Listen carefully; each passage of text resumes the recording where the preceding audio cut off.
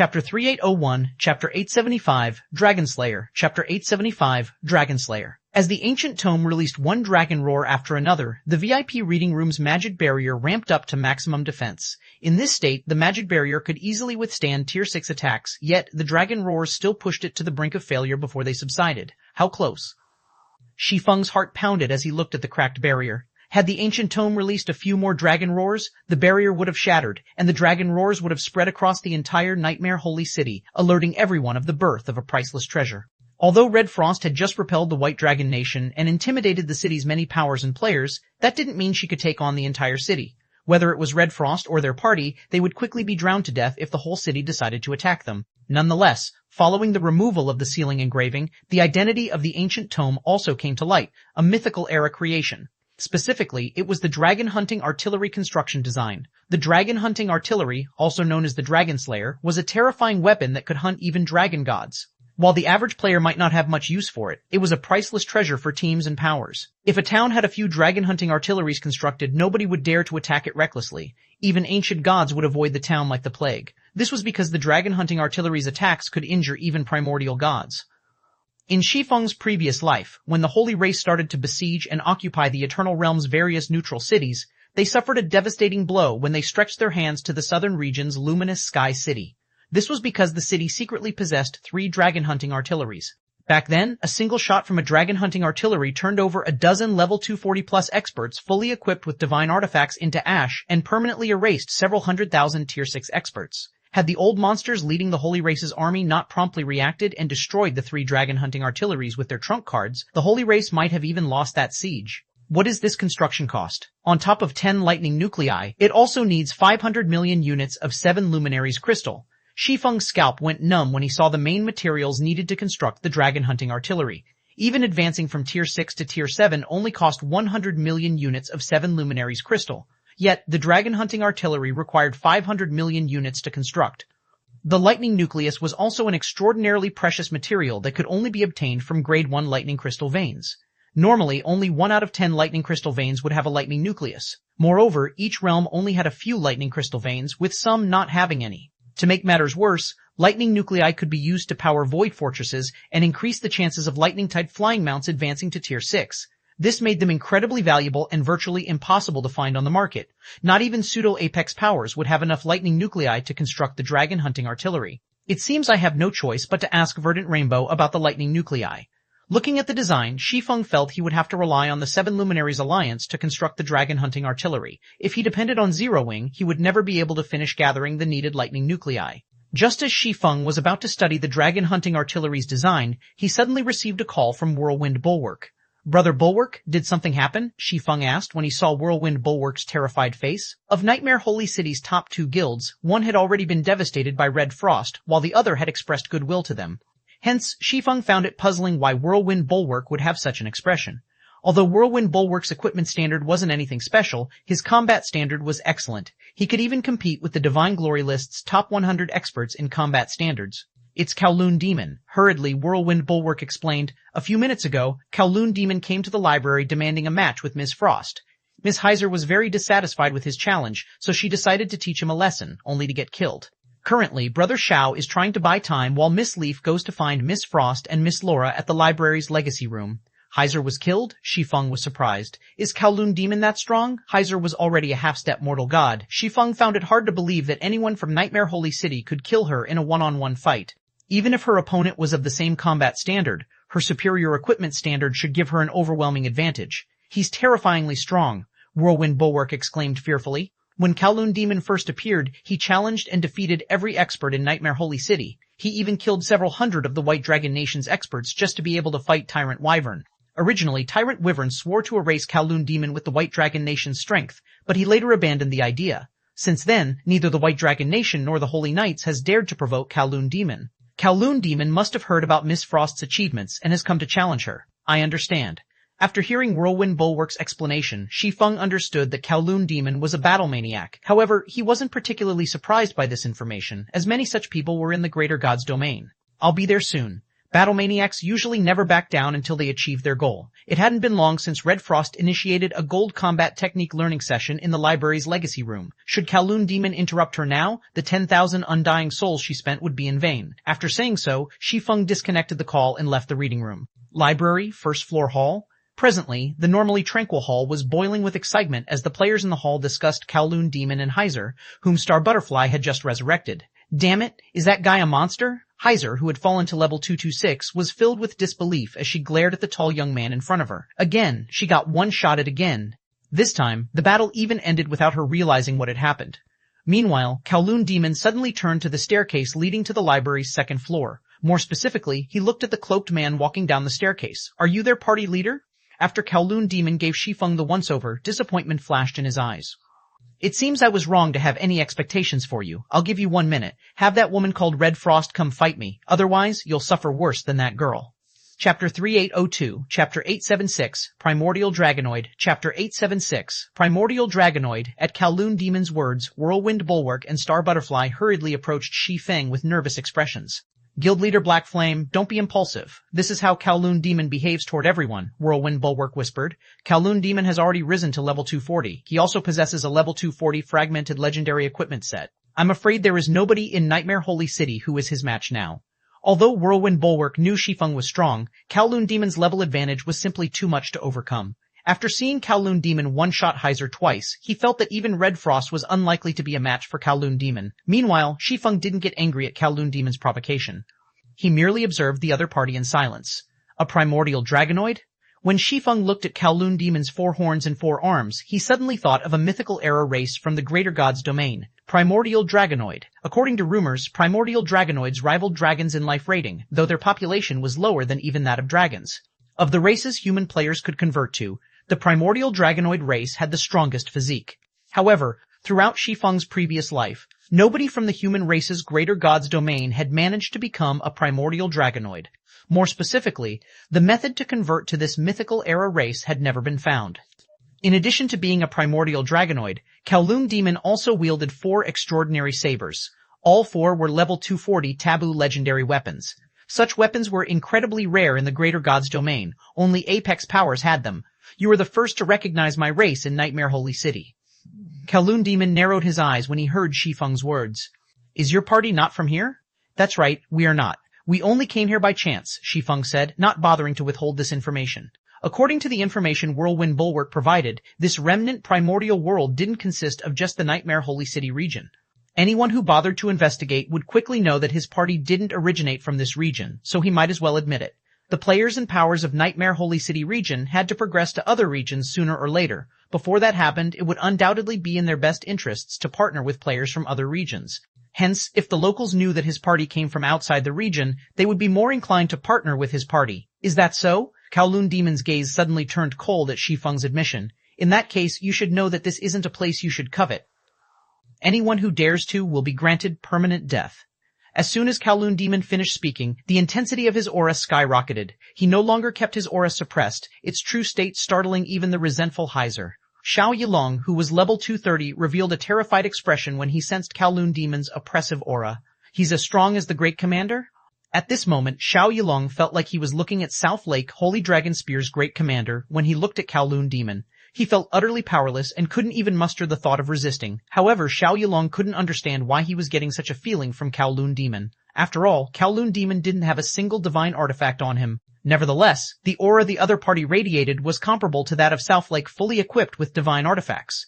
As for Whirlwind Bulwark and the others, this situation shocked them even more. Is he really Kowloon Demon? Star Butterfly felt like she was looking at a completely different person when she looked at Kowloon Demon. Although Star Butterfly had known that Kowloon Demon was strong in the past, the difference in their basic attributes definitely didn't reach a point where she would feel despair. Currently, it felt like Kowloon Demon could crush her with just a wave of his hand. This made her suspect that a level 240 humanoid boss had disguised itself as Kowloon Demon and appeared before them. As expected of a primordial dragonoid. This life rating is simply absurd. Shi Feng was similarly astonished by Kowloon Demon's unsuppressed aura. The current Kowloon Demon was like a dragon equipped with weapons and equipment. Although these were only legendary and fragmented legendary items, Kowloon Demon's basic attributes should not be much inferior to the level 239 South Lake. Considering that you came here by accident, I can give you a chance, Kowloon Demon said indifferently as he glanced at Shi Feng. Send someone from your party of 6 to fight me. So long as this person can last 3 moves against me, I will allow your party to leave Nightmare Holy City safely on the condition that you never return to this region. Otherwise, today will be the last day your party spends in God's domain. Of course, you can rest assured that I won't take advantage of my basic attributes. I will fight you with similar basic attributes. Heiser and Xiao Yilong recovered their composure slightly when they heard Kowloon Demon's follow-up words. Although they didn't understand why Kowloon Demon had reacted so intensely when they mentioned they weren't from this region, they knew he was serious. If nobody from their party could last 3 moves against him, he would erase them from God's domain. Fortunately, Kowloon Demon didn't intend to capitalize on his basic attribute advantage. In a competition of combat standards, Red Frost absolutely stood a chance against Kowloon Demon.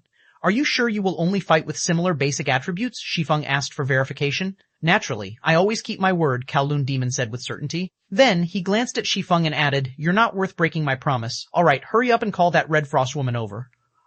My patience is limited, so you had best not waste time.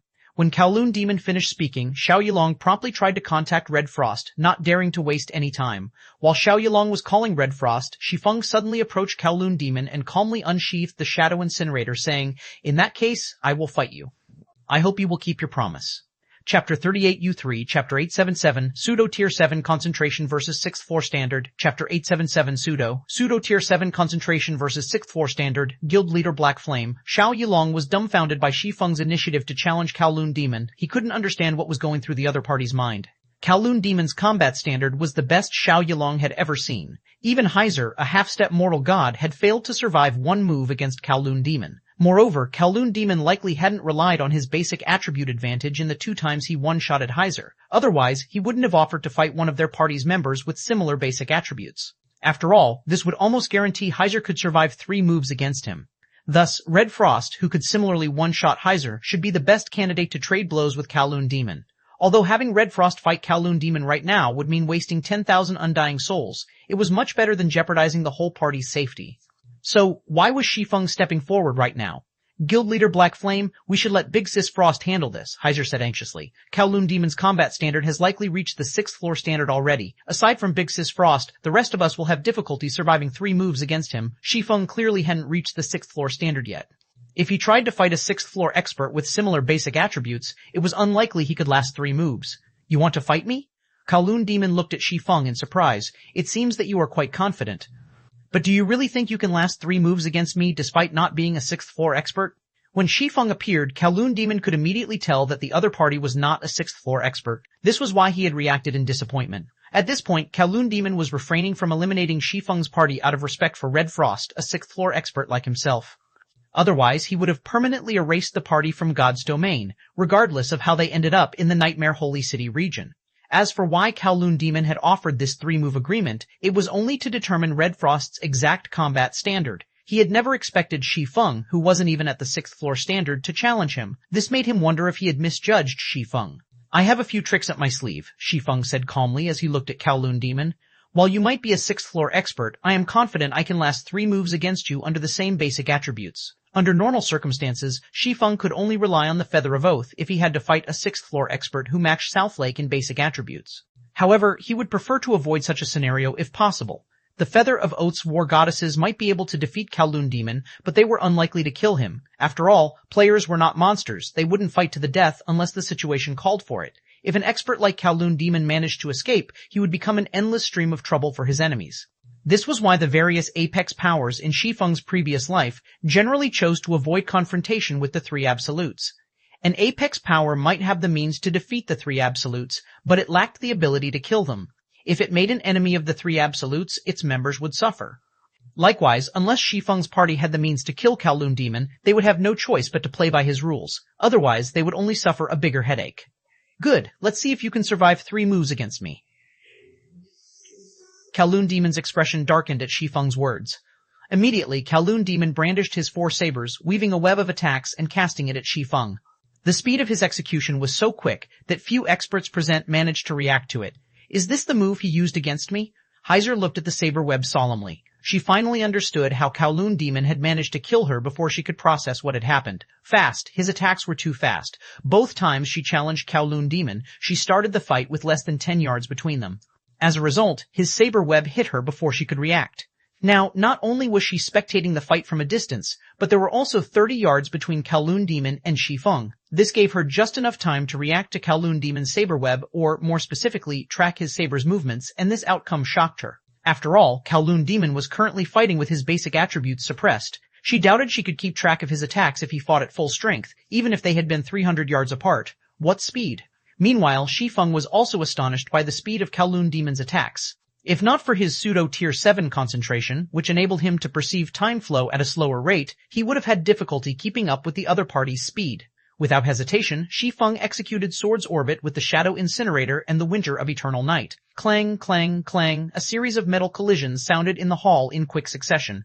The frequency of the collisions was so high that it felt like hundreds of weapons were clashing simultaneously. The collision of the sabers and swords also produced numerous sparks that illuminated the entire hall and shockwaves that forced many level 230 tier 6 players back a step. Are they human? Heavens, I'm level 235, yet I can't even stand steadily right now.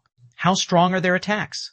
The spectators in the hall were stunned by the repercussions of the clash. Shi Feng and Kowloon Demon had traded only one move, yet that was enough to turn the library's first-floor hall into a void battlefield. The power of their attacks was so great that it wouldn't be an exaggeration to consider them humanoid bosses. You are good. I hadn't expected you to keep up with my speed, Kowloon Demon said as he looked at Shi Feng in surprise. He hadn't thought a non-6th floor expert like Shi Feng could keep up with his reaction speed. Moreover, Shi Feng had accurately blocked every one of his attacks. But how will you fare against my next move? After saying so, Kowloon Demon swung his 4 sabers in unison, creating over 24 saber lights that merged into one and split the hall in half. When Shi Feng saw the oncoming saber light, he dared not hold back anymore. Immediately, he activated the miniature abyssal world and swung the Shadow Incinerator, creating a full moon. Goddess-ranked mana technique, Dark Moon. Chapter 3804, Chapter 878, Royal Power. Chapter 878, Royal Power. Boom. A deafening explosion resounded throughout the library. For a moment, the light in the hall disappeared. Then, a full moon rose, returning peace to the world. In the blink of an eye, the first floor hall became a dark void, and standing in the middle of this void were Shi Feng and Kowloon Demon.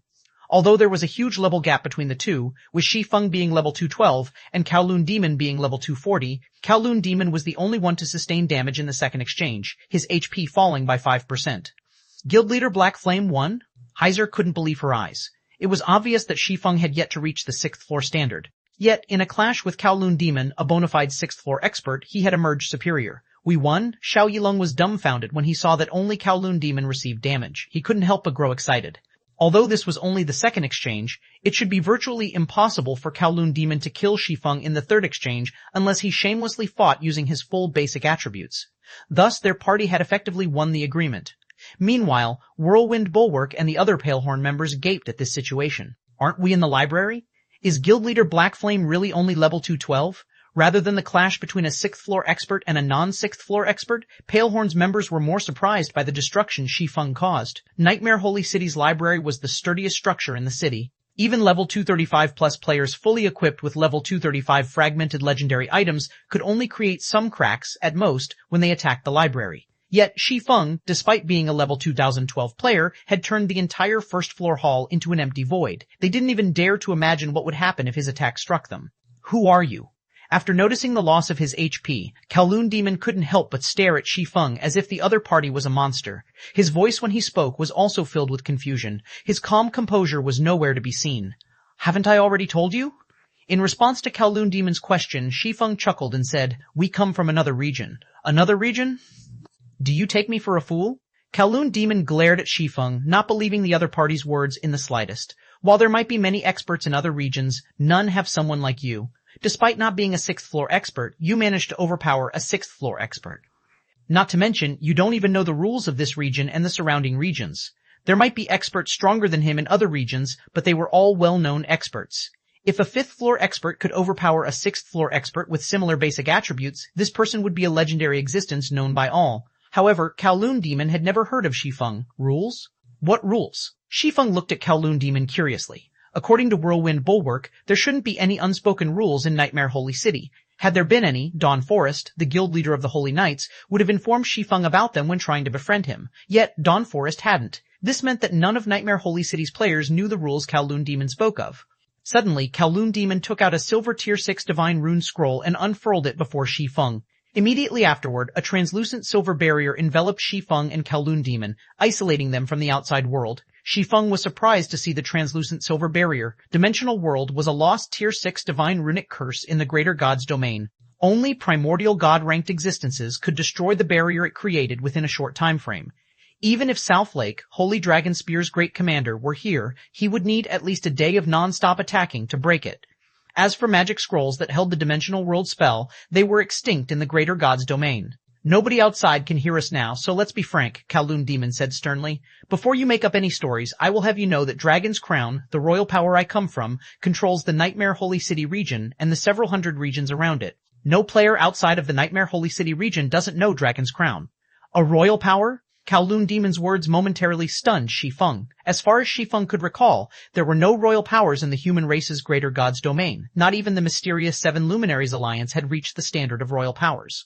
It was barely strong enough to contend with the Holy Race's royal powers. However, Kowloon Demon claimed that this remnant primordial world concealed a human royal power. Moreover, the information Kowloon Demon revealed about the remnant primordial world was frightening. It should be known that Nightmare Holy City's players were already shockingly strong. Yet, there were actually hundreds of regions like it in the remnant primordial world. Although Nightmare Holy City wasn't filled with 5th floor experts, many of its inhabitants were experts who had mastered gold combat techniques. There were over 10,000 such experts in the White Dragon Nation alone. Yet, Dragon's Crown controlled hundreds of other city regions like the Nightmare Holy City region. It definitely wasn't an exaggeration to consider Dragon's Crown a royal power. It could absolutely compete with the Holy Race's royal powers. That's right, Dragon's Crown is one of the only 2 royal powers in God's domain. This is something all players outside know. When Kowloon Demon saw the surprise on Shi Feng, he couldn't help asking in confusion. Only native players of the Nightmare Holy City region would be ignorant of this information. But you're not from Nightmare Holy City, so who are you people? Shi Feng didn't know how he should answer Kowloon Demon's question. After pondering for a moment, Shi Feng ventured awkwardly, "Would you believe me if I said I come from another world?" Chapter 38005, Chapter 879, Chapter of Space, Chapter 879, Chapter of Space. Heiser and Xiao Yilong grew worried when they saw Kowloon Demon isolating the space around him and Shi Feng with the Tier 6 Divine Runic Curse Dimensional World. What is Kowloon Demon trying to do? Does he plan to go back on his word and fight with his full strength? Xiao Yilong muttered anxiously as he stared at the translucent silver barrier. Originally, Xiao Yilong thought their trip to this remnant primordial world would be filled with opportunities. Especially after seeing the states of Nightmare Holy City and its top 2 guilds, he was certain they would be able to earn a lot of undying souls. However, the dangers here far exceeded his expectations. Never had he expected to encounter a level 240 expert here, let alone one with such a terrifying combat standard. If Kowloon Demon disregarded his reputation and fought with his full strength, their party might not leave this remnant primordial world, let alone earn undying souls from it. I don't think so, Heiser said, shaking her head.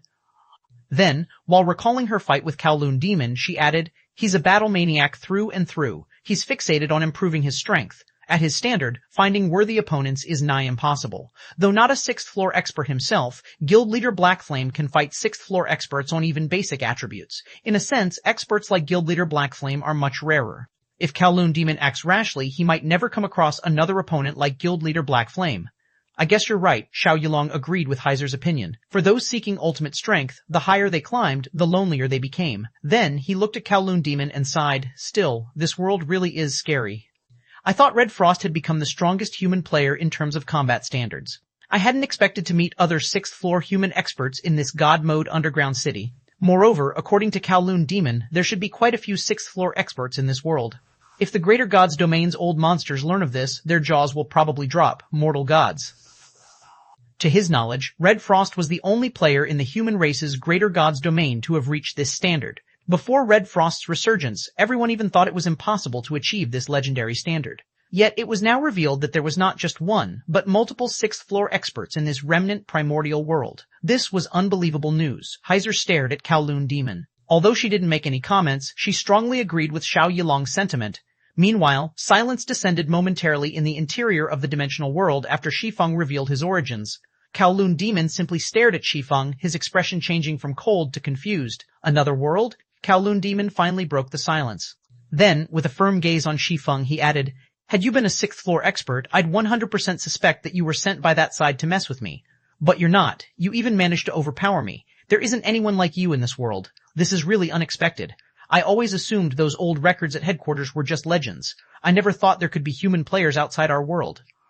But now, it seems those ancient records were factual. If I'm not mistaken, you and that girl should be using the so-called fragmented divine artifacts, or divine artifacts, right? That would explain your frightening basic attributes. Since you are from outside of this world, how about partnering with Dragon's Crown? Our world should have many things you need. Not to brag, but there isn't anything in this world that Dragon's Crown can't obtain. Kowloon Demon's zealousness and fighting spirit disappeared. Now, his eyes were filled with joy and anticipation. He looked at Shi Feng as if he were looking at a mountain of treasure. A partnership? Shi Feng was momentarily surprised. Then he quickly calmed down and said, "It's not out of the question. No power could resist the lucrative potential of a trade agreement between worlds, least of all one involving this remnant primordial world. The weapon and equipment production technology here far outpaced anything found in the Greater God's domain. Even the level 235 taboo epic weapons and equipment produced here could fetch astronomical prices in the Greater God's domain, let alone the level 230 fragmented legendary and legendary equipment. Of course, no one would sell these taboo weapons and equipment for money unless absolutely necessary. After all, they were the foundation of a power's strength. What the powers in the Greater God's domain truly lacked weren't high-level players, but taboo weapons and equipment. With enough taboo weapons and equipment, their members could raid taboo dungeons non-stop and level up rapidly. Taboo dungeons weren't particularly rare in the Greater God's domain. It was just that most players lacked the strength to raid them. If players were strong enough to raid taboo dungeons non-stop, they could level up as quickly as grinding in taboo secret lands. I heard that you need a lot of undying souls. Kowloon Demon laughed when he saw Shi Feng feigning hesitance. While precious, they're not particularly rare in this world. If you partner with Dragon's Crown, you only need to bring Dragon's Crown's members outside. In return, Dragon's Crown will pay you 10 million undying souls per trip. This should be a great deal for you. Bring you out? Shi Feng frowned slightly. While my party can come and go here freely, taking people out is another matter altogether. Shi Feng wasn't surprised by Kowloon Demon's desire to head to the Greater God's domain. After all, it was only a matter of time before this remnant primordial world linked up with the Greater God's domain. If Dragon's Crown could establish itself in the Greater God's domain ahead of time, it would stand to benefit more once the linking happened. This was similar to Shi Feng's desire to establish Zero Wing in the Eternal Realm. However, his party had used a teleportation passage to reach this remnant primordial world, and they could only return by using the return crystal that the underground city had given them. Moreover, this return crystal was bound to them, so they couldn't give it to others. Evidently, the underground city did not want the players of this remnant primordial world to leave. Furthermore, Shi Feng was unable to use the Abyss Workshop Certification's world-breaking teleportation due to the interference set in place by the primordial flame dragon. Otherwise, he could have long since traveled in and out of the flame dragon god's nest freely. I know that, Kowloon Demon said. Then, he hesitantly pulled out a tattered sheet of paper from the 5-colored ring he wore and added, "We naturally can't leave using normal methods, but leaving won't be a problem if we use this item." The chapter of space? Shi Feng gasped when he saw the tattered paper in Kowloon Demon's hand. Chapter 38.6, Chapter 880, Primordial Royal Powers Foundation. Chapter 880, Primordial Royal Powers Foundation. Do you know this godly relic?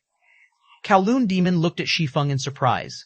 He hadn't expected Shi Feng to be able to recognize the tattered paper, much less name it. After all, he had gone to great lengths to uncover its identity. Additionally, the chapter of space had been stored in Dragon's Crown's guild warehouse since the guild's inception. If not for the secret information he had obtained from an ancient ruin, he might never have bothered to pay the ridiculous price to exchange it. I know a little bit. Shi Feng nodded. The chapter of space is one of the 7 types of power contained within the 7 Luminaries Codex, a godly relic that has existed since the birth of God's domain. It is rumored to have the power of spatial teleportation. Shi Feng had been searching for the 7 Luminaries Codex's fragments. However, he had located only the chapter of time thus far. Although he knew that the primordial dragon sanctuary contained a fragment of the codex, he hadn't thought it would be in this remnant primordial world. He also hadn't expected it to be in Kowloon Demon's possession. After all, the 7 Luminaries Codex never reacted. That's right. Kowloon Demon nodded. Then, he confidently stated, this godly relic should be powerful enough to take us out.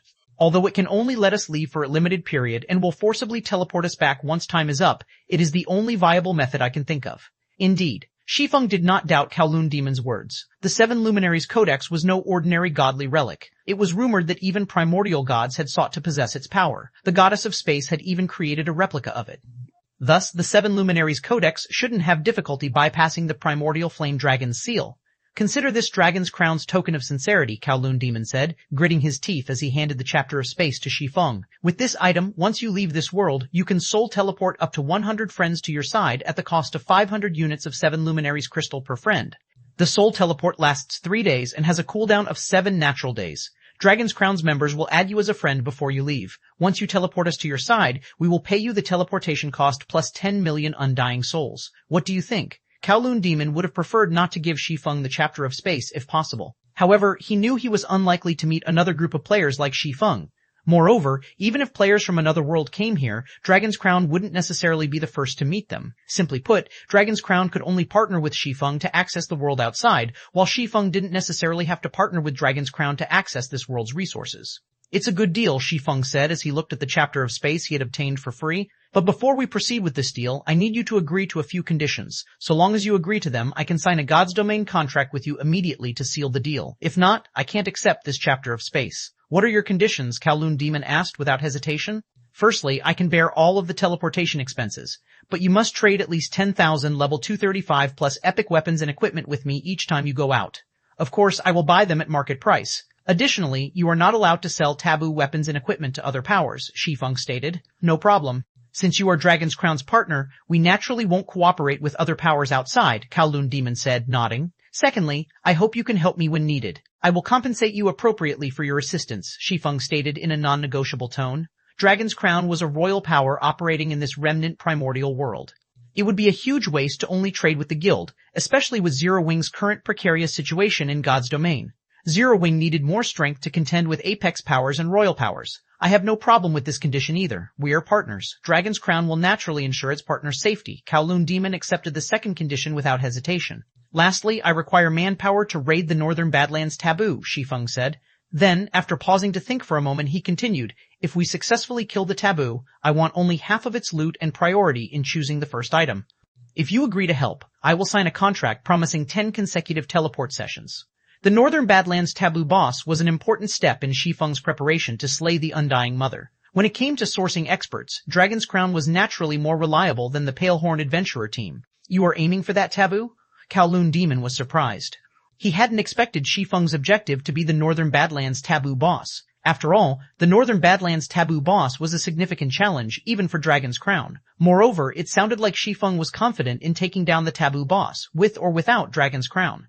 Give me 3 days. I will bring you a team of players as strong as myself in 3 days. Moreover, they are all experts at level 240 or above, Kowloon Demon said after pondering for a moment. Of course, if you are in a hurry, I can also get you a 100-man team that's much stronger than any team you can find in Nightmare Holy City. 100 experts as strong as you? Shi Feng couldn't help but be astonished by Kowloon Demon's nonchalant attitude. Although Shi Feng had long since known that a royal power in this remnant primordial world would not be weak, he didn't expect Dragon's Crown to be this terrifying. Even if the 100 experts Kowloon Demon promised weren't all at the 6th floor standard, as long as they could match him in basic attributes, it would still be a frightening team. It would be like having a team of 100 South Lakes. Not even the Greater Gods Domain's apex powers could necessarily come up with such a lineup. Subsequently, Kowloon Demon signed a God's Domain contract with Shi Feng on behalf of Dragon's Crown. According to the contract, so long as Shi Feng left the remnant primordial world, he had to initiate the first teleport session within 10 days. He also had to conduct 10 teleport sessions back-to-back. As for the compensation of 100 million undying souls for the 10 teleport sessions, Dragon's Crown would pay 50% of it as a deposit on the first teleport session. This could be considered Shi Feng's fourth condition. After signing the contract, Kowloon Demon dismissed the dimensional world and left the library immediately, leaving the spectators shocked and excited. They had never thought that Nightmare Holy City's #1 expert would lose. After today, the status quo in Nightmare Holy City would most likely undergo drastic changes. Nightmare Holy City, Nightmare Hotel, Kowloon, do you have any idea what you are saying? Currently, Kowloon Demon stood facing a crystal ball with a graceful female knight inside. Although the female knight spoke in a neutral tone, he couldn't help but tense up in fear. Not only are you asking for the chosen ones I've trained, but you also want them to raid a taboo boss for a bunch of outsiders? Are you tired of being the guild's #1 chosen one? Do you want to get replaced? Or do you think the kids I nurtured are disposable assets you can squander? Big Sis Jade, listen to me. Wiping the sweat on his forehead, Kowloon Demon explained, I am doing this to help you. This person I met in Nightmare Holy City is extraordinary. I've already established a partnership with him. If this deal works out, I promise those chosen ones under you will achieve excellent results in the next battle of the 2 royals. They will surpass the chosen ones training under the other Vice Guild leaders. At that time, you will also be promoted to first Vice Guild leader. Quote, Chapter 387, Chapter 881, Difference Between the Two Worlds, Chapter 881, Difference Between the Two Worlds. Nightmare Holy City. 3 days after signing the agreement with Kowloon Demon, Shi Feng arrived at Nightmare Holy City's airport with his party. Joining them were the Palehorn Adventurer Team's commander, Whirlwind Bulwark, and vice commander, Star Butterfly. At this time, Kowloon Demon was already waiting outside the crowded airport with a 100-man team. The presence of Kowloon Demon's team caused a commotion among the players in the airport. This was because every member of the team was level 240 or above. Additionally, they all had incredible equipment standards. Nobody in the current Nightmare Holy City owned a level 240 Taboo Fragmented Legendary equipment set, yet every member of this 100-man team was equipped with a level 240 Taboo Fragmented Legendary equipment set at minimum. The woman standing at the head of this team was especially eye-catching. She had a divine pattern between her eyebrows, and her graceful body stood over 2 meters. Most importantly, she was a level 243 Guardian Knight equipped with a level 240 Taboo Legendary equipment set. Crap, who are these people? Even the Holy Knights and the White Dragon Nation combined can't come up with such a lineup. Shush, keep it down. Don't you see they're with Kowloon Demon? It seems the rumors of Kowloon Demon having extraordinary origins are true after all. Don't you guys recognize that Guardian Knight? She's been hosting the city's cross-region trial for the past few years. When the guild leaders of the Holy Knights and the White Dragon Nation first met her, they nearly fell to their knees. Could these people be the successful challengers of other regions? The players in the airport quietly discussed Kowloon Demon's team. The players who had challenged the cross-region trial, in particular, couldn't help their awe and envy of the youths led by the female Guardian Knight. It was the dream of all players in Nightmare Holy City to pass the cross-region trial. However, only a handful of players had ever succeeded, and they were all legends in Nightmare Holy City. Furthermore, according to rumors, only a small fraction of the players who passed the cross-region trial had been eligible to join the power the female Guardian Knight belonged to. Thus, it was only natural that the youths on the same team as the female Guardian Knight were objects of envy. When Dragon's Crown's chosen ones overheard the discussions around them, they couldn't help feeling proud and delighted. Dragon's Crown was a guild that all players in this world sought to join. Meanwhile, not only were they members of Dragon's Crown, but they were also the guild's carefully selected chosen ones. After constant training, their strength had skyrocketed, and each of them was now strong enough to overshadow an entire city region's powers. Meanwhile, Kowloon Demon noticed the arrival of Shi Feng's team and said to the female Guardian Knight beside him, "Big Sis Jade, they're here." Following Kowloon Demon's words, the Dragon's Crown members immediately turned their attention to Shi Feng's team, their gazes filled with displeasure and mild hostility. As chosen ones training under Purgatory Jade, Dragon's Crown's second vice-guild leader, not even the guild's elders were qualified to demand their help with raiding bosses, let alone a bunch of outsiders. Yet, Purgatory Jade had agreed to let them help these outsiders. Kowloon Demon, Dragon's Crown's strongest chosen one, even expressed worship towards Shi Feng. Moreover, even though they were contributing most of the manpower for the upcoming raid, they would receive only half of the taboo boss's loot. This situation displeased them greatly. They couldn't understand why Shi Feng's party warranted such treatment. Meanwhile, under the resentful gazes of Dragon's Crown's chosen ones, Shi Feng calmly approached Kowloon Demon. As for Whirlwind Bulwark and Star Butterfly, they had become so anxious that they didn't even dare to raise their heads in front of Dragon's Crown's team. Initially, they were already very surprised when Shi Feng invited them to raid the Northern Badlands taboo boss together. They hadn't expected to be on the same team with individuals whom even Nightmare Holy City's top 2 guilds had to kowtow to. Guild Leader Black Flame, let me introduce you. This person here is Purgatory Jade, the commander of the trump card team behind me. She has trained every member of this team, Kowloon Demon said. Additionally, Commander Jade is very experienced in raiding taboo bosses. Her team nearly killed a level 240 taboo boss in the past. It's a pity that the taboo boss escaped at the last moment. She nearly killed a level 240 taboo? Shi Feng looked at the Guardian Knight named Purgatory Jade in surprise. Simply surviving against a taboo boss was a challenge. In the current Greater Gods domain, no team could push a level 240 taboo boss to the brink of death. Rest assured, I won't steal command over the raid from you. I am only here to see if you are as strong as Kowloon Demon says, Purgatory Jade said as she scrutinized Shi Feng. Although she didn't show it on her face, she felt slightly disappointed when she saw that Shi Feng was only level 216. But let me be upfront, if I feel your instructions might cause my team to suffer a true death, I will have them retreat without hesitation. Don't blame us when that happens. According to Kowloon Demon, Shi Feng and his party came from a foreign world with exceptional weapons and equipment. Even the legendary fragmented divine artifacts and divine artifacts existed in this world. Moreover, despite not being a 6th floor expert, Shi Feng had managed to overpower Kowloon Demon by a slight margin. Furthermore, Shi Feng intended to form a team to raid a taboo boss. Even if said taboo boss was under level 240, killing it would still be a significant challenge. This was also why Purgatory Jade had gone out of her way to come here. However, the low levels of Shi Feng's team disappointed her. Even Whirlwind Bulwark, the highest level member of the team, was only level 239. As for Red Frost, Laura, Twilight Leaf, and Heiser, they were only level 230. Purgatory Jade felt there was nothing special about the foreign world Kowloon Demon spoke of, aside from its extraordinary weapons and equipment. Okay. Let's set out immediately then, Shi Feng said, nodding. Then he took out the ancient oath and summoned the Frost Flame Sacred Dragon. Suddenly, a giant magic array appeared in the sky, covering the entire airport. Immediately afterward, a 1,000-meter-long, level 226 dragon slowly descended from the sky like a sovereign, radiating a powerful dragon might that struck fear into the hearts of the Tier 6 players in the airport. Even an expert as strong as Kowloon Demon felt greatly pressured. A Sacred Dragon, Chapter 3808, Chapter 882, Tier 7. Skill Chapter 882, Tier 7 Skill Heavens. What rank of a flying mount is that? Could it be a legendary flying mount? Crap, that's a sacred dragon. That flying mount is a Tier 6 sacred dragon. The sudden appearance of the Frost Flame Sacred Dragon sent the players in the airport into a frenzy. Although Nightmare Holy City's players primarily relied on flying mounts to get around, flying mounts were extremely rare in the city. Most first-rate teams only had Tier 4 basic extraordinary flying mounts. Even the Holy Knights and the White Dragon Nation only had Tier 5 advanced extraordinary flying mounts. Nobody dared to dream of owning a Tier 6 flying mount, much less one that was a sacred dragon.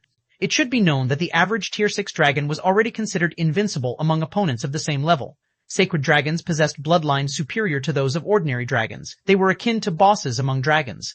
A single level 226 Tier 6 sacred dragon could likely defeat the Holy Knights and the White Dragon Nation combined. Nonetheless, such a frightening existence was someone's flying mount. This was simply unbelievable. The chosen ones of Dragon's Crown were even more dumbfounded by this situation. Unlike the ignorant players of Nightmare Holy City, they had a much better understanding of the world they resided in. Thus, they knew the Tier 6 Frost Flame Sacred Dragon was an existence that trumped even legendary flying mounts. Although legendary flying mounts were rare in their world, they weren't rare to the point of non-existence. The two royal powers ruling the world had over a dozen Tier 6 legendary flying mounts in total. However, none of those legendary flying mounts could hold a candle to the Frost Flame Sacred Dragon. A Tier 6 Sacred Dragon? Could this be one of the legendary divine flying mounts?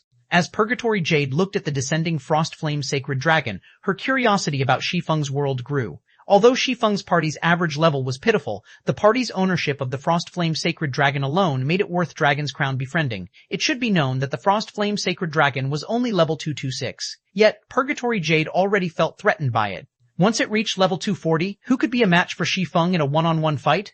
Besides Nightmare Holy City's players and Dragon's Crown's members, Red Frost, who was familiar with Zeroing and Shi Feng, was equally surprised by the Frost Flame Sacred Dragon. She had no idea when Shi Feng had gotten his hands on such a flying mount. At the same time, she finally understood why Shi Feng had been leveling up so slowly despite grinding with them for the past few days. He had most likely shared the majority of the EXP he received with the Frost Flame Sacred Dragon. Otherwise, he would have long since reached level 220 or higher. Amidst the surrounding players' discussions, Shi Feng hopped onto the Frost Flame Sacred Dragon's back. Get on. With the Frost Flame Sacred Dragon's speed, we should reach the taboo boss in about 5 hours, Shi Feng said to Dragon's Crown's members when he saw them getting ready to summon their respective flying mounts. At Shi Feng's invitation, many of Dragon's Crown's members excitedly hopped onto the Frost Flame Sacred Dragon. When they felt the mana-nourishing effect of the divine flying mount, their dissatisfaction with Shi Feng disappeared, and they now acknowledged him as their commander.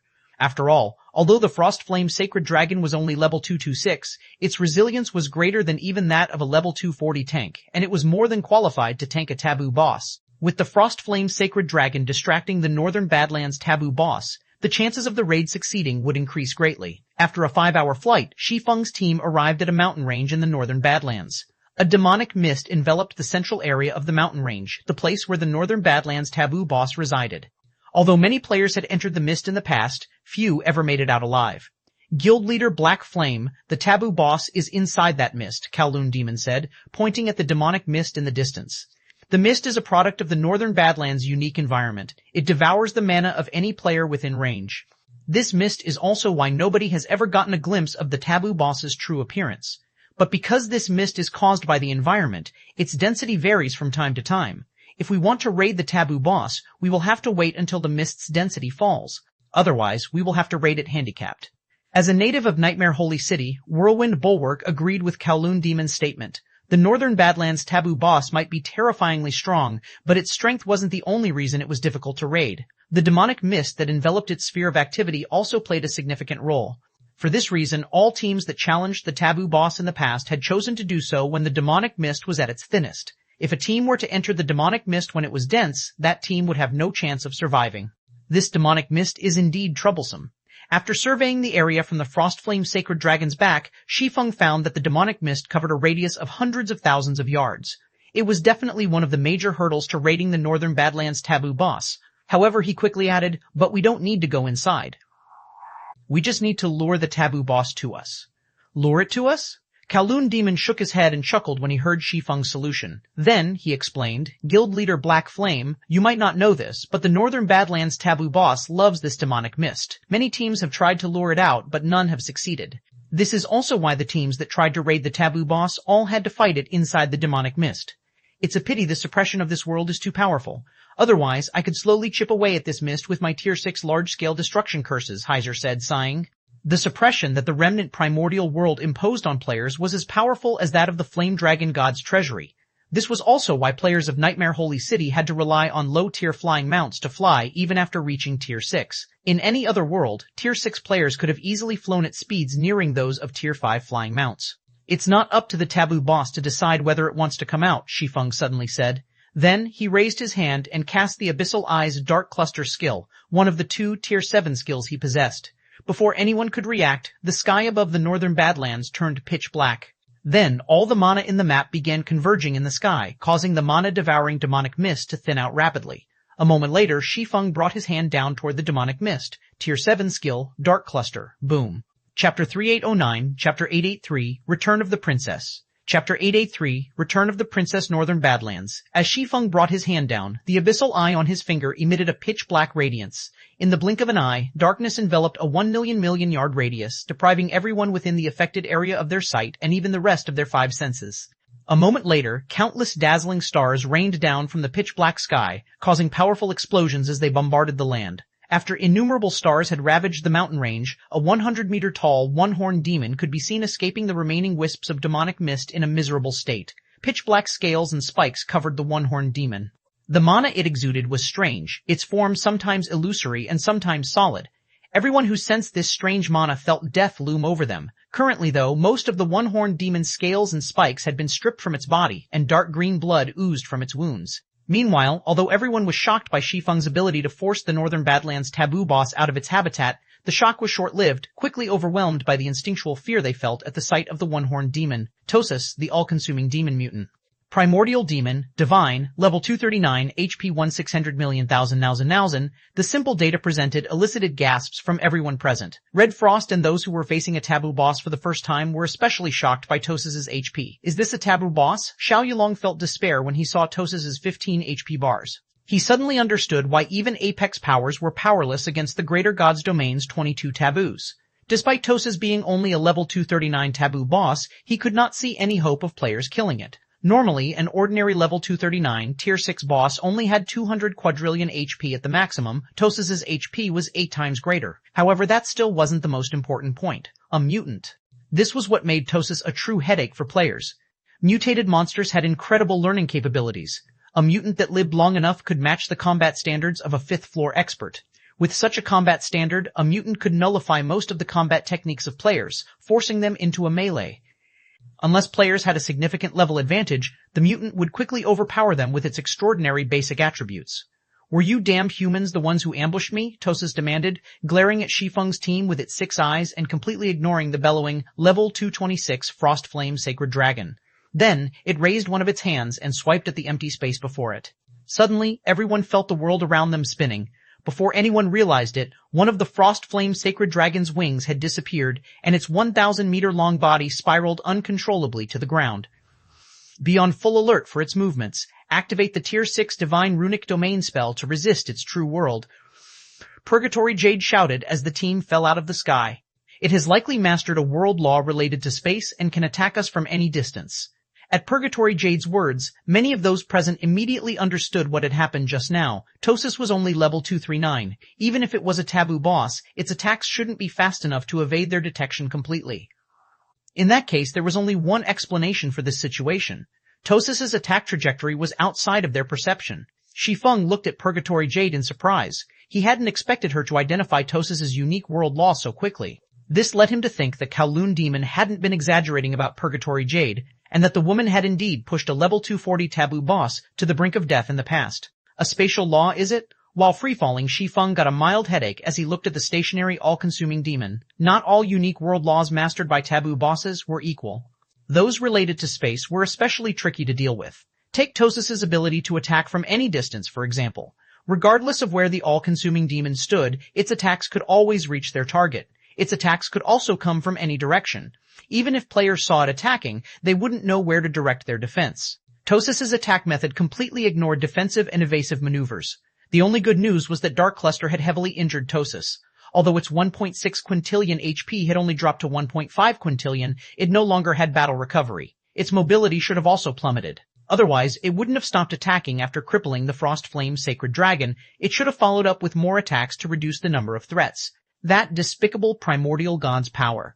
Tosis was visibly dissatisfied when it saw that it had only heavily injured the Frost Flame Sacred Dragon.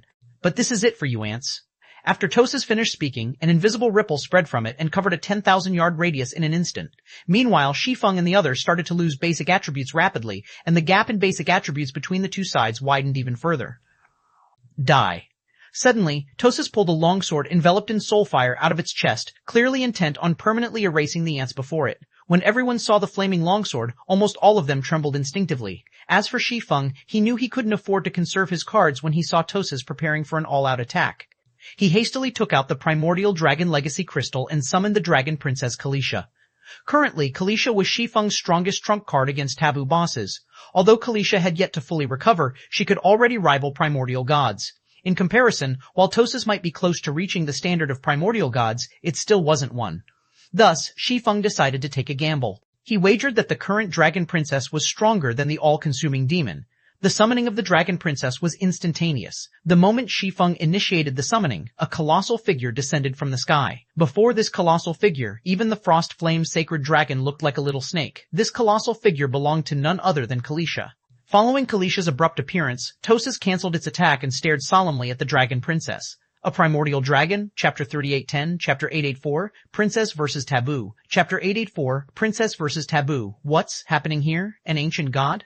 No, although the divine might of the ancient gods I've encountered in the past was also terrifying, it can't compare to this NPC's divine might. What level of existence is this NPC? Could she be one of the primordial gods of legend? Are you kidding me? Black Flame can summon a primordial god? Kalisha's appearance excited and shocked everyone present. They were excited because they now had a solution to Tosis, and they were shocked because of Kalisha's unbelievably strong divine might. Purgatory Jade, in particular, couldn't help but change her opinion of Shi Feng. As a vice guild leader of Dragon's Crown, Purgatory Jade differed with Kowloon Demon on the world outside of theirs. More specifically, she looked down on it even after seeing Shi Feng had a sacred dragon for a flying mount. On the way to the Northern Badlands, Purgatory Jade had learned through conversations with Xiao Yilong and the others that they were considered top-class experts among the outside world's various powers. Heiser's adventurer team even regarded her as its strongest chosen one. Although Heiser was indeed strong as a half-step mortal god, she wouldn't be anywhere near the top if she were put among Dragon's Crown's chosen ones. In other words, the outside world was only superior in flying mounts, weapons, and equipment. When it came to nurturing experts, the outside world could not compete with Dragon's Crown. If Dragon's Crown had access to similar weapons and equipment, it could trump all of the outside world's players and powers. However, Shi Feng's actions after arriving in the Northern Badlands forced Purgatory Jade to revisit her evaluation of the outside world. First, he had used an unbelievably powerful large-scale destruction spell to thin out the demonic mist and force the Northern Badlands taboo boss out of its habitat. Now, he had summoned an existence that was apparently a primordial god. Neither of these feats was within Dragon's Crown's capabilities. Before Purgatory Jade could recover from her surprise, Kalisha's mountainous figure suddenly shrank, transforming into a 2-meter-tall human woman in a crimson dress. Then, she appeared in front of Shi Feng and glanced at Tosis and Shi Feng's teammates, her gaze causing everyone's soul to shudder. Everyone felt as if they were staring at destruction itself. You have a real knack for finding opponents. How did you even find such a little fellow? Kalisha said to Shi Feng, her expression serious as she scrutinized the all-consuming demon in the distance. If I hadn't recovered some of my strength, I might not have been a match for this little fellow and its spatial law. After saying so, Kalisha pointed a finger at Tosis. Before anyone could react, a lightning longsword had pierced the all-consuming demon, and the true world it cast shattered. Immediately afterward, Tosis's aura waned, and its body withered. Its basic attributes also plummeted, and its HP instantly fell by 200 quadrillion. However, after Kalisha's attack, her complexion paled visibly. I have sealed part of its power. This is all I can do for you, Kalisha said, glancing at Shi Feng. Then, as her body transformed into a streak of light and disappeared from the remnant primordial world, she added, "The rest is up to you now." As Kalisha disappeared, Tosis revealed a manic expression. "So what if my strength is sealed? You ants will still die," Tosis bellowed as it swung its soul sword at Shi Feng's team. Suddenly, over 100 sword lights flew at Shi Feng's team, each carrying enough power to threaten Shi Feng with death. The formidable attacks showed no sign of coming from a heavily injured or suppressed monster. As the sword lights closed in on Shi Feng's team, Purgatory Jade stepped forward and stood in front of everyone. Then, the two small round shields she wielded suddenly expanded and deflected all of the sword lights. "What an incredible defensive move," Shi Feng exclaimed. Although Tosis had been weakened and could no longer cast its true world, its strength remained superior to that of level 240 players. The attack it just executed also had the empowering effect of a peak gold combat technique. Even players with similar basic attributes would have difficulty defending against it, let alone players with inferior basic attributes. This is nothing. When Big Sis Jade uses this move, she can survive an attack from even level 240 plus taboo bosses. Now that Tosis has been weakened so much, there is no way it can threaten her life, Kowloon Demon stated proudly. Once he finished boasting, he turned to his fellow guild members and shouted, "Everyone, listen up. It's time we showed guild leader Black Flame Dragon's Crown's capabilities." Understood. Like Kowloon Demon, the rest of Dragon's Crown's members wore proud expressions. At Kowloon Demon's command, they promptly split into parties of 3 to 5 and used various combination techniques, skills, and spells. Each attack they launched was no weaker than that of Tosis, and they chipped away at the all-consuming demon's HP. 80%, 79%, 78%, as expected of a royal power's chosen ones. Shi Feng had to marvel at the damage output of Dragon's Crown's chosen ones. In that case, I should also attack with everything I've got. Immediately, Shi Feng took out the Feather of Oath and summoned 9 level 236 war goddesses to join the offensive. Although the war goddesses were lower level than Dragon's Crown's chosen ones, each was equipped with 3 to 6 divine artifacts. Thus, their basic attributes were far superior. Each could rival one of Dragon's Crown's parties, while the 9 of them together could match half of Dragon's Crown's team. Subsequently, time passed quickly. Over half an hour later, Tosis had only 1% of its HP remaining. Perhaps sensing that death was imminent, the all-consuming demon went berserk and shattered Kalisha's seal when its HP fell to 1%. As a result, not only did it manage to recast its true world, but the attacks from its soul sword also became unblockable. "The boss is almost dead. If you want to live, attack it with everything you've got," Shi Feng shouted when he saw Tosis starting to one-shot every player it attacked. As Shi Feng spoke, Tosis eliminated another 2 Dragon's Crown members with its soul sword. Seeing this, none of the Dragon's Crown members dared not hold anything back and promptly attacked with their trump cards, causing the all-consuming demon's HP to fall even quicker. At this rate, it would only take a few more seconds before Tosis lost all its HP. "Die. Even if I die, you are going down with me." Tosis naturally understood its imminent demise as well. Out of spite, it directed its attention to Shi Feng, the leader of the team, and swung its soul sword at him. Now that Tosis was free of Kalisha's seal, it could enhance its attacks with its unique spatial law, allowing them to be unpredictable and unblockable. Thus, Shi Feng had no choice but to use Void Barrier, his strongest life-saving measure, to protect himself. Boom, boom, boom, boom. However, after withstanding only a few attacks, the Void Barrier, which was supposed to last 30 seconds, shattered. When Shi Feng saw Tosis swinging its weapon again, his eyes turned bloodshot. Miniature Abyssal World, World's Descent, Flowing Space. Shi Feng did not know whether it was because of his pseudo-tier 7 concentration or his miniature abyssal world improving, but the instant he executed Flowing Space, his body transformed into multiple streaks of light that traveled around Tosis, and he dodged the all-consuming demon's attack by the skin of his teeth. Just as Tosis locked on to Shi Feng's figure and was about to execute another attack, the 9 war goddesses a short distance away completed their combination combat technique. Ultimately, before Tosis could drag Shi Feng down with it, 100 golden lightning bolts pierced its body and plundered the last vestiges of its HP. As Tosis reluctantly collapsed, the surviving members of Shi Feng's team received a series of system notifications. Chapter 3811, Chapter 885, Primordial Demons Loot, Chapter 885, Primordial Demons Loot System. Congratulations. Your team has killed Tosis, the all-consuming demon. You are the first team to have killed a taboo, rewarding 100 world reputation points and the Taboo Hunter title. Regional System Announcement, congratulations. A team has successfully killed Tosis, the all-consuming demon. The Northern Badlands teleportation passage will open in 24 hours. All players may use it to travel to other regions. All region system announcement, congratulations. A team has successfully killed Tosis, the all-consuming demon. The Primordial Divine Kingdom's Taboo Legacy Lands activation progress has reached 3%. Upon receiving the system notifications, everyone snapped out of their daze and revealed ecstatic expressions. Hooray, we did it! We're the first team to kill a taboo boss. Our names will be remembered in the libraries across the various regions. It's not just in libraries. This is an all-region system announcement. The whole world will know of us now. Initially, none of Dragon's Crown's chosen ones were confident about killing Tosus. This remained true until the very last moment. After all, taboo bosses were symbols of invincibility in their world. Many powers and legendary teams had tried to kill them but never succeeded. In comparison, they were merely a bunch of chosen ones nurtured by Dragon's Crown. Even if the taboo boss they fought was only level 239, they were still unlikely to kill it. Unlike the rest of their guildmates, Purgatory Jade and Kowloon Demon weren't immersed in the excitement of killing a taboo boss. Instead, their attention was on the details of the all-region system announcement. The activation progress of the Primordial Divine Kingdom's Legacy Land? Kowloon Demon was shocked and excited. I see. No wonder we could never gain access to that place. The Primordial Divine Kingdom's Legacy Land had always been a sore point for the two royal powers of this world. It was also why nobody in this world could break through the limits of Tier 6. But now, the Legacy Land had finally been activated. Although the activation process had only reached a meager 3%, it was a momentous step that could affect their entire world. It seems we won't have any peace for the foreseeable future, Purgatory Jade sighed. Nobody had placed much importance on raiding taboo bosses in the past because there weren't any concrete benefits. Now that everyone knew the connection between the taboo bosses and the activation of the Primordial Divine Kingdom's Legacy Land, the various powers would undoubtedly start hunting taboo bosses like there was no tomorrow. Naturally, the various powers would also pay special attention to the players who successfully raided a taboo boss. Kowloon, did you say we only have 100 slots for going to that other world? We can send only 100 people there each time, and they can stay there for only 3 days, Kowloon Demon answered. In that case, we must extend our partnership with Black Flame. The best case scenario is to thoroughly tie Black Flame to us, Purgatory Jade said after some thought. That other world's various methods are the key to raiding taboo bosses. I understand. Kowloon Demon nodded in agreement. They had narrowly defeated Tosus.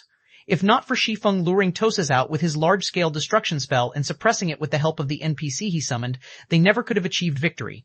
It should be known that Tosus was the weakest taboo boss in their world. The taboo bosses of other regions were all level 240 or above. If they wanted to raid those taboo bosses, they had to have the weapons, equipment, and tools of Shi Feng's world.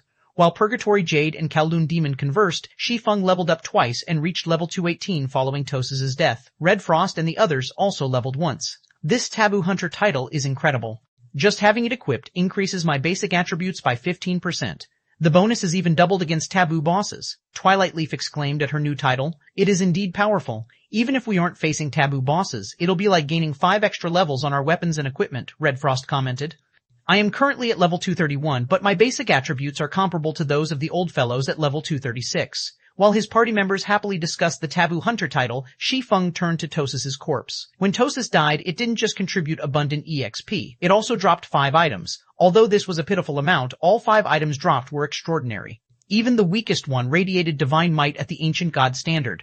The most eye-catching of the bunch, a blood-red crystal the size of a basketball even caused the surrounding space to collapse with its mere presence.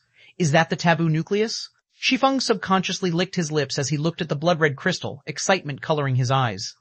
The taboo nucleus was one of the key components for advancing to Tier 7, and only taboo bosses dropped it. Now that he had a taboo nucleus, 100 million units of 7 Luminaries crystal, and the inferior divine Tier 7 promotion land scroll, he finally had all the prerequisites to challenge his Tier 7 promotion. If he wanted to, he could enter his Tier 7 promotion land this instant. However, Shi Feng quickly suppressed the impulse. Although he could indeed challenge his Tier 7 promotion right now, his current chances of success probably didn't reach 10%. If he wanted a better chance at getting promoted to Tier 7, he had to kill the Undying Mother and receive the Abyss Workshop's assistance. Otherwise, he would only waste his Taboo Nucleus and Promotion Land Scroll. Guild Leader Black Flame. The boss has dropped 5 items, a Taboo Nucleus, 2 Ancient Tomes, and 2 pieces of equipment of unknown quality, Kowloon Demon said as he approached Shi Feng. Then, he abruptly suggested, according to our original agreement, we will split the loot 50-50 and you will have priority to pick the first item. But we managed this great feat only thanks to your trump cards, so how about you pick 3 items while Dragon's Crown takes the remaining 2? Kowloon Demon would be lying if he said he wasn't interested in the taboo boss's loot. However, considering that Shi Feng was Dragon's Crown's only recourse to access the outside world's resources, and the only reason they managed to complete the raid, he might as well use the loot to deepen Dragon's Crown's ties with Shi Feng. Since you said so, I will gladly take you up on your offer, Brother Kowloon, Shi Feng said without reservation. Shi Feng never even dared to think about raiding a taboo boss in his previous life, much less obtaining the loot of one. Every item dropped by Tosis was extremely precious, so he was more than willing to accept Kowloon Demon's favor. He immediately walked up to Tosis's corpse and picked up the taboo nucleus without hesitation. Only after doing so did he turn his attention to the 4 remaining items. Chapter 3812, Chapter 886, Pseudo Tier 7 Spellbooks. Chapter 886, Pseudo Tier 7 Spellbooks. How strange. I can't appraise these 2 pieces of equipment. Could they be broken? Shi Feng was greatly surprised by the boots and the short robe Tosis dropped. His eyes of reality had successfully appraised even the origin myth, a divine artifact. Yet, they showed no reaction to the boots and robe Tosis dropped. It was as if these 2 pieces of equipment were pebbles on the roadside. Guild leader Black Flame, do you need us to conduct an appraisal for you? Kowloon Demon asked when he heard that Shi Feng had failed to appraise Tosis's loot. Regarding appraisal methods, nobody in this world can best Big Sis Jade.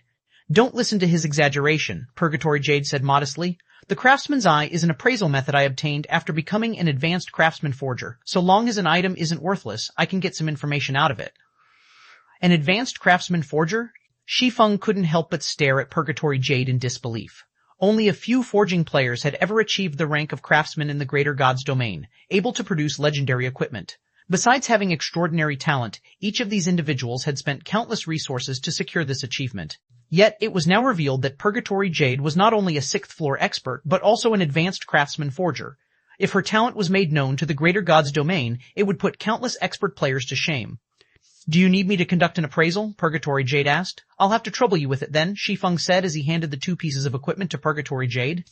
3 minutes later, Purgatory Jade finished appraising the 2 pieces of equipment. They weren't broken after all. Instead, they were growth-type godly relics. The boots were called the Spatial Boots, while the robe was called the Evil Soul Robe. Both pieces of equipment were at the legendary rank currently and could grow to become divine artifacts. As they were godly relics, each came with heaven-defying effects. The Spatial Boots had a passive effect that could improve the user's body techniques by 1 rank, up to the peak gold rank. It also had a profound skill called Spatial Movement that allowed the user to teleport freely within a 1,000-yard radius for 1 minute when activated. The Evil Soul Robe had a passive effect that increased the user's concentration by 2 ranks, up to the Tier 6 limit rank. It also had a profound skill called Soul Doppelganger that allowed the user to create up to 100 Soul Doppelgangers. The Soul Doppelganger skill had a cooldown of 1 natural day, and each Soul Doppelganger could use 100% of the user's basic attributes and lasted for 10 minutes. The abilities of the 2 pieces of equipment were amazing for legendary equipment. If they could grow into divine artifacts, their abilities would become even more heaven-defying. The only problem was that they needed player levels to grow. More specifically, each godly relic needed 20 player levels to be upgraded to the fragmented divine artifact rank. Moreover, they accepted only levels from players above level 200. If it already cost this much to upgrade them into fragmented divine artifacts, the cost to upgrade them into divine artifacts was unimaginable. However, despite the harsh upgrade conditions, Dragon's Crown's members stared at them with a yearning gaze.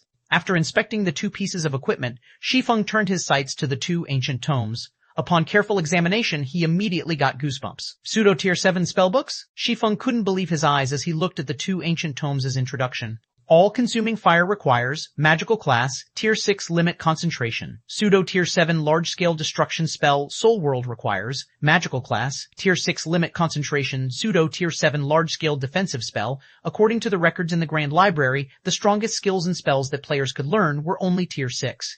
Most Tier 6 players had to sacrifice significant amounts of blood, sweat, and tears to obtain Tier 6 skills and spells. As for Tier 6 taboo skills and curses, they were regarded by the various powers as their foundation. Typically, if guild members wished to learn one, they would need to pay an astronomical amount of guild contribution points and sign a God's Domain contract with strict terms.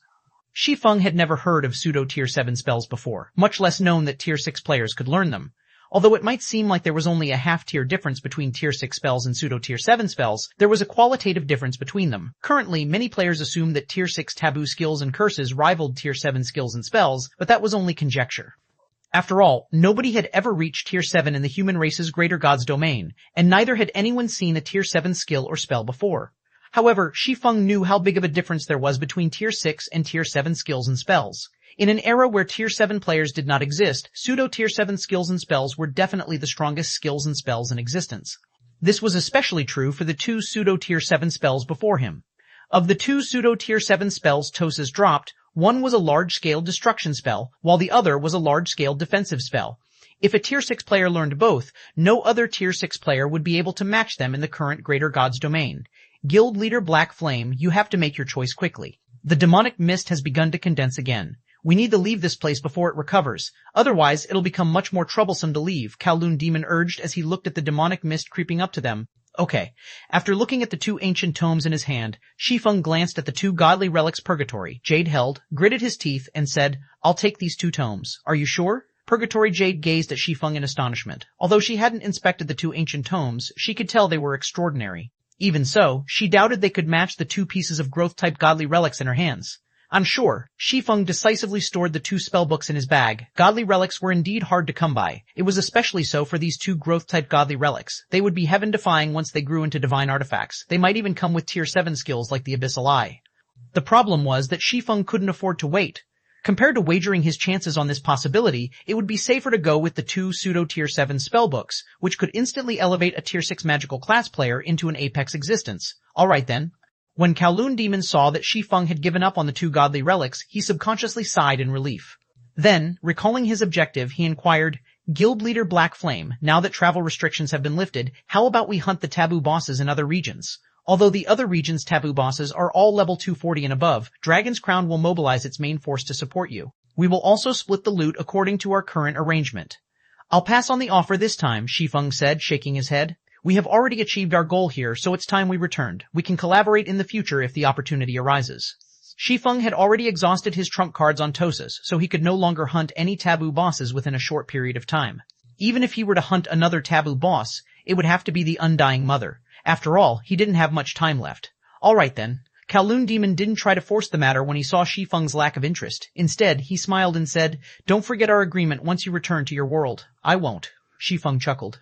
Then he took out a return crystal and chanted the incantation to activate it.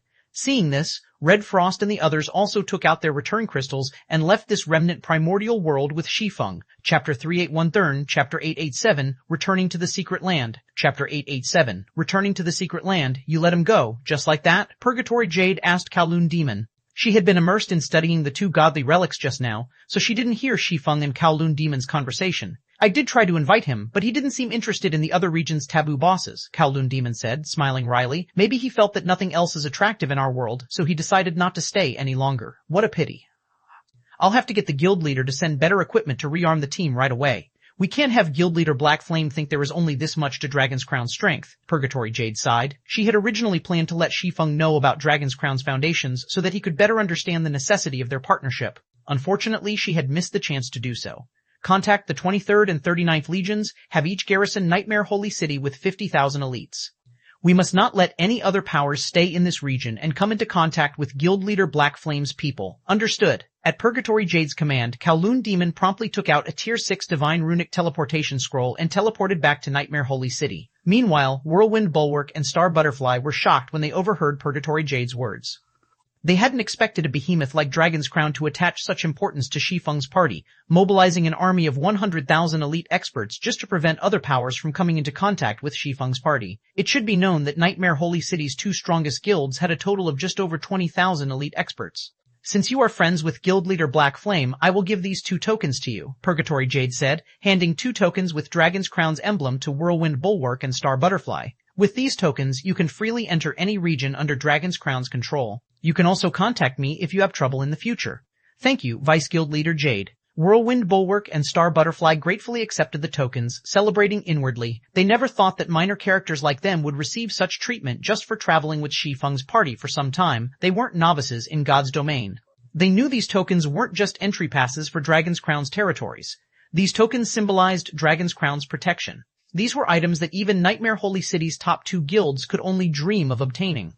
Flame Dragon God's Nest, Flame Dragon God's Underground City. Following a bright flash at the Underground City's entrance, Shi Feng's party returned to the Flame Dragon God's Nest. Compared to a few days ago, the entrance was much more crowded, and the appearance of Shi Feng's party did not attract any attention. We're finally back.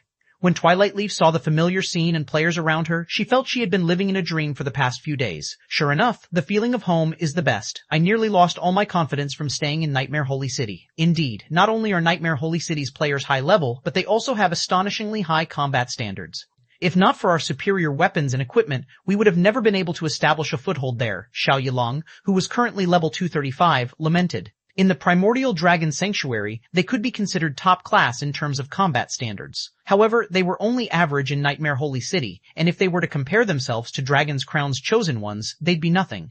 Dragon's Crown's 100-man team had well over a dozen half-step mortal gods. In contrast, the players gathered outside the underground city averaged only level 230. Although there were quite a few 5th floor experts among them, the ratio between 5th floor and non-5th floor experts was nowhere near as frightening as that of the remnant primordial world. We collected many undying souls this time, so how about exchanging them now? Heiser proposed.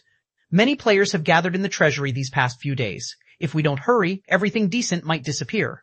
Their party had grinded nearly 10 million undying souls these past few days. Although 90% had gone to Shi Feng, the rest of them still received nearly 200,000 undying souls each. Additionally, Shi Feng had compensated each of them with 200,000 undying souls for helping with the taboo boss raid. In other words, excluding Shi Feng, each of them now had nearly 400,000 undying souls to their names. They could already exchange for a divine artifact with this many undying souls. I agree. We've been away for quite some time, Red Frost said, nodding. I just checked and found out that the flow of time here differs from that on the other side. Apparently, we've been gone for nearly 10 days now. Many teams should have collected a considerable amount of undying souls during this period. If we don't hurry, there might really be nothing left for us. The Flame Dragon God's treasury had a limited stock of items. Meanwhile, 10 days were enough for the teams operating around the treasury to collect tens of thousands of undying souls. It wouldn't even be strange if some teams collected over 100,000 undying souls. After all, the drop rate of undying souls was very high around the treasury. The monsters here also offered abundant EXP, allowing players to level up quickly while grinding for undying souls. No expert player would miss this opportunity. Let's go and take a look then, Shi Feng said, nodding. He also felt that they should examine the treasury's situation. It was normal for worlds in God's domain to experience different time flows. This was especially true for a world that did not allow the use of the Abyss Workshop Certification's world-breaking teleportation. He wouldn't even be surprised if time flowed several dozen times slower in the remnant primordial world. Although he wasn't interested in most of the Flame Dragon God's treasury items, he had to get the Empress's scales. If someone else redeemed it before him, he might lose his will to live. Flame Dragon God's treasury, Central Plaza. A gentle breeze carrying eternal energy blew out from the Central Plaza, refreshing the minds of all players here. As Shi Feng's party approached the Central Plaza, they saw many level 235+ experts stationed around it. Why are there so many people surrounding the plaza? Shi Feng frowned as he surveyed the Central Plaza. The experts surrounding the plaza came from various powers. None were independent players, so those powers should be responsible for this blockade. There were also 6 magic barriers enveloping the plaza, 3 external and 3 internal. Even breaking through these defensive layers would be challenging for level 240 players, much less redeeming items in the plaza and leaving safely. Brother Black Flame, I see the old commander over there. Should we go and ask him what's going on? Xiao Yilong suggested as he pointed at one of the legions standing guard outside the magic barriers. Okay, Shi Feng nodded. Chapter 3814, Chapter 888, Flame Dragon God's Exchange, Chapter 8888, Flame Dragon God's Exchange, Flame Dragon God's Treasury, Central Plaza. Under Xiao Yilong's lead, Shi Feng and the others quickly arrived before a 1,000-man legion of level 235+ experts. Sitting in front of the legion was Apocalypse, one of Holy Dragon Spear's former commanders. As a level 240 player fully equipped with divine artifacts, his aura could make most level 230 players tremble. Frost, where have you all been? Apocalypse inquired when he saw the party walking toward him. I've been looking for you since a while ago, but you just disappeared. I even thought you all were killed. We were in the underground city this whole time. There was something special about that place, so we couldn't be reached, Red Frost said, chuckling. Then, she asked curiously, did something happen here while we were away? What's with the blockade? It's nothing. It's just the primordial dragon sanctuary's various powers jointly monopolizing this place, Apocalypse said nonchalantly. News of the secret land spread across the primordial dragon sanctuary shortly after it appeared. In just 3 days, over 8 pseudo-apex powers have mobilized a large number of experts into the secret land. Many adventurer teams have also found their way inside. So, after discussion, Holy Dragon Spear and the other pseudo-apex powers have decided to station some experts at this plaza to prevent other powers and players from redeeming items.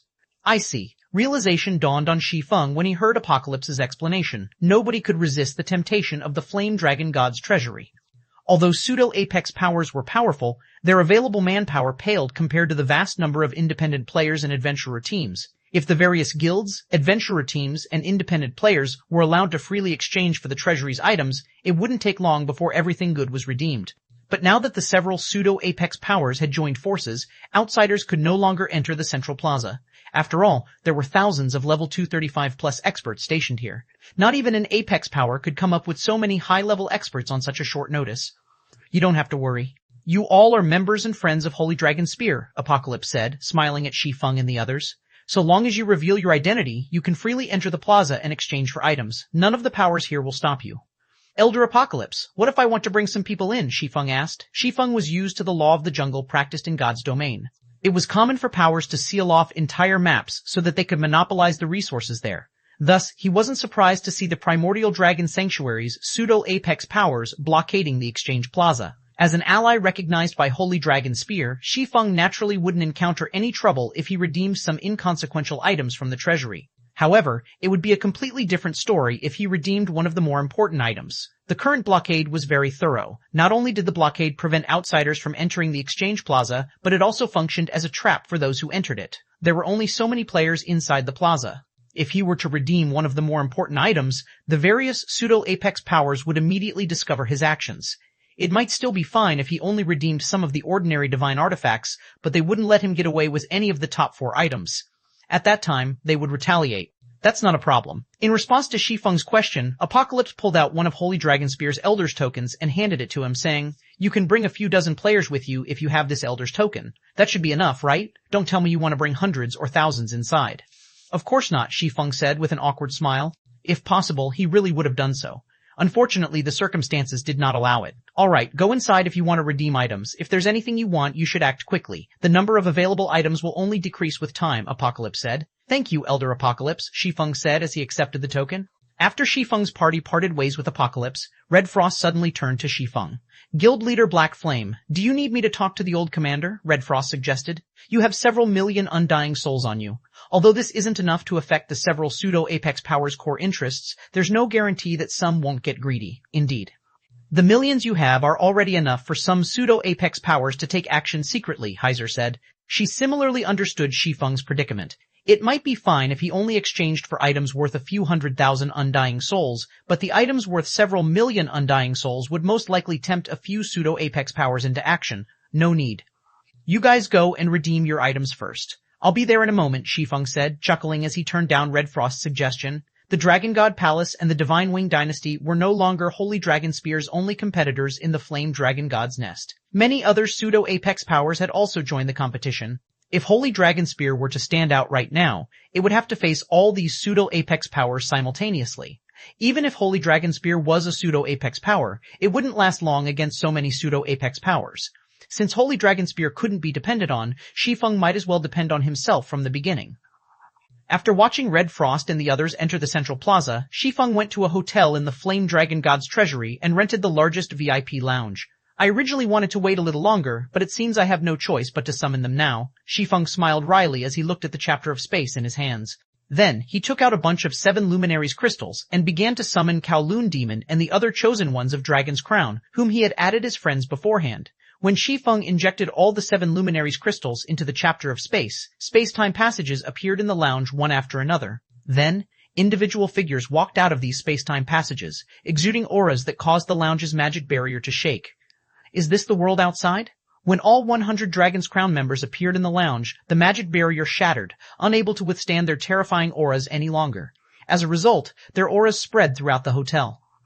Chapter 38:15, Chapter 89, Mind-Boggling Wealth, Chapter 88:9, Mind-Boggling Wealth, Flame Dragon God's Treasury, Advanced Hotel. Shortly after Dragon's Crown's members appeared, Shi Feng noticed that their weapons and equipment had undergone earth-shattering changes. Take Kowloon Demon, for example. When Shi Feng first met him, he was only equipped with level 240 Taboo Fragmented Legendary Equipment.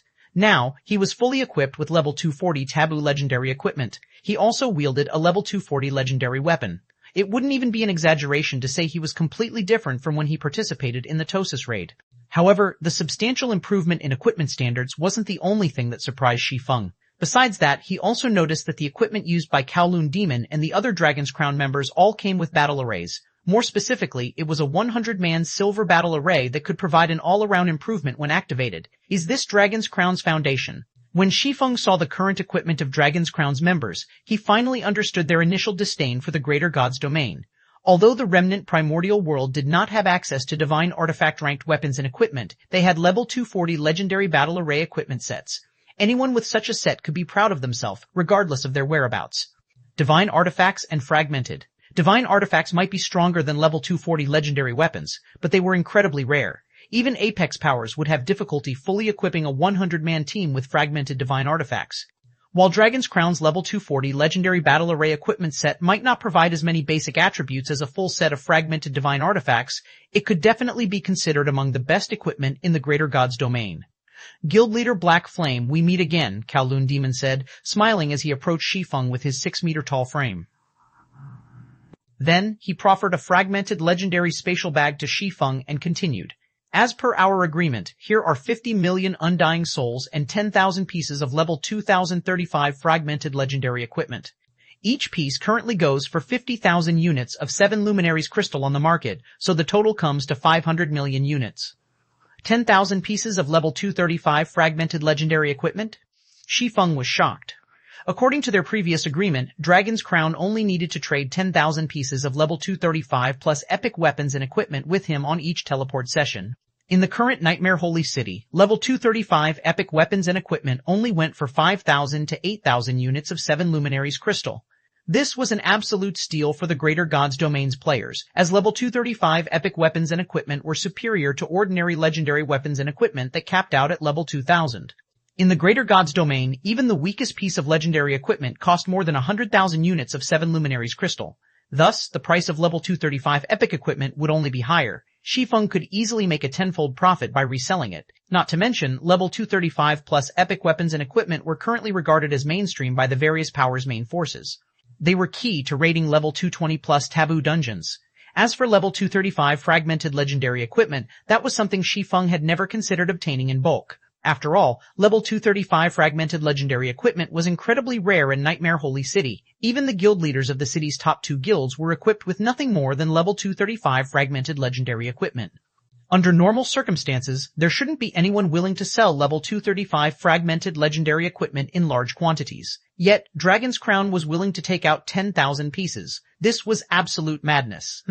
These 10,000 pieces are a sign of Dragon's Crown's sincerity. From now on, each time you summon us, we will bring you at least 10,000 pieces of such equipment, Kowloon Demon said, nodding. This equipment is excellent, but I'm afraid I can't come up with 500 million units of 7 luminaries crystal on such short notice, Shi Feng said truthfully. Although he yearned to have the equipment in Kowloon Demon's spatial bag, he didn't even have 200 million units of 7 luminaries crystal on him. Unless he returned to the Eternal Realm or sold some of the taboo equipment, it would be impossible for him to collect 500 million units of 7 luminaries crystal quickly. Dragon's Crown can accept payment in installments if you have trouble obtaining the necessary funds. You simply have to settle the rest of the payment the next time you summon us, Kowloon Demon said nonchalantly. He had expected such a situation. How about this?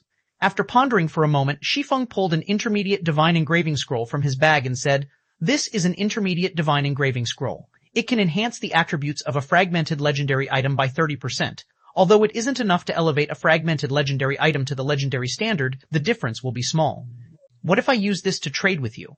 It was incredibly difficult for Shi Feng to come up with 500 million units of 7 luminaries crystal right now. This was because many Zero Wing members needed 7 luminaries crystals to challenge their Tier 6 promotion. The construction of the dragon hunting artillery also cost a huge sum of 7 luminaries crystal. Thus, even if he did return to the Eternal Realm, he wouldn't be able to pay for Dragon's Crown's equipment. However, if he could pay with intermediate divine engraving scrolls, it would be a different story. He could mass-produce intermediate divine engraving scrolls, and each cost him only 260 units of 7 luminaries crystal. Thus far, he had only refrained from selling them in the Greater God's domain for fear of empowering his enemies and attracting unwanted attention. However, he would have no such concerns if he sold the scrolls to Dragon's Crown. Currently, Dragon's Crown's members could only enter the Greater God's domain through the Chapter of Space and stay here for 3 days at a time. Since they couldn't remain here long-term and had to rely on him to visit the Greater God's domain, they were no threat to him.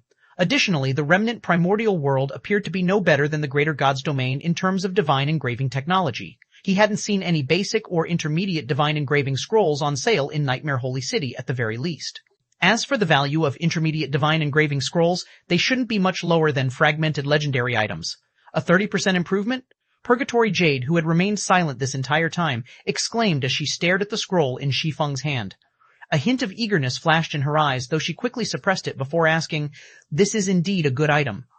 May I know how you intend to conduct the trade, Guild Leader Black Flame? Shi Feng raised 2 fingers after thinking for a moment. 2 pieces of equipment for 1 scroll? That cheap? Shi Feng's offer took Kowloon Demon by surprise. Then, after noticing Purgatory Jade's elated expression out of the corner of his eye, he hurriedly added, Guild Leader Black Flame, we have a deal. We will trade at least 5,000 intermediate divine engraving scrolls with you each time we come here. Kowloon Demon's response stunned Shi Feng. He had been ready to trade 2 intermediate divine engraving scrolls for 1 level 235 fragmented legendary equipment. He hadn't expected Kowloon Demon to misunderstand him. Moreover, not only was Kowloon Demon willing to accept the misunderstood price, but he also seemed content with it. However, Shi Feng didn't bother to correct Kowloon Demon. After all, this was a win-win situation. Subsequently, Shi Feng accepted the 10,000 pieces of level 235 fragmented legendary equipment and 50 million undying souls from Kowloon Demon. As for the 5,000 intermediate divine engraving scrolls, he promised to hand them over to Kowloon Demon before Dragon's Crown's members returned. Brother Kowloon, I'm a little embarrassed to say this, but I need you all to help me with something right away, Shi Feng said awkwardly. I will compensate you for your services with 500 intermediate divine engraving scrolls. Guild Leader Black Flame, do tell us what you need help with, Kowloon Demon said, his interest piqued when he heard the compensation offered. You are now Dragon's Crown's most valued ally. Any trouble you face is Dragon's Crown's trouble. I need to head to a place to exchange for some items in a moment. I'm likely to encounter members of other powers looking for trouble. When that happens, I will need you all to take action, Shi Feng said, providing a rough summary of his request. A fight with the powers of your world, is it? Kowloon Demon subconsciously licked his lips when he heard Shi Feng's words, and his eyes lit up with fighting spirit. Rest assured, Guild Leader Black Flame. If a fight happens, leave it to Dragon's Crown. After receiving Kowloon Demon's promise, Shi Feng had Dragon's Crown's members conceal their identities and follow him to the central plaza. Chapter 3816, Chapter 890, Disappearance of the Flame Dragon God's Access Key. Chapter 890, Disappearance of the Flame Dragon God's Access Key, Flame Dragon God's Treasury, Central Plaza. As more players entered the secret land, the number of players teleporting to the Flame Dragon God's treasury also increased. After weaving their way through the crowd outside the central plaza, Shi Feng and Dragon's Crown's members arrived before the magic barriers enveloping the plaza. The various pseudo-apex powers have sealed off this place. Outsiders are not allowed to enter. A level 236 Elven Berserker, the leader of a 20-man team stationed inside the magic barriers, stated to Shi Feng and his team. We are allies of Holy Dragon Spear. Here is my token, Shi Feng said, taking out the Elder's token he received from Apocalypse. Holy Dragon Spear? The Elven Berserker glanced at the token in Shi Feng's hand. After verifying its validity, he raised his hand and opened a gap in the magic barriers. Then, he stated, Friends of Holy Dragon Spear, as space in the plaza is limited, you can only stay inside for an hour. You must leave once you have reached the time limit. Okay, Shi Feng nodded. After letting Shi Feng's team through the barriers, the Elven Berserker suddenly smiled and said, Brother, are you willing to sell your undying souls? I can buy them from you at a high price. I am buying each undying soul for 100 units of 7 Luminaries crystal. If you prefer real-world resources, I can also use mental strength potions and Stardew to trade with you. I'm selling mental strength potions for only 10 undying souls per bottle and Stardew for only 100,000 units of 7 Luminaries crystal. These items are best for mental strength recovery and development. You can supply mental strength potions and Stardew directly. Shi Feng was surprised by the Elven Berserker's offer. Since the major system update, whenever players sustained injuries in God's domain, their mental strength in the real world would also be negatively impacted. Additionally, their mental strength would also determine the quality of weapons and equipment they could equip in God's domain. This led to the skyrocketing prices of potions that aided in the recovery and development of mental strength. Now, even mental strength potions, which used to be the most common potion, were in short supply. Naturally, how about it? Would you like to stock up on some? I strongly recommend buying some Stardew. There's hardly any supply on the open market, the Elven Berserker said, smiling. If you can improve your mental strength, you'll be able to use much better weapons and equipment. Otherwise, even if you get your hands on better weapons and equipment, you can only stare at them without sufficient mental strength. It is a tempting offer, but I'm afraid it is out of my budget, sorry, Shi Feng said, chuckling. Then he made his way into the plaza with Kowloon Demon and the others. What a bunch of cautious newcomers. The Elven Berserker grimaced in displeasure as he watched Shi Feng's team walk away. Meanwhile, after Shi Feng arrived at the central plaza, they were greeted by the sight of a rowdy marketplace. At a glance, there were at least 10,000 players in the plaza. Of these players, a small minority were members of the various pseudo-apex powers, while the rest were independent players and members of other powers. Currently, these players were either redeeming items from the treasury or purchasing undying souls from other players. After taking a moment to listen to the hawking players, Shi Feng found that many powers were buying undying souls at prices far more favorable than that of the Elven Berserker. While it cost 10 undying souls to buy one mental strength potion from the Elven Berserker, mental strength potions could be had for just 5 undying souls in the Central Plaza. Some powers even offered them for 4 undying souls per bottle. That punk back there sure is evil, Kowloon Demon commented as he glanced at the hawking players. Luckily, you didn't accept his offer, Guild Leader Black Flame. I'd say that he was pretty kind already, Shi Feng said. Casually pointing at some cloaked players standing in a corner, he continued, those people secretly monitoring the plaza are the real killers. They're keeping track of everyone who redeems items. Once they see something valuable disappear from the list, they will immediately know who redeemed it. If they see that it's not a player affiliated with them, they will most likely take action outside the plaza. On the surface, it might seem that the various pseudo-apex powers were harmoniously sharing the treasury with each other. In reality, there was constant infighting. No wonder you wanted us to come here with you. Your world really isn't peaceful, Guild Leader Black Flame, Kowloon Demon said as he scanned the plaza. There were at least 1,000 of these cloaked players loitering around the plaza. Moreover, they clearly belonged to several dozen different powers. The scale of the conflict here was unlike anything he had seen in his home world. Most regions in the remnant primordial world were governed by one power. Even in contested regions, there would only be 2 or 3 powers competing for the ruling position. There had never been a situation where dozens of powers clashed. Guild Leader Black Flame, how will you conduct your exchange? Do you need our help? Purgatory Jade asked. After careful observation, she knew that every corner of the magic barriers was scrutinized. The instant a player clicked to redeem an item from the treasury, the cloaked players would immediately find out what they had redeemed by referencing the most recent item to have disappeared from the exchange list. The only way to trick these cloaked players was to have dozens of players pretend to redeem items at the same time. That way, the cloaked players would have difficulty determining who exactly had redeemed an item. That won't be necessary, Shi Feng said, shaking his head. The items he would be redeeming ranked among the treasury's top 5. Even if he had Purgatory Jade and the others pretend to redeem items, nothing would change. The observers already knew they were part of the same team when they entered the magic barriers. The various pseudo-apex powers would simply target the entire team. Subsequently, Shi Feng pulled up the treasury's exchange list. When he saw that all 5 of the top 5 items were still available, he immediately spent 10 million undying souls to redeem the Flame Dragon God's access key. Before Shi Feng could redeem his second item, loud exclamations suddenly arose in the plaza. It's gone! The access key is gone! Heavens! Someone redeemed the access key! Quick! Check the recording crystals! See who redeemed the access key! Upon hearing these exclamations, everyone in the plaza subconsciously looked around, their eyes colored by greed and madness. Chapter 3817, Chapter 891, Nobody is allowed to leave. Chapter 891, Nobody is allowed to leave. The various powers members in the plaza went into a frenzy following the disappearance of the Flame Dragon God's access key, frantically searching for the person who had redeemed it. Others contacted their respective superiors, causing the originally peaceful atmosphere to freeze. You're next. Ignoring the commotion around him, Shi Feng redeemed the Empress's scales after acquiring the Flame Dragon God's access key.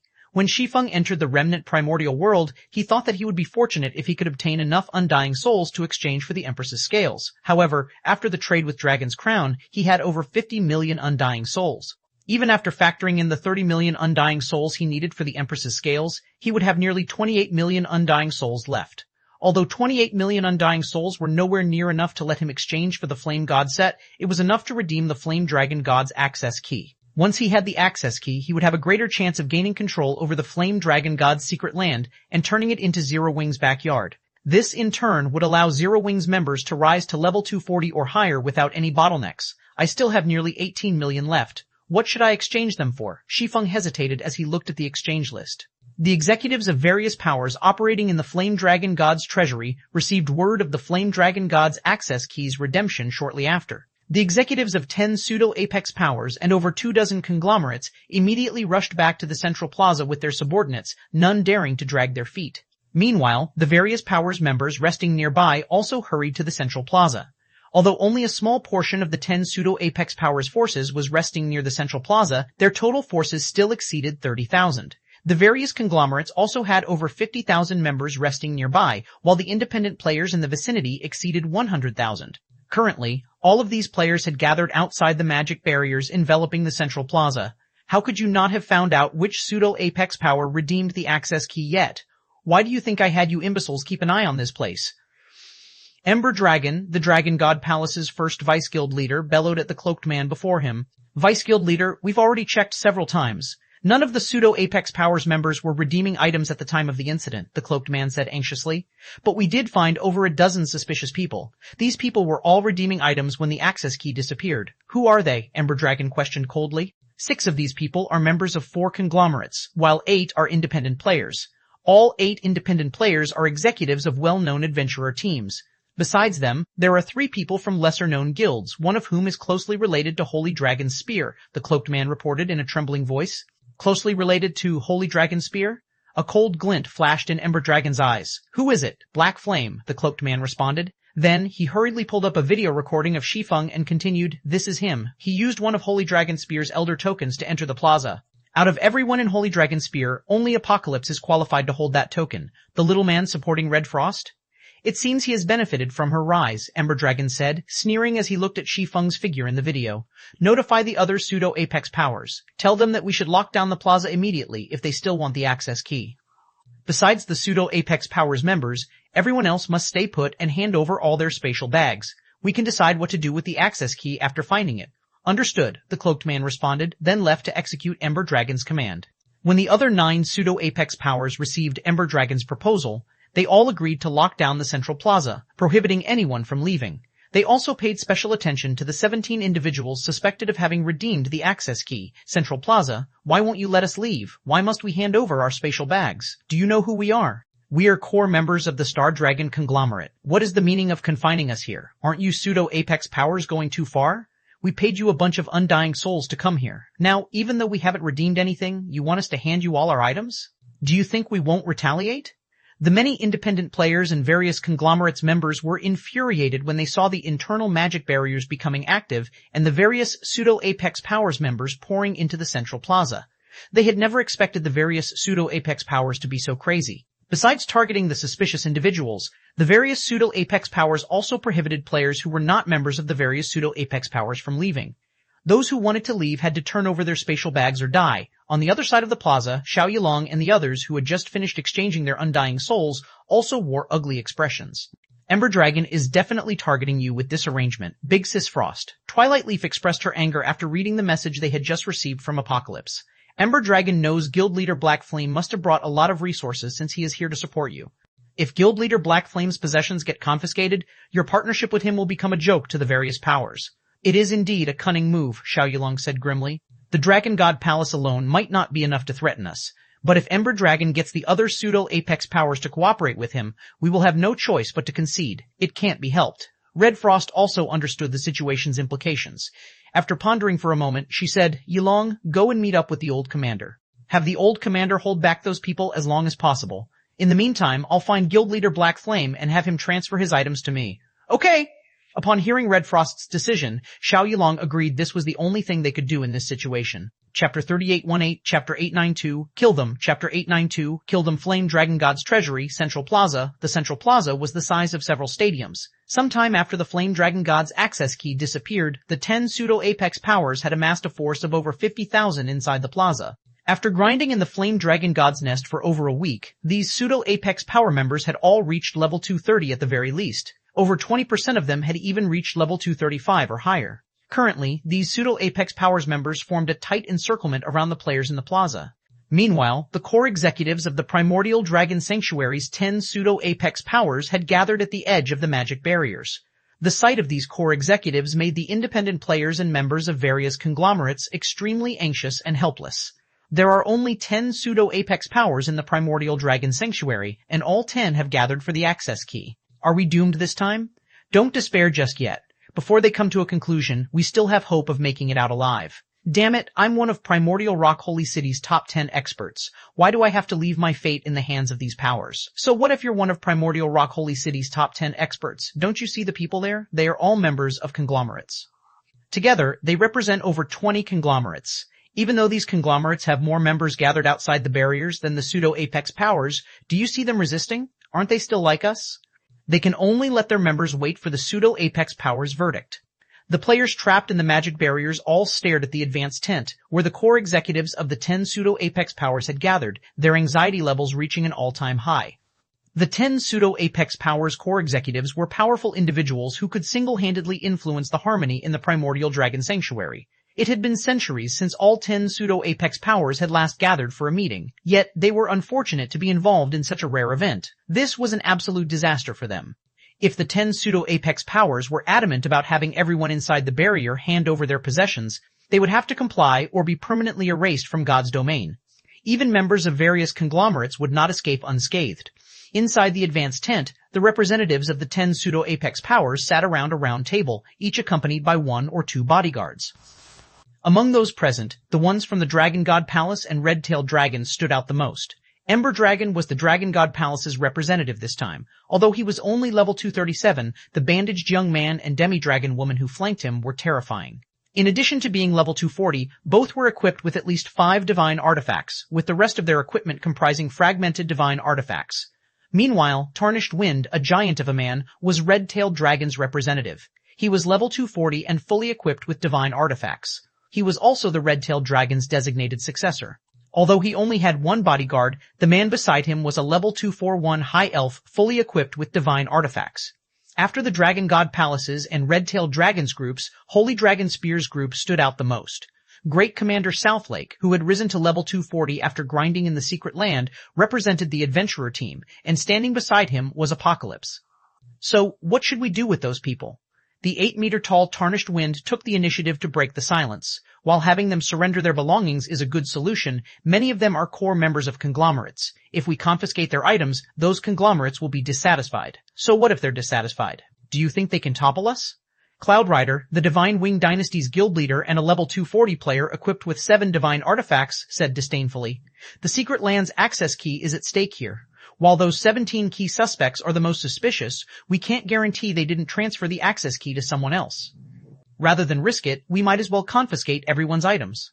I disagree, Southlake said, shaking his head. We are talking about offending every conglomerate in the primordial dragon sanctuary. Have you forgotten that they comprise a significant portion of our mental strength potion supply? They might not be able to do anything against us in God's domain, but they can reduce or even outright stop supplying potions to us. Are you sure you can afford such a loss? Great Commander Southlake, what you say makes sense, Ember Dragon said, chuckling. But this secret land is paramount. We can always find other suppliers of mental strength potions, but there is only one Flame Dragon God's Nest. If we lose it, I doubt we'll ever find another secret land like it. Also, as Guild Leader Cloud Rider said, the people inside the magic barriers can transfer items among themselves. So, whether it is the conglomerates or our members, I suggest confiscating everyone's items. This is the safest solution. Are you out of your mind, Ember Dragon? Every player in God's domain has their secrets, Southlake bellowed. Also, we have been taking turns guarding the magic barriers, and it is currently Holy Dragon Spear's turn to guard them. Do you intend to confiscate the items of all of Holy Dragon Spear's members? Why the need to be so angry, Great Commander Southlake? Cloud Rider said nonchalantly. There may be more of your members caught up in the mix, but Vice Guild Leader Ember is doing so out of consideration for all of us here. Not to mention, it's not like we won't return their items after inspecting them. All we want is the access key. None of us are interested in anything else. The representatives of the other pseudo-apex powers nodded in agreement, none expressing any additional opinions. Although 10 pseudo-apex powers operated in the primordial dragon sanctuary, they weren't equal in strength. Now that the first-ranked Dragon God Palace and the second-ranked Red-Tailed Dragon were confronting each other while the fifth-ranked Holy Dragon Spear and sixth-ranked Divine Wing Dynasty had taken sides, the other powers couldn't afford to speak their minds at all. Does that mean you will show the items in your spatial bags to everyone, Guild Leader Cloud? Southlake asked sarcastically. Players in God's domain, particularly executives of the various powers, all had secrets they didn't want others to know. These secrets were usually unsafe to keep in warehouses and could only be carried in personal spatial bags. Needless to say, the guild leader of a pseudo-apex power would be carrying plenty of such secrets, such as offensive trump cards and life-saving measures. Outside of critical situations, these secrets would never be revealed. I wasn't present in the plaza at the time of the incident like your adventurer team's chosen ones, so why should I show you my possessions? Cloud Rider sneered. Or perhaps Holy Dragon Spear has acquired the access key after all? Is that why you are constantly resisting? Don't you dare slander me, Southlake bellowed, glaring at Cloud Rider. I agree with Great Commander Southlake's opinion. Everyone has their secrets. I am against having so many innocent people expose their secrets. Tarnished Wind spoke in support of Southlake. Tarnished Wind's words put the other pseudo-apex powers representatives in a bind. They didn't know whether to continue supporting Cloud Rider. After all, should Red-Tailed Dragon go crazy, they would suffer. How about we each take a step back, Ember Dragon suggested suddenly. We won't have everyone surrender their belongings anymore, but you must stop worrying about the various conglomerates' members, Great Commander Southlake. We just need to permanently kill everyone besides our members and the innocent conglomerate's members. That way, we can minimize the possibility of the access key being stolen and thoroughly avoid offending the various conglomerates. We will vote by a show of hands, and the minority will obey the majority. Before Southlake could say anything, the 100 Dragon Assembly supports the proposal. The Moonlight family supports the proposal. In no time, more than half of the pseudo-apex powers present had voiced their support for Ember Dragon's proposal. This situation caused Southlake's expression to turn ugly. Unfortunately, there was nothing he could do about it. Chapter 3819, Chapter 893, Hephaestus's Flame. Chapter 893, Hephaestus's Flame Dragon God's Treasury, Central Plaza. While the players trapped in the magic barriers fell into a panic, Red Frost quickly found Shi Feng sitting in a corner, redeeming items, and tried to persuade him to transfer his possessions to her for safekeeping. Guild leader Black Flame, we're running out of time, Red Frost said, slightly exasperated by Shi Feng, who refused to go along with her arrangement. The old commander won't be able to buy us much time. Because of our partnership, Ember Dragon is bound to come after you. But as I am Holy Dragon Spear's future representative, nobody will dare confiscate my possessions unless they wish to start an all-out war with Holy Dragon Spear. Red-tailed Dragon won't sit by and watch either. So, your safest option now is to transfer your most valuable possessions to me for safekeeping. Commander Frost, I understand what you mean, Shi Feng said, a little moved by Red Frost's concern for him. After all, very few people would be willing to bear the pressure of multiple pseudo-apex powers to help someone. However, he still refused Red Frost's goodwill, explaining, "But I'm afraid there is no negotiating this matter. I really cannot take out the items in my bag, otherwise I will be plagued with endless troubles." I understand your concerns. Who in God's domain doesn't have some secrets? Red Frost rolled her eyes at Shi Feng, feeling that he was making a mountain out of a molehill. She had seen many treasures before as the former #1 chosen one of Holy Dragon Spear. She had seen even godly relics before, let alone divine artifacts. Even if Shi Feng did have godly relics in his bag, it would be an exaggeration to say that he would be plagued with endless troubles if they were discovered. Only ordinary powers and independent players would think so. Shi Feng didn't know what to say in response to Red Frost's skepticism. His bag held items that could influence the entire Greater God's domain. Moreover, there was more than one such item. Setting aside the Book of Eternity and the newly acquired Dragon Hunting Artillery design, just the 2 pseudo-Tier 7 spellbooks could make every player in the Greater God's domain lose their minds. As for the inferior Divine Tier 7 Promotion Land Scroll, it was an item that even the Holy Race would try to obtain at any cost. While Shi Feng was wondering how to explain his situation to Red Frost, a soul-piercing scream suddenly echoed across the plaza, sounding like it originated from the depths of hell. Immediately afterward, silver-black flames erupted from a corner of the plaza, rising hundreds of meters into the air and causing the souls of all players in the area to shudder. Madness. These pseudo-apex powers must be out of their minds. They're trying to permanently erase us. A Tier 6 soulfire? Damn it. I knew these pseudo-apex powers were crooked. After having us gather undying souls for them, they are now trying to get rid of us. Fight. We must fight back. I agree. Even legendary equipment sets will be reduced to ashes if burnt by a Tier 6 soulfire for several seconds. Our only hope is to break the barriers. When the thousands of players trapped in the plaza saw the conclusion the 10 pseudo-apex powers had reached, they attacked the magic barriers and the pseudo-apex powers members out of desperation. In the blink of an eye, the flames of war engulfed most of the plaza. Hephaestus's flame? Are the great commander and the others insane? Red Frost stared at the silver-black flames in stupefaction. There were 6 tiers of soulfire. Tier 1 was the weakest, while Tier 6 was the strongest. Soulfire also existed in different types, and Tier 6 soulfire came in various levels of strength. However, even basic Tier 6 soulfire, the weakest of the bunch, could incinerate a Tier 6 player's immortal soul in seconds. As for powerful Tier 6 soulfire, also known as advanced Tier 6 soulfire, they could impart permanent death to players and render useless resurrection items that could give players a second chance at God's domain. Hephaestus's flame was one type of advanced Tier 6 soulfire. Normally, it was impossible for a single pseudo-apex power to command an advanced Tier 6 soulfire. The cooperation of at least several pseudo-apex powers was necessary. This was because soulfire of such caliber burdened its users heavily. To control it, many players with Tier 6 peak or Tier 6 limit concentration were required. Otherwise, using an advanced Tier 6 soulfire would be counterproductive. Amidst Red Frost's stupor, several hundred level 235+ experts, some of them 5th floor experts, were killed by Hephaestus's flame without resistance. As expected of the primordial dragon sanctuary's pseudo-apex powers, they even managed to get their hands on a Tier 6 soulfire like Hephaestus's flame. Shi Feng was astonished as he looked at the roaring silver-black flames. Hephaestus's flame wasn't easily obtained in the Greater God's domain. It had been extinct since the mythical era, and its value exceeded that of divine artifacts. Besides its ability to annihilate players' immortal souls, it was also highly valued because it could increase the production success rate of forging and alchemy. As for Hephaestus's flame's offensive capabilities, they were of secondary importance. This was because its offensive power only reached the standard of profound skills of divine artifacts utilized to 100% potential. While they might be equal in power, only one player with Tier 6 limit concentration was needed to exert a divine artifact to its full potential. There was no need to go through the hassle of mustering several dozen elite players. Guild leader Black Flame, you have to escape. Now, if you get hit by those flames, you can never be resurrected, Red Frost hurriedly said after she returned to her senses. I'll try to interrupt their casting in the meantime. While Red Frost was persuading Shi Feng, the 10 pseudo-Apex Powers executives watched the battle through their magic mirrors. Escape? What can someone ranked 281st on the Divine Glory list possibly do in this situation? Ember Dragon smirked as he watched Red Frost's actions. While I might lose the access key, at least I can remove one of your supporters. Although the 10 pseudo-Apex Powers did not commit their full strength to the front lines, they still mobilized over 1,000 level 235 plus experts. These experts had mastered multiple gold combat techniques and possessed at least level 230 epic equipment. Each pseudo-Apex power had also contributed one expert who could rank among the Divine Glory list's top 30 to lead the army.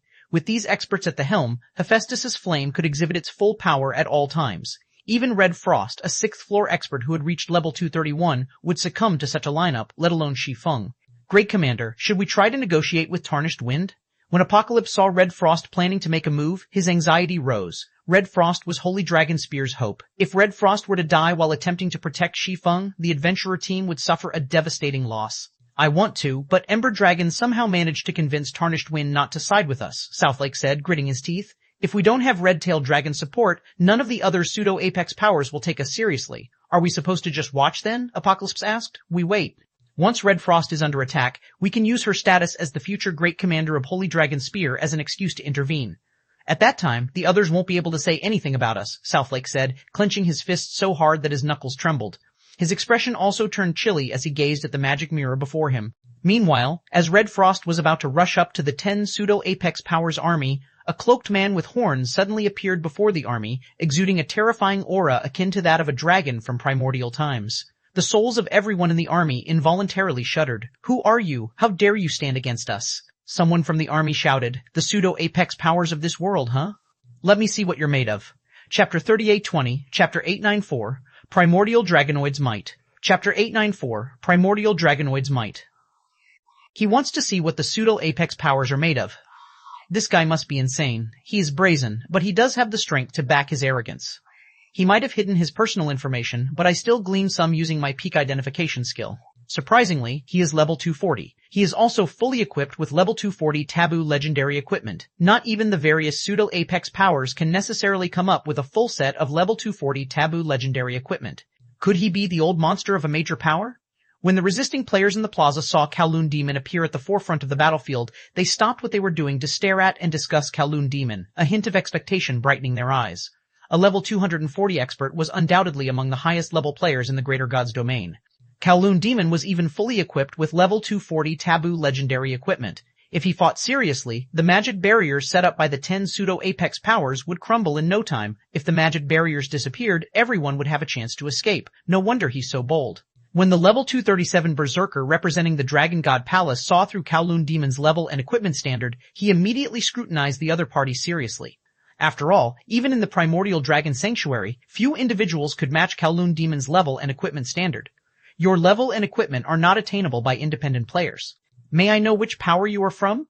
The other leaders selected to lead the 10 pseudo-Apex Powers forces similarly scrutinized Kowloon Demon in silence, none willing to make the first move. Suddenly, silence enveloped the plaza. Damn it, aren't these pseudo-Apex Powers being too cautious? A level 229 cleric exclaimed out of anxiety when he saw the passivity of the 10 pseudo-Apex Powers forces. The leaders of these powers are all cunning people.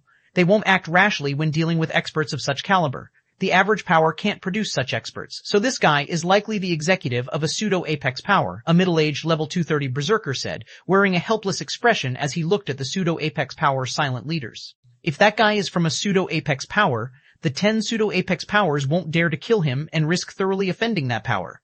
Although the 10 pseudo-Apex powers have entered an alliance, they still can't afford to have a vengeful pseudo-Apex power ambushing their core combatants all the time.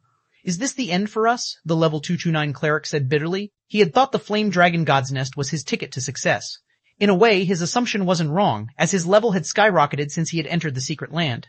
Now, he was only one level short of qualifying for an executive position in the various powers. However, he hadn't expected to get dragged into this catastrophe. That's not necessarily true, the middle-aged berserker said, gazing at Kowloon Demon expectantly. So long as that guy doesn't come from a pseudo-apex power, we can still escape. If Kowloon Demon was not from a pseudo-apex power, the 10 pseudo-apex powers would have to take action to maintain their reputation. After all, over 20 conglomerates were watching the situation. If the 10 pseudo-apex powers conceded to a player not from a pseudo-apex power, the conglomerates involved in this incident would definitely strive to secure more benefits for themselves. Inside the advanced tent hosting the pseudo-apex powers core executives, how surprising. This person is not only level 240 but also has an aura comparable to yours, old commander, Southlake exclaimed via party chat as he scrutinized Kowloon Demon through his magic mirror. But I don't recall hearing about such a person in the primordial dragon sanctuary. Could he be the expert of a foreign pseudo-apex power? Even among apex powers, level 240 players were scarce. They were even rarer among pseudo-apex powers. Their respective powers typically treated them like treasures, never mobilizing them unless absolutely necessary. That's likely the case. As far as I know, no such person exists among the other powers in the primordial dragon sanctuary, Apocalypse said, stroking his beard as he looked at Kowloon Demon vigilantly. The heavens are truly in our favor, Southlake exclaimed joyfully. Although I don't know which power this person is from, it doesn't matter as long as he is from a pseudo-apex power. Ember Dragon will have trouble proceeding with his plan. No pseudo-apex power in the greater god's domain was a pushover. If anyone dared to kill a pseudo-apex power's level 240 expert, that power would retaliate in full force. The primordial dragon sanctuary's 10 pseudo-apex powers were only in a temporary alliance. If only the power directly responsible for killing Kowloon Demon suffered retaliation, the rest of them would most certainly stand by and do nothing. I doubt Ember Dragon will dare to take action, Apocalypse said after analyzing the situation. While he might be the Dragon God Palace's first Vice-Guild leader, he has already exhausted his authority to wage war against us. He can't afford to offend another pseudo-apex power while he is still fighting us. As Southlake and Apocalypse conversed, Ember Dragon revealed an ugly expression. He had not expected a lunatic like Kowloon Demon to come forward and disrupt his plans. While the other pseudo-apex powers hesitated to voice their opinions, their magic mirrors suddenly showed Kowloon Demon speaking. Dragon's Crown, Kowloon Demon answered without reservation. Then, he eagerly added, but you shouldn't have heard of it before. Can we start fighting now if you have nothing else to say? Dragon's Crown, the level 237 berserker from the Dragon God Palace confronting Kowloon Demon, was visibly stunned. As far as he could recall, no pseudo-apex power in the greater god's domain went by the name of Dragon's Crown. He's not from a pseudo-apex power. Southlake's expression instantly turned ugly at Kowloon Demon's answer. So, he's just an expert from a no-name power? No wonder he doesn't have any divine artifacts. How audacious of him to stand against us. Ember Dragon laughed as he looked at the magic mirror before him. Relay my command. Kill this person and all those who dare stand against us. None of the other pseudo-apex powers representatives objected to Ember Dragon's unilateral decision. Since Kowloon Demon wasn't from a pseudo-apex power, they had no concerns about killing him, so they naturally didn't need to stop Ember Dragon. After all, Kowloon Demon was merely a level 240 expert without any divine artifacts. Central Plaza, Dragon's Crown. When Red Frost heard the cloaked Kowloon Demon's words, her brain seized up momentarily. How can someone from Dragon's Crown be here? Amidst Red Frost's confusion, the 10 pseudo-apex powers experts went into action. Since you are not from a pseudo-apex power, let me impart a truth to you today, the level 2-7 berserker from the Dragon God Palace said as he raised his hand. Suddenly, the Hephaestus's flame behind him flared up, transforming into a 1,000-meter-tall dragon that lunged at Kowloon Demon. The consequence for provoking a pseudo-apex power is death. When the independent players in the plaza saw the Hephaestus's flame turn dragon, despair overwhelmed them. Hephaestus's flame could exhibit the power of a divine artifact's profound skill exerted to 100% potential. When manipulated by over a dozen level 235+ experts, it could fight even a level 240 expert equipped with multiple divine artifacts head-on. A level 230 player without divine artifacts would face certain death against it, as would the other independent players in the plaza. Come. When Kowloon Demon saw the incoming Hephaestus's flame, he drew and brandished his 4 sabers, creating a dense web of saber lights before anyone could react. Immediately afterward, the Hephaestus's flame-turned dragon shredded into countless segments and dissipated. Chapter 3821, Chapter 895, Hidden Apex Power. Chapter 895, Hidden Apex Power. Silence. Incomparable silence. Time seemingly stopped in the central plaza. Be it the independent players waiting for death to claim them or the 10 pseudo-apex powers forces, Everyone stared into the air in utter disbelief. The Hephaestus's flame disappeared? Wait, it's not just the Hephaestus's flame. Even the magic barriers have disappeared. What on earth did he just do? When the players in the plaza saw the thoroughly shattered sky, their minds went into overdrive, trying to process what just happened. All they had seen was a dragon of flames lunging at Kowloon Demon, and Kowloon Demon retaliating with his sabers. Then, the dragon of flames disappeared, and the sky shattered. Could he have divine artifacts hidden on him? The level 237 berserker from the Dragon God Palace goggled at Kowloon Demon, his mind roiling with confusion and horror. The leaders of the other Pseudo-Apex Powers teams were equally puzzled. Unlike most other players present, they were the chosen ones of Pseudo-Apex Powers. They were 5th floor experts who had mastered many gold combat techniques and developed gold techniques of their own. Even the weakest among them had concentration at the Tier 6 peak standard. Thus, they had clearly perceived what had happened. The instant after Kowloon Demon unsheathed his sabers, he had executed an attack that rivaled peak gold combat techniques against the Hephaestus's flame-turned dragon at an incredible speed. More specifically, he had executed one advanced gold combat technique with each of his 4 arms, superimposing them to create a fusion attack that overwhelmed the Hephaestus's flame-turned dragon. A single person had executed 4 advanced gold combat techniques simultaneously. This was simply unheard of. Meanwhile, a deathly silence also enveloped the advanced tent the Pseudo-Apex Powers core executives occupied. "A mortal god," Apocalypse shouted as he stared at Kowloon Demon's figure in the magic mirror, his voice nearly cracking. He's a mortal god. As soon as Apocalypse broke the silence, everyone in the tent revealed varying expressions. Some reacted with excitement, some reacted with fear, some reacted with disbelief. How can this be? How can he be a mortal god? Ember Dragon's expression was beyond ugly as he glared at his magic mirror. How can there still be another person who has reached that realm besides Red Frost? Have we been mistaken this entire time? Confusion also engulfed the bandaged youth standing beside Ember Dragon. Until recently, the 6th floor standard, also known as the Mortal God standard, had been nothing more than an unattainable dream for the Greater Gods Domain's experts. Red Frost's advancement to this legendary standard was a marvel in itself. Never in his wildest dreams did he anticipate seeing another 6th floor expert so soon. This revelation completely invalidated the results of their previous investigations. It's over. How can this person be an expert of that standard? What are we supposed to do now? What are we supposed to do? Nothing. We're doomed. Although this person has no divine artifacts, he's a level 246th floor expert. Not even the Divine Glory list's current top 3 can necessarily beat him. If he is adamant about taking revenge, all we can do is bear the consequences.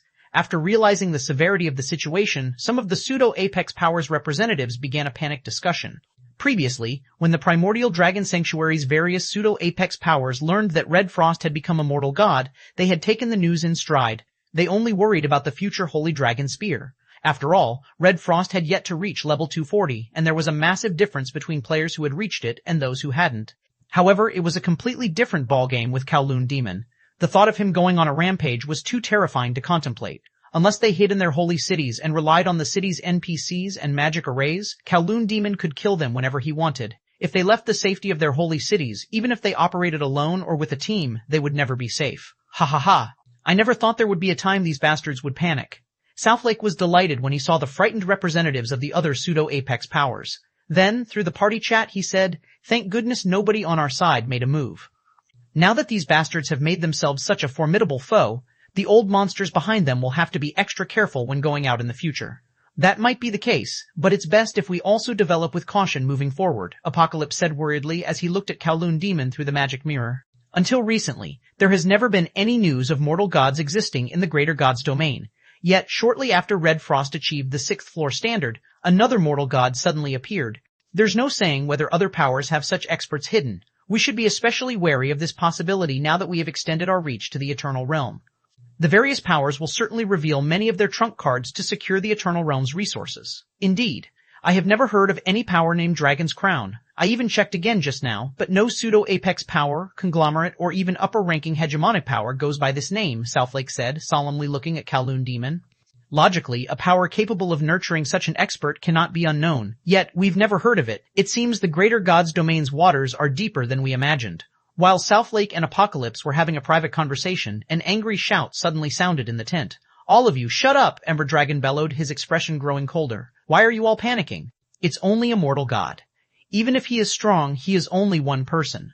We are an alliance of 10 Pseudo-Apex powers. The Flame Dragon God's treasury has placed a powerful suppression on all players. Even using combat techniques here is a great burden. He doesn't have any divine artifacts either. If he wants to execute that powerful slash, he will have to use that combat technique at all times. We can easily rely on divine artifacts and Hephaestus's flame to whittle him. Not to mention, we all have our trump cards. If we each use one, do you think he can survive? The various representatives calmed down at Ember Dragon's words. Kowloon Demon was indeed powerful, but he was only one person. He didn't have any divine artifacts either. In contrast, they had over 10 level 240 experts equipped with divine artifacts. In terms of basic attributes, they were superior to Kowloon Demon. If Kowloon Demon were to fight using the same combat technique he used just now, he would quickly run out of steam, even if he was a 6th floor expert. On the other hand, the profound skills of divine artifacts did not burden their users whatsoever. Their level 240 players could freely use various divine artifact profound skills against him. As long as they threw enough bodies at him, they could kill him. Since we have reached a consensus, let us take action together and teach this dastardly power a lesson. We must let everyone know that a mere mortal god is still not enough to meddle with the primordial dragon sanctuary's affairs, Ember Dragon said. As he spoke, he glanced at South Lake and Apocalypse, as if his words were addressed to Holy Dragon Spear.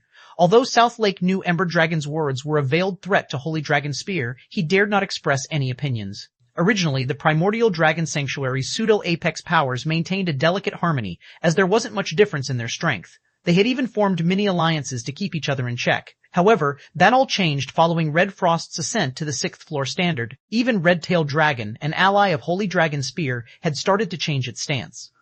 If Holy Dragon Spear stepped too far out of line, it would likely face a similar fate as Kowloon Demon ganged up on by the group. However, Holy Dragon Spear was not a lone individual like Kowloon Demon. It was a large organization that many people depended on. It did not have the option of running away. As Ember Dragon was about to leave the tent, the magic mirrors suddenly showed cloaked figures appearing in front of Kowloon Demon one after another. In just 3 seconds, 98 cloaked figures stood before Kowloon Demon. Although these individuals' cloaks concealed their information, such simple concealment methods were useless against the peak identification skills of the various pseudo-apex powers representatives. How is this possible? This must be an error. How can they all be level 240 experts? This is impossible. Nearly 100 level 240 experts and a mortal god? Could Dragon's Crown be a hidden apex power? Chapter 3822, Chapter 896, Make Them Choose Peace, Chapter 896, Make Them Choose Peace. Following the appearance of the cloaked players, a momentary silence descended upon the central plaza once again. Madness, this is madness. Who are these people? Crap. Nearly 100 level 240 experts. Even the Dragon God Palace would have difficulty coming up with such a lineup. Difficulty? More like impossible. What do you take level 240 experts for? Cabbage? Only an apex power could possibly have so many level 240 experts. The sudden appearance of the Dragon's Crown members stupefied the players in the plaza, especially the members of the 10 pseudo-apex powers. Boss Tracer, are we doomed? A level 236 elementalist from Red-tailed Dragon asked as she looked at the level 238 Demi-Dragon Ranger before her. If I can't log into God's domain again, I'll get kicked out of the City Legion immediately. I just bought a house in the city center after saving up enough city contribution points. At the young female elementalist's words, the other youths in Red-tailed Dragon's team turned to the Demi-Dragon Ranger anxiously. Internal competition in first-tier city legions was fierce. Although they were all geniuses, they still had to pay astronomical prices to secure a spot in these city legions. Originally, they planned to save city contribution points until they were 50 before retiring. If they were to suffer a true death here, they could only live in the slums from now on. I don't know, the Demi-Dragon Ranger named Light Tracer said helplessly. The origins of these people are a mystery, but they likely come from a hidden apex power. Only an apex power can create such a team. We can't beat them in battle, so you all must pray you get lucky afterward. As soon as the fight starts, do your best to escape. If you can get away, stay as far away from Red-tailed Dragon as possible to avoid retaliation, and lie low. Then, once the storm subsides, go somewhere else to develop. Boss Tracer, aren't you coming with us? The young female elementalist asked when she saw Light Tracer reaching for his longbow. It's impossible for me, Light Tracer said, shaking his head. As the leader of the vanguard this time, the guild will sacrifice me to appease the other side. The guild will find me, even if I escape. You guys, on the other hand, still have hope. After hearing Light Tracer's words, the rest of the Red-tailed Dragon team members felt bitter. It was bad enough that they were assigned the menial task of guarding the central plaza. Now, they even had to become scapegoats for their superiors. However, they also recognized that there was nothing they could do to change the situation. Many past examples had shown the frailty of pseudo-apex powers when dealing with an apex power. Every pseudo-apex power that had ever bared its fangs against an apex power no longer existed today. Aside from Red-tailed Dragon's members, the expressions of the other pseudo-apex powers Vanguard members didn't look pleasant either. Initially, they thought they were only dealing with a no-name power. They had never expected to encounter a hidden behemoth. On the other side of the plaza, guild leader Black Flame, "Did you bring them here?" Red Frost asked Shi Feng, unable to contain her curiosity any longer when she saw more Dragon's Crown members appear. Dragon's Crown was a royal power of a remnant primordial world. While it might lack divine artifacts and fragmented divine artifacts, it commanded far more level 240+ experts than all the apex powers in the Greater Gods domain did. If Shi Feng truly had a way to transport Dragon's Crown's members to the Greater Gods domain, Red Frost couldn't imagine what would become of the Greater Gods domain. I summoned them here, Shi Feng said, nodding. Then he smiled and added, "Consider it one of the safety measures I prepared for redeeming items." "A safety measure? You call this a safety measure?" Red Frost stared at Shi Feng blankly. This was a team of chosen ones from a royal power. She refused to believe Shi Feng had summoned these chosen ones just to have them be his bodyguards. This was a blatant show of force. Moreover, this was without the 10 pseudo-apex powers knowing that Dragon's Crown was a royal power. They would be frightened to death if they learned of Dragon's Crown's status. The primordial dragon sanctuary has a long history. Who knows how many trump cards the pseudo-apex powers have in their possession. It never hurts to be cautious, Shi Feng said, chuckling. Then he pointed at the pseudo-apex powers teams and continued, "Of course, this can also be regarded as a reminder to the pseudo-apex powers. Otherwise, Zero Wing will have difficulty establishing a partnership with the primordial dragon sanctuary in the future." In reality, Shi Feng had summoned Dragon's Crown members with selfish motives. The Flame Dragon God's Nest was one of the few super large-scale taboo secret lands in the Greater Gods domain. It was also one of the few secret lands that could allow players to quickly level up to level 240 and beyond. It went without saying that the secret land would be fiercely contested. With Zero Wing's current strength, there was no way the guild could occupy the secret land, even with the Flame Dragon God's access key. The primary purpose of the Flame Dragon God's access key was to adjust the approximate location and size of the secret land's entrance. Its secondary function was to create key imprints so players could leave the secret land without dying or spending undying souls. Although Zero Wing had recruited many experts in the Eternal Realm, the guild's forces were already stretched thin to defend Shadowring Town. It had no spare forces to occupy the Flame Dragon God's Nest. Hence, Zero Wing's only option to occupy the secret land was to partner with the Primordial Dragon Sanctuary's local powers. The more, the better. After all, there was no way Holy Dragon Spear could defend Flame Vein Holy City by itself now that the secret land's existence had become public knowledge. To convince the Primordial Dragon Sanctuary's local powers to partner with Zero Wing, it was first necessary to set an example for the local pseudo-apex powers. More specifically, Zero Wing needed to convince the 10 pseudo-apex powers that it had an extremely powerful backer they could not oppose, even if they all joined forces. Otherwise, with Zero Wing's current standards, no local power would negotiate with it peacefully. Partnership? What partnership? When Red Frost saw Shi Feng's nonchalance, a ridiculous thought suddenly came to her mind.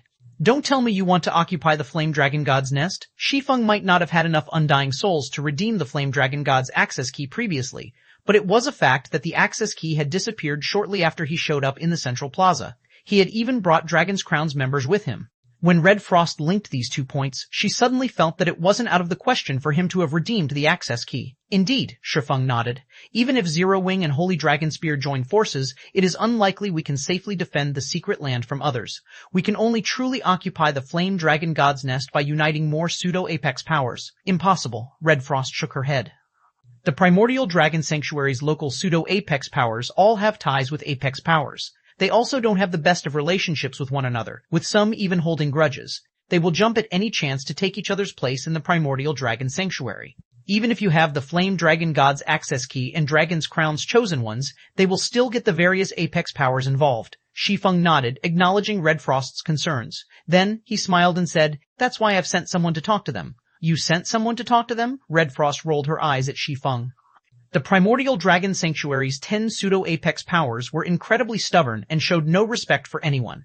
Even if the 7 Luminaries Alliance's Verdant Rainbow were to negotiate with them, she wouldn't achieve any positive results. After all these pseudo-apex powers were more or less backed by apex powers. That person should have arrived already, Shi Feng said as he looked at the advanced tent at the edge of the magic barriers. Chapter 3823, Chapter 897, Another Mortal God.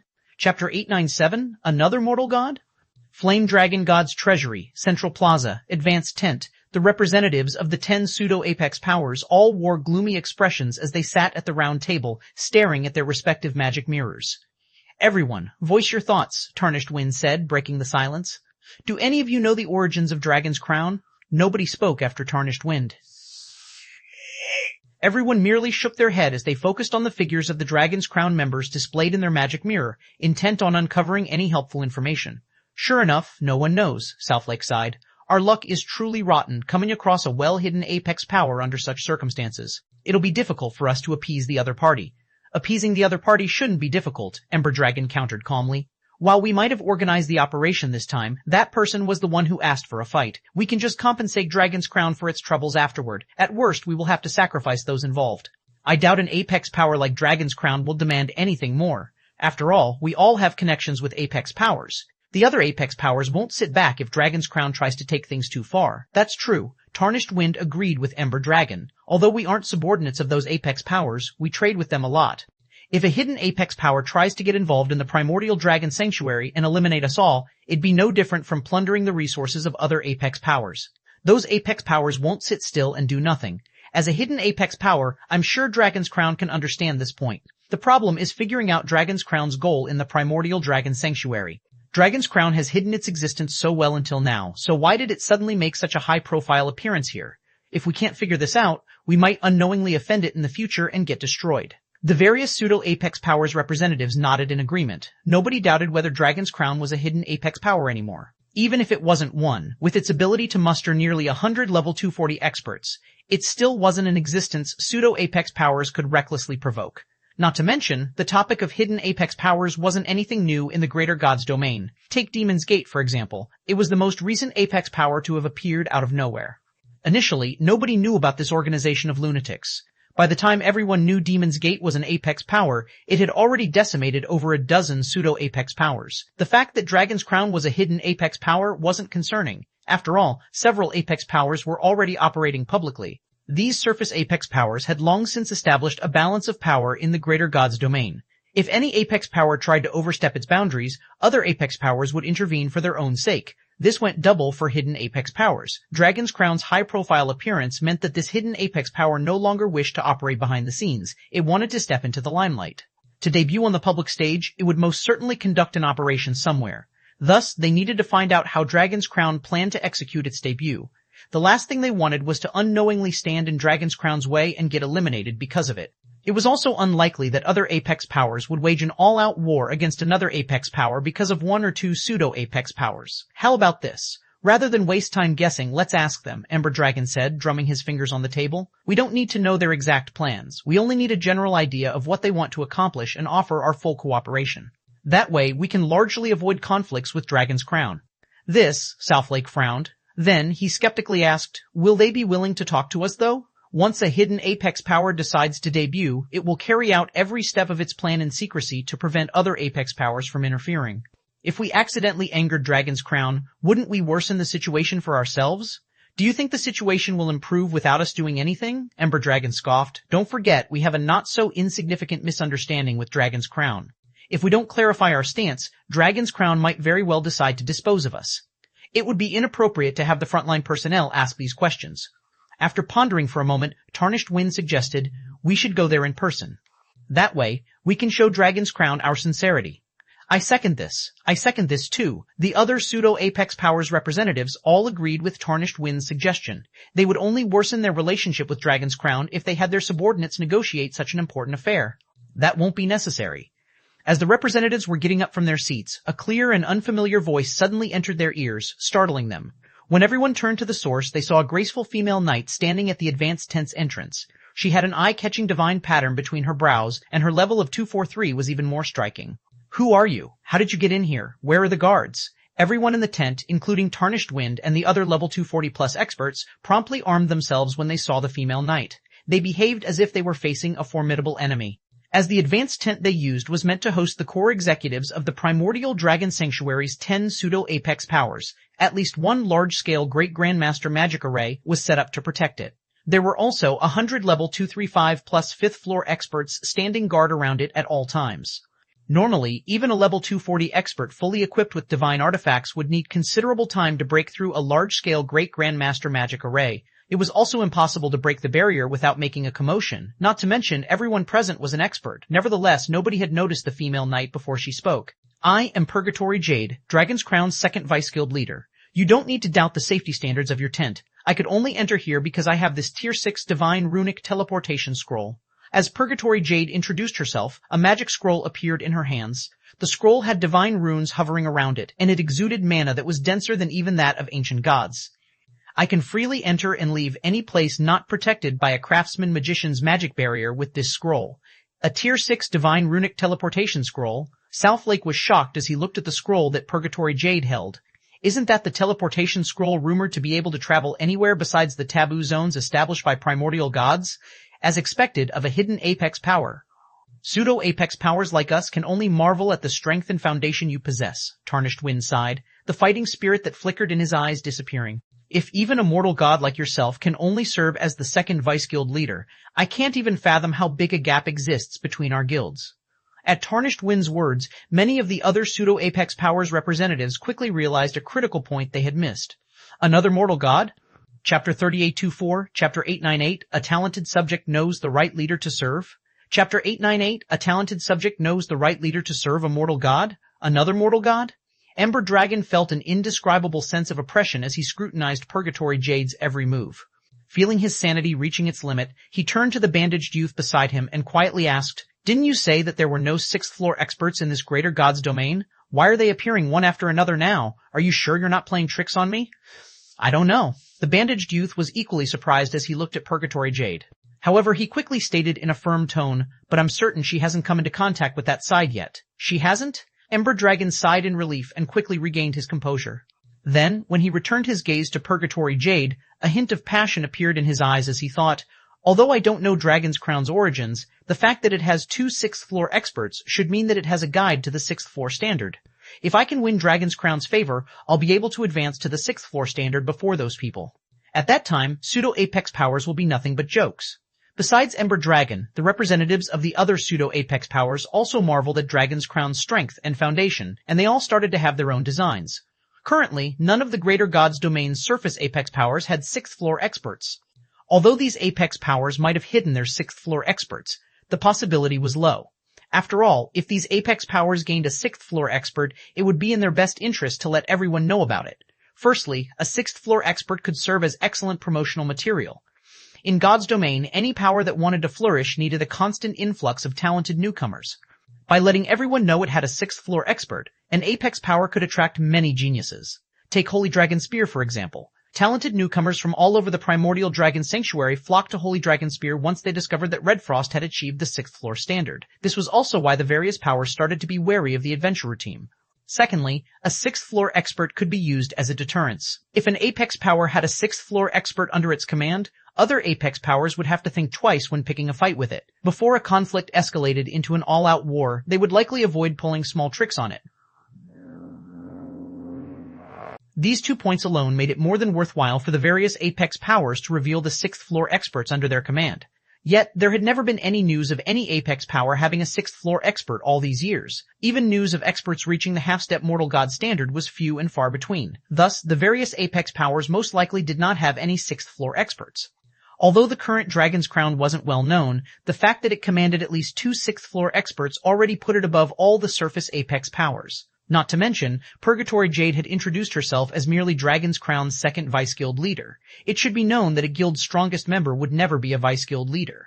Many pseudo-apex powers vice-guild leaders couldn't even rank among the top 20 of the guild's strongest combatants. Even if Dragon's Crown operated somewhat differently, the fact that Purgatory Jade was the second vice-guild leader meant that the guild should at least have 10 6th-floor experts. This number was utterly terrifying. Compared to the other pseudo-apex powers representatives, Southlake and Apocalypse reacted much more calmly to the latest revelation. "This young lady looks about the same age as Red Frost. Between the 2 of them, who do you think is stronger, old commander?" Southlake asked Apocalypse through the party chat.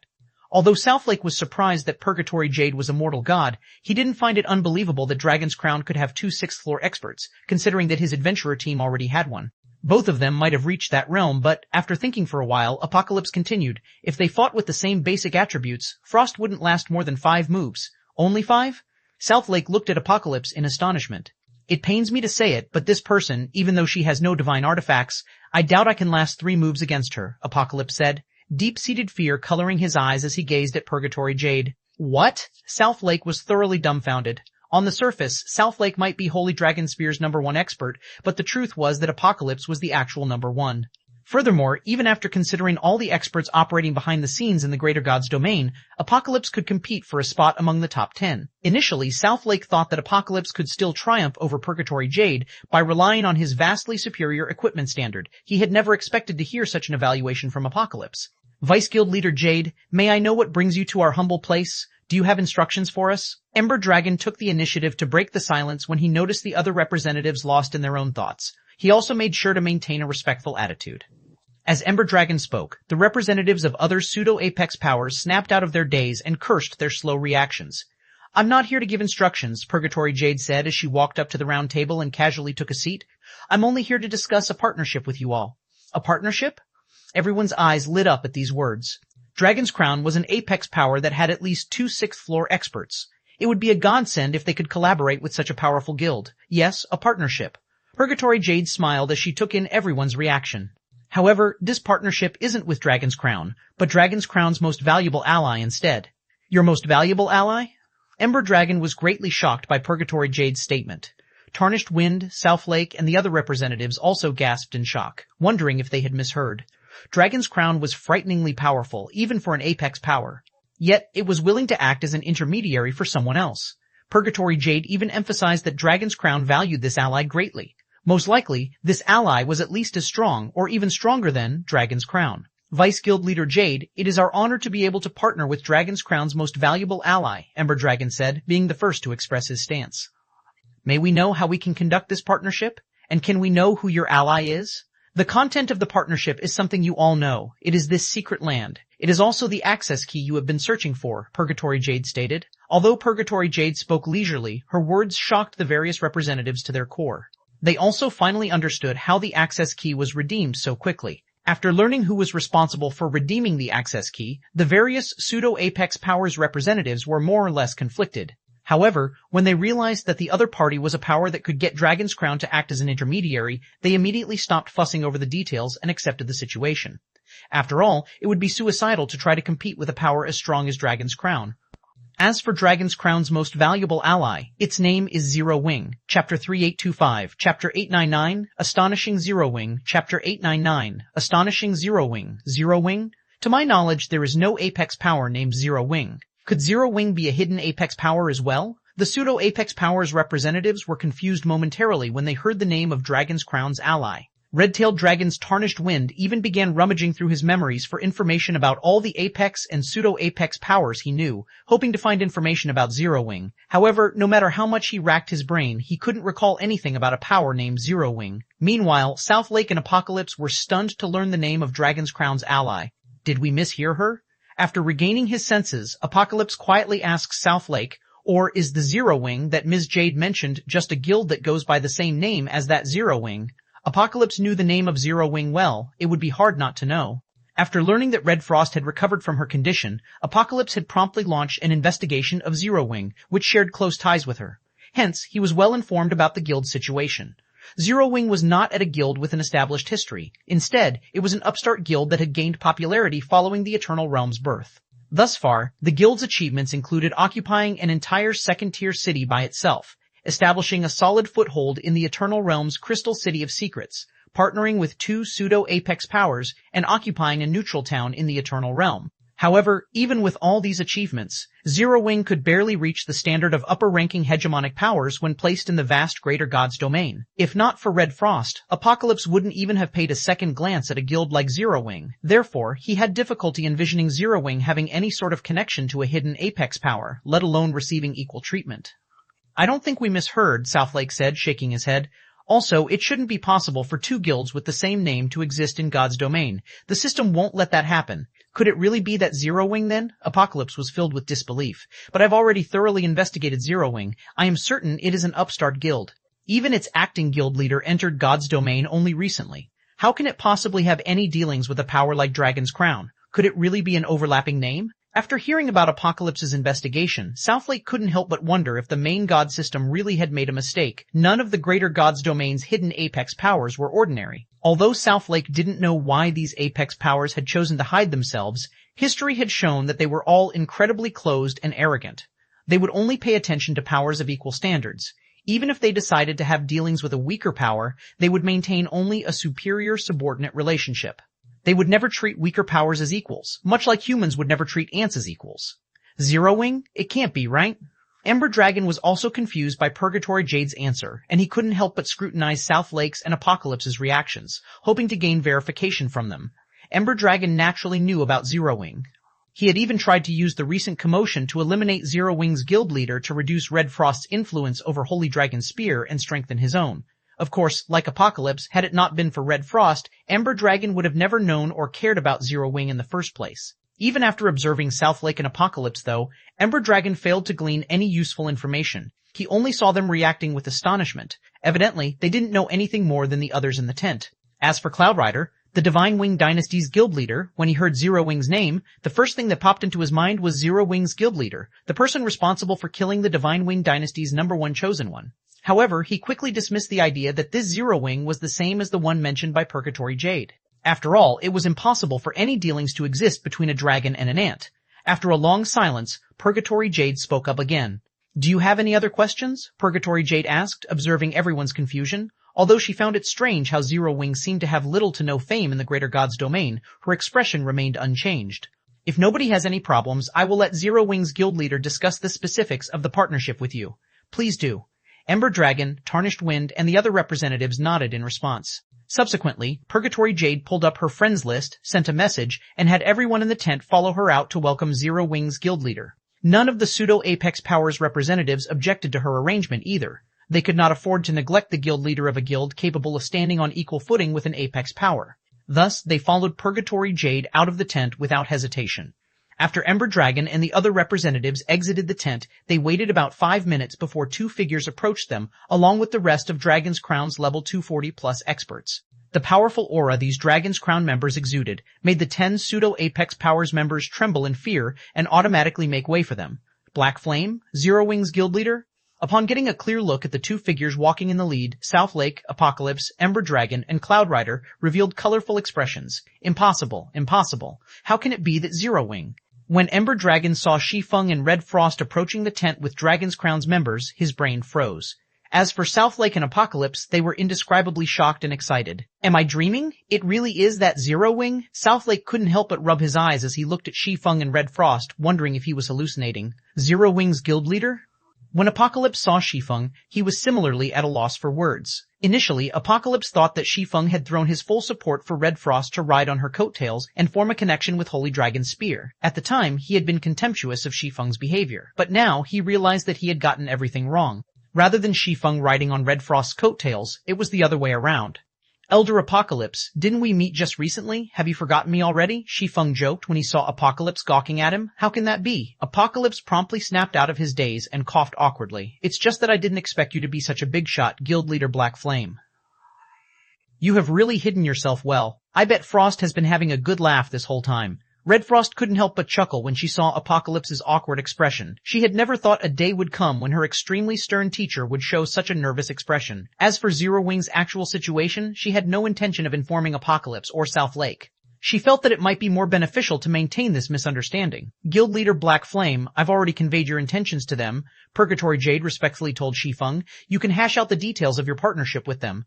Sorry for the trouble, Vice Guild Leader Jade, Shi Feng said, nodding. Then, he looked at Ember Dragon and the other pseudo-Apex Powers representatives and continued, I won't waste everyone's time. Besides the Dragon God Palace and the Divine Wing Dynasty, everyone willing to cooperate can come inside and chat. After saying so, Shi Feng stepped into the advanced tent with Red Frost, followed closely by Holy Dragon Spear's South Lake. As for Tarnished Wind and the representatives of the other pseudo-Apex Powers that weren't explicitly mentioned, they glanced at Ember Dragon and Cloud Rider sympathetically before entering the tent as well, leaving the two standing outside with ugly expressions. When the various conglomerates members and the independent players saw this scene, they were greatly shocked. Who is that person? He got the other pseudo-Apex Powers to cast aside the Dragon God Palace and the Divine Wing Dynasty. I think that person is called Black Flame. Black Flame?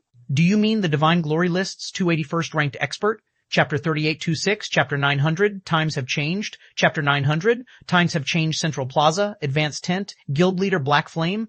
Is it okay to exclude those two powers? Red Frost asked Shi Feng quietly, worried about the other party's decision. Red Frost knew that Shi Feng had chosen to exclude the Dragon God Palace and the Divine Wing Dynasty primarily for her and Holy Dragon Spear's sake. However, the partnership regarding the Flame Dragon God's Nest was of utmost importance. If the Dragon God Palace and the Divine Wing Dynasty were to harass Zero Wing secretly, Zero Wing would have trouble coping. After all, she knew that Zero Wing's actual circumstances were nowhere near as optimistic as the various pseudo-apex powers were led to believe. It didn't actually have the strength to stand as equals with a power like Dragon's Crown. Furthermore, the Dragon God Palace and the Divine Wing Dynasty both knew the location of the Eternal Realm's entrance. They could easily enter the Eternal Realm to strike at the heart of Zero Wing's development. Don't worry, even if they enter the Eternal Realm, they can't do anything to Zero Wing, Shi Feng said nonchalantly after sitting down. The Dragon God Palace and the Divine Wing Dynasty were indeed much stronger than the current Zero Wing. However, what Red Frost didn't know was that Zero Wing's partnership with Dragon's Crown wasn't an act.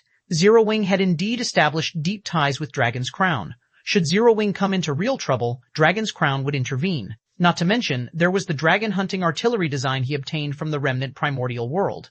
So long as Zero Wing constructed a few in Shattering Town, not even the Holy Race's royal powers could threaten the town, let alone the Dragon God Palace and the Divine Wing Dynasty. Additionally, once Zero Wing stabilized its control over the Tower of the Abyss and the Flame Dragon God's Nest, it would not lack experts to command.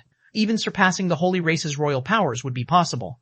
Now, all Zero Wing needed to do was occupy the Flame Dragon God's Nest successfully. Just in case, once this incident is over, I will lead Holy Dragon Spear's main force to stabilize the route to the Eternal Realm. That way, Holy Dragon Spear will have an easier time reinforcing Zero Wing, while Zero Wing's members can access the Flame Dragon God's Nest more conveniently, Red Frost said. When she saw that Shi Feng was willing to help her and Holy Dragon Spear to such an extent, she made up her mind to throw Holy Dragon Spear's support behind Zero Wing. Okay, I'll leave the passage to you, Shi Feng said, smiling when Red Frost took the initiative to help. If Holy Dragon Spear could establish a stable route between the Eternal Realm and the Greater God's Domain, it would be a big help to Zero Wing. Although he could transport players in and out of the Eternal Realm with the Abyss Workshop Certification's world-breaking teleportation, the number of players he could transport was limited. It'd be impossible for him to let Zero Wing's hundreds of thousands of members enter and grind in the Flame Dragon God's Nest en masse. If Zero Wing could secure a stable way out of the Eternal Realm, it could send thousands, or even tens of thousands, of members to grind in the Flame Dragon God's Nest at a time. This would undoubtedly accelerate Zero Wing's growth by a large margin. As Shi Feng and Red Frost conversed, the various pseudo-Apex Powers representatives sat around the table and quietly stared at the two. South Lake, Holy Dragon Spear's luck truly leaves me speechless, Tarnished Wind said, feeling a little envious of Holy Dragon Spear when he saw Red Frost sharing a rather close relationship with Shi Feng. First, you got an expert like Red Frost. Now, you even managed to latch on to Zero Wing. It's a fluke. It's all a fluke, Southlake said modestly. Inwardly, though, he was all smiles. What happened to the Dragon God Palace and the Divine Wing Dynasty is a shame, though. If not for Ember Dragon, they could have also had a share of the secret land, Tarnished Wind sighed. The other representatives nodded in agreement with Tarnished Wind's comment. The grudge between Ember Dragon and Red Frost wasn't much of a secret in the Primordial Dragon Sanctuary. Originally, everyone thought that Red Frost would fade into obscurity after her downfall. Nobody had expected her to find a powerful patron like Zero Wing. Now, the tides had turned, and the Dragon God Palace and the Divine Wing Dynasty would eventually fall to the bottom ranks of the Primordial Dragon Sanctuary because of their inability to participate in the partnership this time. Since everyone is here, I will get straight to the point, Shi Feng stated when he saw that the various pseudo-Apex Powers representatives had quieted down. Firstly, I would like to clarify that the Flame Dragon God's access key is already in Zero Wing's possession. I'm sure everyone here knows about the access key's effects, so I won't go into detail about them. Secondly, due to a lack of manpower in the Primordial Dragon Sanctuary, Zero Wing will need everyone here to cooperate in defending the secret land. Of course, Zero Wing won't let your efforts be in vain. In exchange for guarding the secret land with all your might, Zero Wing can promise entry for your members at a fee of half their income in the secret land and 10 bottles of life potion per day. Following Shi Feng's words, silence enveloped the tent again as everyone stared at him in disbelief. After a while, Tarnished Wind raised his hand tentatively and asked, Guild Leader Black Flame, are you sure this is your only condition? At this time, South Lake, Apocalypse, and even Red Frost couldn't help but doubt Shi Feng's words. In the Greater God's Domain, powers that occupied level 230 secret lands or below typically charged their allied members exorbitant fees to grind in their taboo secret lands. Some even required payment of a piece of level 230 taboo legendary equipment or a fragmented divine artifact per player or party. As for the loot obtained in the secret land, it was standard practice for powers to collect everything their allied members obtained. After all, each secret land was limited in resources. Yet Shi Feng only charged a fee of 10 life potions per person per day. Moreover, he only asked for half of their harvest in the secret land. He was basically letting them in for free. Although the value of life potions had skyrocketed due to the major system update, it was still nothing compared to being able to level up to level 240 quickly. Many powers would be willing to pay a fee of 20 or 30 bottles of life potion a day, let alone 10. If you are fine with this condition, we can establish a God's Domain contract for the partnership immediately, Shi Feng replied, smiling. The Flame Dragon God's Nest was certainly valuable. By relying on Dragon's Crown's banner, Zero Wing could also monopolize the Secret Land's harvests if it wanted to. However, life potions were much more useful to the current Zero Wing than the Secret Land's harvests. After all, unlike the various pseudo-apex powers, Zero Wing did not have many life potion manufacturing facilities and connections that could handle the needs of millions or even tens of millions of members. Thus, Zero Wing needed to stock up on life potions to continue growing. Otherwise, if the guild were to engage in an all-out war with any power, its operations would quickly get crippled. Even if Zero Wing had a stable supply of weapons and equipment, if its members couldn't quickly recover their mental strength, they wouldn't be able to keep fighting.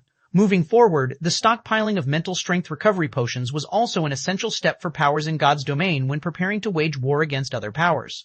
Chapter 3827, Chapter 901, Pseudo-Apex Powers Wealth. Chapter 901, Pseudo-Apex Powers Wealth. Okay, Red-Tailed Dragon is willing to cooperate. Tarnished Wind accepted the partnership with Zero Wing on Red-Tailed Dragon's behalf without hesitation. He didn't even bother to discuss it with Red-Tailed Dragon's current Great Commander. The 100 Dragon Assembly is also willing to cooperate. I can sign a God's Domain contract on behalf of the Moonlight family. Upon seeing Tarnished Wind's response, the other Pseudo-Apex Powers representatives promptly followed suit, worried that Shi Feng might regret his decision or limit the number of partners. 5 minutes later, 8 of the Primordial Dragon Sanctuary's pseudo-apex powers finished signing a God's Domain contract with Zero Wing. Another hour later, the 8 pseudo-apex powers jointly took control of the Flame Dragon God's Nest's entrance with the help of the access key in Shi Feng's possession. Each also mobilized several of their trump card legions to take turns garrisoning Flame Vein Holy City. This situation dumbfounded the Dragon God Palace and the Divine Wing Dynasty, which were still contemplating occupying Flame Vein Holy City by force. Have they lost their minds? Isn't it just a partnership? Why have they gone as far as to commit their trump card legions? Ember Dragon nearly went crazy when he received the latest report from his subordinates. It was already bad enough that this incident had tarnished his reputation in the Primordial Dragon Sanctuary and caused the Dragon God Palace's guild leader to doubt his capabilities. Now, the 8 pseudo-apex powers' behavior was even testing his sanity. To his utter confusion, the 8 pseudo-apex powers mobilized their trump cards to clear out the players in the Flame Dragon God's Nest. Furthermore, they did not hesitate to start a war with the Dragon God Palaces and the Divine Wing Dynasty's members, preventing them from grinding in the Secret Land. It seems Black Flame is quite capable, the bandaged youth said jokingly. Unlike Ember Dragon, he did not react angrily to the news. But you don't have to worry, I've looked into Zero Wing. Well, what's up with that Zero Wing? Ember Dragon asked, looking at the bandaged youth with eagerness in his eyes. Is it really one of those hidden ancient powers? I can only say that you were unlucky, the bandaged youth said, shaking his head. Then, he calmly explained, they have already gone through all their records and are certain that Zero Wing isn't some hidden ancient power, and neither is Dragon's Crown. However, Dragon's Crown is indeed powerful. It is likely to be an existence that closely rivals Apex powers. Zero Wing's guild leader must have gotten lucky and acquainted himself with one of Dragon's Crown's executives. I wouldn't even be surprised if Zero Wing turns out to be a guild secretly cultivated by Dragon's Crown. Black Flame has deceived those pseudo-Apex powers. Dragon's Crown only closely rivals Apex powers. Ember Dragon's gaze turned cold after learning this. Black Flame, how dare you deceive me? I will make you and Dragon's Crown pay for this. Hold your horses, the bandaged youth said. It still isn't time to expose ourselves. What about this secret land then? Even the guild leader is considering replacing me because of Black Flame, Ember Dragon bellowed. Black Flame is only an ant ranked 280 worst on the Divine Glory list. If I don't deal with him, my days in the Dragon God Palace will be numbered. I understand your troubles, the bandaged youth said sternly, but the situation is different now. That side might be taking action soon, so we haven't much time left. We need to establish a stable route to the Eternal Realm quickly. Black Flame is nothing but a clown flaunting strength he doesn't have. We have plenty of time to deal with him later. While we are at it, we can even take care of Dragon's Crown at that time. That side is taking action soon? Ember Dragon cooled down when he heard the bandaged youth's words, the anger in his eyes replaced by fear. I understand. I'll personally lead a team to establish a route immediately.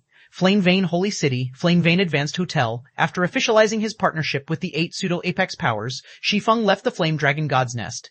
Players inside the Flame Dragon God's Nest could not communicate with the outside world or go offline.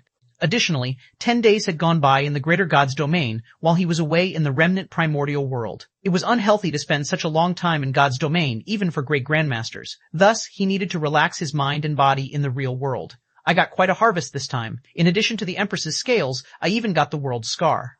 Shi Feng felt delighted as he looked at the world's scar, which he had spent 5 million undying souls to redeem, in his bag. With this weapon, I should be able to rope Oribeth into Zero Wing and add another 6th floor expert to the guild. Originally, Shi Feng had intended to use the world's scar himself. After all, the weapon was publicly acknowledged as the Greater God's Domain's #1 divine sword in his previous life. No swordsman could resist owning such a weapon. However, Shi Feng changed his mind after redeeming the World Scar. This was because the current World Scar was a thoroughly damaged divine artifact that players couldn't wield. There was also no mention of how the World Scar could be repaired. Under such circumstances, Oribeth was probably the only person in the Greater God's Domain who could return the World Scar to its former glory. After all, Oribeth had wielded the complete World Scar in Shi Feng's previous life. While Shi Feng was sorting his harvest, a knock came from the door of his hotel room. Then, the door opened, and Apocalypse entered the room respectfully. Guild leader Black Flame, excuse my interruption, Apocalypse said as he walked up to Shi Feng. Then, he took out a list and awkwardly continued. After discussing with the other powers, we have decided on the first batch of players we will send into the secret land. The 8 of us will send a total of 80,000 players into the secret land for 10 days. According to our agreement, we will pay you 8 million bottles of life potion through the God's Domain Association. They should reach Star Lake City in 3 days. 80,000 players will be entering for 10 days? Shi Feng was surprised. Assuming that each pseudo-apex power would send 10,000 players into the Flame Dragon God's Nest for 10 days, each would have to pay Zero Wing 1 million bottles of life potion. This was a significant amount, even for a pseudo-apex power. Yes. We decided to send a few more people since this is the first batch, Apocalypse said, nodding. Of course, if you think there are too many, we can reduce the number. No need. 80,000 is fine, Shi Feng said as he stamped the contract list with the Flame Dragon God's access key. Contrary to Apocalypse's opinion, Shi Feng was glad to see the 8 pseudo-apex powers send more players into the secret land. After all, this would increase the number of life potions he could obtain. As for whether the 8 pseudo-apex powers would redeem the Flame Dragon God's treasury's items, he did not prohibit it. Although the Flame Dragon God's treasury had plenty of good items, the only precious item that remained was the Flame God set. However, the Flame God set required 50 million undying souls to redeem. That wasn't an amount that the 8 pseudo-apex powers could obtain in 10 days. On the other hand, he could collect the remaining 50 million undying souls Dragon's Crown had promised him the next time he summoned Dragon's Crown's members. Hence, he wasn't worried that someone would snatch the Flame God set. After Shi Feng settled his agreement with the 8 pseudo-apex powers, he logged out to rest. However, 5 seconds after he disappeared, a lithe figure suddenly entered his hotel room covered in sweat. I was still too late? When Heiser saw that Shi Feng was no longer in the room, she couldn't help feeling frustrated as she recalled the instructions her teacher Laura had given her before abruptly leaving. I guess I can only wait until he comes back online. Chapter 3828, Chapter 902, Missing Realm, Chapter 902, Missing Realm Star Lake City, Zero Wing Training Center, illuminated by the midday sun. The hatch of Shi Feng's virtual gaming cabin opened, and Shi Feng climbed out of it, a sense of weakness spreading across his body. Sure enough, spending 10 days in-game is draining on the mind, Shi Feng thought as he looked at himself in the mirror and saw that he had lost weight. Fortunately, the flow of time in the remnant primordial world wasn't too different. Had a month gone by while I was there, I'd need several days to recover even with Stardew. After the major system update, the souls of players and their accounts had essentially been synchronized. This had thoroughly changed the way players played God's Domain. In the past, it didn't matter how long players spent in God's Domain each gaming session. Only when they engaged in mentally stressful activities such as high-intensity battles would their exhaustion be reflected on their resting bodies in the real world. However, after the major system update, even if players didn't engage in battle, they would be subjected to constant mental stress so long as they had high-quality weapons and equipment equipped. It was as if players were genuinely living in God's Domain and carrying their heavy weapons and equipment around all the time. This situation made it impossible for players to rest properly in God's Domain and required them to recuperate in the real world. Otherwise, they would eventually collapse from exhaustion in God's Domain and be forcibly logged out. While Shi Feng was about to drink the drop of Stardew he had retrieved from the refrigerator, a holographic projection suddenly appeared in his living room. The projection was of a graceful woman with an imposing appearance. This woman was none other than Xia Qingying, one of the Green God Corporation's senior vice presidents. Guild leader Shi, you really don't make it easy for others to get in touch with you, Xia Yingqing grumbled, looking fatigued. Where have you been this whole time? I've contacted Hidden Soul and Gentle Snow multiple times, but every time they say you were busy with something, yet they refuse to tell me where you went. They weren't lying. I was indeed occupied with something urgent recently, Shi Feng answered. Before he left for the Primordial Dragon Sanctuary, he had informed Hidden Soul and Gentle Snow not to share his whereabouts. Did something happen on your side? The Primordial Dragon Sanctuary was one of the Greater God's Domain's 12 sanctuaries, which every power in the Greater God's Domain wished to engage. Meanwhile, as Zero Wing's guild leader, he had long since become a thorn in the side of the Eternal Realm's various powers. This was especially so after the appearance of the Tower of the Abyss, which had earned the attention of even Apex powers. If he was merely operating in the Eternal Realm, he wouldn't fear anyone targeting him.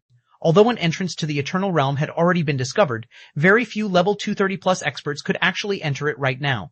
Additionally, the ones who did make it into the Eternal Realm didn't have particularly good weapons and equipment. This was because most level 230+ experts did not wish to risk suffering a permanent death in the dangerous space-time passage. Furthermore, level 230+ players were the leading force in clearing out the monsters in the passage. Hence, he was more than capable of defending himself in the Eternal Realm. However, it was a different story if he were to operate in one of the 12 sanctuaries. The 12 sanctuaries were filled with level 230+ experts. A tier 6 player who had yet to reach level 220 like himself would be incredibly weak there. If any Apex power intended to target him, his chances of survival would be less than 20%. Hence, before leaving for the Primordial Dragon Sanctuary, he had reminded Hidden Soul and Gentle Snow not to share his whereabouts. He had even told them not to interrupt him if nothing serious happened. Of course, something happened. Something huge happened, ch875 huffed, rolling her eyes at Shi Feng. Since you left me with the task of training an absurd number of divine engravers, I've been trying every means to gather the necessary manpower across numerous mobile cities. Although I eventually secured the required manpower without attracting attention, the cost of materials is killing me. Do you know how many connections I had to pull to barely cover the expenditure of all these people? Are you lacking 7 luminaries crystals?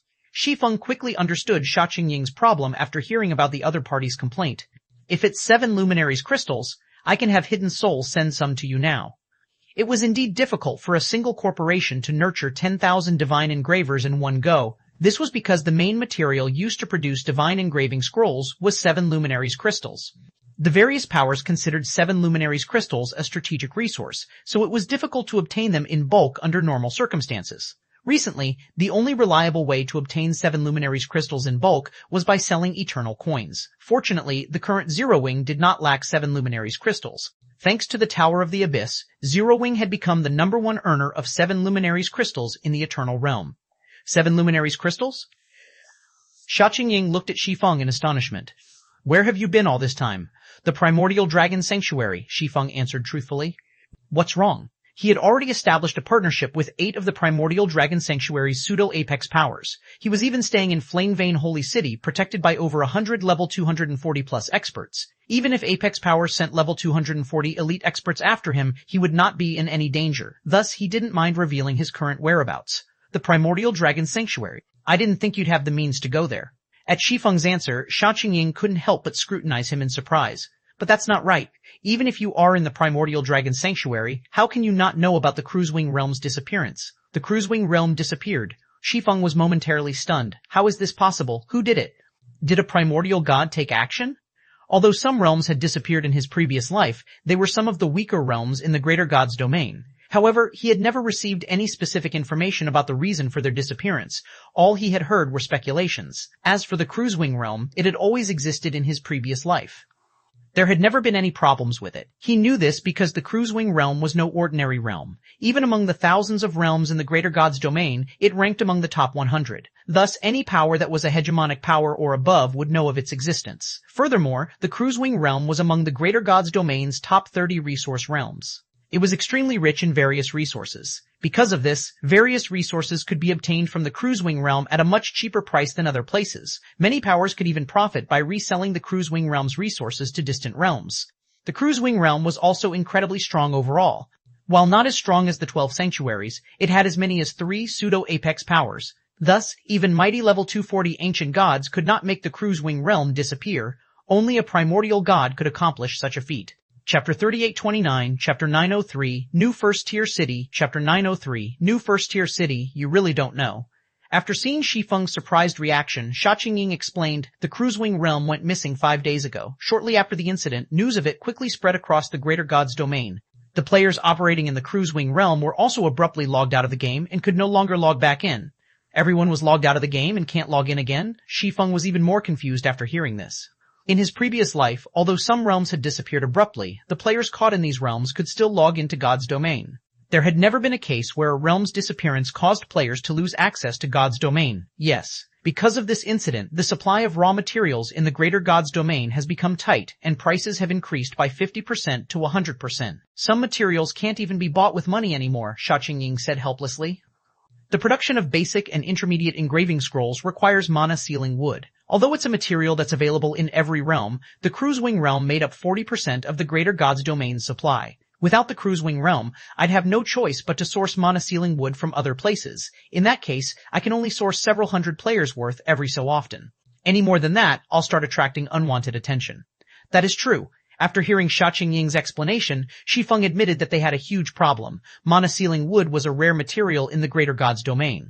Although every realm produced it, most only produced it in small quantities. The good news was that the demand for mana-sealing wood was low, and it was typically only used when producing special high-ranking magic scrolls. The bad news was that mana-sealing wood was one of the main materials needed to produce divine engraving scrolls. If Zero Wing intended to nurture only a few dozen divine engravers, it could easily procure mana-sealing wood without attracting attention. However, to source enough mana-sealing wood to nurture 10,000 divine engravers without relying on the Cruisewing realm, it would have to source from dozens of realms or more. It was impossible to conduct an operation of such scale with absolute secrecy. That's why I have been looking for you, ch875 sighed. Originally, the Cruisewing realm's disappearance already presented a huge headache. Now, the various powers have even started frantically investigating the reason for its disappearance, fearing their realms might be next. They aren't letting any details slip past them. Although I stockpiled some mana-sealing wood before this incident, it can only last us another 2 days. I can get some mana-sealing wood, but I'm afraid it's impossible to supply tens of thousands of players long-term without attracting attention. Shi Feng frowned. There were many ways to obtain large amounts of mana-sealing wood. The simplest method would be to buy it from the Seven Luminaries Alliance. If they purchased it through the Alliance, they could easily nurture hundreds of thousands of divine engravers, let alone tens of thousands. However, if they were to buy such a large amount of mana-sealing wood, the Seven Luminaries Alliance would definitely look into the matter. If it were revealed that Zero Wing could produce divine engraving scrolls, it would truly be the end for Zero Wing. It should be known that the significance of the divine engraving scrolls was far greater than even that of the Tower of the Abyss. Although the Tower of the Abyss could provide 5th floor experts with opponents and directions to advance beyond the 5th floor standard, the benefits of owning the Tower of the Abyss were still resistible to powers that could enter it. After all, not everyone could succeed, even when offered a path to success. Very few experts possessed the talent necessary to advance to the 6th floor standard. As for the Tower of the Abyss's wealth-generating capabilities, it was true that it could generate astronomical amounts of 7 Luminaries crystals. However, while it might be enough to tempt ordinary powers into action, it wasn't enough to make Apex powers forgo the method of reaching the 6th floor standard. In a situation where Zero Wing allowed everyone besides its enemies to use the Tower of the Abyss, Apex powers that weren't hostile to Zero Wing wouldn't care to seize the Tower of the Abyss. Zero Wing didn't have to concern itself with the envy of ordinary powers, either. Nobody could threaten Zero Wing in the Eternal Realm outside of Apex powers. However, it would be a different story if the various powers learned of Zero Wing's ability to mass-produce divine engraving scrolls. Since the major system update, players had been subjected to a constant mental burden when using high-quality weapons and equipment. Because of this, epic and fragmented legendary weapons equipment became mainstream in the Greater God's domain. In such a situation, having the ability to produce divine engraving scrolls that could enhance the basic attributes of epic and fragmented legendary items would be a game-changer. There was no way the various powers could resist seizing this opportunity for themselves, especially when it was in the hands of a weak power like Zero Wing. "Are you free these next 2 days?" ch875 asked suddenly. "I don't have anything planned," Shi Feng answered without much thought. "Good," ch875 smiled. "A new first-tier mobile city has appeared on the Starlight Continent. The birth of a first-tier city is rare and happens only once every few decades or centuries. To celebrate its achievement, the first-tier city in question has decided to host an auction of unprecedented scale, and the Green God Corporation just so happens to have received an invitation. Rumor has it that the auction will feature fragmented divine artifacts and eternal stones. However, all transactions must be made with eternal coins. Many powers are also considering using this auction to earn eternal coins, so they are willing to auction some of their wealth. I dare say this will be the grandest trade fair the Starlight Continent has ever seen in the past century. Even eternal stones are being sold?" Shi Feng's eyes lit up after hearing this. He had been trying to obtain eternal stones all this time. Unfortunately, since the Holy World became the Eternal Realm, obtaining them became even more difficult. Additionally, as everyone knew about the Eternity set, those with eternal stones treated them like family heirlooms. This situation prevented him from turning the Eternity Gauntlets and the Eternity Crown in his possession into divine artifacts. If Eternity Stones were sold at the aforementioned auction, it would be an excellent opportunity for him to obtain some. So long as he could get about a dozen more, he could turn the Eternity Crown into a bona fide divine artifact. At that time, the Eternity Crown alone would trump the God Chaser set he currently used. All attendees will have their identities hidden, so we can buy mana sealing wood in bulk without worry. I heard that you made a lot of money in the Eternal Realm, so it will be up to you then, Sha Qingying said, smiling when she saw Shi Feng's eagerness. The Green God Corporation's passenger plane will arrive at Star Lake City in 3 hours. Do you have any problems? 3 hours is enough, Shi Feng nodded. I'll head over to the airport after I take stock. Zero Wing currently had plenty of Eternal coins because of the Tower of the Abyss. After all, each player had to pay 5 Eternal Gold and 2,000 units of 7 Luminaries Crystal each time they challenged the Tower of the Abyss, and there were tens of thousands to over 100,000 players challenging the tower each day. Even after he repaid the debts he incurred for purchasing the upscale shop in Luminous Sky City and materials from the 7 Luminaries Alliance, Zero Wing should still have plenty of Eternal coins on its books. Okay, don't be late, Sha Qingying said, hanging up the call after getting Shi Feng's agreement. On the Green God Corporation's supersonic passenger plane, a tall woman sat beside Sha Qingying. The woman sported a ponytail, and a black veil covered her face. Although the woman's expression was hidden, she exuded a cold aura that made those around her tremble subconsciously. After Sha Qingying ended her call with Shi Feng, the veiled woman glanced at the holographic projection of Shi Feng displayed above Sha Qingying's wrist and asked, "Is he the rumored Black Flame from our world?" He's the one I mentioned to you before, Sha Qingying replied, nodding. Then, with a playful smile, she continued, "Had he entered the Greater God's domain with your batch, his current achievements might have matched yours."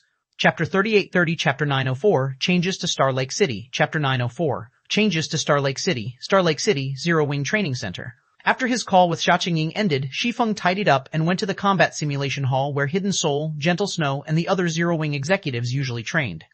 Since the major system update, combat simulation halls had become the primary place for players to visit when resting offline. Besides being able to train against simulated experts, players could also recover the concentration they expended in God's domain. Most importantly, players could watch the top experts of their respective guilds spar. Before the introduction of soul synchronization, the top experts of the various guilds could be considered elusive creatures in the real world. They typically spent most of their time in God's domain, rarely appearing before others. However, following soul synchronization's introduction, even great grandmasters with powerful mental strength had to go offline regularly to rest and recuperate. This situation resulted in the usually unpopular combat simulation halls becoming a gathering place for top experts. The Zero Wing Training Center's combat simulation hall was an indoor stadium with 6 floors. The first and centermost floor was a vast open space. The second and third floors comprised small and medium simulation fields, and the 4th to 6th floors held viewing boxes. The viewing boxes on the 5th and 6th floors were exclusive to the guild's core members and executives. Normal members could only use the 4th floor's viewing boxes. Those newcomers named Lin Yao Yue and Zhuo Yaolin are incredible. They actually lasted 10 moves against Big Sis Fire when working together. They can probably rank among the top 10 newcomers this time.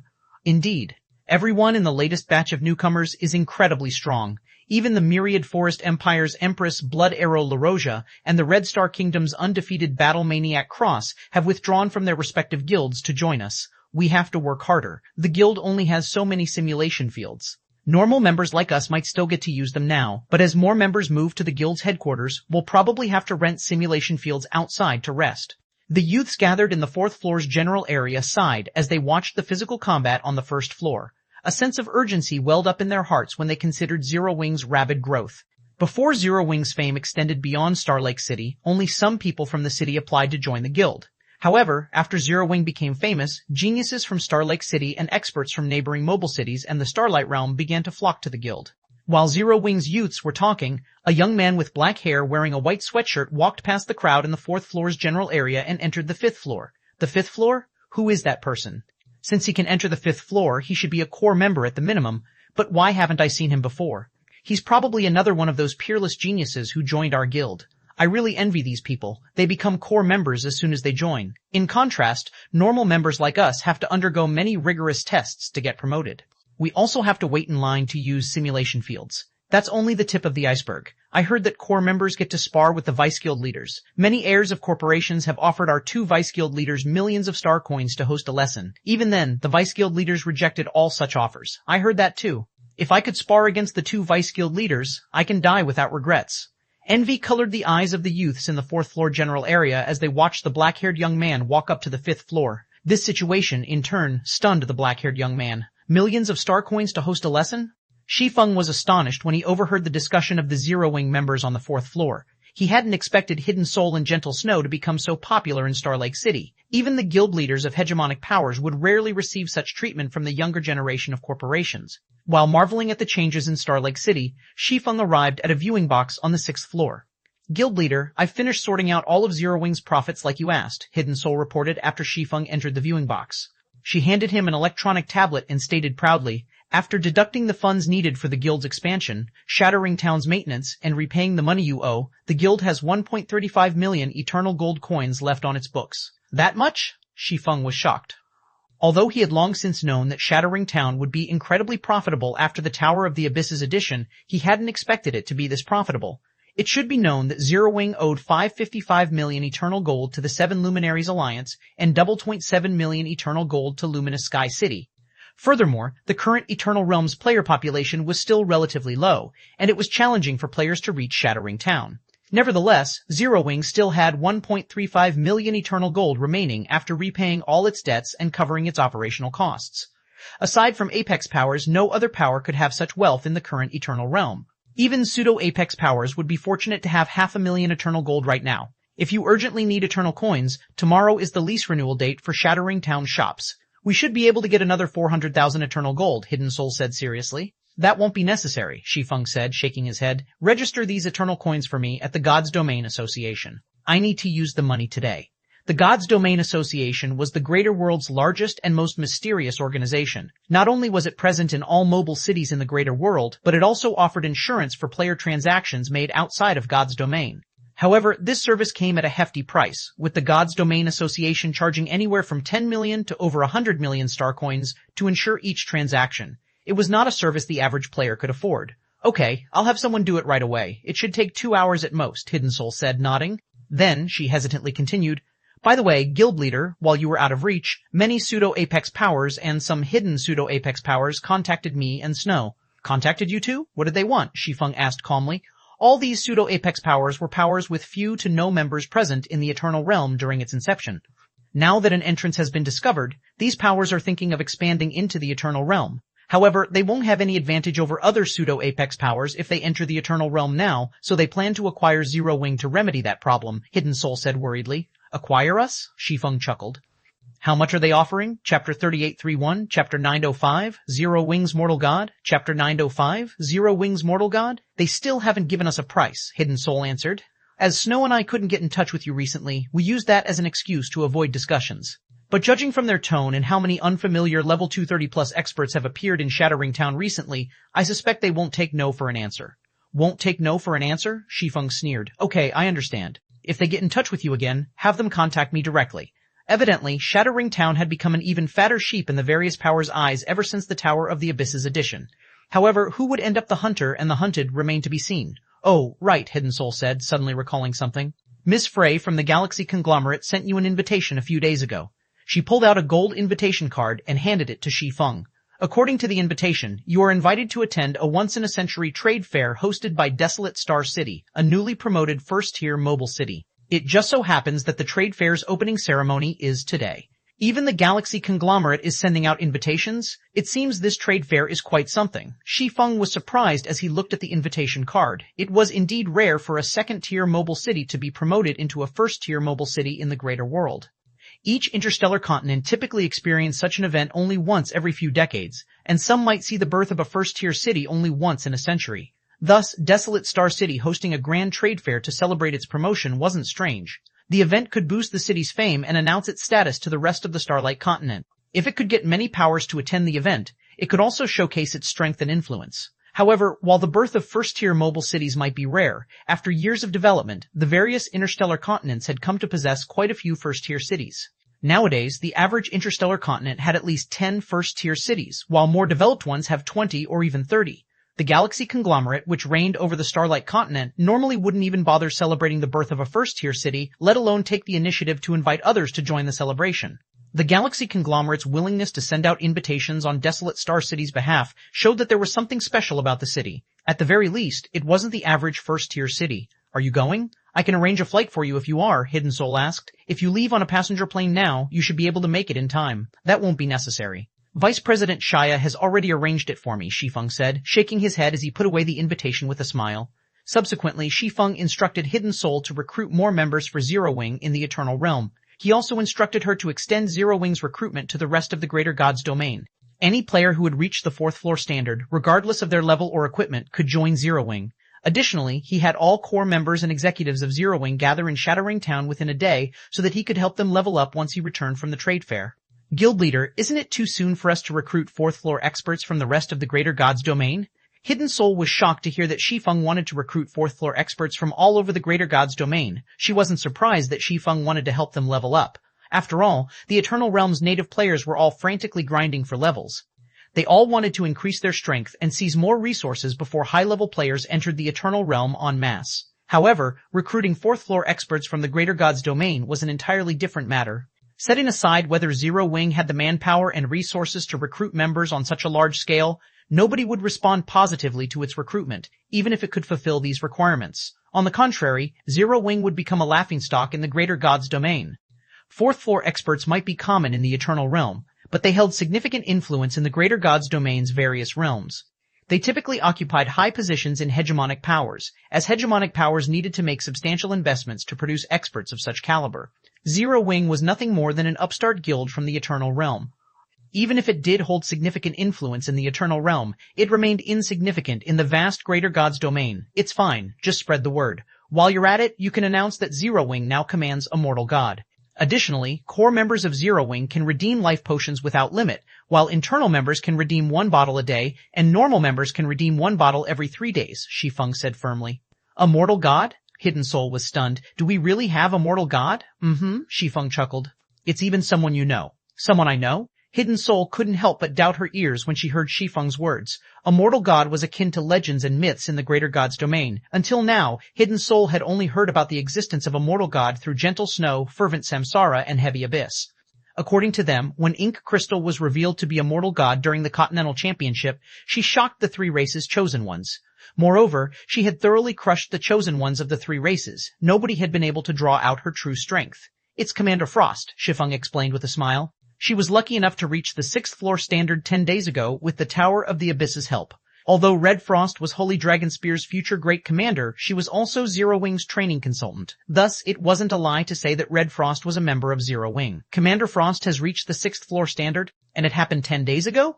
Hidden Soul grew even more surprised. Everyone who was an internal member of Zero Wing or above knew that Red Frost was a first-class expert, even among 5th floor experts.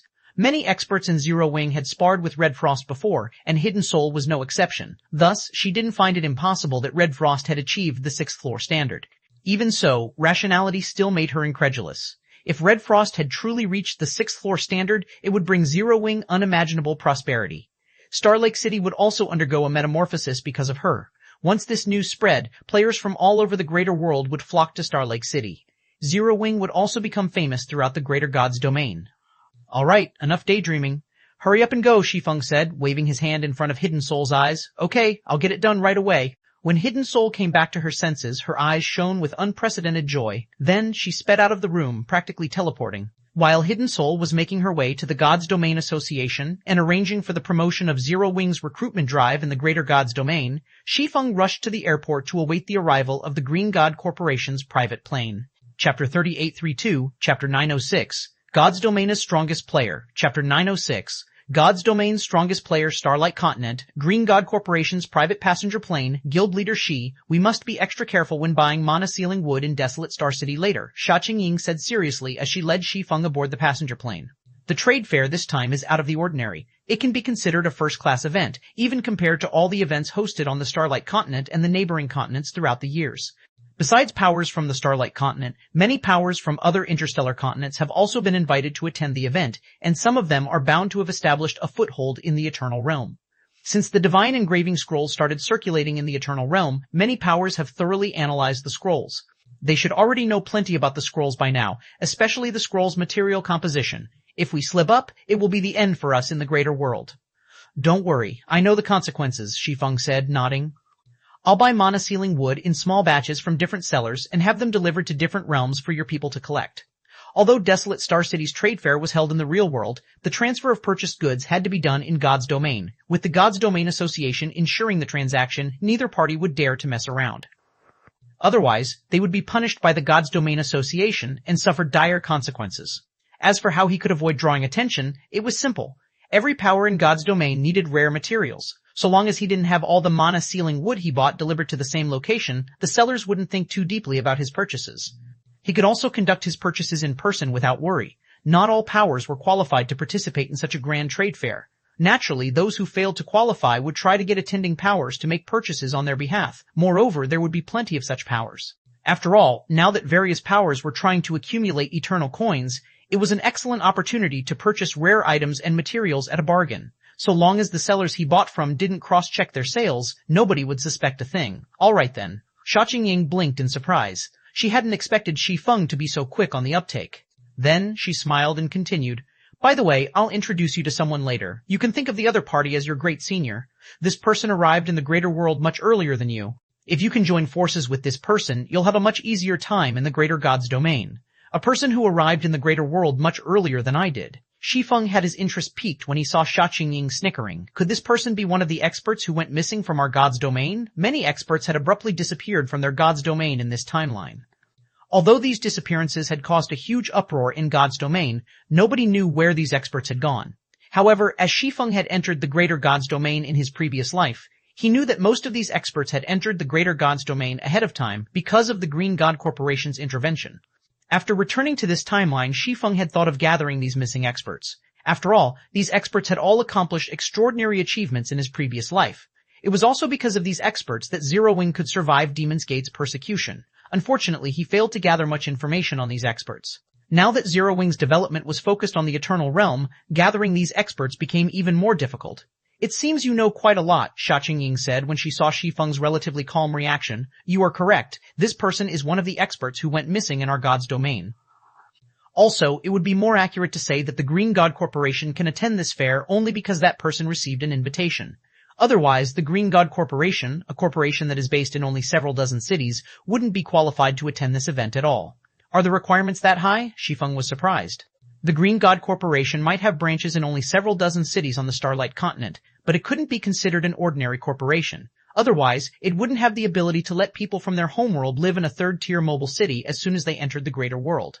If even the Green God Corporation wasn't qualified for an invitation, how many corporations and powers from the Starlight Continent were qualified to receive one? 200? 100? Extremely high, Ch875 said, nodding solemnly. As far as I know, only corporations with operations in 150 cities or more on the Starlight Continent have received an invitation. As for the Starlight Realm's powers, only upper-ranking hegemonic powers and a handful of pseudo-upper-ranking hegemonic powers were invited. The invitation conditions for foreign corporations and powers are even more stringent. To be invited, foreign corporations and conglomerates need to be among the top 10 of their respective continents, while foreign powers in the Greater God's domain have to be an upper-ranking hegemonic power. When Ch875 spoke up to this point, a prideful expression appeared on her face. This trade fair will be the grandest trade fair that the Starlight Realm and the neighboring realms have ever seen in the last century. It might even exceed the trade fairs hosted by pseudo-apex powers, Ch875 said as she led Shi Feng to the passenger plane's VIP cabin. When Ch875 pushed open the door to the VIP cabin, a lounge half the size of a basketball court entered Shi Feng's sight. Two people were currently seated in the lounge. One was an agile-looking 16-year-old girl dressed in a short-sleeved shirt and shorts, while the other was a woman with a curly ponytail whose face was covered by a black veil. Although the veiled woman's appearance was hidden, she radiated extremely powerful mental fluctuations that exceeded even that of one-star Great Grandmasters. Evidently, the woman had reached the 2-star Great Grandmaster standard, a standard that only a handful of individuals had reached on the Starlight Continent. Big Sis Sisha, what took you so long? Also, can you please talk some sense into my commander? This is my first time going on a long-distance trip, yet she won't even let me get off the plane to look at this city. What if I miss out on a potential opponent?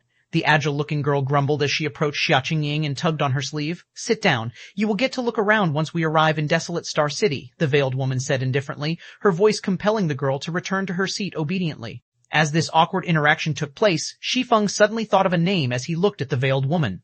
This was the name of the strongest player of his home, God's Domain, in this timeline. It was also the name of the legendary Midnight Tea Party's strongest commander. Endless Scars. Chapter 38333, Chapter 907, Endless Scars, Chapter 907, Endless Scars. Let me start with the introductions. After the agile-looking girl returned to her seat, Sha Qingying gestured toward Shi Feng and said, "This person here is Zero Wing's guild leader, Black Flame. As for this beautiful woman, Endless Scars, right?" Shi Feng said before Sha Qingying could finish speaking. "Do you know me?" The veiled woman stared at Shi Feng as if sizing him up. Yet, at the same time, it didn't seem like she was looking at Shi Feng specifically. "Have you seen Scars' real appearance before?" Sha Qingying looked at Shi Feng in astonishment. Sha Qingying wasn't surprised that Shi Feng knew Endless Scars' name. After all, Endless Scars was a very well-known figure in their god's domain. At one point, she was even recognized as the strongest player, having accomplished many unimaginable achievements. Even the Green God Corporation's chairman couldn't resist meeting and chatting with Endless Scars in person. However, despite her fame, few people had ever seen Endless Scars' real appearance. Sha Qingying only met Endless Scars in person because she was the Green God Corporation's liaison with Endless Scars. Even now, the other senior vice presidents and grand elders of the Green God Corporation still did not know what Endless Scars looked like. They only knew that she existed. "It's just a hunch," Shi Feng said, chuckling. "Out of the experts who have gone missing in our god's domain, I can only think of a few." Shi Feng recognized Endless Scars at first glance only because they were acquaintances in his previous life. Without his past life's memories, he would never have recognized her. After all, the highest position he had achieved in the first 10 years of playing God's Domain in this timeline was the guild leader of Shadow, a second-rate guild. There was no way he could become acquainted with a big shot like Endless Scars. However, after meeting Endless Scars in this timeline, Shi Feng couldn't help but admit that she had greatly exceeded his expectations. He had never expected her to be so terrifying. A 2-star Great Grandmaster on the verge of the 3-star Great Grandmaster standard, this was a standard that Endless Scars had never achieved in Shi Feng's previous life. Her mental strength was already comparable to the old monsters of Apex powers. "You have quite an accurate intuition," Endless Scars stated calmly. "How boring." "Couldn't you have at least pretended to be surprised?" Sha Qingying shook her head and sighed when she saw Shi Feng's calm reaction. "Anyway, you guessed correctly. Scars is the great senior I mentioned to you before. It is also thanks to her that newcomers like you get to live in a third-tier mobile city as soon as you enter the greater world. Because of Miss Scars?" His curiosity piqued, Shi Feng asked, "Could Miss Scars be the executive of a major power?" It wasn't easy to convince a third-tier mobile city to offer such a privilege to an entire world. After all, there were countless people immigrating into the greater world from countless parallel worlds at all times. There was also a limit to how many inhabitants each mobile city could accommodate. "It's a pity, but you've guessed wrong," Sha Qingying said, grinning. "Scars has established her own adventurer team in the greater god's domain. She has also received the favor of one of the Eternal Chamber of Commerce's Grand Elders, so she can be considered one of Eternal's internal elders. As for Scars' adventurer team, although it isn't well known in most realms, it is incredibly famous in the 12 sanctuaries." "What is the adventurer team's name?" Shi Feng asked curiously. "The Angel Sanctuary's Bloodwing Adventurer Team," Sha Qingying answered proudly. "Although Bloodwing doesn't have many members, it closely rivals the Angel Sanctuary's pseudo-Apex powers. Even the Angel Sanctuary's pseudo-Apex powers have to treat her with respect." The Bloodwing Adventurer Team? Although Shi Feng had never heard of this name before, he still couldn't help but admire Endless Scars. For players of their god's domain, simply establishing a foothold in the greater god's domain could already be considered a significant achievement. Yet, Endless Scars had managed to entrench herself in the 12 sanctuaries and even make a name for herself there. As for this little girl here, she is Drifting Bean, Bloodwing's latest chosen one. "Don't let her age fool you. Her ranking on the Divine Glory list is higher than yours," Sha Qingying said, pointing at the girl sitting obediently beside Endless Scars. "Big Sis Sha, enough with the introductions. I know he is Zero Wing's guild leader and an expert on the Divine Glory list. Let's hurry up and take off. It'd be bad if we are late," Drifting Bean interrupted, finding Sha Qingying long-winded. She wasn't interested in learning about Shi Feng in the slightest. Most experts on the Divine Glory list were jokes in the eyes of the 12 Sanctuaries players. Only those ranked among the Divine Glory list's top 30 were worthy of admiration, while those who weren't even ranked among the top 100 were inconsequential. "I guess you're right." At Drifting Bean's reminder, Sha Qingying realized that now wasn't the time for lengthy conversations. "I'll inform the captain to take off immediately." A minute later, the Green God Corporation's private plane took off from Star Lake City and departed for Desolate Star City at a speed far exceeding the speed of sound. When Desolate Star City was a second-tier mobile city, it operated in a remote part of the Starlight continent. However, after becoming a first-tier mobile city, it quickly moved to the continent's central region. This put it in close proximity to Star Lake City, so the Green God Corporation's private plane reached the city's airport in less than 6 hours. When the Green God Corporation's private plane arrived, the airport, which could accommodate over 1,000 passenger planes, was packed. Passenger planes landed and took off from the airport once every few seconds. When Sha Qingying and the others alighted from the plane, the head attendant in charge of welcoming arriving guests sensed the powerful mental fluctuations endless scars radiated. She immediately approached the group and said respectfully, "Welcome to Desolate Star City. As the city is celebrating its promotion, all arrivals must present an invitation to enter the city. Guests without an invitation can only enter the city after the celebrations.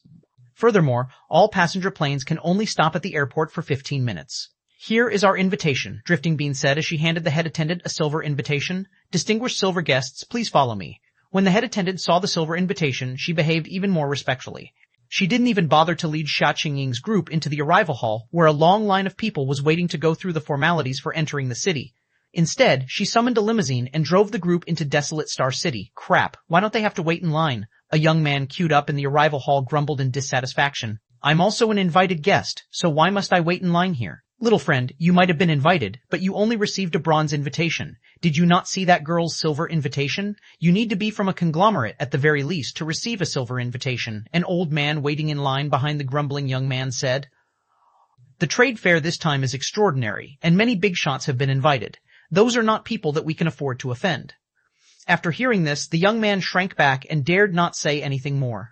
Chapter 3834, Chapter 908, 4th Tablet, Chapter 908. 4th Tablet, Starlight Continent, Desolate Star City. After a 1-hour drive, Sha Qingying's group arrived at a massive building in the heart of Desolate Star City. The building was over 500 meters tall with a radius of 3 kilometers. Its entrance, measuring 100 meters in height, made arriving guests feel tiny. "Dear guests, welcome to Desolate Star City's trade fair. You are free to browse around in the next 2 days. There will also be a special auction open only to silver guests in the evening," the head attendant introduced dutifully. "I will be your full-time guide during this period. If there is anything you would like to know about Desolate Star City, please don't hesitate to ask me." "You are going to be our full-time guide?" Sha Qingying exclaimed in astonishment. Had the head attendant before them been ordinary, Sha Qingying wouldn't have said anything. However, the other party was a bona fide 3-star grandmaster. The head attendant didn't look particularly old either. If she were to join a conglomerate, she would receive a role in senior management at the minimum. Yet, a 3-star grandmaster like her had been tasked with working as a guide. Sha Qingying couldn't fathom how powerful Desolate Star City was. "That is correct," the head attendant answered nonchalantly. "Feel free to let me handle any requests you have in the next 2 days." "Okay, I understand." After suppressing the shock in her heart, Sha Qingying asked, "In which area are rare materials sold?" "Rare materials are primarily sold in the East District. The various powers have representatives operating stalls there, so you can negotiate prices with them directly," the head attendant answered. "If you want to rent a stall, an ordinary stall costs 200 million star coins for 2 days. While stalls in prime locations cost 500 million star coins for 2 days. Isn't this daylight robbery?" Sha Qingying was flabbergasted. Even at its current size, the Green God Corporation could, at best, come up with 200 or 300 million star coins on short notice. Yet, the corporation's total liquid assets were only enough to rent an ordinary stall for 2 days. In other words, the average corporation wasn't even qualified to set up a stall here. At this time, only Endless Scars and Shi Feng looked calm. They behaved like they were used to having 3-star grandmasters serve as their guides and seeing stalls with a daily rent of hundreds of millions of star coins. When Endless Scars saw Shi Feng's calm reaction, she was a little surprised. "Qingying has been to many grand events with me, but even she is still shocked by this situation, so how can he remain unfazed?" After seeing Shi Feng's response, Endless Scars couldn't help but wonder what kind of Guild Zero Wing was that it could give him the confidence to think nothing of such a grand event. Could he be naturally arrogant? "Will there be anything good sold at the evening auction?" Drifting Bean asked. "I cannot say," the head attendant answered, "but according to the information I received, fragmented divine artifacts will be sold at the auction. The highly popular intermediate divine engraving scrolls will also be available." "Commander, this auction seems pretty good." "It actually has fragmented divine artifacts and intermediate divine engraving scrolls. Should we go and take a look?" Drifting Bean asked Endless Scars with an inquisitive look. "Sure, but we are here for Qingying's sake, so we will finish buying materials first and then go," Endless Scars said. Afterward, the head attendant led the group to the trade fair's East District. Many powers had already sent representatives to set up stalls in the East District and sell their specialties. Every stall had holographic projections displaying the goods it sold and a detailed introduction to them. The quantity and variety of goods sold in the East District could rarely be found, even in the Greater God's Domain's various holy cities. Among the various stalls, the largest one belonged to the Galaxy Conglomerate. Even Endless Scars, who showed little interest in the other stalls, couldn't help but browse the Galaxy Conglomerate's stall. Incredible. Sha Qingying was in awe when she saw that the Galaxy shop displayed over a dozen fragmented divine artifacts. When her gaze fell on a particular glowing staff for clerics, her eyes locked onto it immediately as she asked the salesperson, "How much for this sage's will?" "Dear customer, you have an excellent eye." At Ch875's question, the salesperson introduced enthusiastically, "The sage's will is a fragmented divine artifact that the galaxy conglomerate had sacrificed thousands of elite experts to recover from a primordial ruin. It has a hidden ability known as will amplification that can enhance the wielder's neural reaction speed and resistance to mental impacts. Since you are the first customer to have expressed interest in this staff, the galaxy conglomerate will offer it to you at a bargain price of just 30,000 eternal gold." 30,000? That much? Despite knowing that fragmented divine artifacts for clerics were rarely sold in the greater god's domain, Ch875 was still taken aback by the price. 30,000 eternal gold was not a small sum in the current eternal realm, at least it was not for her. Although she had been generating income by reselling items using her connections with the Eternal Chamber of Commerce, she still didn't have enough eternal coins to buy the sage's will. To afford it, she would have to sell her legendary weapon and all her legendary equipment. "What about this tablet?" Shi Feng suddenly asked, pointing at a badly damaged stone tablet on display. "That tablet was recovered from the same primordial ruin. Although we couldn't identify it, we believe it should be very valuable, so it is priced at 20,000 eternal gold," the salesperson explained awkwardly. The galaxy conglomerate failed to identify the badly damaged tablet despite having used various means. It was as if the tablet was a piece of scrap. If the galaxy conglomerate tried to sell the tablet for 20,000 eternal gold without offering any explanations, it would be daylight robbery. 20,000? Shi Feng expressed hesitancy as he scrutinized the tablet. Actually, Shi Feng was somewhat familiar with the damaged tablet. This was because he had seen more than one of such tablets already. Furthermore, the mana interpretation method engraved on the damaged tablet was the same as the ones engraved on Aqua Rose's and Elise's goddess tablets. However, due to the damage to the tablet, he could only glean limited information from it using the mana interpretation method. Even so, this information was enough to assure him of the tablet's identity. This was because the information he obtained labeled the damaged tablet as the fourth goddess tablet.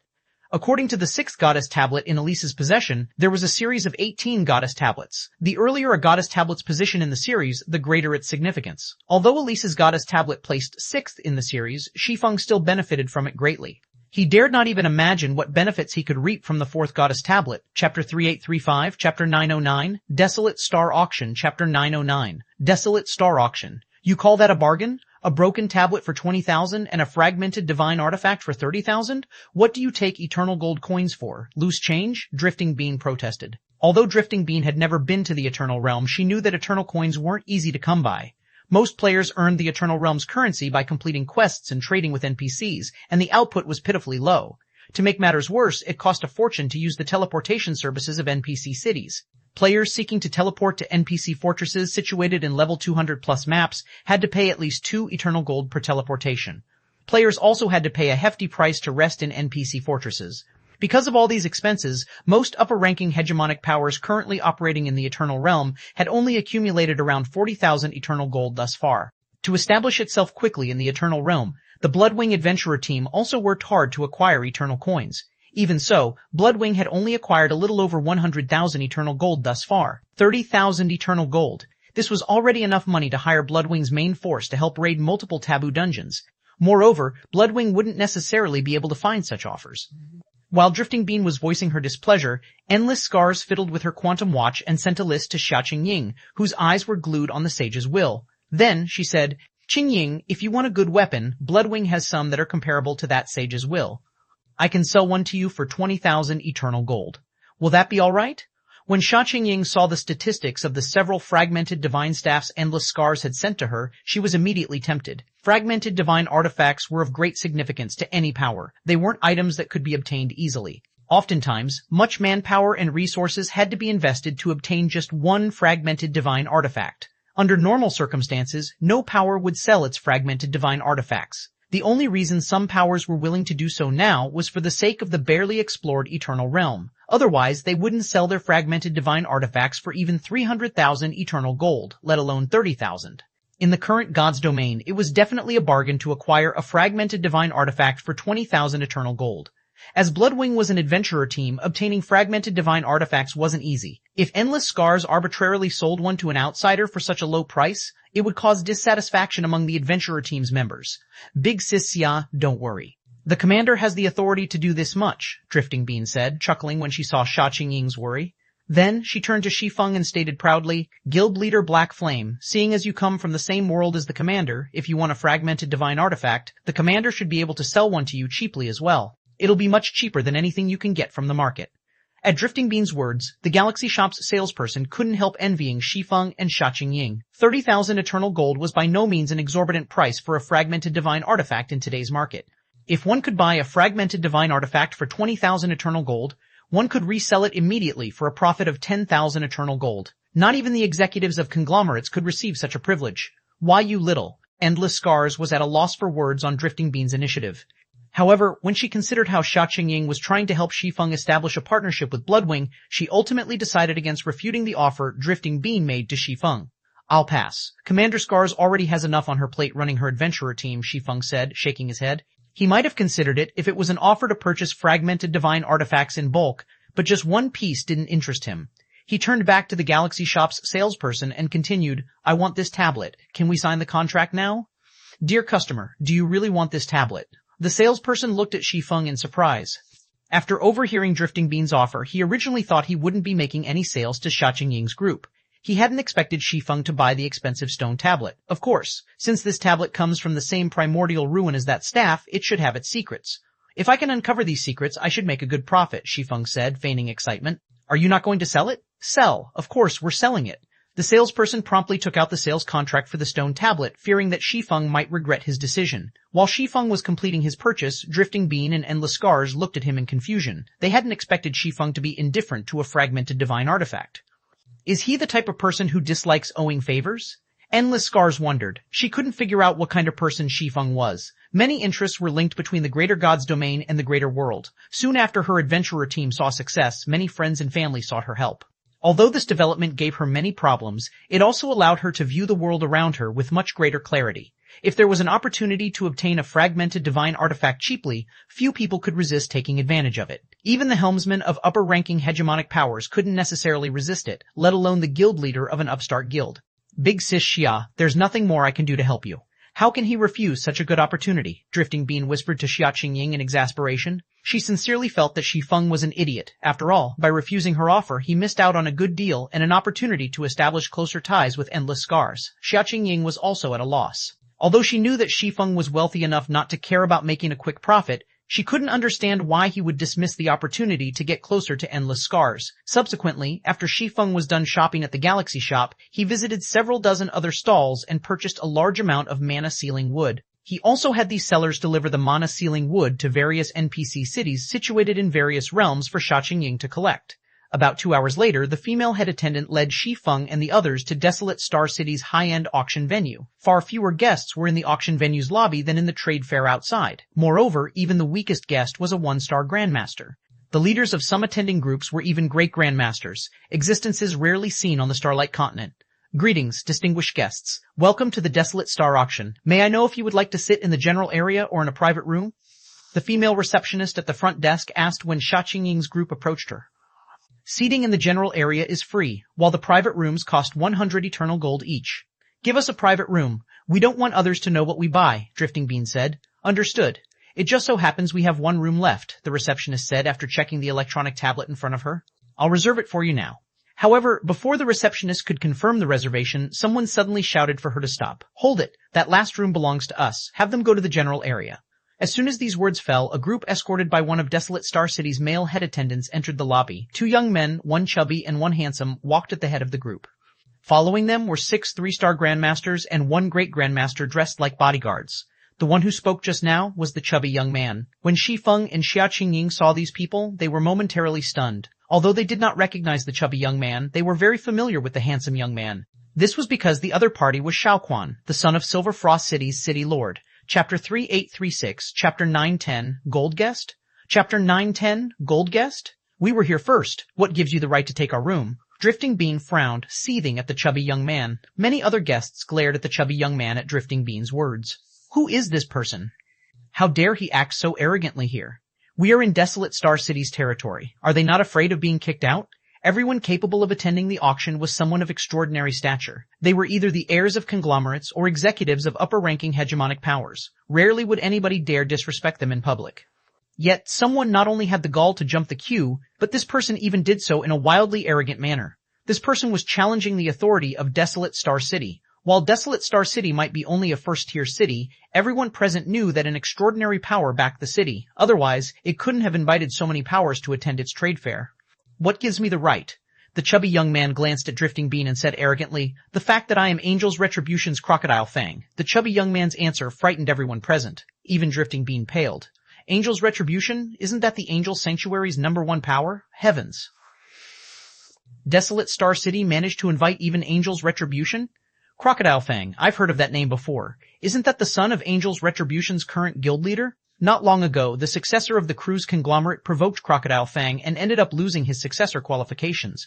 I heard he couldn't even stay in mobile cities anymore and could only wander outside. In the blink of an eye, the guests in the hall no longer dared to disparage the chubby young man. Some even fled the lobby, not daring to get involved in this conflict. The 12 sanctuaries were the center of the greater god's domain. Any power capable of ranking as the #1 power in any of the 12 sanctuaries was not an opponent the average power could afford to provoke.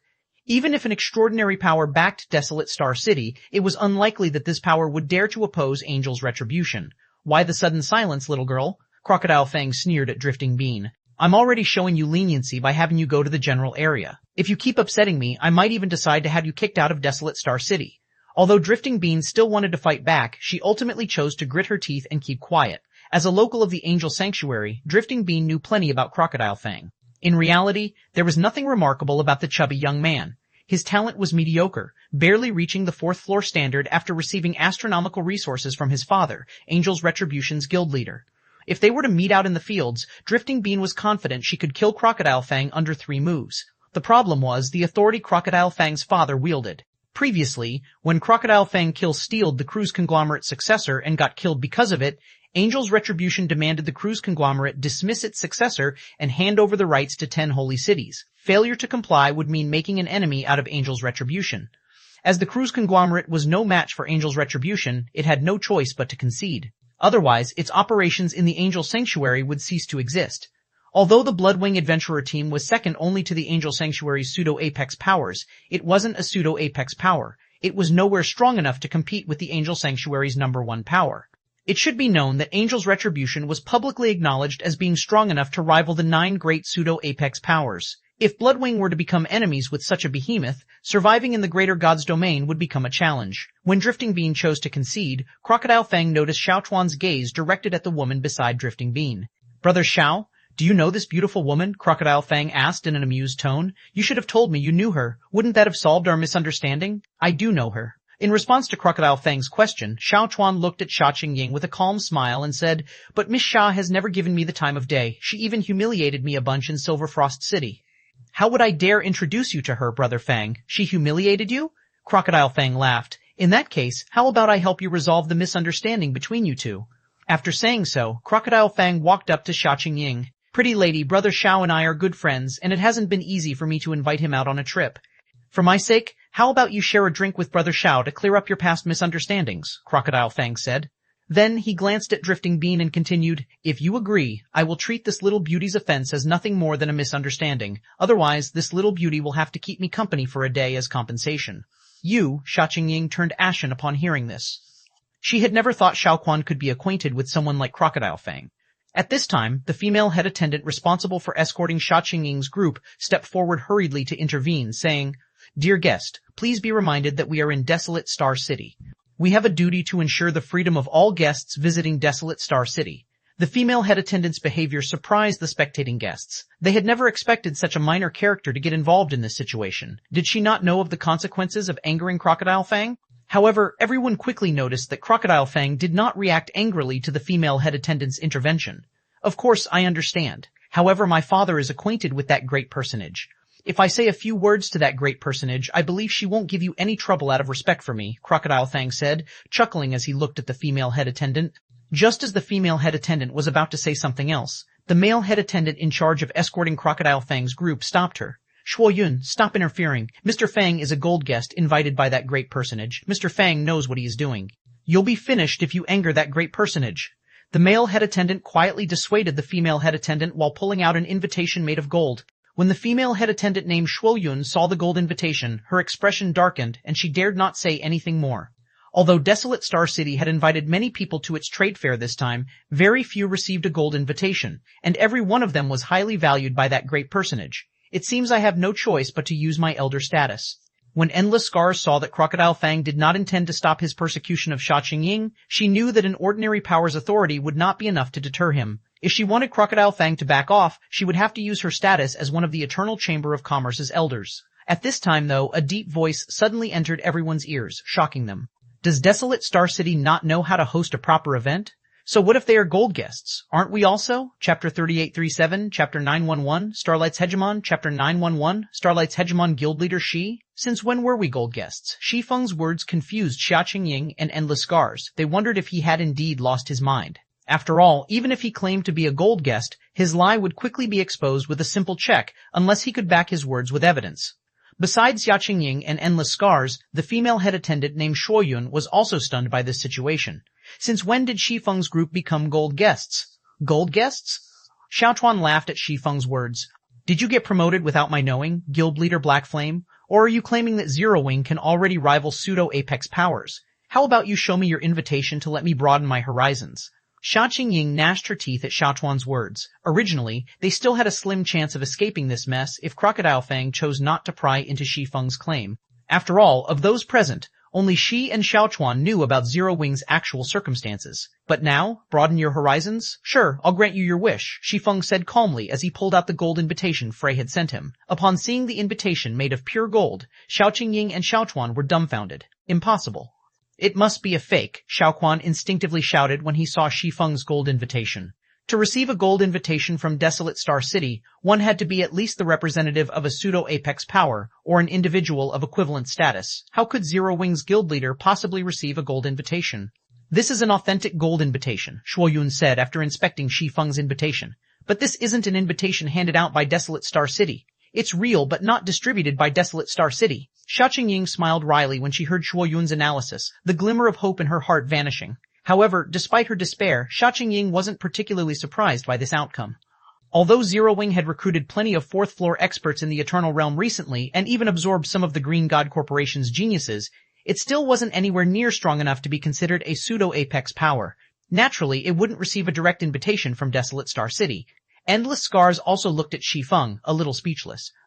She hadn't expected Shi Feng to pull such a stunt. Now, their entire group had become a complete joke. Big Sis Xia, could Guild Leader Shi have stolen this golden invitation from somewhere? Drifting Bean whispered to Xia Qingying worriedly. Desolate Star City's golden invitations held great significance. It might be fine if Shi Feng had received the golden invitation from someone affiliated with Desolate Star City, but it would be a big problem if he had stolen someone else's. I don't know, Xia Qingying shook her head. She was similarly doubtful about Shi Feng's gold invitation, but she didn't find it appropriate to ask him about it in this situation. Pretty lady, you have a very interesting friend. It's not even a gold invitation from Desolate Star City, yet he dares to flaunt it before me. Crocodile Fang laughed as he took in Xia Qingying's ugly complexion.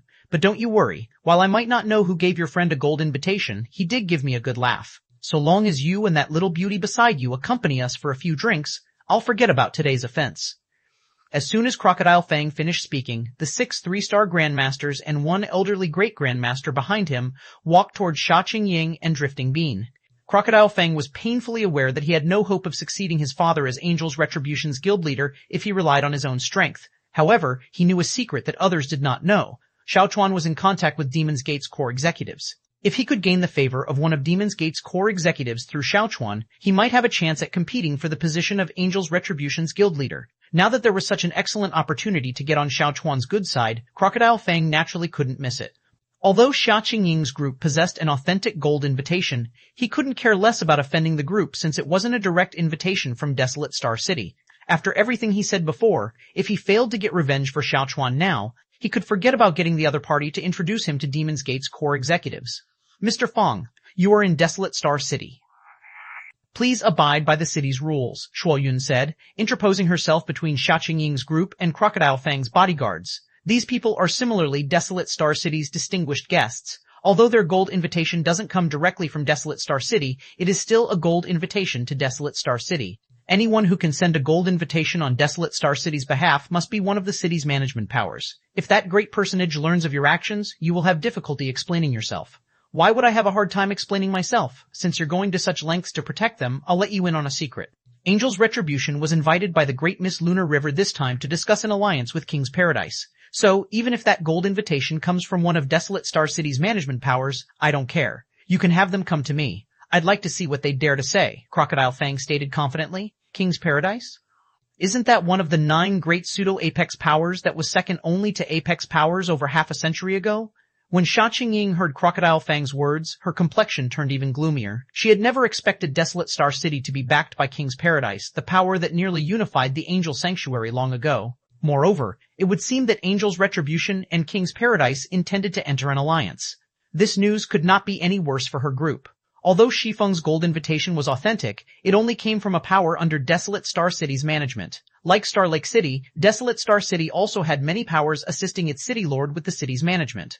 However, while these powers might wield significant authority in the city, it was far from that of the city lords. Having a management power challenge Angel's Retribution was nothing but a joke. This, Crocodile Fang's words gave Shuoyun pause. A guest was only a guest. She would be doomed if she ruined the alliance between King's Paradise and Angel's Retribution.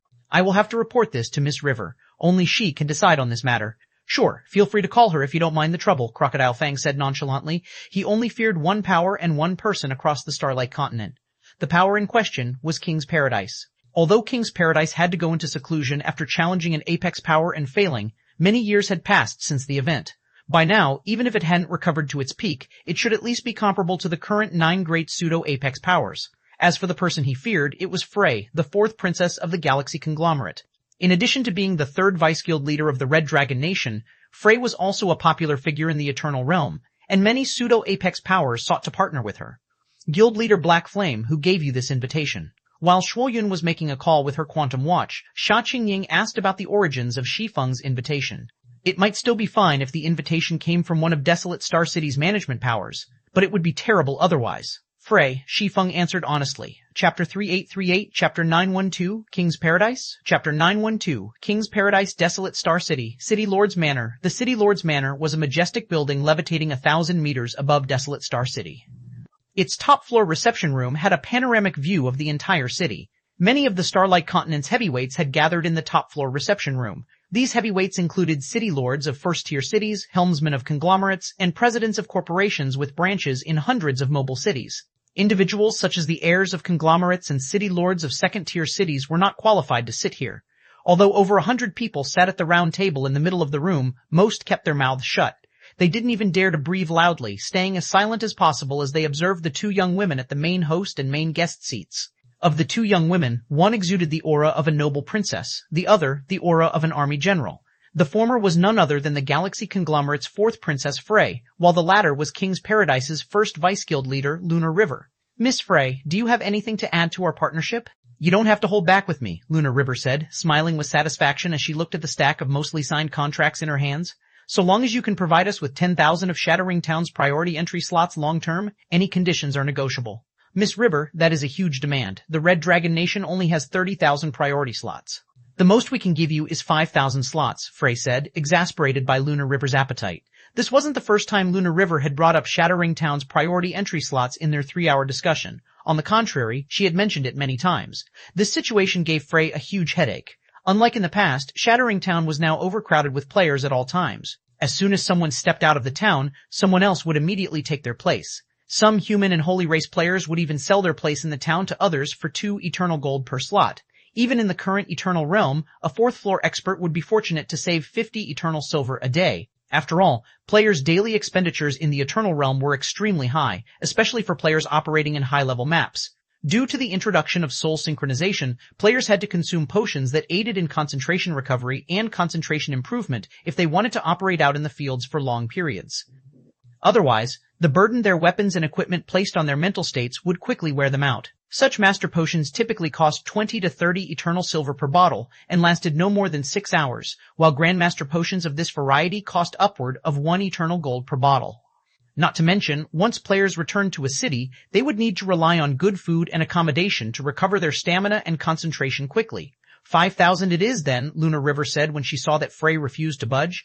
But if you decide to sell more slots, please get in touch with me first. I promise to give you a satisfactory price, Miss Frey. You overestimate my abilities, Miss River. I only got a head start on the other powers due to a stroke of luck, Frey said, shaking her head. Then, she sighed, if you want more priority entry slots, your best bet would be to seek out Zero Wing. Like the other guilds partnered with Zero Wing, I have only a few tens of thousands of slots. You are too modest, Miss Frey. You are among the first batch of people to own private shops in Shadowring Town. Now, the various pseudo-Apex powers have trouble even renting a shop in Shadowring Town, let alone owning any, Lunar River said, wearing a respectful expression. Inwardly, though, she felt nothing but contempt for Frey.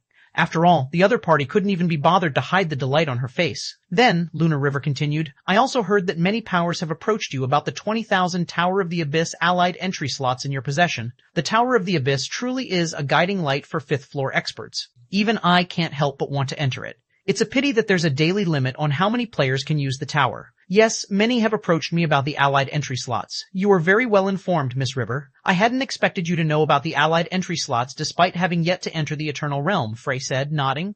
Then she sighed. Regarding the Tower of the Abyss, I agree it is a wonderful place. It's a pity that my comprehension is slightly poor. I have had barely any harvest, even with the allied entry slots 2 daily entries. As for the Red Dragon Nation's 20,000 allied entry slots I possess, we only received them because Guild Leader Black Flame wants everyone in the Alliance to improve together. However, after distributing the slots across the Red Dragon Nation's subordinate powers, I only have 3,000 remaining. There aren't even enough for my legions to share.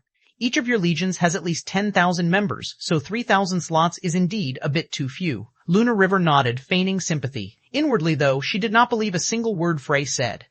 The Tower of the Abyss's training system was one of a kind. Unless the Red Dragon Nation had enough slots for its own use, it would have to be stupid to share its precious allied entry slots with its subordinate powers. If the Red Dragon Nation could afford to share its slots, the guild had to have excess slots. Now that you mention it, I do hope I can meet Guild Leader Black Flame. His name has appeared many times during my research of the Eternal Realm. His success in establishing his guild in the Chaotic World Arc and constructing Shadowring Town are akin to legends, Lunar River sighed. Then she turned to meet Frey's gaze and continued, Of course, the support you and Azure Fang's Vice Guild Leader have provided is also indispensable, Miss Frey. Without you two, Shadowring Town could never have achieved its current success, and Zero Wing could never have deterred the World Arc's various powers from coveting its town. Deter the various powers? Miss River, you truly overestimate us, Frey said, shaking her head. We might as well have been cheerleaders in that situation. Zero Wing's strength is the sole factor deterring the various powers from taking action.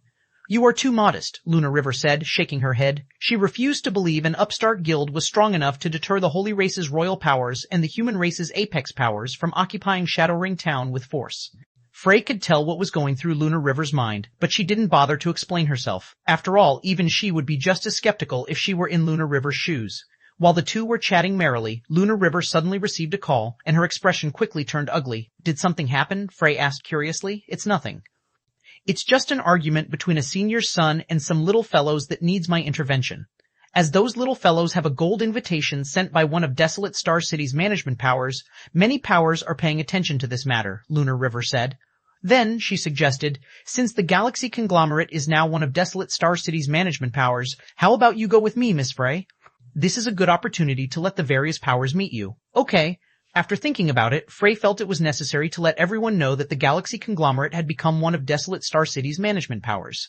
Chapter 3839, Chapter 913, Suffocation, Chapter 913, Suffocation, Desolate Star City, Auction Venue. As time passed, more and more guests gathered in the auction venue's lobby because of the commotion Crocodile Fang caused. Many of these guests looked at Shi Feng's group sympathetically. Angel's Retribution was the Angel Sanctuary's #1 power. No matter how extraordinary the power backing Desolate Star City was, even it would likely have to defer to Angel's Retribution. It was especially so when this situation involved Crocodile Fang. Crocodile Fang was a famous bully in the Angel Sanctuary. He was the pampered son of Golden Leo, Angel's Retribution's guild leader who had an absolute say over the guild. Because of this, he could go about his bullying fearlessly and only had to be wary of the executives of Apex Powers. Miss Shuoyun, are you done with your call? What did Miss River say? Crocodile Fang asked tentatively when he saw Shuoyun had ended her call. While Crocodile Fang might be a prodigal and a tyrant, he wasn't a fool. If he were to take action in King's Paradise's territory, even if King's Paradise's Lunar River chose not to say anything about it, she would be dissatisfied with him. Who knew what she would do to him in the future? He wasn't strong enough to ignore King's Paradise's retaliation either. Thus, he needed to know Lunar River's stance. If Lunar River decided not to care about this matter, he could deal with Xia Qingying's group at will. If she reacted negatively to his intentions, he would have to tone down his actions as a show of respect to King's Paradise. If she expressed anger toward his intentions and had him get lost, he would have no choice but to give up on his persecution of Xia Qingying's group today and find an opportunity some other day. After all, he'd be provoking King's Paradise if he continued to take action after Lunar River's warning. While King's Paradise might have chosen to operate behind the scenes in God's domain after failing in its challenge to become an apex power over half a century ago, it still wasn't an opponent that Angel's Retribution could afford to provoke casually. Crocodile Fang had to be especially wary of Lunar River, who had inherited the position of King's Paradise's first Vice Guild leader at a young age. Yes, inherited. Unlike others, Lunar River did not have to compete for her position in the guild. This was because of her monstrous talent. She was the most talented player to have appeared in the Angel Sanctuary in the past few centuries, and she was practically certain to become King's Paradise's guild leader in the future. At the age of 16, Lunar River had secretly debuted on the Divine Glory list under a pseudonym and achieved third place. Although her name suddenly stopped appearing on the list later on, Angel's Retribution had kept track of her actions throughout the past decade or so. Lunar River's most recent public appearance was 4 years ago. Back then, she had already reached level 240 and had killed the Giant Sanctuary's #1 player in 10 moves, along with the 100 level 230 plus 5th floor experts accompanying him. The event terrified the Giant Sanctuary's powers. For some time, none dared to let their top experts leave the safety of their holy cities. 4 years had passed since then. Now, Crocodile Fang dared not imagine how terrifying Lunar River had become. The Angel Sanctuary's pseudo-apex powers even guessed she might have achieved that standard already. Otherwise, King's Paradise wouldn't have made such a high-profile comeback. She said that she would be here soon, Shuoyun answered. Before she arrives, you are not allowed to do anything or leave. She will come in person? Crocodile Fang sighed in relief at this answer. Okay, I'll wait for her here. The news of Lunar River's decision to make a personal appearance was neither good nor bad. It showed that she was upset about the situation, but not so much that she was willing to offend Angel's Retribution. So long as he didn't go too far in persecuting Xia Qingying's group, Lunar River shouldn't have any problems. After saying so, Crocodile River returned to Xiaochuan and patted the other party on the shoulder. Brother Xiao, I promise to get revenge for you. I will have that pretty lady accompany you for a drink and apologize, Crocodile Fang said confidently. I'll look forward to it, Brother Feng, Xiaoquan said joyfully. Originally, he had already given up getting revenge on Xia Qingying and Shi Feng after his superior instructed him to let go of this matter. He never expected fate to play in his favor. They want us to apologize? Drifting Bean exploded when she overheard Crocodile Feng and Xiaoquan's conversation. We were here first. Yet, not only do they want to take our room, but they also want us to apologize? They must be dreaming. I refuse to believe Desolate Star City will turn a blind eye to this. The surrounding spectators nodded in agreement. Inwardly, though, none of them were optimistic about the situation. The various powers revolved around interests. Without sufficient benefits, there was no way Desolate Star City would casually offend a behemoth like Angel's Retribution. How about I reveal my internal elder status? Endless Scars suggested. With the Eternal Chamber of Commerce's influence, Crocodile Fang should tone down his actions. Absolutely not, Xia Qingying vetoed. Your identity must be kept secret for your safety in the real world. You are our world's greatest hope for achieving success. Nothing can happen to you. Very few people knew about Endless Scars' identity as one of the Eternal Chamber of Commerce's internal elders. Only those extremely trustworthy were let in on the secret. This secrecy was to ensure Endless Scars' safety in the real world. Internal competition within the Eternal Chamber of Commerce was extremely fierce and cruel. While revealing her status in Eternal might keep her safe from the greater God's domain's various powers, it would expose her to the dangers within the Apex power. So long as her competitors learned of her identity, they would have plenty of methods to eliminate her. In that case, we can take shelter in the God's Domain Association if the situation looks bad, Endless Scars said after some thought. With my mental strength standard, so long as Desolate Star City doesn't take any direct action, nobody can stop us. The God's Domain Association had a branch in every mobile city. It was also in existence that no power dared disobey. So long as they entered the God's Domain Association, not even Apex powers would dare touch them. They should also have no trouble leaving Desolate Star City. If Endless Scars had the Chamber of Commerce send a team of bodyguards to escort them, Angel's Retribution wouldn't dare continue standing in their way. I guess that's our only option if things don't go well, Xia Qingying said, nodding. Although Xia Qingying had heard from Shi Feng that his gold invitation came from Frey, she still didn't feel safe. After all, Frey was the Galaxy Conglomerate's 4th princess and a vice guild leader of the Red Dragon Nation, a pseudo-apex power. She was also a popular figure in the current Eternal Realm. Why would such a big shot send Shi Feng an invitation to Desolate Star City? It was a gold invitation, no less. The two stood on parallel lines, and it was only due to luck that they had crossed paths before. Suddenly, a commotion appeared outside the auction venue. Many of the guests in the lobby rushed to the entrance. It was obvious the Desolate Star City's representative had arrived. Since Miss River has arrived, you bunch should start considering what to do. Otherwise, I will have my people decide for you. Crocodile Fang sneered at Xia Qingying's group when he saw the approaching crowd. As Crocodile Fang finished speaking, a large group of people entered the lobby, led by two young women. The two women were none other than King's Paradise's Vice Guild leader Lunar River and the Red Dragon Nation's Vice Guild leader Frey. Big Sis River, you're here. As soon as Crocodile Fang saw Lunar River, he immediately greeted her as if he were greeting a relative. He grew even more elated when he saw the woman beside Lunar River. He hadn't expected to be able to attract the attention of a big shot like Frey. Greetings, Miss Frey. I am Angel's Retribution's Crocodile Fang. It is an honor to meet you. While Crocodile Fang was introducing himself, the bored Frey suddenly noticed a young man standing a short distance behind Crocodile Fang. A smile immediately blossomed on her face, and she approached the other party without hesitation. Guild Leader Black Flame. You actually showed up. Chapter 3840, Chapter 914, Black Flame's Influence, Chapter 914, Black Flame's Influence. The lobby fell silent at Frey's words as every guest present looked at the inconspicuous young man. What's going on? Why is Miss Frey taking the initiative to greet that person? Crap, who is that guy? Miss Frey normally doesn't even care to greet the heads of the pseudo-Apex powers based in Galaxy City. Could that guy be an Apex Powers chosen one? Black Flame, I've heard of this name before. He made quite the name for himself in the Eternal Realm. He also recently debuted on the Divine Glory list as a top 300 expert. What? That can't be right. How can a top 300 expert on the Divine Glory list receive such treatment? I heard that Miss Frey didn't even pay respect to the Skylight Association's 19th sword, one of the current 10 great sword gods. The guests present were executives of either conglomerates or top-tier upper-ranking hegemonic powers. They more or less knew about Frey's circumstances, so they were greatly confused by her attitude toward Shi Feng. They now eyed Shi Feng as if looking at a monster. Xia Qingying was also dumbfounded by this situation. She hadn't thought that Shi Feng had been telling the truth when he said his invitation came from Frey. After all, Frey's current status had risen so much that even the guild leaders of pseudo-Apex powers had to treat her with respect. She was already a popular figure in the Greater God's domain. When it came to influence, she stood among the top of the Greater God's domain. Hence, Xia Qingying couldn't imagine how Shi Feng, who only entered the Greater World recently, could have dealings with Frey. Furthermore, judging by Frey's tone, their relationship was not shallow. So, he's the guild leader of that Zero Wing? At Frey's words, Lunar River looked at Shi Feng, intrigued. Miss Frey, do you know each other? Crocodile Fang was stunned to see Frey greeting Shi Feng so affectionately. Crocodile Fang visited Desolate Star City this time with two goals. He wanted to negotiate an alliance with King's Paradise on Angel's Retribution's behalf and get acquainted with Frey, a popular figure in the current Greater God's domain. Before the Eternal Realm's appearance, the Red Dragon Nation was a mediocre pseudo-Apex power and would never have garnered the attention of Angel's Retribution. However, after the Eternal Realm appeared, Frey led the Red Dragon Nation's forces to swiftly occupy a major city and expand the guild's operations.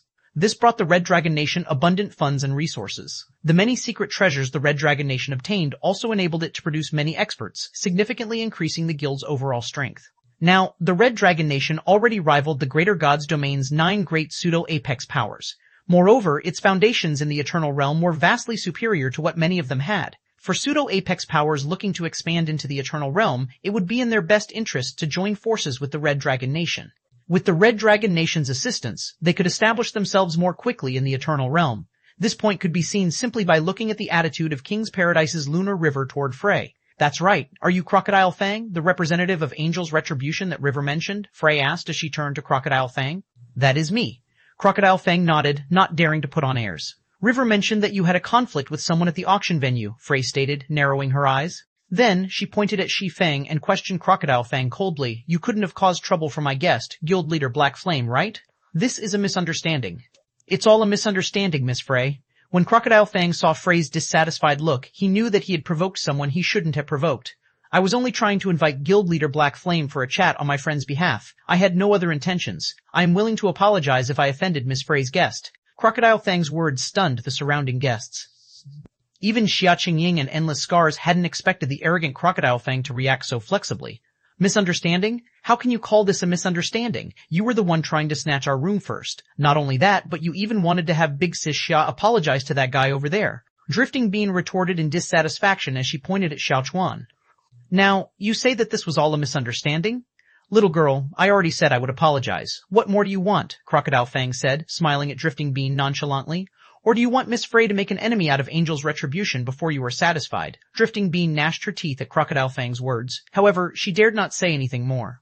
Crocodile Fang had essentially just employed a feigned retreat. He knew he couldn't afford to offend Frey, so he took the initiative to apologize. By doing so, he could show his respect to Frey while minimizing the humiliation he had to suffer. If Sha Qingying's group continued to pursue the matter, they would become the inconsiderate guests in this situation. Moreover, it was as Crocodile Fang said. Shi Feng was only a guest invited by Frey. Would Frey be willing to burn her bridges with Angel's Retribution for Shi Feng?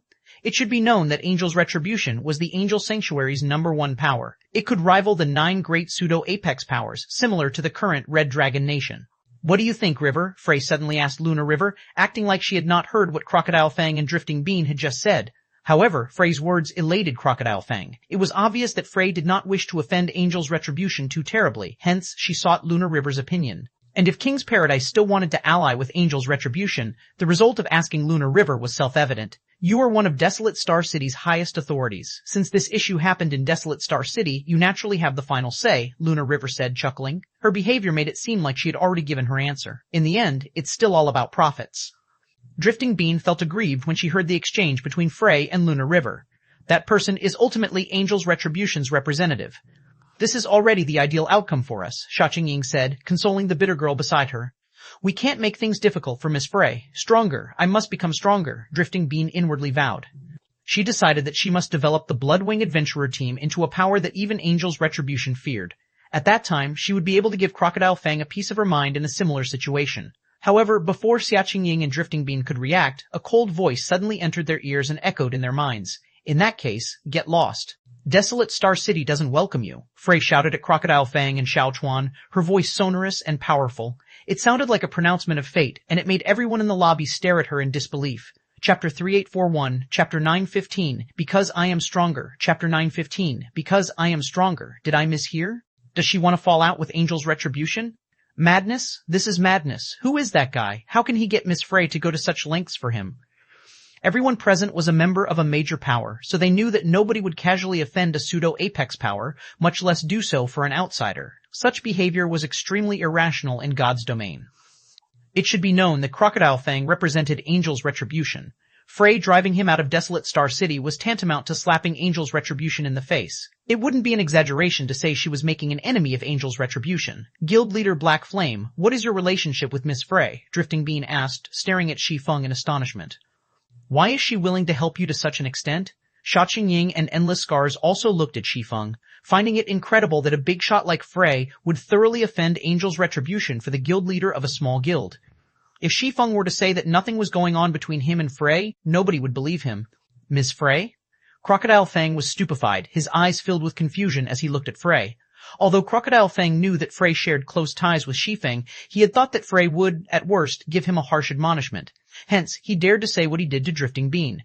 It was to remind Frey not to offend Angel's Retribution for the sake of a guest. Crocodile Fang had never expected Frey to be willing to thoroughly offend Angel's Retribution for Shi Feng. This was insanity. Take them away. I don't want to see them in Desolate Star City in the future, Frey ordered Shuoyun, not bothering to even glance at Crocodile Fang. Shuoyun was also confused by this situation, and she couldn't help but turn to Lunar River. Frey might be one of Desolate Star City's highest authorities, but even King's Paradise would have to properly consider whether it wanted to provoke a power like Angel's Retribution. Furthermore, this issue occurred in Desolate Star City, the mobile city controlled by King's Paradise, so Shuoyun felt it would be wiser to let Lunar River make the final decision. Big Sis River, could this be a mistake? I am here on King's Paradise's invitation, Crocodile Fang said, looking at Lunar River with an ugly expression. If I am driven out, there won't be any further negotiations between us. Crocodile Fang knew speaking with Frey was meaningless at this point, so he could only pin his hopes on Lunar River. If he truly was driven out of Desolate Star City, it would be a huge embarrassment for him. I already said that Frey has the final say, Lunar River said to Shuoyun, ignoring Crocodile Fang's words. Shuoyun no longer held any doubts after hearing Lunar River's words. Even so, the shock she felt did not decrease in the slightest. On the contrary, these words intensified it. As a member of King's Paradise, Shuoyun knew that King's Paradise did not have any relationship with Shi Feng. She also knew Lunar River was acquainted with Angel's Retribution's current guild leader. Yet, for Shi Feng's sake, or more specifically, for Frey's sake, Lunar River was willing to offend Angel's Retribution. This was a very confusing situation. Why are you still standing there? Lunar River glared at Shuoyun.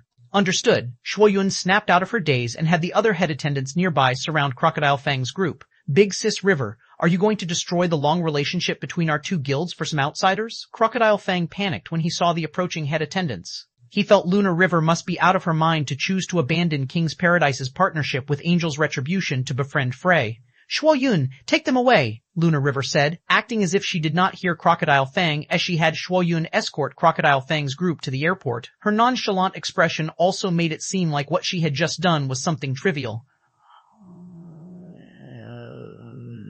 Ultimately, Crocodile Fang could only leave the auction venue in shock and frustration. He had never expected Lunar River to drive him out without hesitation. He felt that she must have truly lost her mind. What Crocodile Fang didn't know was that Lunar River didn't do all this to gain Frey's favor. Instead, she had done it for Shi Feng, Zero Wing's guild leader. Originally, Lunar River believed that the Red Dragon Nation and Azure Fang were the true owners of Shattering Town, with Zero Wing serving as a front. Although Frey had stated otherwise, Lunar River had been skeptical. However, after seeing Frey's attitude toward Shi Feng, Lunar River felt that Shattering Town might genuinely be under Zero Wing's control. As expected of one of the most popular figures in the current Greater Gods domain, even Desolate Star City's administrator is willing to do Miss Frey such a huge favor, Sha Qingying exclaimed softly as she watched Crocodile Fang and Xiao Chuan getting escorted out of the auction venue. Then she turned to the silent Shi Feng and asked, Guild Leader Black Flame, you couldn't have gotten some dirt on Miss Frey, right? Otherwise, why would she stand on your side so decisively? As the person who had brought Shi Feng into the greater world, Sha Qingying felt that she knew plenty about him. Based on what she knew, it should be impossible for him to have anything to do with Frey. After all, one stayed in Star Lake City this entire time, while the other stayed in Galaxy City, one of the best first-tier mobile cities in the greater world. The two were worlds apart in status. If Sha Qingying had to come up with a reason for Frey to side with Shi Feng, it would be that Shi Feng had blackmail material on Frey. Endless Scars also couldn't help but look at Shi Feng curiously. Frey was the spokesperson of the Red Dragon Nation, an existence that rivaled the 9 great pseudo-apex powers. Even the Grand Elders of the Eternal Chamber of Commerce would have difficulty getting such staunch support from her. I don't have anything like that, Shi Feng said, shaking his head with a smile. As for why Miss Frey is willing to help me, I can think of only one reason. What is it? Sha Qingying grew even more curious. Frey stood at the top of the Greater Gods domain in status. It wasn't easy to convince someone like her to provide help to such an extent. When Sha Qingying put herself in Frey's shoes, she couldn't think of any reason to offend Angel's Retribution, a pseudo-apex power as strong as the Red Dragon Nation, for Shi Feng. It's because I am stronger than them, Shi Feng said confidently. Chapter 3842, Chapter 916, Everlasting City, Chapter 916, Everlasting City, Stronger Than Them. Sha Qingying looked at Shi Feng's average-sized body, feeling he was joking with her. As for Endless Scars, although she had her face covered with a veil, it wasn't difficult for those around her to see the disdain under that veil. Realistically speaking, Shi Feng, as a great grandmaster, was indeed stronger than Crocodile Fang. However, Sha Qingying obviously wasn't asking about mental strength standards, but why Frey would go against Angel's Retribution for Shi Feng. Zero Wing was stronger than Angel's Retribution? No matter how they looked at it, there was no comparison between the two guilds. The two guilds were worlds apart simply in the number of 5th floor experts and level 230+ experts each commanded. The current Zero Wing was vastly inferior to even the Bloodwing Adventurer team, let alone Angel's Retribution. If you don't want to say it, forget it, Sha Qingying said, giving up on getting an answer from Shi Feng. Regardless, thanks to your acquaintance with Miss Frey, we managed to get out of this mess. Otherwise, we would have been in deep trouble. When Shi Feng saw Sha Qingying's skepticism, he did not try to explain himself. The current Zero Wing was no longer the same guild that Sha Qingying knew before. Zero Wing had changed dramatically since the Tower of the Abyss's construction, and the guild's 5th floor experts were skyrocketing in number by the day. Aside from levels and equipment standards, Zero Wing's experts had already exceeded the various pseudo-apex powers experts in quantity and quality. As Zero Wing's ally, Frey was well aware of these changes. Although the Red Dragon Nation's 5th floor experts didn't get the privilege of using the Tower of the Abyss at least 10 times a day like Zero Wing's 5th floor experts, they still got to use the tower twice daily. This allowed Frey to create a legion rivaling even the trump card legions of Apex powers. At this rate, it wouldn't be an exaggeration to say that the Red Dragon Nation was guaranteed to rival Apex powers. All it needed was time to digest the Tower of the Abyss's benefits. It was also because Frey knew about the Tower of the Abyss's astonishing effects that she knew how terrifying Zero Wing was.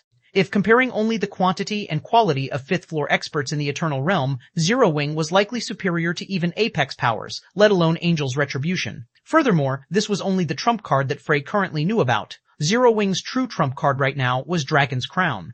However, besides the Primordial Dragon Sanctuary's 10 pseudo-Apex powers, no other powers in the Greater Gods domain knew about Dragon's Crown. It was also unlikely that this information would spread anytime soon, as none of the primordial dragon sanctuary's 10 pseudo-apex powers wanted others to know about Dragon's Crown. Regardless, so long as Frey wasn't dumb, she would naturally know how she should choose in this situation. While Shi Feng and Xiaoqingying were talking, Lunar River approached them. "Dear guests, I am truly sorry for the upsetting incident you have experienced in Desolate Star City," Lunar River apologized sincerely. Then she put on an indescribably friendly smile and continued, "As compensation, the auction venue's third-floor allied rooms will be permanently open to you all. Additionally, the city will provide you a 20% discount on all transactions you make in the auction this time." 20%? Is that okay? Drifting Bean asked excitedly. Although many excellent goods were sold at the trade fair, nothing had grabbed her attention. However, Desolate Star City's auction was a different story. It was rumored that the auction would sell even divine artifacts. Although she wouldn't necessarily be able to afford a divine artifact, she should be able to buy the materials needed to repair her fragmented divine artifact. Such materials were rarely seen under normal circumstances.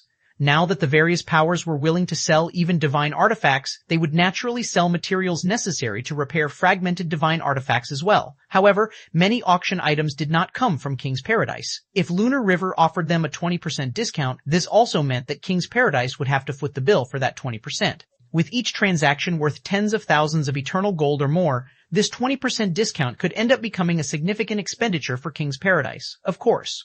"This is Desolate Star City's apology," Lunar River said, smiling. Then she guided Shi Feng and the others into the auction hall. This scene made the various powers members present jealous. However, when they considered the relationship between Shi Feng and Frey, they kept their jealousy to themselves. Those local to the Starlight Continent even reported this situation to their superiors in detail, prohibiting their members from provoking Zero-Wing. Otherwise, they would be responsible for the consequences of their actions.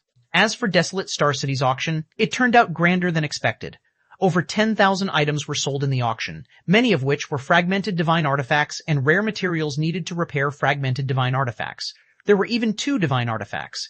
However, as each divine artifact sold for more than 500,000 eternal gold, most attending powers could only sigh helplessly. If Shi Feng hadn't secretly spent 1.27 million eternal gold to buy 120 eternal stones, he would have bid on those 2 divine artifacts.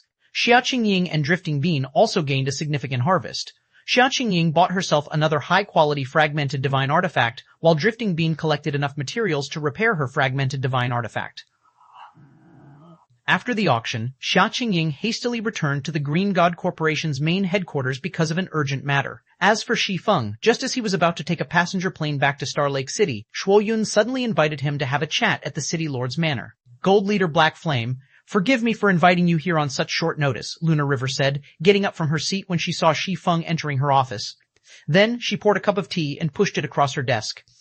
"It's nothing special, but have a taste of this tea steeped with Stardew. Its mental recovery properties are slightly stronger than that of Stardew.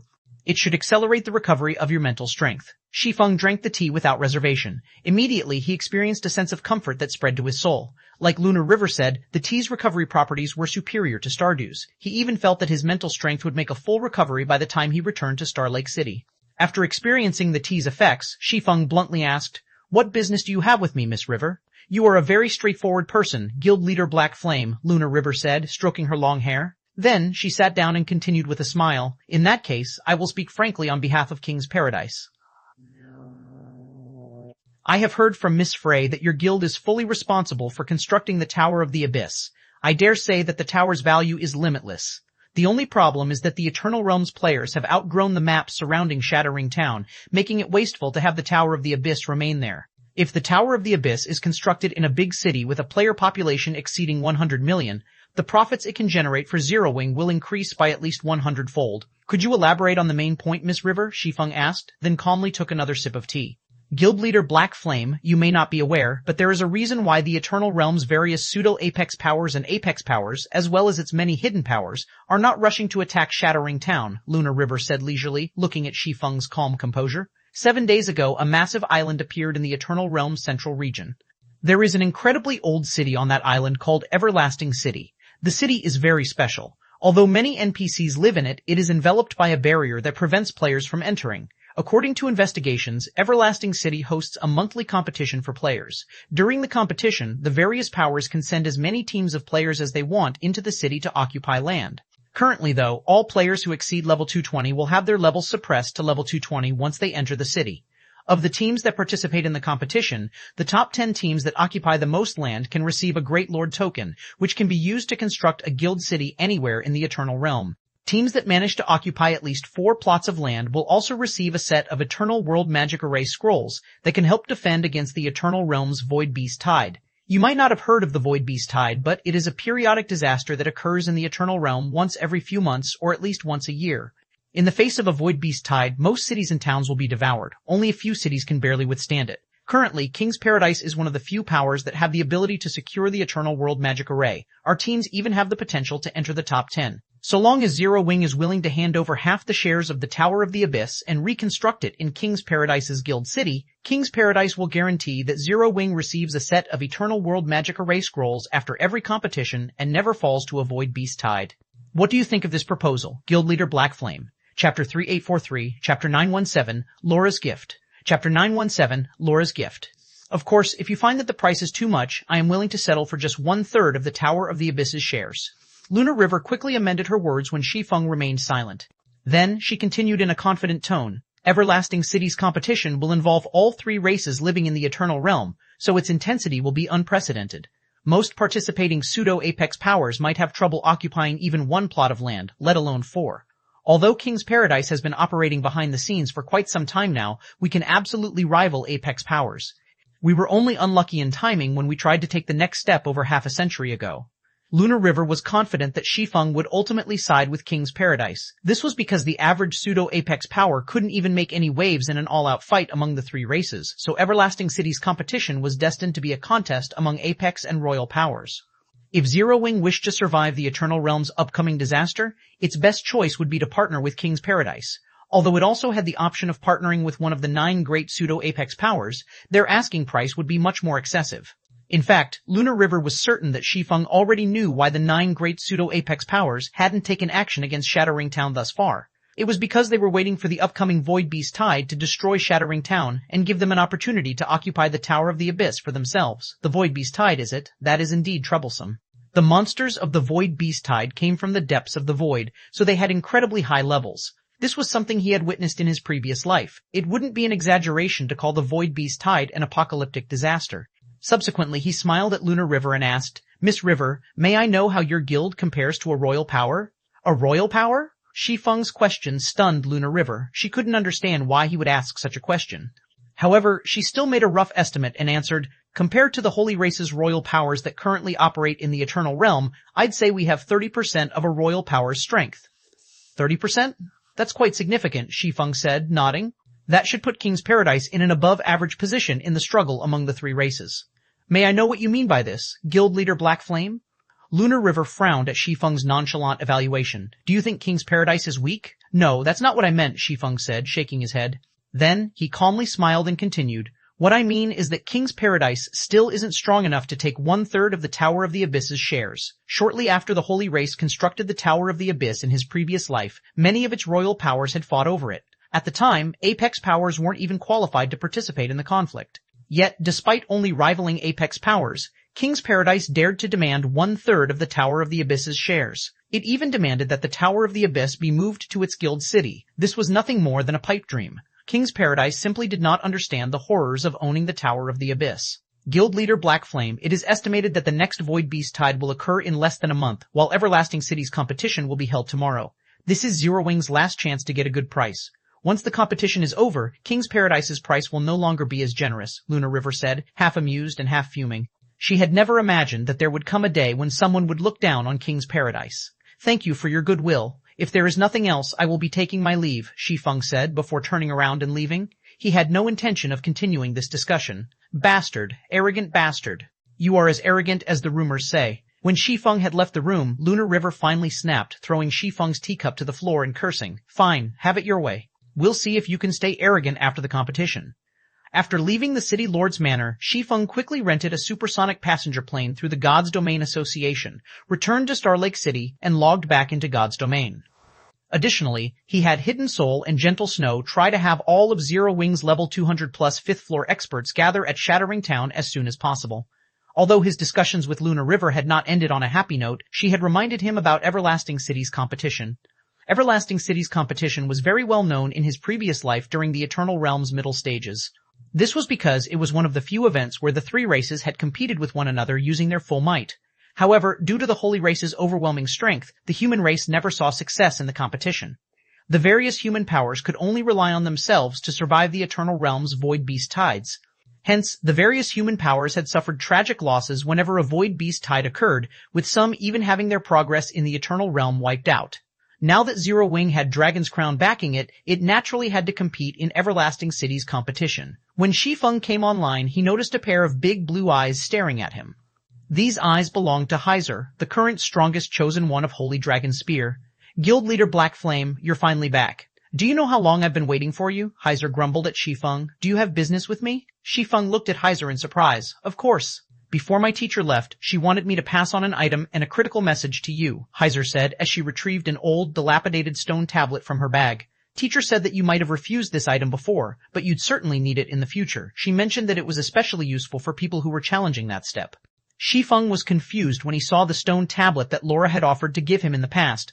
The existence of gold tablets was no secret in the Greater God's domain. There were 88 gold tablets, each recording a complete gold combat technique. For the various powers, it was indeed a precious treasure. Even for the current Zero Wing, a gold tablet could significantly add to the guild's foundation. However, Laura's message puzzled him. People who were challenging that step. If Laura was referring to experts trying to advance to the 6th floor standard, a complete gold combat technique was indeed a helpful reference. However, it was by no means necessary. Moreover, judging by Laura's words, she wasn't referring to the 6th floor standard. I'm drained. Now that I've passed that item to you, I can finally log off. After handing over the tablet, Heiser promptly pulled up her system interface and logged out of the game, leaving Shi Feng staring blankly at the stone tablet in his hand. About half an hour later, a chill suddenly ran down Shi Feng's spine as he looked at the seemingly familiar stone tablet. A goddess tablet? Chapter 3844, Chapter 918, 19th Goddess Tablet, Chapter 918. 19th Goddess Tablet, could this be a mistake? Shi Feng had analyzed Laura's stone tablet using many mana interpretation methods. However, no matter how many methods he applied, the outcome was always the same. They all pointed to the dilapidated tablet being a goddess tablet. However, this goddess tablet wasn't any of the 18 goddess tablets. According to the information he deciphered, this was the 19th tablet the goddess of space had created long after the 18 goddess tablets. At first glance, the stone tablet merely recorded 3 golden laws. In reality, these 3 golden laws were the key to unlocking the biggest secret contained within the 18 goddess tablets. They also served as a tracker for the 18 goddess tablets. However, this function cost 10,000 god crystals per activation and had a cooldown of 1 natural day. 10,000 god crystals per activation, even apex powers would choke at this price. Shi Feng stared at the 19th goddess tablet in exasperation. Originally, he wanted to contact Laura and ask her about the tablet, but he found that her name was grayed out, indicating that she couldn't be reached. It seems I'll have to find a solution on my own. The 18 goddess tablets were indeed of utmost importance to him. They recorded rare and powerful combat techniques and mana techniques, and they were likely crucial to his promotion to Tier 7. Judging by the actions of Ink Crystal's party during the Continental Championship, the Crystallians knew how to advance to Tier 7. They even had a 6th floor expert long before the Tower of the Abyss was constructed. Yet, never had he heard of anybody from any of the 3 races successfully getting promoted to Tier 7 in his previous life. This showed that the difficulty of reaching Tier 7 was beyond imagination. Based on the information he had now, he was certain that 6th floor experts fully equipped with divine artifacts were not strong enough to reach Tier 7. In other words, if he did not find a way to become even stronger, he'd have no chance of conquering his Tier 7 promotion land.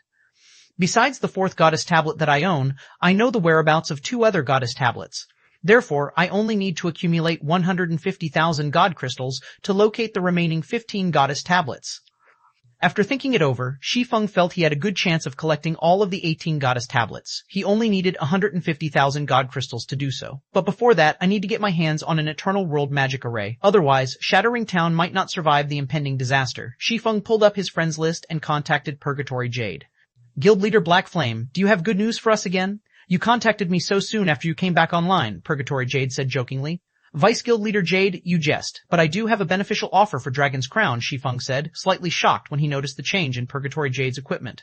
It had only been a day since they last met, yet Purgatory Jade had already replaced her level 240 taboo legendary equipment with fragmented divine artifacts. She had also replaced her previous shields with divine shields. The transformation was simply terrifying. If he hadn't known that Dragon's Crown had no foundations in the greater god's domain, he would have suspected that the guild had been operating in the primordial dragon sanctuary for many years already. Well, what is it? Purgatory Jade asked, smiling.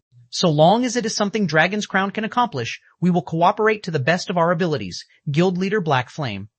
After separating from Shi Feng, Purgatory Jade had promptly tasked Dragon's Crown's members with investigating the primordial dragon sanctuary and the greater god's domain. Although they couldn't conduct a comprehensive investigation due to time constraints, they still managed to learn about Zero Wing's circumstances in the greater god's domain.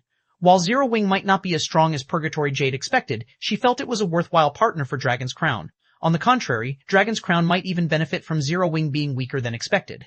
After all, this gave Dragon's Crown more opportunities to display its value to Zero Wing, thereby encouraging Zero Wing to continue summoning Dragon's Crown's members to the greater god's domain. In only a day, Purgatory Jade had already benefited greatly from the primordial dragon sanctuary, which increased her ambitions toward the greater god's domain. Now, all she needed was more time to realize these ambitions, and the only way she could get more time in the greater god's domain was by getting Zero Wing to keep summoning Dragon's Crown's members. I'm afraid I will need you all to take direct action this time, Vice Guild Leader Jade, Shi Feng said after some thought. As you will have to fight against many experts, how does 1,000 intermediate divine engraving scrolls sound?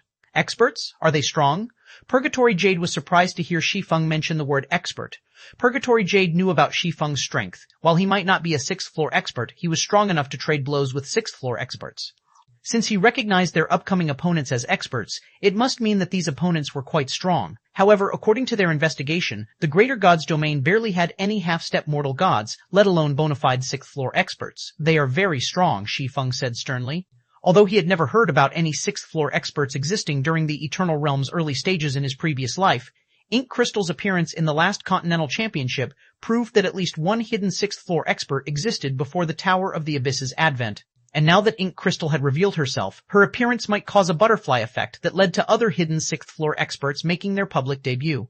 If the Holy Race and the Crystallian Race's hidden 6th floor experts were to appear, paired with their equipment advantage and the competition's level restriction, Dragon's Crown would be in for a tough fight. How interesting. When Purgatory Jade saw Shi Feng's serious expression, she knew he wasn't joking. This led her to wonder how there could be so many experts in the greater god's domain. Okay, we'll accept this deal. When will we meet, and where? As soon as possible. I will send you the coordinates of our meeting point, Shi Feng said as he sent his hotel's coordinates to Purgatory Jade. Okay, we'll be there in half an hour, Purgatory Jade answered after looking at the coordinates. Then, she disconnected the call. Big Sis Jade, did something happen on Zero Wing's side again? Kowloon Demon asked as he looted the weapons and equipment scattered on the ground. They were all items dropped by players. It's nothing. He just wants us to fight some experts, Purgatory Jade said, smiling. All right, pack up. We're returning immediately. Are there really experts for us to fight in the greater god's domain, Big Sis Jade? Kowloon Demon asked, feeling a little frustrated as he looked at the ruins of the Twin Wolves Guild's holy city. That berserker god called Fierce Wolf who came to challenge us was supposed to be the primordial dragon sanctuary's 6th strongest expert. Yet, he didn't last even one move against you. I thought the 12 sanctuaries were supposed to be the center of the greater god's domain. If that guy's performance is indicative of the greater god's domain's standards, I doubt any of the greater god's domain's experts can pose a challenge to us. This place is nothing like our homeworld. Just obey my orders. You'll get a chance to show off once we return. Purgatory Jade glared at Kowloon Demon. Then, she promptly had everyone teleport back to Flame Vein Holy City using a return scroll. On the other side, after his call with Purgatory Jade, Shi Feng promptly used a Tier 6 teleportation scroll to go to a vast forest several maps away from Flame Vein Holy City. It should be fine to summon Kalisha here. After surveying his surroundings, Shi Feng retrieved the Empress's scales from his bag and activated the Primordial Dragon Legacy Crystal to summon Kalisha. Chapter 3845, Chapter 919, Primordial Dragon's Blessing, Chapter 919, Primordial Dragon's Blessing. As Shi Feng held up the Primordial Dragon Legacy Crystal and chanted, a spatial crack spanning dozens of kilometers appeared above the vast forest. It looked like the sky was being torn apart, striking fear in the monsters and players in the map. A moment later, a pair of gigantic hands emerged from the spatial crack and pried it wide open. Then, a titanic figure over 10,000 meters tall walked out of the spatial crack, radiating a terrifying divine might that made the souls of all creatures in the forest shudder. Subsequently, the titanic figure pointed at a figure on the ground, emitting invisible ripples that instantly spread hundreds of thousands of yards. All creatures that came into contact with these ripples, whether level 200 plus regional bosses or level 200 plus tier 6 players, fainted without resistance. Thank goodness I didn't summon her in the city. Shi Feng sighed in relief when he saw the commotion Kalisha had caused. A mere mental ripple from Kalisha had caused all life within a several hundred-mile radius to lose consciousness. The consequences would have been unimaginable if he had summoned her inside Flame Vein Holy City. Although traces of gods could be found in the Greater Gods Domain's 12 sanctuaries, it was a different story for ancient gods. Should an ancient god appear, the various powers would immediately mobilize all their forces in pursuit. In the case of Kalisha, an existence capable of rivaling primordial gods, even apex powers would try to track her down at all costs. Normally, players who completed quests assigned by ancient gods could obtain lost legacies from the Greater Gods Domain's primordial era. If they were lucky, they might even obtain clues pertaining to the Tier 7 promotion. These factors were more than enough to make the various powers go crazy. With Kalisha being an existence that rivaled primordial gods, it would only be natural to assume that her quests would offer even greater rewards. Heavens blessed, it seems you are very lucky. I didn't think you would recover my lost possessions so quickly, Kalisha said with a satisfied smile when she saw the Empress's scales in Shi Feng's hands. With this item, I will soon be able to regain all my strength and no longer have to hide from those evil gods and demon gods. As per our agreement, you are now my true contractor. For your valiant efforts, I will give you 3 options for your reward. The first option is a phantom crystal I made. Sealed inside it is a trace of my consciousness. You can use it to conjure an illusion doppelganger of me to assist you in battle for 3 hours. The second option is a request for me to take action once in person. The third option is a growth-type Tier 7 spellbook passed down by a primordial god. It is something that I found in the depths of the Void Sea. I have yet to fully recover my strength, so I cannot stay for long. You have 30 seconds to consider. System, congratulations. You have completed the second stage of the inferior mythical quest Sanctuary's Rise, rewarding 5 levels. Kalisha's favorability of you has increased by 100 points. You have become Kalisha's true soul contractor and obtained the complete primordial dragon's power. Following the system notification, Shi Feng's level increased from 218 to 223, catching up to the Greater Gods Domain's mainstream Tier 6 players' levels. However, the increase in his level did not attract Shi Feng's attention. Instead, he focused on the 3 options Kalisha had given him. Any of the rewards Kalisha offered could cause an uproar across the Greater Gods Domain. Regarding the first option's Phantom Crystal, while the conjured Phantom wouldn't be as strong as Kalisha herself, it could stay in battle for 3 hours. Whether it was used to fight a guild war or raid a taboo boss, it would be very useful. The second option's request was also amazing. Although he could request Kalisha to make only 1 move for him, she would do so in her peak condition. In other words, he could get an existence that rivaled primordial gods to make a move for him. He wouldn't trade away this valuable opportunity even for multiple divine artifacts. As for the third option's growth-type Tier 7 spellbook, countless Tier 6 players would go crazy over such an item. Normally, even if a Tier 6 player obtained a Tier 7 spellbook by some miracle, they wouldn't be able to learn it due to tier restrictions. However, growth-type spellbooks were an exception. Players of any tier could learn them. Moreover, players could upgrade a growth-type spell all the way to its maximum tier as long as the growth conditions were met. In other words, a growth-type Tier 7 spellbook could let players who were Tier 6 or below obtain a bona fide Tier 7 spell. The value of such a spellbook easily exceeded that of several dozen divine artifacts. It was truly a priceless treasure. As the 30-second time limit approached, Kalisha asked, "Have you decided yet?" "I picked the Phantom Crystal," Shi Feng answered firmly. Although the second and third reward options were extremely tempting, they couldn't solve his immediate concern, which was the fight against the Undying Mother. After nearly getting wiped at the end of the Tosa's raid, Shi Feng knew better than to rely on a devastating strike to kill a taboo boss. If he wanted good odds for conquering the Undying Mother, his best bet would be the Phantom Crystal. Although Kalisha's Phantom wouldn't be as strong as the real deal, it should still be able to hold its ground against one of the 22 taboos. After all, while the 22 taboos were powerful, they ultimately hadn't reached the standard of primordial gods. On the other hand, Kalisha was an existence that rivaled primordial gods. As for the third option's growth-type Tier 7 spellbook, while it might be priceless to others, Shi Feng didn't strictly need it, as he had the Abyssal Eye. As you wish. At Shi Feng's answer, Kalisha conjured a silver crystal and handed it to him. Now that you have obtained my complete power, this also means that you have become a thorn in the eyes of those evil gods and demon gods. Those things will remain a significant threat to you before I fully recover and eliminate them, so try to master my strength as quickly as possible. After that reminder, Kalisha turned into a streak of light and disappeared into the spatial crack, leaving Shi Feng stupefied as he stared at the latest system notification. System, warning, warning. Evil gods and demon gods now view you as a true enemy. You have triggered a life curse, causing you to lose 10% of your basic attributes permanently every time you die. An evil demon shadow will also attack you once every 30 natural days. The evil demon shadow will grow stronger with time. To lift the curse, you must kill the evil gods and demon gods responsible for cursing you. Fuck, Shi Feng swore subconsciously when he saw the system notification.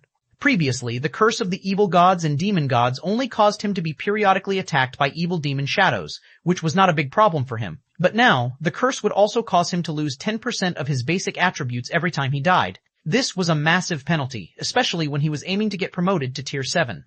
However, despite his frustration, Shi Feng didn't dwell on the matter for long. He quickly shifted his thoughts to the power Kalisha mentioned. Although he had already enjoyed Kalisha's blessing before, its effects were limited as she had lost much of her strength. Now that Kalisha had obtained a primordial dragon relic and recovered her lost strength, he could finally use the complete primordial dragon's power. Chapter 3846, Chapter 920, Zero Wings Blade, Chapter 920, Zero Wings Blade. So, this is the true primordial dragon's blessing? Surprise colored Shi Feng's eyes as he read the primordial dragon's power's introduction. Primordial dragon's power. As the sole contractor of the dragon princess Kalisha, you may have Kalisha possess your body and transform you into a primordial dragon for 5 minutes. You will have the intuition of a primordial dragon throughout this duration. Cooldown, 3 natural days. Primordial dragons were akin to myths to the Greater Gods Domain's players. Even the various Apex Powers executives had only ever heard about primordial dragons. Never had they seen one. Everyone only knew that primordial dragons were existences equal to primordial gods. Generally, even a sliver of a primordial dragon's strength or legacy could let an ordinary player stand at the apex of the Greater Gods Domain. As for becoming a primordial dragon, that was not something players dared to think about. No wonder the system warning was so over the top. If it means being able to have such power, getting hunted by every evil god and demon god in existence is a small price to pay. Many players would even be willing to get hunted by the entire Greater Gods Domain. As Shi Feng looked at the dragon pattern on the back of his right hand, he suddenly felt that he had received an enormous windfall. He even felt this was the most significant harvest he had ever obtained since he started playing God's Domain. Transforming into a primordial dragon. Setting aside the all-around improvements players could receive from becoming a primordial dragon, simply the intuition of a primordial dragon could already be considered unimaginable wealth. So long as players utilized it properly, it could help them improve their strength much more effectively than even the Tower of the Abyss. Although the Tower of the Abyss was incredible, it ultimately only functioned to provide players with opponents. Players' intuition remained unchanged, and they'd have to rely on themselves to fumble around and achieve enlightenment. However, it was a different story if players transformed into a primordial dragon. Besides their extremely high life rating, dragons were strong because their intuition was vastly superior to that of other races. As primordial dragons were existences that transcended dragons, their intuition was naturally even more superb. If players could learn with a primordial dragon's intuition, they'd be able to improve at the speed of light. After Kalisha left, the monsters and players in the forest regained consciousness. Noticing this, Shi Feng dared not linger, promptly using a return scroll to teleport back to Flame Vein Holy City. Then, he met up with Dragon's Crown's members and used world-breaking teleportation to travel back to Zero Wings' residence in Shattering Town. Eternal Realm, Shattering Town, Zero Wings' residence. Due to Shi Feng's summons, the originally crowded guild residence became even more congested. Teams of Zero Wing experts returned to the residence every few minutes, the sight shocking many of Zero Wing's new members and passers-by. What's going on? Why have so many of Zero Wing's experts returned? The Snow Goddess Gentle Snow, the Reincarnated Spear Demon Fervent Samsara, Knight's Blade Heavy Abyss, Demon Queen Phoenix Rain, the Twin Shadows Hidden Soul and Fire Dance, the Phantom Flower Shadow Flower, the Purple Witch of Lightning Ji Lorong Shadow Spear Crimson Heart. Why have all these divine glory list debutantes gathered? Aren't they supposed to be fighting the Holy Race on the World Ark's front lines? It's not just them. Even Zero Wing's younger generation experts have gathered. Half an hour ago, I saw Wordless Ember, Sleeping Quicksand, and June Lawasha returning to Zero Wing's residence. These are all experts who have gone undefeated in the battle arena. Why have so many experts gathered? Is something going to happen to Shattering Town? The players residing in Shattering Town were very familiar with Zero Wing's experts. Initially, everyone thought that Zero Wing was doomed after the Holy Race decided to give it special attention, and Zero Wing's guild leader Black Flame suddenly went missing. However, as Zero Wing's casualties increased, experts started emerging in the guild one after another. These experts thrived on the World Ark's front lines, their contributions eventually earning Zero Wing the recognition that it was comparable to pseudo-Apex powers. Now that all of these Zero Wing experts had gathered, it was difficult for others not to overthink matters. Vice Guild Leader Soul, why did the guild leader gather us so urgently? Nightingale Zhuo Yalin asked Hidden Soul out of curiosity. Is an Apex power planning to attack us? Clear Sky Lin Yao Yue also looked at Hidden Soul curiously. Zhuo Yalin and Lin Yao Yue had joined Zero Wing not long ago. Although they had never participated in any of Zero Wing's major battles, they knew something big must be happening now that so many of the guild's fifth-floor experts had gathered. I have no idea, Hidden Soul said, smiling wryly. The guild leader simply contacted Snow and me and told us to gather everyone out of the blue. An apex power is attacking us? Isn't that great news? I've been wanting to test the gold combat technique I created in the Tower of the Abyss. Ji Luorong, who had risen to level 224, said eagerly. Indeed. Phoenix Rain, who had reached level 225, agreed with Ji Luorong's sentiment.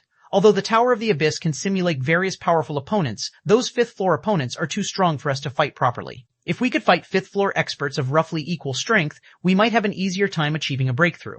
Although they had fought many experts from the Holy Race and other human powers since entering the Eternal Realm, these experts varied in combat standards, and most hadn't even reached the 5th floor standard. With the recent improvements they had achieved, thanks to the Tower of the Abyss, the improvements they could achieve through field PvP had become extremely limited. In their current state, they could only improve quickly by fighting the experts of Apex powers. Amidst the discussions of Zero Wing's experts, Shi Feng arrived at the residence's courtyard with the cloaked members of Dragon's Crown. When the thousands of Zero Wing members in the courtyard saw him, they promptly stood to attention. Guild leader, are we really going to war with an Apex power? Shi Feng was astonished as he looked at the experts in the courtyard.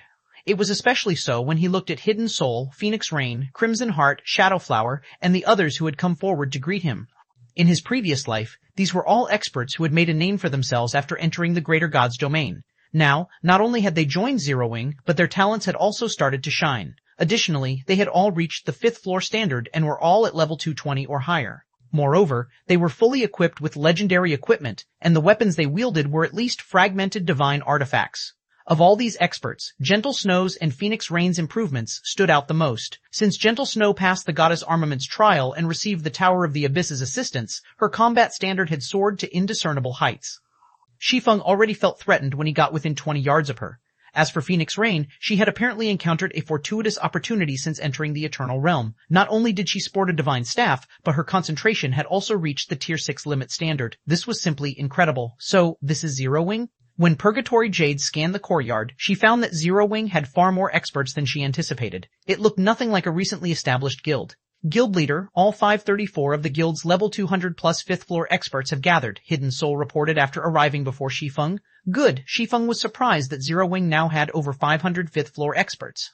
He hadn't expected the Tower of the Abyss to be so effective. Now, Zero Wing already had enough 5th floor experts to rival what the pseudo-apex powers had in the Eternal Realm. Also, Vice Guild Leader Frey had someone deliver a confidential letter to you not long ago. It was entrusted to her by King's Paradise, Hidden Soul said as she proffered a letter to Shi Feng. She said you might change your mind once you read it. Chapter 3847, Chapter 921, Commotion at Everlasting City, Chapter 921, Commotion at Everlasting City, no need. Have someone return this letter to Vice Guild Leader Frey, Shi Feng said, waving his hand and refusing to accept the letter. Tell her that I won't be negotiating that matter. Guild leader, are you sure you don't want to take a look? Hidden Soul asked worriedly. Although she knew nothing about the power known as King's Paradise, it was unlikely to be a nobody, considering it could get Frey to send a message on its behalf. Moreover, even if they ignored King's Paradise's strength, the letter's contents should be of great importance since King's Paradise chose to send its message through such confidential means. Not to mention, Frey had deliberately emphasized that the letter might change Shi Feng's mind. I already know what's written inside, so there's no need to read it, Shi Feng said, chuckling as he looked at the worried Hidden Soul. But you can let everyone have a look at it. Let us have a look? Hidden Soul was stunned. Can we? Of course. I was about to tell you all about the letter's contents anyway, Shi Feng said, nodding. Even without reading Lunar River's letter, Shi Feng could tell that the woman was going to tell him how intense Everlasting City's competition would be, and that he should give up his pointless struggle and trade away his control over the Tower of the Abyss. However, what she didn't know was that he understood the competition better than anyone else from the human race. Subsequently, Hidden Soul followed Shi Feng's instructions and shared the letter's contents with everyone who would participate in Everlasting City's competition. Everlasting City, Phoenix Rain's pupils shrank as she read the letter's contents. Heavens! 6 royal powers, 35 apex powers, and over 1,000 pseudo-apex powers from the 3 races will participate in the competition. Hidden Soul was similarly shocked. It should be known that the human race's Greater God's domain had fewer than 200 pseudo-apex powers, while its apex powers numbered less than 10. Yet, the number of pseudo-apex powers that would participate in Everlasting City's competition was more than 5 times what the human race had, while the number of participating apex powers was more than triple. Moreover, there was no limit to how many members each power could mobilize. The competition's intensity would be dozens of times greater than that of the Crucible of the Ancients. All the Zero Wing members gathered were shocked after learning this news. They had never expected such a frightening battle to take place in the Eternal Realm. Even Apex powers would be nothing more than ants in this battle, let alone pseudo-Apex powers. How interesting. Purgatory Jade's eyes lit up with a hint of fighting spirit after she finished reading the letter. Originally, she was pretty disappointed with the Greater God's domain after learning more about it. However, Everlasting City's competition finally gave her a sense of challenge. Guild leader Black Flame, will we fight for Everlasting City's land? Kowloon Demon asked excitedly. We'll try to occupy 4 plots, Shi Feng said, nodding. Only 4? Isn't that too little? Kowloon Demon felt that Shi Feng's ambition was too small, especially considering Zero Wing had Dragon's Crown's assistance. It's already a lot, Shi Feng said, chuckling as he looked at the confident Kowloon Demon. Although we have your help this time, Everlasting City has only 144 plots of occupiable land. There aren't even enough for every participating Apex power and Royal power to occupy 4 plots. Furthermore, these powers won't just mobilize a fraction of their experts, they will commit all their available manpower. Additionally, some of these powers will recruit experts of other powers as mercenaries. I estimate that each participating power will have at least 1,000 fifth-floor experts. We also have to split our forces to occupy and defend 4 separate plots of land. Not to mention, some powers will likely join forces near the end of the competition. So, occupying 4 plots of land is easier said than done. Indeed, Kowloon Demon fell silent after hearing this. He had already achieved the minimum equipment standard to be considered an Apex expert in the Greater God's domain. So long as his opponents didn't come at him with a 6th-floor expert of their own or overwhelming numbers, he would have no trouble safeguarding a plot of land. After including Purgatory Jade, Dragon's Crown could guarantee the occupation of 2 plots of land. However, any more than that would be stretching it. Furthermore, what Kowloon Demon didn't know was that the human race and the holy race possessed foundations that couldn't be threatened easily by a few 6th-floor experts. Snow, Rain, come with me, Shi Feng instructed Gentle Snow and Phoenix Rain quietly. Shi Feng knew that Zero Wing would not be able to occupy 4 plots of land in Everlasting City's competition if it relied solely on Dragon's Crown. Even if they set aside the Holy Race's Apex and Royal powers, the human race's many pseudo-Apex powers were more than enough to give any 6th-floor expert a run for their money. He wouldn't even be surprised if Kowloon Demon and Purgatory Jade got killed in action. After all, such occurrences had happened more than once in the war between the human race and the Holy Race in his previous life. Otherwise, the Holy Race would have long since occupied the human race's 12 sanctuaries. Hence, when Shi Feng considered participating in Everlasting City's competition, he had already decided to use the Dark Divine Silver to upgrade Gentle Snow's Chaos Windblade into an exclusive divine artifact. Additionally, he intended to give the 2 pseudo-tier 7 spells, All-Consuming Fire and Soul World, to whichever magical class expert in the guild had tier 6 limit concentration. If not for the Eternal Stones he bought at Desolate Star City's auction needing a day to several days to arrive, he would have even lent the Eternity Crown and the Eternity Gauntlets to Gentle Snow to increase her overall strength further. While Shi Feng was preparing for Everlasting City's competition, a 5,000-meter-long flying ship crashed through space and arrived above a small island in the Eternal Realm's southern region. However, the instant the flying ship exited the void, it immediately lost all power and plummeted to the island. Vice Guild Leader River, we have reached the designated location. The flying ship has only 2% durability remaining. It will take at least half a month of repairing before it is ready to fly again. A level 240 old man wearing a divine artifact, ranked gray robe, reported respectfully to a woman who looked like the personification of darkness. Good. Proceed according to plan. All 4,000 combatants will follow me to Everlasting City, while all logistics members will remain here to help with the repairs and the construction of defenses, Lunar River commanded through her suit of armor. Then she gazed in the direction of Everlasting City, which was over 1,000,000 yards away, and stated determinedly, "It's time we let the world know about King's Paradise." After saying so, Lunar River summoned a 500-meter-long, tier 6 3-headed phoenix and took off on it. Upon seeing this, the rest of King's Paradise's members followed suit, blotting out the sky with an army of flying mounts as they sped toward Everlasting City. Chapter 3848, Chapter 922, Apex of the Three Races. Chapter 922, Apex of the Three Races Eternal Realm, Everlasting City. Everlasting City was like a giant tree that connected heaven and earth. This tree had 144 branches, each representing a separate zone the size of an ordinary NPC city.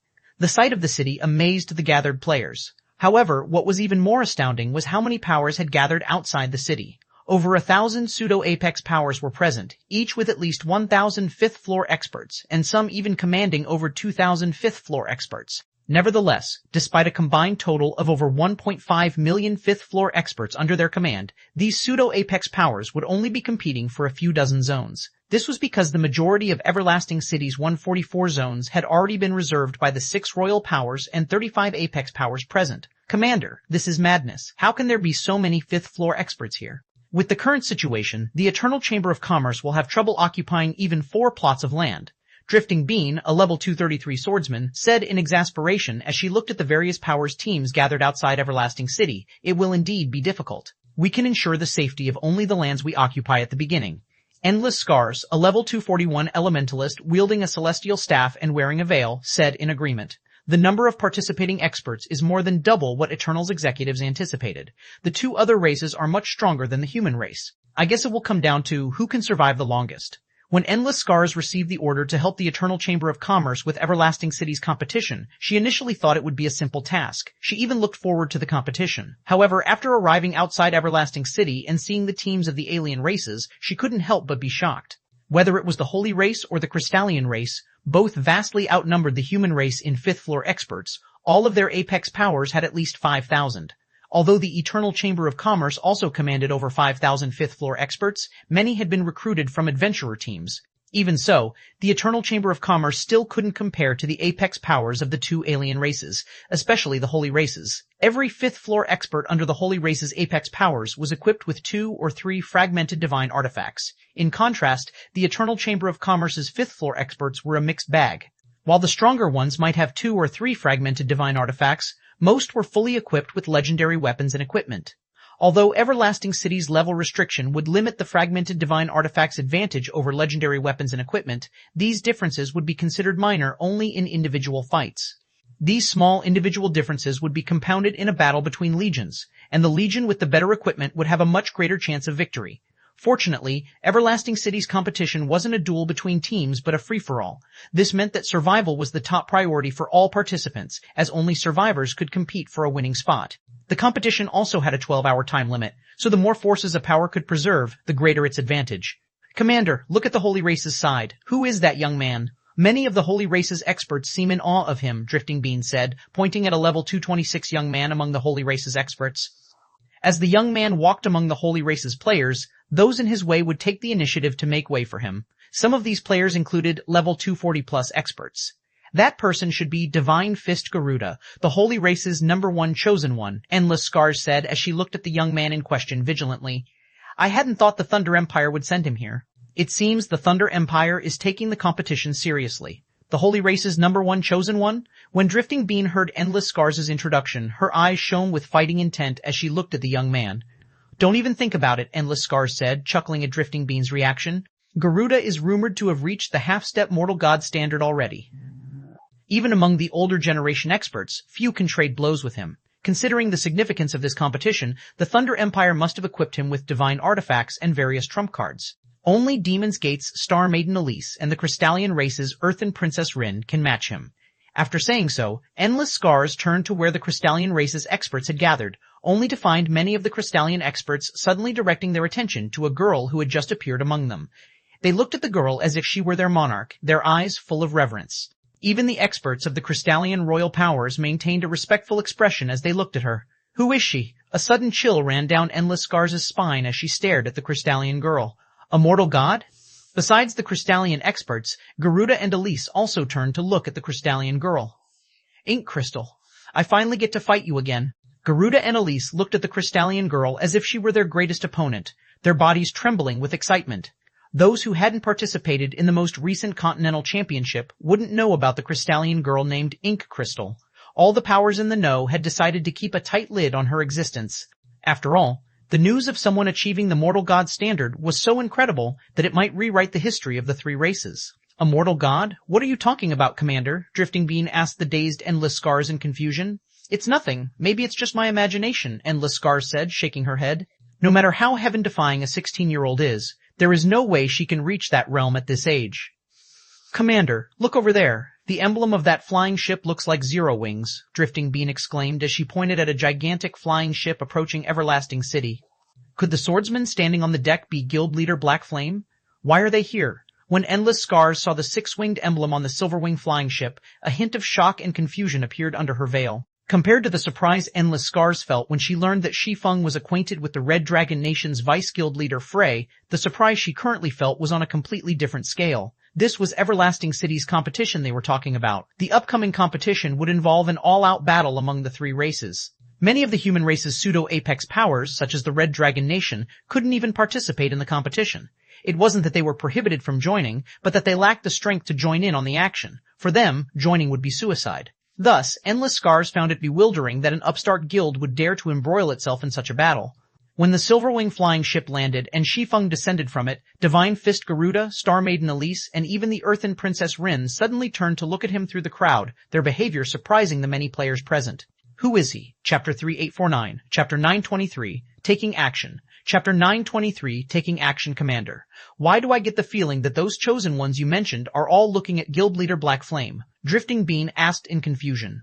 Whether it was the Holy Race's Garuda or Demon's Gate's Elise, they were all existences that the Bloodwing Adventurer team could not hope to get acquainted with. But now, Drifting Bean could clearly see that Garuda and Elise were scrutinizing Shi Feng. Her gut instinct as a fifth-floor expert also told her that the two were eager to fight Shi Feng. Could he also be acquainted with these two people? Naturally, Endless Scars could also perceive the fighting spirit in Garuda and Elise as they looked at Shi Feng. It was obvious they regarded Shi Feng as an opponent. However, her common sense told her that this shouldn't be possible. Garuda was a half-step mortal god, while Elise was strong enough to match half-step mortal gods. Despite having developed in the greater god's domain for years, Endless Scars doubted her chances of victory in a fight against either of these individuals would exceed 50%. It hadn't even been a year since Xia Qingying brought Shi Feng to the greater world. No matter how quickly he improved, there was no way he could have caught up to Garuda and Elise already. After all, the two of them were backed by behemoths, while Shi Feng was backed by a guild he had established only months ago. Besides Endless Scars, Lunar River, who had arrived with a 4,000-man legion a while ago, was also looking at Shi Feng. Is he still being stubborn? When Lunar River saw that Zero Wing's team comprised only 600-plus players, she felt that Shi Feng was here to mess around. Just the pseudo-apex powers present already commanded a combined total of over 1.5 million fifth-floor experts. Even a legion of 3,000 fifth-floor experts would have difficulty surviving in the upcoming competition, let alone a 600-man team. King's Paradise was confident in securing 4 plots of land only because of its sturdy foundations. Otherwise, even if it participated in the competition with 4,000 fifth-floor experts, it would still leave with nothing but casualties. Vice Guild Leader, should we invite them to join us? Shuo Yun, a level 235 cleric in God's domain, asked quietly. It's too soon for that, Lunar River said after considering the matter. We'll invite them once they have trouble holding on. The rules of Everlasting City's competition made it different from the average war between powers. In addition to restricting player levels to level 220, the competition also had a 12-hour time limit. Only after the 12 hours were up would the occupants of each plot of land be decided. As for how occupants were decided, it was simple. Once the competition began, all players on Everlasting City's island would be considered participants and given an Everlasting City token. The token would drop on death, and whichever team held the most tokens on a particular plot of land at the end of the competition would become its occupant. In other words, the various powers members had to move about hunting other players throughout the competition. They couldn't simply hunker down at a particular location. To make matters worse, the participating Apex and Royal powers had already reserved a significant portion of Everlasting City's 144 plots of land. This severely limited the space the pseudo-apex powers' 1.5 million fifth-floor experts could fight in, so the various pseudo-apex powers would likely be embroiled in chaotic battles as soon as the competition began. In this situation, weaker powers with smaller forces would likely be the first to be eliminated. On the other side of the island, today is the best opportunity to learn about the trump cards of the 3 races' major powers, so keep your eyes open. Do not miss the performance of any expert on the battlefield. Pay extra attention to the various powers' chosen ones. They might become our greatest enemies in the future. Make sure to keep an eye on our guild's chosen ones. Once you see the top experts of other powers approaching them, notify them immediately. This is the best battlefield for them to hone themselves. We must not let them die at the hands of old monsters. Keep an eye on experts with great potential. All these people are our future assassination targets. Make sure to record every battle, especially the ones between the various powers' top experts. This is one of the few battles where the 3 races' major powers will reveal their trump cards. An arena for established experts, a cradle for new generation experts, a treasure trove of information for the various powers. At this moment, Everlasting City had become the center of the 3 races, and every participating power was employing all available means to benefit from the city's competition. As a dull bell ring echoed from Everlasting City, the translucent barrier covering the city disappeared, while a new translucent barrier formed on the island's outermost layer. Immediately, the 1,000-plus pseudo-apex powers, 35 apex powers, and 6 royal powers on the island flew toward their chosen plots of land in a frenzy.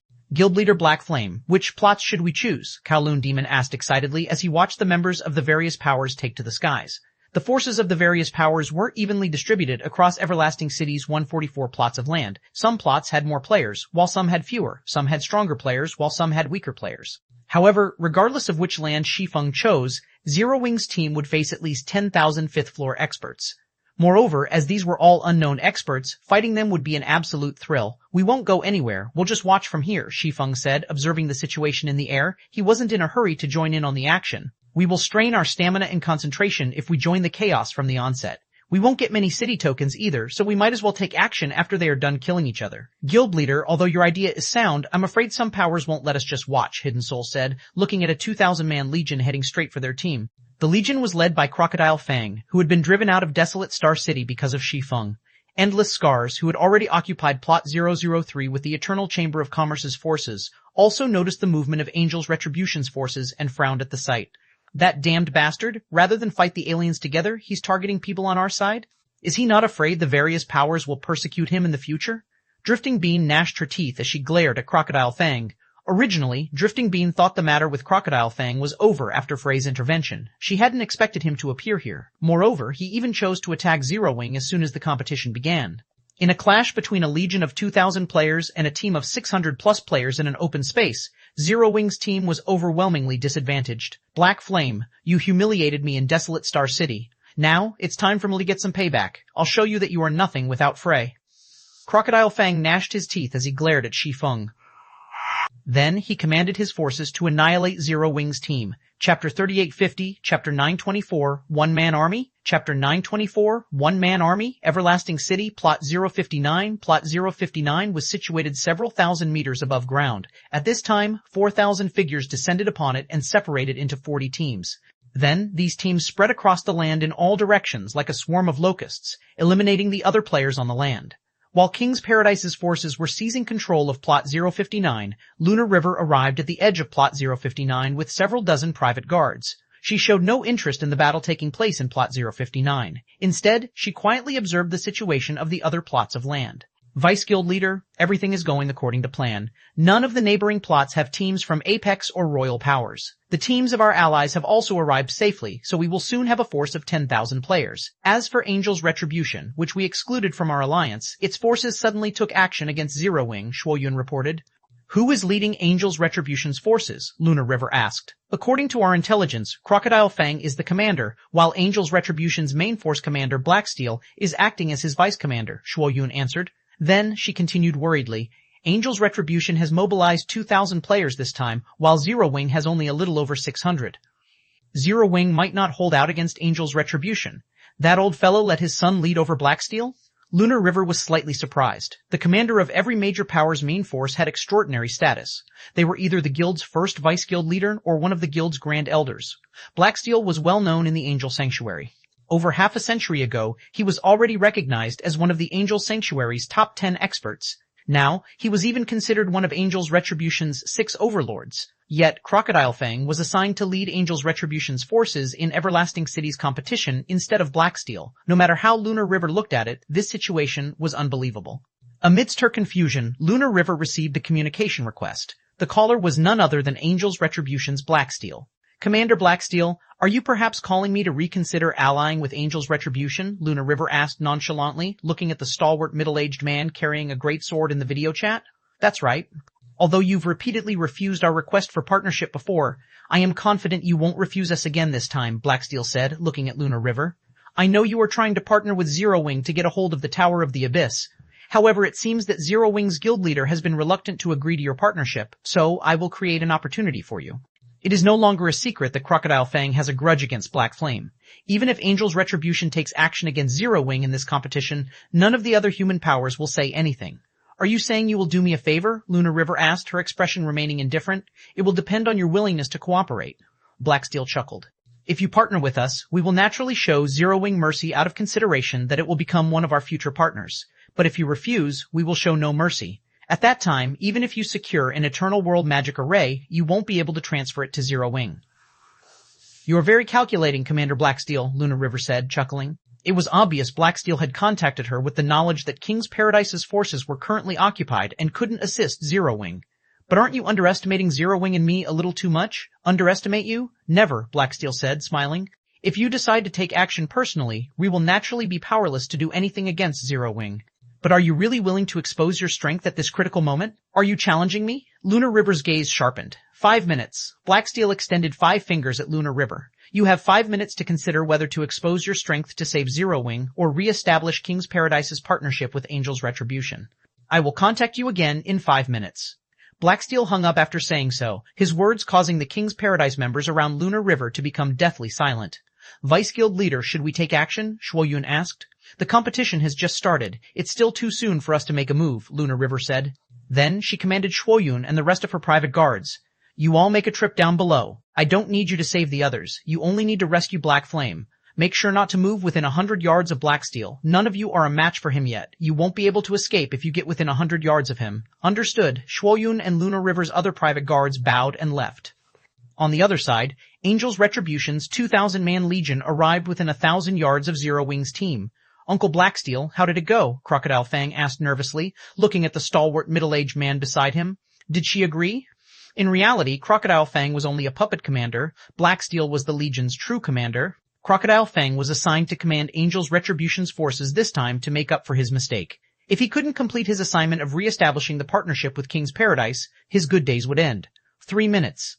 Blacksteel did not respond to Crocodile Fang's question. Instead, he looked at the 100 experts standing respectfully behind him. Every one of these 100 experts was equipped with multiple fragmented divine artifacts and exuded a dangerous aura. Lunar River's people should arrive about 3 minutes later, so I want you all to eliminate everyone except Zero Wing's guild leader in 3 minutes. Yes, Commander. The 100 experts responded confidently in unison, as if killing Zero Wing's 600-plus experts in 3 minutes was a trivial matter. They immediately charged Zero Wing's forces, their speed so fast that even Tier 6 experts could only catch a glimpse of their afterimages.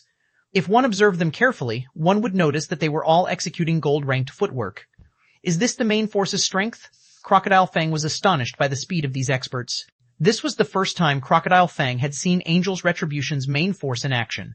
Blacksteel had always been responsible for managing and training Angel's Retribution's main force. As a result, besides Angel's Retribution's guild leader, everyone else in the guild was in the dark about the strength of Angel's Retribution's main force members. However, after seeing them in action, Crocodile Fang finally understood why it was mentioned that these main force members were 90% of the reason Angel's Retribution dared to participate in Everlasting City's competition. When Angel's Retribution's main force members went into action over at Zero Wing's resting area, Guild Leader Black Flame, do you need our intervention? Purgatory Jade asked, looking at the 100 players closing in on them. Based on her observation, Angel's Retribution's 100 experts were all very strong. Although their combat standards were inferior to the chosen ones under her tutelage, their equipment standards were much better. They weren't opponents that Zero Wing's members, most of whom hadn't even reached level 220, could handle. No need. Shi Feng shook his head. Then he looked at Phoenix Rain and said, Rain, I'll leave them to you. Can I? Phoenix Rain asked, surprised that Shi Feng would let her take action. It would be the easiest for you to deal with this situation, Shi Feng said, nodding. But don't go all out. It'd be bad if we caused too much of a commotion. When Phoenix Rain stepped forward by herself, the advancing main force members and the spectating members of Angel's Retribution were stunned. They had never expected Zero Wing to send only one person to fight them. Is Zero Wing taking us for the Eternal Realm's little fellows? Angel's Retribution's main force members laughed when they saw Phoenix Rain raising her staff and chanting. At the same time, a cold glint flashed in their eyes. After going unmatched in the Angel Sanctuary for so long, they hadn't expected to be underestimated by a small guild in the Eternal Realm. When Angel's Retribution's main force members got within 100 yards of Phoenix Rain, she finally finished chanting and gestured toward Angel's Retribution's forces with her free hand. Pseudo Tier 7 spell, all-consuming fire. Chapter 3851, Chapter 925, Plot 095, Chapter 925. Plot 095 dark purple flames suddenly burst from the void, forming a gigantic sword 10,000 yards long that struck at Angel's Retribution's members. When the sword of flames appeared, all players within a 10,000-yard radius of Phoenix Rain felt their souls tremble with fear. This scene even caught the attention of the various powers experts all over Everlasting City. Is that a large-scale destruction spell? How can a large-scale destruction spell have such a huge range? Everyone participating in Everlasting City's competition had seen large-scale destruction spells before, but never had they seen one with a range of 10,000 yards. Moreover, even at first glance, it was obvious the power of the dark purple flames exceeded the Tier 6 limit standard. Boom! The sword of flames fell on Angel's Retribution's members before they could react, effortlessly burning through them and the land they stood on. When the flames dissipated, a bottomless rift appeared on the island that Everlasting City stood on. They're all gone? The spectating experts were dumbfounded when they failed to see any Angel's Retribution members in the aftermath. Commander, what rank of spell is that? Drifting Bean goggled at the scene below in disbelief. As the Bloodwing Adventurer team operated in the Angel Sanctuary, it had plenty of intelligence on Angel's Retribution, the Angel Sanctuary's #1 power. It also had information on Blacksteel, Angel's Retribution's main force commander. The stalwart man was single-handedly responsible for eliminating many of the Angel Sanctuary's powers, and even Endless Scars wouldn't dare to say she could defeat him with 100% certainty. Yet, Blacksteel had just been one-shotted by a spell. This spell should have already exceeded the Tier 6 limit standard, Endless Scars stated, gaping in shock behind her veil as she stared at the missing section of the island. As the owner of the Origin Mage class, a peak hidden class, Endless Scars knew that not even large-scale destruction spells that reached the Tier 6 limit standard could injure Blacksteel. This was because he was one of the few experts in the Greater God's domain to have developed his concentration to the Tier 6 limit standard, which allowed him to exhibit 100% of the potential of divine artifacts.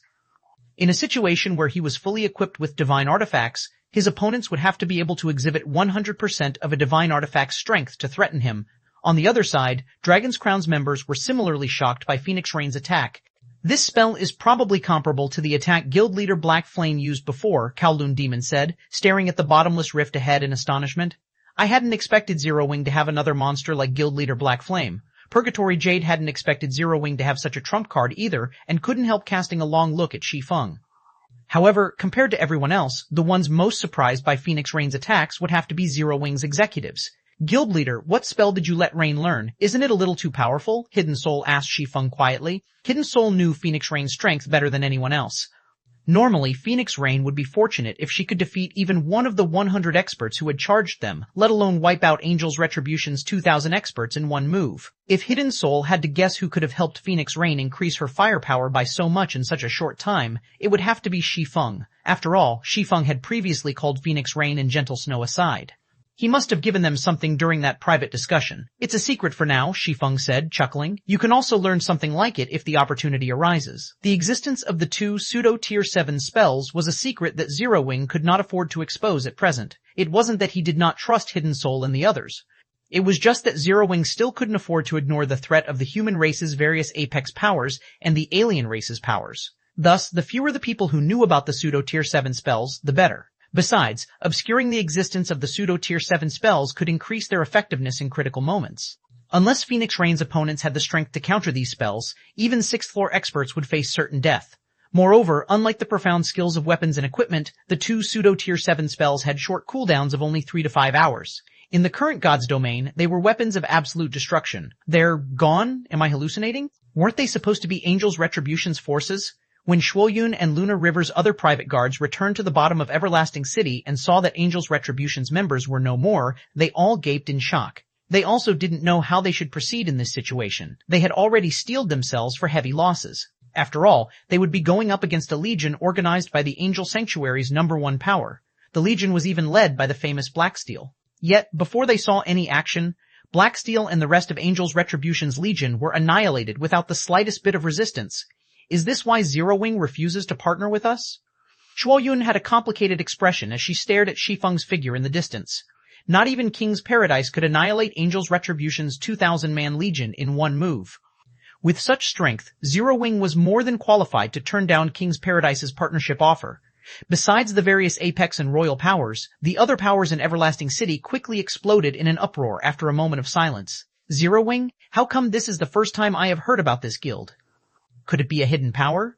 We have to be careful of Zero Wing moving forward. Someone keep an eye on Zero Wing. Once Zero Wing's members make a move, I want to be informed immediately. We must not give Zero Wing any chances. There was no way the various powers present would not fear a spell that could wipe out a 2,000-man legion in one move. They dared not take their chances with it, even if they knew such a spell would have a long cooldown and cast time. Of course, the various powers didn't get too hung up over the spell. They simply had a few members watch Zero Wing's movements before they resumed battling one another. After all, even if Phoenix Rain's spell could be reused multiple times in this competition, it would see limited uses, as the competition had a 12-hour time limit. The effect one player could have on a competition of such scale was also extremely limited. This was because each power had to occupy 4 plots of land to receive an eternal world magic array. In other words, the outcome of the competition still depended on the overall strength of the various powers. Moreover, once a power was given sufficient time, it could construct barriers in their respective plots of land to enhance their forces. Since Zero Wing preferred to spectate rather than compete for an early advantage, the various powers naturally wouldn't mind letting it do so. They simply needed to be careful not to let Zero Wing snatch the fruit of their efforts. How cautious of these powers. They're not giving us any chances. When Shi Feng saw the numerous observation skills being used on his team, he knew it would only be a waste of time to continue waiting here. It seems we'll have to act in advance. Realistically speaking, trying to occupy 4 plots of land in Everlasting City with just a little over 600 players was absurd. With so few players, Zero Wing would not only have difficulty defending its land, but it would also have trouble collecting city tokens. The competition's rules stated that the power holding the most tokens on a particular plot of land at the last second would become its occupant. In other words, so long as another power snuck more tokens into Zero Wing's land at the last second, this team could snatch Zero Wing's land from right under its nose. Simply put, the competition was about who could collect the most Everlasting City tokens. Even if a power managed to occupy many plots of land with overwhelming force, its efforts would be futile if it couldn't collect enough tokens. Thus, the competition was very disadvantageous to powers with few members like Zero Wing. Now, Zero Wing's only hope of succeeding was to compete in lands with the most players. However, timing was key. If Zero Wing acted too early or too late, it would cause an outflow of tokens to other plots of land, which, in turn, would reduce the number of tokens Zero Wing could collect. Before taking action, Zero Wing needed to collect enough intelligence and select lands with the most tokens. It also needed to ensure it could secure these tokens in one fell swoop. Guild leader, according to our investigation, the 3 plots of land with the most players all have apex powers competing over them, Hidden Soul said, frowning as she watched the fierce battles across Everlasting City. Plot 034 has nearly 30,000 players, a human apex power, and a Crystallian royal power competing over it. Plot 068 has over 30,000 players and 2 Holy Race Apex powers competing over it. And Plot 095 has nearly 40,000 players, a Crystallian Apex power, and a Holy Race Royal power competing over it. Let's go with Plot 095 then, Shi Feng said without hesitation.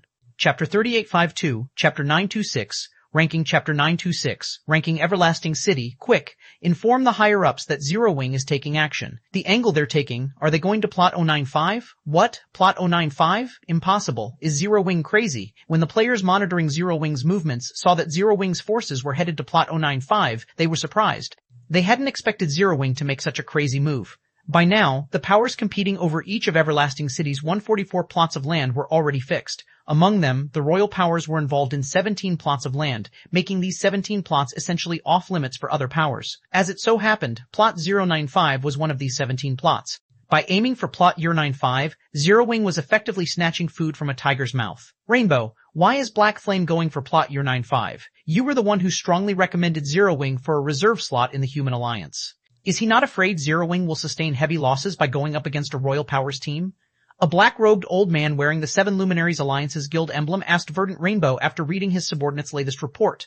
Our race is already at a disadvantage against the 2 alien races. We hardly have any powers that can compete with them.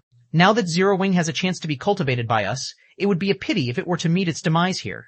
He might be trying to collect more tokens, Verdant Rainbow said, her voice uncertain. Then she recalled the situation in the last Continental Championship and added, "But you don't need to worry too much, Elder Marshal. I'm sure Guild Leader Black Flame knows what he is doing. Who knows? He might even give you a surprise." A surprise?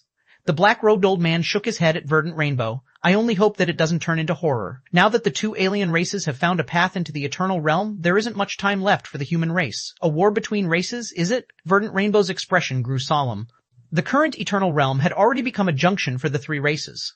Previously, none of the 3 races had a reliable way to enter the Eternal Realm, so the human race wasn't under much threat. However, following the discovery of the Eternal Realm's entrances, the powerful Holy Race would likely invade the human race's greater god's domain. At that time, a war between races would be inevitable.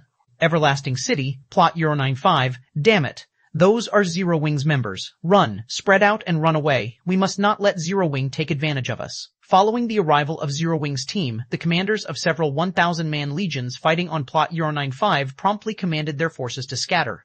In response, the experts operating under them fled in all directions without hesitation, as if they had just seen a terrifying monster. Phoenix Rain's all-consuming fire had left a deep impression on everyone fighting in Everlasting City. Everyone also understood that they could do nothing against such a terrifying spell. Naturally, they wouldn't waste time battling Zero Wing. Even if, deep down, they believed that Phoenix Rain couldn't use that spell again within a short time, they dared not take their chances. Everlasting City's competition was about which power could collect the most tokens. It wasn't a fight to the death. So long as they survived, they would have more opportunities to collect tokens. Why did these people run away as soon as we arrived? Hidden Soul was flabbergasted by the scene before her. Once upon a time, Zero Wing was a pushover. Everyone dared to bully. Yet it had now become an existence that everyone feared. Moreover, these were not ordinary players they were talking about, but experts from pseudo-Apex powers. Hidden Soul found this situation truly unbelievable. Run? Not on my watch. As the various powers experts fled, Gentle Snow reached for the Chaos Windblade on her back and leaped into the air. Then, with the great sword raised, she cast Chaos World, instantly creating a miniature world covering a 5,000-yard radius that was isolated from the outside world. The skill Gentle Snow had just activated was called Chaos World, one of the Chaos Windblade's additional profound skills. The skill became much stronger after the Chaos Windblade was upgraded into a divine artifact. It now allowed Gentle Snow to create a realistic world comparable to Shi Feng's miniature abyssal world. All enemies caught in the Chaos World would have their basic attributes and mobility heavily suppressed. However, none of the players present was a weakling. They were all fifth-floor experts. Many were equipped with fragmented divine artifacts, while some were even equipped with divine artifacts. The instant Gentle Snow activated Chaos World, many trapped players resisted it by using similar skills. This greatly weakened the Chaos World's suppressive effect, making it no longer capable of stopping players from fleeing. It seems it's still necessary to have Dragon's Crown take action. When Shi Feng saw that Gentle Snow had failed to suppress the various powers experts, he decided to have Purgatory Jade's group intervene. There were only 40,000 players on plot year 95, while the battlefield he had chosen to land on had nearly 4,000 players. With how wary the various powers were of Zero Wing, he would have difficulty finding another big haul like this if he let these players escape. However, before Shi Feng could give his command, Gentle Snow tightened her grip on the Chaos Windblade and swung it at the ground. Suddenly, the Chaos World shattered, its countless fragments transforming into space-time storms that swept up everyone within its radius. Each space-time storm rivaled a divine artifact's profound skill exerted to 100% potential. If targeted players couldn't counter with a divine artifact's profound skill exerted to 100% potential or a peak gold combat technique, they stood no chance against the space-time storms. Gentle Snow's complexion visibly paled after she completed her attack. It was obvious the attack had taken quite a toll on her concentration. However, her efforts were not in vain. Her attack had annihilated over 80% of the players caught in her Chaos World. As for the survivors, only a small portion of them were unscathed. The rest suffered heavy injuries, retaining less than 30% of their HP and looking worse for wear. Was that a peak gold combat technique? Shi Feng was surprised by Gentle Snow's attack, which was not much weaker than Phoenix Rain's all-consuming fire. Although Shi Feng did not know the exact rank of the combat technique Gentle Snow had just used, he knew it had reached the peak gold standard at the minimum. He even felt it could rival Ink Crystal's serious attack. How interesting, Purgatory Jade thought in admiration, a hint of approval coloring her eyes as she looked at Gentle Snow. Kowloon Demon and I should be the only ones in the team who can fully block this technique. It's a pity it places such a heavy burden on its user. If she could use it repeatedly, she would stand a chance against Kowloon Demon and me. Subsequently, the tokens owned by the 3,000-plus players Gentle Snow killed appeared in her bag space. This, in turn, caused a drastic change to Plot 095's ranking list. Plot 095 Team Ranking List 1 Sturst, Zero Wing, 8,426 tokens, Chapter 3853, Chapter 927, Zero Wing and Evil Nature. Chapter 927, Zero Wing and Evil Nature. Are my eyes playing tricks on me? Did someone else just seize Plot 095's first place? Zero Wing? Didn't Zero Wing just enter Plot 095? Zero Wing already has 8,426 tokens? What did it do in Plot 095? Besides those participating in Everlasting City's competition, the various powers also had observers stationed outside the island. When these players noticed the sudden change in Plot 095's ranking list, they couldn't help but doubt their eyes. As Plot 095 was considered one of Everlasting City's forbidden zones, most powers didn't bother to pay much attention to it. After all, everyone knew that the ultimate occupant of Plot 095 would be Evil Nature, one of the Holy Race's 10 great royal powers. If there hadn't been so many players gathered in Plot Year 95, which afforded more opportunities to collect tokens, the powers involved in Plot Year 95 would have long since fled to greener pastures. Yet, Evil Nature, originally placed first in Plot Year 95, was replaced by Zero Wing. This was a major event that could upset the entire competition. First place? How interesting.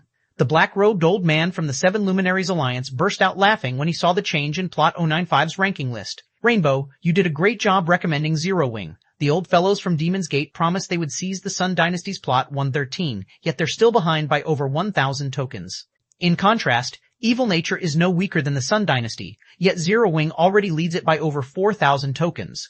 Those old fellows will have a stroke if they learn about this. Zero Wing has 8,426 tokens. Verdant Rainbow was surprised when she inspected Plot 095's ranking list. She couldn't fathom how Zero Wing had obtained so many tokens so quickly. After including the experts mobilized by the various Apex and Royal powers, the number of players participating in Everlasting City's competition was only about 2 million. If these players were evenly distributed among the city's 144 plots of land, each plot would only have a little more than 10,000 players. Depending on how the various powers arranged their players, 8,426 tokens could already comprise all the tokens on a plot of land. Not to mention, it hadn't been more than 20 minutes since Zero Wing arrived in Plot 095. Even if the experts fighting in Plot 095 were a bunch of harmless livestock, it shouldn't be possible for Zero Wing to collect over 8,000 tokens in such a short time. Everlasting City, Plot 059, Vice Guild Leader, something big happened on Zero Wing's side, Shuoyun exclaimed as she approached Lunar River, who was busy organizing a siege. Zero Wing has risen to Plot 095's first place with over 8,000 tokens. It is now leading Evil Nature by more than 4,000 tokens. First place? Leading by more than 4,000 tokens? Lunar River chuckled when she heard Shuoyun's report. Then, while recalling Shi Feng's face, she said, "So this is why you refuse to partner with us." Vice Guild Leader, now that Zero Wing has secured such a huge lead, unless the various powers involved in Plot 095 let Evil Nature freely slaughter their experts, there is very little Evil Nature can do to topple Zero Wing, Shuoyun said anxiously. She couldn't understand why Lunar River was still in the mood to laugh. It should be known that King's Paradise was hoping for Zero Wing's failure. After all, Zero Wing would be willing to seek King's Paradise's help only if it crashed and burned. Yet, what had happened was the opposite of what King's Paradise hoped for. Not only did Zero Wing not fail, but it had even secured first place in Plot 095. At this rate, King's Paradise's plans would be completely disrupted. Based on your analysis, there is indeed a high possibility that Plot A95 will go to Zero Wing, Lunar River said leisurely.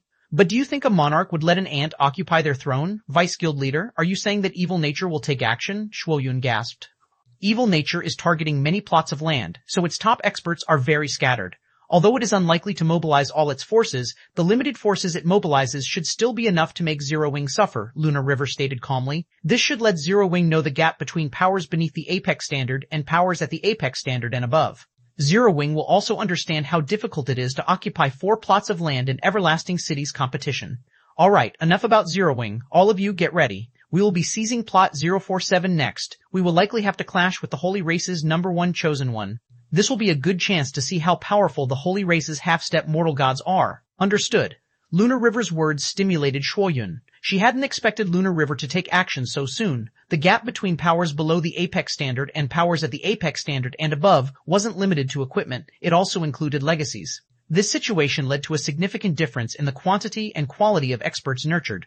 It was also why King's Paradise had been operating behind the scenes all these years. As an upstart guild, Zero Wing had no idea how big of a difference this gap was. Everlasting City, Plot 095, as the experts who survived Gentle Snow's attack were heavily injured, Zero Wing's forces had an easy time hunting them down. Although most of Zero Wing's members were behind the various pseudo-Apex powers experts in levels, many still managed to achieve victory one-on-one. They could even finish their opponents under a dozen moves when they fought 2-on-1. Zero Wing's forces eliminated the remaining several hundred experts in less than 10 minutes, increasing Zero Wing's token count to 9,265 and putting Zero Wing ahead of Evil Nature by 5,000 tokens. As the number of players on the battlefield decreased, the number of players engaging in guerrilla warfare would increase, making it harder for the various powers to rack up kills and tokens. Thus, Zero Wing was already guaranteed to become Plot 095's occupant. Guild Leader, a group of concealed players are rapidly approaching us. Azure Shadow, who carried a longbow on his back, reported in the team chat. They are very fast. They'll reach us in 10 seconds at most. There are players coming for us? How many? Hidden Soul, who was resting, asked curiously. Zero Wing became very famous in Plot 095 because of Gentle Snow. After all, unlike Phoenix Rain's all-consuming fire, Gentle Snow's attack that annihilated over 3,000 experts in one fell swoop wasn't a spell with a long cooldown, but a combat technique. Unless Zero Wing's opponent had an expert of a similar caliber, its only option would be to wear out Gentle Snow's stamina and concentration with numbers. Because of this, the powers operating in Plot 095 avoided Zero Wing like the plague. Any player that encountered Zero Wing's team would promptly turn around and flee. Since the initial battle, this was the first time anyone had taken the initiative to approach them. It's a party of 6. Although Azure Shadow had doubts when he saw the results of his scouting skill, he still answered truthfully. Do they not have any rangers or assassins among them? Jilurong was stunned by this answer. Reconnaissance should be the top priority for groups wandering Everlasting City's chaotic battlefield. Otherwise, they wouldn't even know what killed them. Yet, a 6-man party was approaching Zero Wing's team of 600-plus players. However, before Azure Shadow could conduct further verification, 6 players appeared in the sky above the street that Zero Wing's team occupied. Each of these 6 players was equipped with at least 5 divine artifacts, with the rest of their equipment comprising fragmented divine artifacts. The leader of the party, a one-eyed old man with white hair, was fully equipped with divine artifacts, and the aura he radiated was so powerful that many of the Zero Wing members present went weak in the knees. After scanning Zero Wing's forces, the one-eyed old man looked at Shi Feng and asked, "Are you Zero Wing's Black Flame?" "That's right." "And you are?" Shi Feng asked, standing up from the ground. Evil Nature's Unseeing Demon.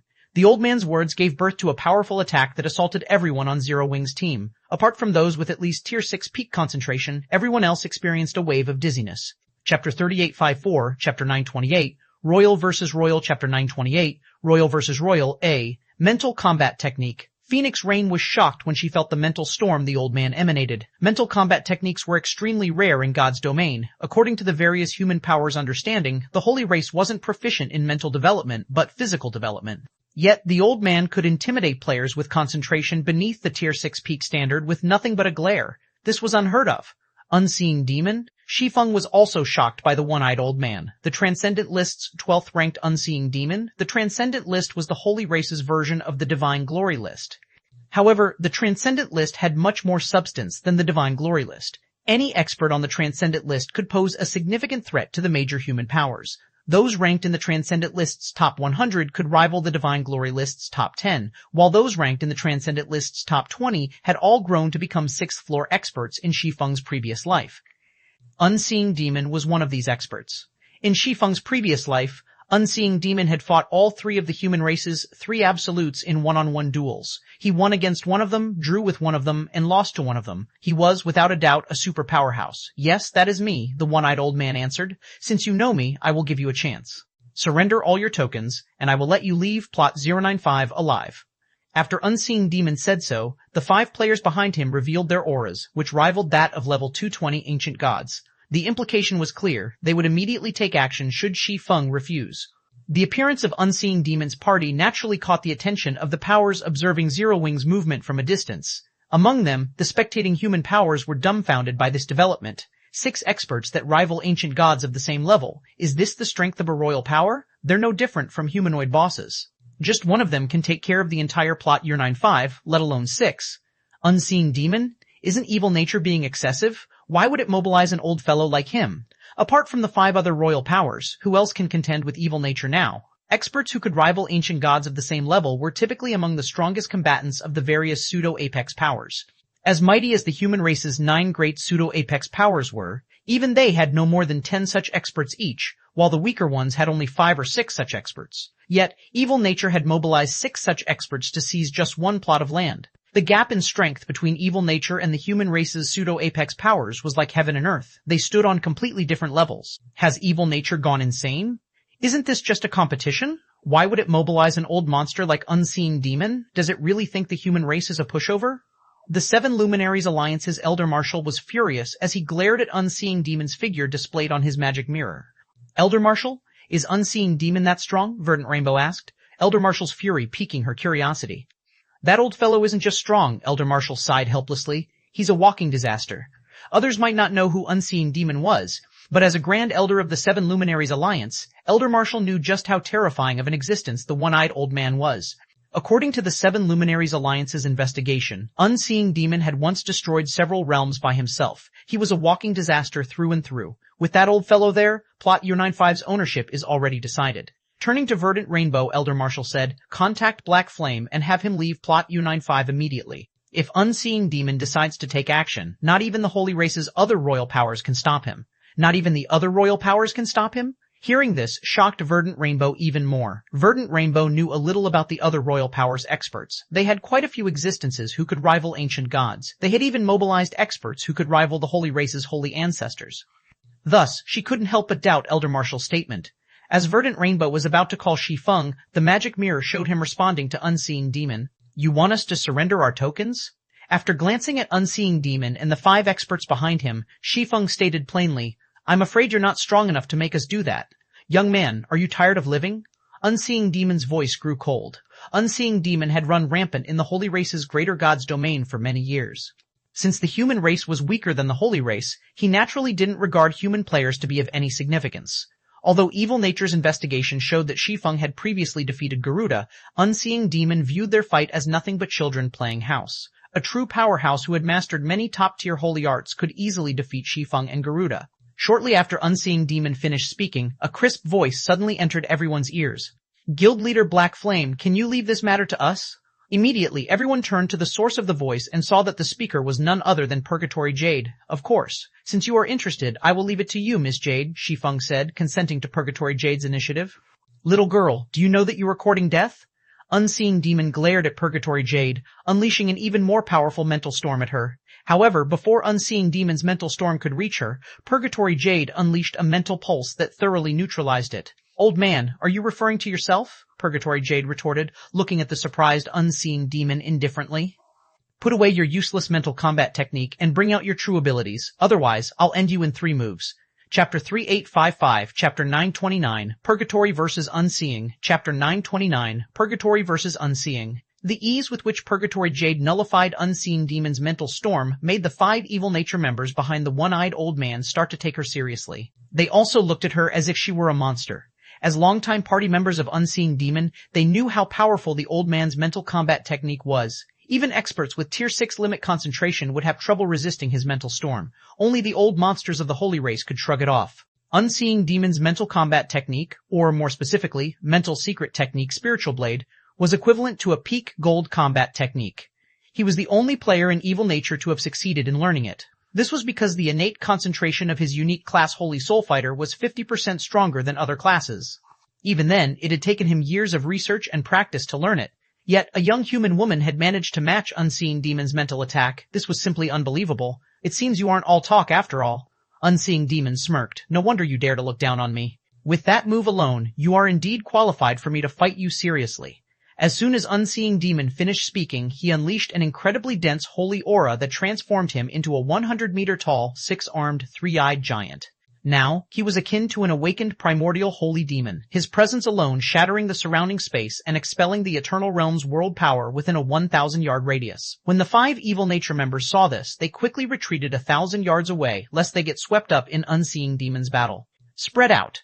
Shi Feng also commanded Zero Wing's members to retreat by 3,000 yards, leaving enough space for Purgatory Jade to fight Unseeing Demon. When experts of Purgatory Jade and Unseeing Demon's caliber fought, only experts of a similar standard could intervene. The ripples of their battle could easily kill weaker experts. Unseeing Demon did not pay any attention to the withdrawal of Zero Wing's forces. His full attention was on Purgatory Jade and the 2 shields she wielded. He had long regarded Shi Feng and the other Zero Wing members as walking corpses. Once he dealt with Purgatory Jade, he could retrieve the tokens in the hands of Zero Wing's other members whenever he wanted. After sensing that Shi Feng and the others had distanced themselves from her, Purgatory Jade launched herself off the ground and instantly appeared above Unseeing Demon's 100-meter-tall body as if teleporting.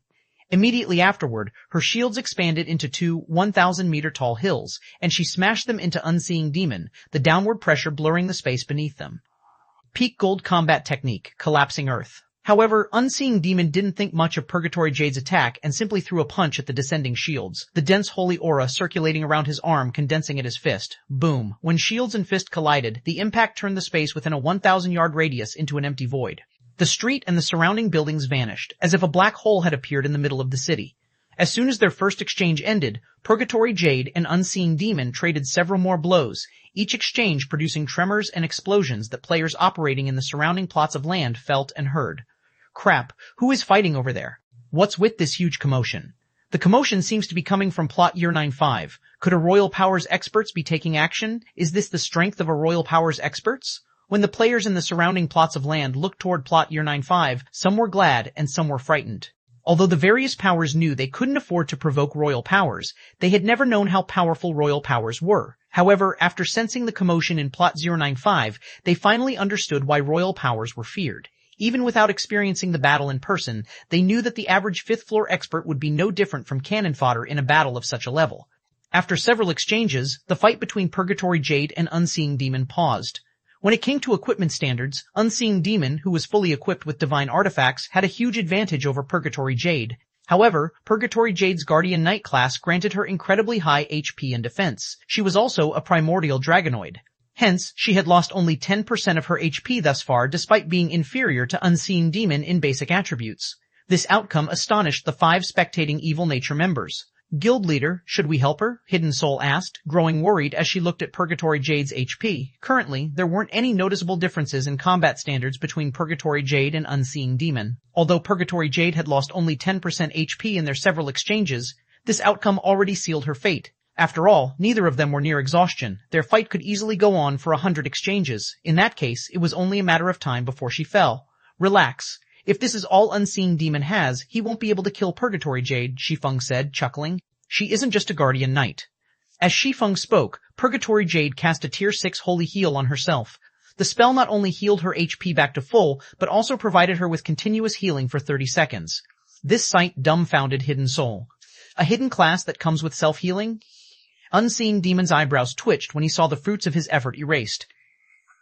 I'm not just a Guardian Knight. I'm also a Divine Dragon Knight.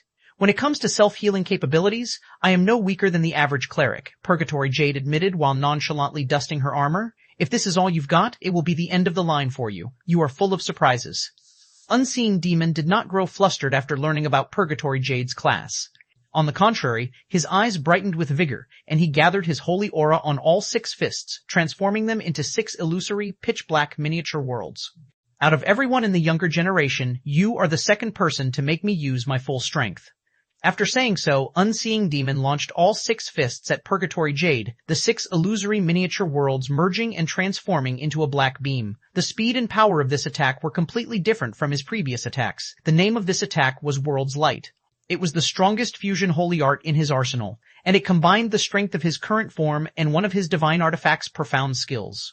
Almost instinctively, Purgatory Jade executed Collapsing Earth to defend against Unseeing Demon's attack. Boom. Following a loud report, Purgatory Jade flew across the sky, her body leaving a wake of nothingness that extended over 1,000 yards, smashing through several skyscrapers before coming to a halt. The commander will win for sure now. The 5 spectating Evil Nature members grew excited when they saw Purgatory Jade's HP had fallen below 50%. However, just as they started celebrating, Purgatory Jade stamped her feet and demolished the skyscraper she was in. As she remained suspended in the air, a dazzling light burst from her body and her HP rapidly recovered, returning to full in just 2 seconds. At the same time, her shields transformed into a miniature world several hundred meters in diameter, composed of divine patterns. Old man, you are very strong, Purgatory Jade said as she gazed at Unseen Demon, innumerable divine patterns flashing in her eyes. Since coming to this world, you are the first expert I have needed to fight with my full strength. As the miniature world enveloping Purgatory Jade began to rotate, a look of surprise appeared on Unseen Demon's face for the first time in this battle. A mortal god?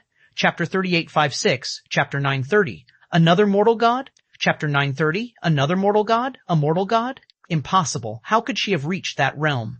The 5 spectating Evil Nature members gawked at Purgatory Jade. The 6th floor standard, also known as the Mortal God Realm, was akin to a myth. This was true for the human race, the Crystallian race, and the Holy race. According to legend, anyone who reached the 6th floor standard would become a god among mortals, invincible among those of the same tier.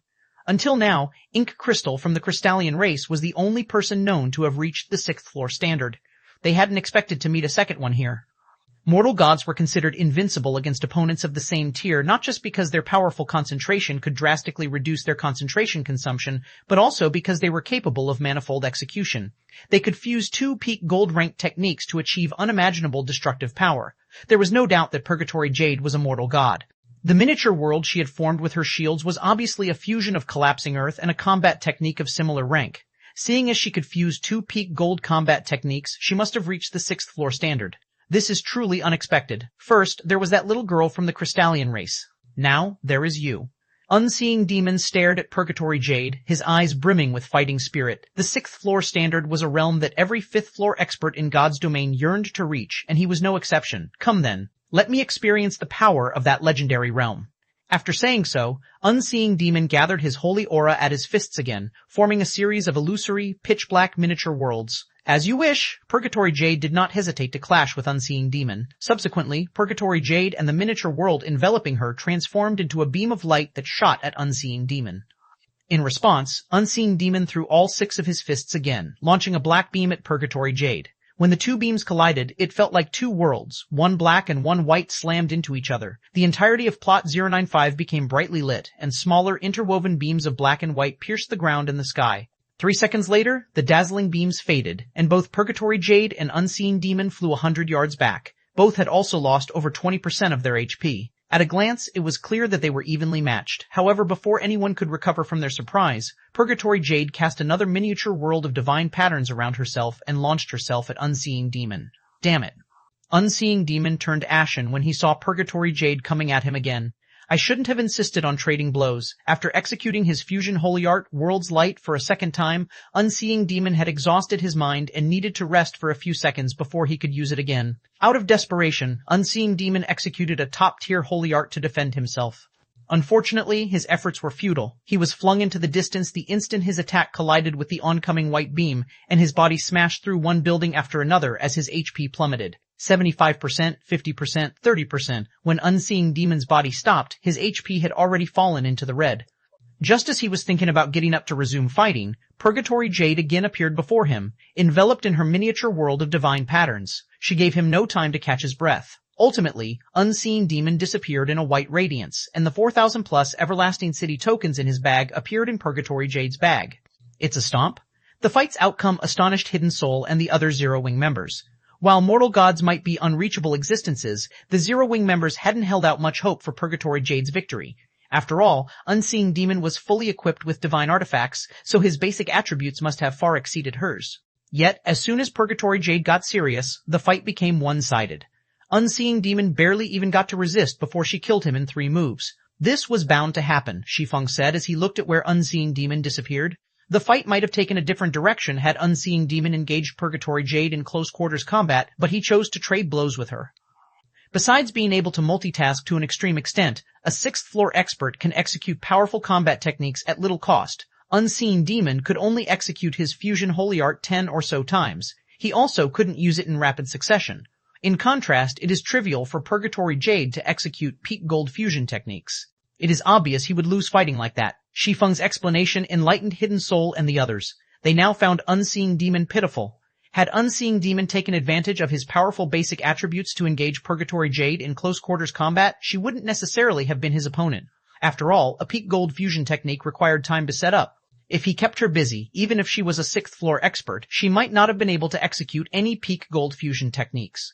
In a fight where neither side could use powerful fusion techniques, the side with superior basic attributes would have an advantage.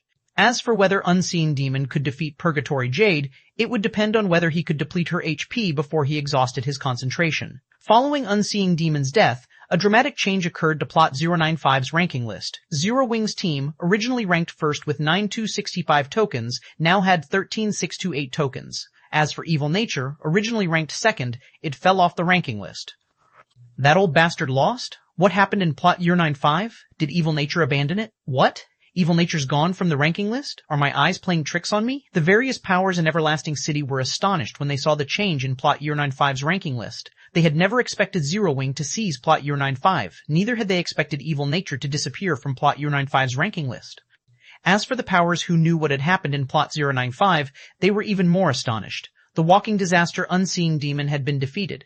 Moreover, he had been defeated by a small guild of the human race. This situation sounded like it came straight out of a fairy tale. A mortal god? Who is that guardian knight? Why don't we have any information on her?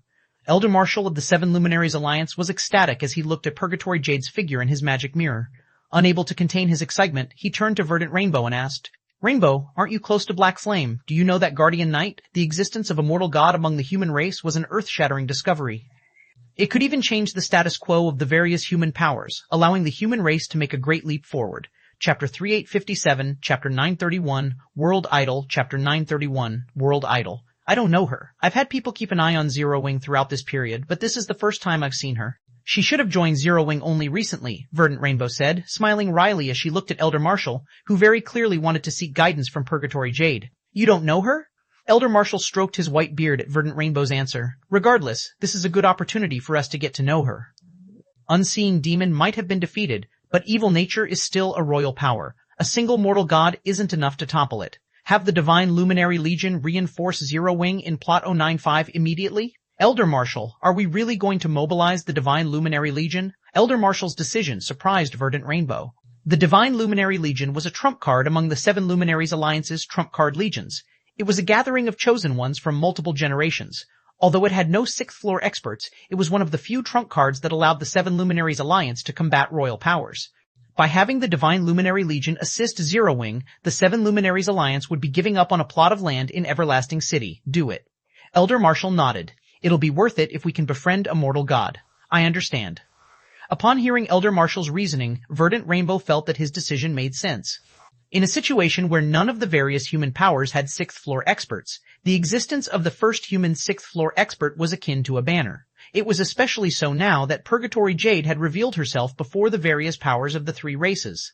Once the competition was over, Verdant Rainbow could imagine many powers from all 3 races trying to curry favor and establish partnerships with Purgatory Jade. The various human powers in particular would try to obtain her method and experience in reaching the 6th floor standard. While the 7 Luminaries Alliance might be an apex power, it wasn't the only apex power of the human race.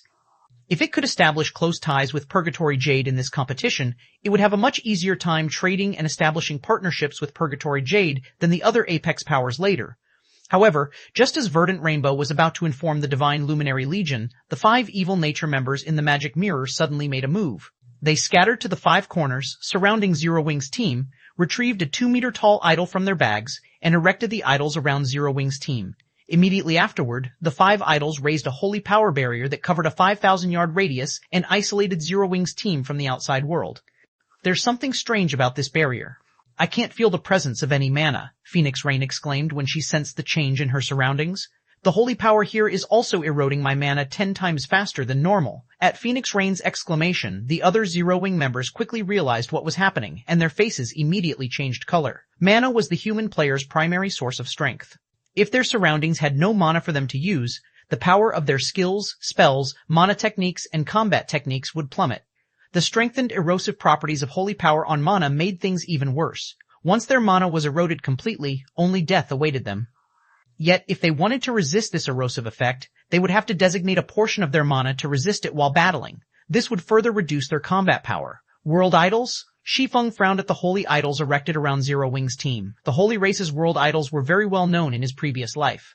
They were powerful tools critical in the war between the holy race and the human race. With only 5 world idols, one could seal and alter the environment of a large area for 6 hours. During this period, players caught in the seal could not leave it, while players outside could freely enter it. The world idols were the perfect tools for trapping and killing players. Their only flaw was that they were single-use consumables that were difficult to produce. Even the holy race's royal powers had only a few in their possession. What a surprise! You know about the world idols, a 4-armed, middle-aged man from Evil Nature exclaimed, looking at Shi Feng in delight. But you can be proud of yourselves. Not only did you kill the commander, but you also forced us to trap you with the world idols. Not even the Vice Guild leaders of other royal powers can receive such treatment from us. So what if you've trapped us? Hidden Soul said, looking at the 4-armed middle-aged man. Do you think you can kill us with just the 5 of you? Of course not. The 4-armed middle-aged man laughed. But it's a different story if one of Evil Nature's trump card legions comes here. Even if you have a mortal god on your side, all of you will die here today. The faces of Hidden Soul and the other Zero Wing members sank at the 4-armed middle-aged man's words. If they had to fight one of Evil Nature's trump card legions in this extremely unfavorable environment, their demise would be inevitable, even if they had Purgatory Jade. After all, if Purgatory Jade had to split her focus to resist the erosion of her mana, she would likely have trouble fighting experts fully equipped with divine artifacts. As Evil Nature was a royal power, each of its trump card legions was led by at least one expert fully equipped with divine artifacts. With the assistance of the world idols, it would be easy for said expert to distract Purgatory Jade. At the same time, over at Plot 066, 2 legions of Holy Race players stood in the central plaza of Plot 066, surrounded by piles of player corpses. These corpses numbered over 10,000 and belonged to players from over a dozen pseudo-apex powers. Commander Vocalist, we have already eliminated over 70% of the players in Plot 066. A girl wearing Evil Nature's guild emblem reported to a 3-eyed young man carrying 2 moon glaives on his back. Additionally, Team Demon has reported that their attack on Zero Wing failed and that Zero Wing's 6th floor expert killed Commander Demon. They have trapped Zero Wing's team using the world idols and are requesting reinforcements. That old man lost? Slumbering vocalist, the three-eyed young man, laughed. How interesting. I guess this is to be expected of a mortal god. Besides our Holy Hymn Legion, Commander Demon's Holy Scorpion Legion has also received this news. Should we go, Commander Vocalist? The girl asked. Of course, why shouldn't we? Slumbering Vocalist said, grinning. That's a 6th floor expert we are talking about. I also heard that Zero Wing's guild leader defeated Garuda in the Continental Championship. This is my chance to prove that I have surpassed Garuda and become the Holy Race's #1 chosen one. Understood. I will have everyone get ready immediately. At Slumbering Vocalist's words, the girl promptly mustered the members of the Holy Hymn Legion. While the Holy Hymn Legion members gathered, Slumbering Vocalist turned to look at a three-eyed woman standing a short distance away. The woman in question was fully equipped with divine artifacts and wore the Sun Dynasty's guild emblem. Daystar, you should have heard it too, right? Interested in joining me? Slumbering Vocalist asked in a playful tone. I heard that you lost to Black Flame. This is a good opportunity to redeem yourself. Chapter 3858, Chapter 932, Earth-Shattering, Chapter 932, Earth-Shattering. Are you trying to start a fight, Vocalist? Holy Blood, the Sun Dynasty's first holy child, glared at Slumbering Vocalist. If not for Daystar being the commander of the Sun Dynasty's forces in Plot 066, he would have attacked Slumbering Vocalist on the spot. Slumbering Vocalist was Evil Nature's #1 chosen one. In terms of combat standard, he wasn't much better than Daystar, the Sun Dynasty's #1 chosen one. However, ever since Daystar lost to Shi Feng, Slumbering Vocalist behaved like she had lost to him and made fun of her at every opportunity. This, in turn, made it seem like the Sun Dynasty was inferior to Evil Nature. Sure. Fight me if you dare, Slumbering Vocalist said calmly as he glanced at Holy Blood, who was equipped with only fragmented Divine Artifact-ranked equipment and a Divine Artifact-ranked weapon. Let's see how many rounds you can last against me. You're stronger than me now only because you have your guild's divine artifacts to rely on. Do you think you'd be a match for me if we competed in combat standards? Holy Blood said sarcastically, resisting the impulse to take action. So what? You're free to use your guild's divine artifacts as well, Slumbering Vocalist said, chuckling. But would the Sun Dynasty dare to bestow its divine artifacts on a person like you? Vocalist, that's enough out of you, Daystar stated coldly when she noticed Holy Blood about to give in to his anger. If you want to prove you are stronger than me, feel free to go after Black Flame. You can rest assured that the Sun Dynasty will never intervene. Never intervene? Slumbering Vocalist smiled at Daystar's statement. In that case, I'll deal with Black Flame on your behalf. I'll teach him that the Holy Race's chosen ones are superior to the human race's chosen ones in every aspect. Suit yourself, Daystar said indifferently. But let me warn you, do not underestimate Black Flame. Even during the Continental Championship, he never fought us with his full strength. Never fought with his full strength? So what? With an absolute difference in basic attributes, even a mortal god will fall before me. Slumbering Vocalist said nonchalantly before he turned around and left with his legion. After the Holy Hymn Legion left Plot 066, Holy Blood turned to Daystar. Daystar, what were you thinking? Holy Blood asked in confusion. You are fully equipped with divine artifacts now. Your combat standard is also superior to that bastard's. Why would you concede such a good opportunity to him? If that bastard kills Black Flame, our reputation will be ruined. He isn't that easy to kill, Daystar stated firmly as she looked toward Plot A95. If he could be defeated so easily, Garuda never would have lost to him. But Slumbering Vocalist is fully equipped with divine artifacts. Paired with the World Idol's effect, even Zero Wing's mortal god might not be a match for him, let alone Black Flame, Holy Blood rebutted, exasperated by Daystar's confidence in Shi Feng's strength. Holy Blood admitted that Shi Feng's combat standards surpassed theirs. Even so, he still wasn't anywhere near reaching the 6th floor standard. All we need to do is wait for the outcome, Daystar said, unperturbed. If he does get defeated, it would only prove that he is nothing special and no longer qualifies to be my opponent. After saying so, Daystar led her legion to another plot of land to continue collecting Everlasting City tokens. Everlasting City, Plot Year 95, about 2 hours after the activation of the World Idols, many of the various powers members had gathered in Plot Year 95 in addition to Evil Nature's 2 trump card legions. These players had come to spectate and record the inevitable battle between Evil Nature and Zero Wing. I wonder how Zero Wing's mortal god will fare against an expert fully equipped with divine artifacts while affected by the World Idols. She'll probably be defeated in no time. After all, we are talking about the World Idols here. Even a 6th floor expert should need to commit much of their attention to resisting the World Idols' effects. Although Zero Wing's 6th floor expert defeated Unseeing Demon in 3 moves, that was because Unseeing Demon chose to trade blows with her. Had he engaged her in close quarters combat, he would never have lost so miserably. Such a major event has occurred, yet the Sun Dynasty, the Thunder Empire, and Sovereign Mark haven't sent anyone here? They probably feel that the outcome is obvious, so they couldn't be bothered to send anyone. After all, how strong could a shackled sixth-floor expert be? The various power scouts engaged in an enthusiastic discussion as they observed the trapped Zero-Wing members. They were curious to learn how strong a sixth-floor expert could be, and what kind of price a royal power would have to pay to kill a mortal god. If they could have their questions answered, it would give them a better chance at resisting mortal gods in the future. Elder Marshal, are we just going to watch? Verdant Rainbow asked, clenching her fists in frustration as she stared at Evil Nature's legions in the magic mirror. With the world idols deployed, we can do nothing about this situation. Even if we mobilized all of the Seven Luminaries Alliance's forces, we would simply be contributing our tokens to Evil Nature, Elder Marshal said, shaking his head. He was similarly bitter about the situation. All we can do now is collect as much information as we can on Evil Nature to better deal with the Holy Race in the future. If only the Golden Kingdom were here. We'd be able to render the world idols useless with the Golden Kingdom's power. Verdant Rainbow also understood that the Seven Luminaries Alliance stood no chance against Evil Nature in the world idols barrier. It might be a different story if they had the Golden Kingdom here, but the divine artifact was protecting the Seven Luminaries Alliance's town on the western continent. As the various powers discussed Zero-Wing's fate inside the world idols barrier, Guild Leader, a lot of people have already gathered. My cooldown is also done. Can we start now? Phoenix Rain asked Shi Feng, looking at the 2,000 Evil Nature members gathered in the distance. I guess this is all the members Evil Nature can muster, Shi Feng muttered, surveying the Evil Nature members chatting in midair. Go ahead then. Okay. At Shi Feng's response, Phoenix Rain excitedly began to chant. The spell Phoenix Rain cast was none other than the pseudo-tier 7 spell All-Consuming Fire. However, unlike before, she now cast it after activating her Divine Staff's profound skill, Mana Sacrifice. When activated, Mana Sacrifice would ignite her mana, increasing its effectiveness by 200% for 1 minute. It had a long cooldown of 1 natural day and was Phoenix Rain's greatest trump card. When Phoenix Rain completed the chant for all-consuming fire, dark purple flames poured out of the void. The flames appeared much more quickly than before. A flaming sword exceeding 10,000 yards emerged from the void in just 3 seconds and pierced the world idol's barrier. Boom. Before anyone outside the barrier could react, a deafening sound echoed across Everlasting City. Then, the barrier shattered and turned into particles of light. Chapter 3859, Chapter 933, Lunatic Black Flame, Chapter 933. Lunatic Black Flame, Everlasting City, Plot 095, countless particles of light rained from the sky following the barrier's destruction.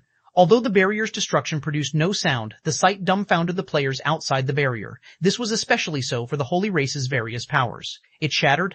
The World Idol's barrier shattered? I must be dreaming. How could a single spell shatter the World Idol's barrier? It's a prison that can trap even old monsters fully equipped with divine artifacts. Could Evil Nature have used defective World Idols? The barriers created by World Idols were regarded as nigh impenetrable by the Holy Race's players. In the long history of the Holy Race's Greater God's domain, no player trapped by a World Idol barrier had ever escaped, let alone shattered it. Hence, when the Holy Race players saw the barrier shatter, their first instinct was to doubt it. However, Shi Feng was unsurprised by this outcome. Unbeknownst to the Holy Race's players, there were plenty of ways to break a World Idol barrier in God's domain. Pseudo-Tier 7 large-scale destruction spells were only one such method. Every one of the 3 absolutes in his previous life could single-handedly shatter a World Idol barrier. Evil Nature's members would be delusional if they thought they could trap him with a World Idol barrier. Old Dragon, what is the meaning of this? Why did the World Idols fail? Slumbering Vocalist demanded, glaring at the 5 players responsible for setting up the World Idols. Did you all embezzle the guild's World Idols and replace them with defective ones? The killing intent Slumbering Vocalist exuded was so intense that it was almost tangible. It made Old Dragon and Unseeing Demon's other party members shudder. Commander Vocalist, we would never dare do that. The World Idols are only ever used for crucial actions. We would never joke around with our lives. Old Dragon, the 4-armed middle-aged man of Unseeing Demon's party, explained hurriedly. Not to mention, Commander Demon instructed us to prepare these World Idols for the Crystallion's ink crystal. The commander would kill us had we brought defective ones. Is it really not you? Slumbering Vocalist asked for confirmation. Although he had already inwardly accepted the middle-aged man's refutation, the implications of this situation were too grave for him to simply pardon them. This was a 6th-floor expert they were talking about. This was an existence regarded by the 3 races as a mortal god. Just a moment ago, Evil Nature had the perfect opportunity to do as it wished against one such existence. Yet, everything was now a mess. Evil Nature would become a joke among the 3 races if this situation was not handled properly. Even Slumbering Vocalist, the #1 chosen one of Evil Nature, would not be able to shoulder the consequences of this situation. As for recapturing Purgatory Jade, that would happen only in their dreams. After all, even an old monster like Unseen Demon had lost to her. Without the World Idols restricting her, nobody could stop her so long as she focused on escaping. Commander Vocalist, look over there. While slumbering vocalist was losing his mind, Bladeweaver, the Holy Scorpion Legion's commander, suddenly pointed toward the shattered world idol barrier. Zero Wing's members seemed prepared to fight. Prepared to fight? When slumbering vocalist turned to where Bladeweaver pointed, confusion filled his mind as he saw Zero Wing's team emerging from the raining particles of light and steadily advancing in their direction. Is Black Flame out of his mind? Or does he think a mortal god can solo 2 of Evil Nature's trump card legions? Everyone had seen the strength Purgatory Jade had displayed against Unseeing Demon. After a thorough analysis of her strength, some powers had concluded that she could fight a top 50 Transcendent List expert fully equipped with divine artifacts, at best. If she had to fight 2 such experts simultaneously, she would face certain death if she stood her ground. This was also why Evil Nature had mobilized 2 trump card legions to plot Year 9-5. All of Evil Nature's trump card legions were commanded by experts fully equipped with divine artifacts. Although the combat standard of these commanders might be inferior to Unseen Demons, they were still experts who had mastered peak gold holy arts. Furthermore, the vice commanders of these legions were equipped with multiple divine artifacts and had mastered multiple advanced gold holy arts. They could slay 5th floor experts as if slaughtering chickens. Besides Purgatory Jade, the only noteworthy combatants Zero Wing had were Black Flame, Gentle Snow, and Phoenix Rain. Even if Black Flame could match one of Evil Nature's commanders, 2 vice commanders should have no problem distracting him for some time. As for Gentle Snow and Phoenix Rain, the 2 remaining vice commanders should be enough to keep them busy. Simply put, it was suicidal for Zero Wing to attack Evil Nature's trump card legions. However, before slumbering vocalist could wrap his mind around the situation, Shi Feng unsheathed the shadow incinerator hanging by his waist. Charge! At Shi Feng's command, Zero Wing's members charged Evil Nature's legions, spearheaded by Dragon's Crown's chosen ones, Black Flame. Since you're so eager to die, I'll grant your wish. Slumbering vocalist promptly snapped out of his daze when he realized his opponent had a death wish. Turning to Bladeweaver, he said, Commander Bladeweaver, I'll have to trouble you with holding back Purgatory Jade. I'll get rid of Black Flame first before joining you to deal with her. Okay, leave it to me. Bladeweaver nodded, not objecting to Slumbering Vocalist's arrangement. Slumbering Vocalist was Evil Nature's #1 chosen one. While his combat standard might be lacking compared to the Sun Dynasty's Daystar, he was the undisputed #1 among the Holy Race's chosen ones when it came to offensive capabilities. He was among the few individuals among the younger generation who could match Unseeing Demon's offensive capabilities. With the offensive capabilities of Unseeing Demon, the 12th ranked player on the Transcendent list, killing an expert ranked 281st on the human race's Divine Glory list would be trivial. As soon as Bladeweaver agreed to his suggestion, Slumbering Vocalist turned into a flash of light as he charged Shi Feng. He also spun his moonglaves, creating space-time storms that shredded everything in their path. The move Slumbering Vocalist had just executed was his self-developed fusion holy art. It was a fusion of endless blades and spatial imprisonment, the former being a peak gold holy art and the latter being a profound skill of his divine weapons. This fusion holy art could match Unseen Demon's world's light in power. If he were to use this move against a swordsman, a non-defense-oriented class, he could end the fight on the spot. However, when Slumbering Vocalist's space-time storms got within 500 yards of Shi Feng, a tall figure suddenly intercepted them. As soon as the tall figure appeared, he brandished his 4 sabers, creating over 24 saber lights that merged into one and bisected the world before him. Boom. When the saber lights and space-time storms collided, both shattered and faded from existence. In the end, Slumbering Vocalist's attack was neutralized, and the tall figure stumbled several steps backward before he regained his footing. You! How? Slumbering Vocalist stammered, at a loss for words, as he glared at Kowloon Demon, who had previously stood beside Purgatory Jade. You're also a mortal god? Chapter 3860, Chapter 934. Evil Nature defeated, Chapter 934. Evil Nature defeated. That guy blocked it? Is he a monster? Isn't that Commander Vocalist's strongest move? Don't tell me that guy's another 6th floor expert. 2 6th floor experts in a single team? Wasn't Zero Wing supposed to be beneath pseudo-apex powers? Evil Nature's members were dumbfounded when they saw Kowloon Demon had neutralized Slumbering Vocalist's attack. As members of Evil Nature, they were well aware of Slumbering Vocalist's strength. Although his combat standard was inferior to Unseeing Demon, he was already on par with Unseeing Demon in offensive capability. Previously, Purgatory Jade, who was barely equipped with divine artifacts, could block Unseen Demon's all-out attack only because her combat standard had reached the 6th floor standard. Thus, when everyone saw Kowloon Demon, who similarly had few divine artifacts equipped, block Slumbering Vocalist's all-out attack, they could only assume that his combat standard had also reached the 6th floor standard. Besides Evil Nature's members, the spectating members of the various powers were also shocked by this development. A second one? How many secrets has Zero Wing kept from me? Verdant Rainbow was at a loss for words as she stared at Kowloon Demon in the magic mirror. 6th floor experts were akin to myths in the human race's greater god's domain. Before the Crystallian race's ink crystal appeared, everyone thought that reaching the 6th floor standard was nothing but a pipe dream. But now, 6th floor experts had seemingly become stock items in Zero Wing's team, with 2 appearing in a row. She wouldn't have believed this development if she hadn't witnessed it. While everyone was in a daze, Slumbering Vocalist issued a command. All team leaders cooperate with me and Commander Bladeweaver to kill these 2 mortal gods. Everyone else, proceed according to plan and swiftly eliminate Zero Wing's other members. Slumbering Vocalist executed the Peak Gold Holy Art Endless Blades to distract Kowloon Demon. Team leaders, attack the mortal gods from afar. Tanks, protect those attacking. Do not engage the mortal gods directly. Coordinate with me and Commander Bladeweaver to wear them out. All 2,000 Evil Nature members took action at Slumbering Vocalist's command. Among them, the 100 team leaders gathered into 2 teams and coordinated with Slumbering Vocalist and Bladeweaver to tackle Kowloon Demon and Purgatory Jade. They moved without hesitation, with full confidence that they could defeat the 2 mortal gods. 6th floor experts might be able to use peak gold fusion techniques at little cost, but they would still burn some stamina and concentration in the process. They couldn't use these powerful techniques indefinitely. Moreover, as Slumbering Vocalist and Bladeweaver were strong enough to confront and distract Kowloon Demon and Purgatory Jade, the 2 mortal gods would not have much leeway to target anyone else. So long as enough experts worked together with Slumbering Vocalist and Bladeweaver, it would only be a matter of time before the 2 mortal gods collapsed from exhaustion. As Evil Nature's team leaders encircled Kowloon Demon and Purgatory Jade, about a dozen youths wearing Dragon's Crown's guild emblem charged forward to intercept them, conceited brats. Do you think you can stop us with just a few of you? When Evil Nature's team leaders saw the youths charging them, they used their strongest moves without hesitation, wanting to eliminate these obstructions as quickly as possible.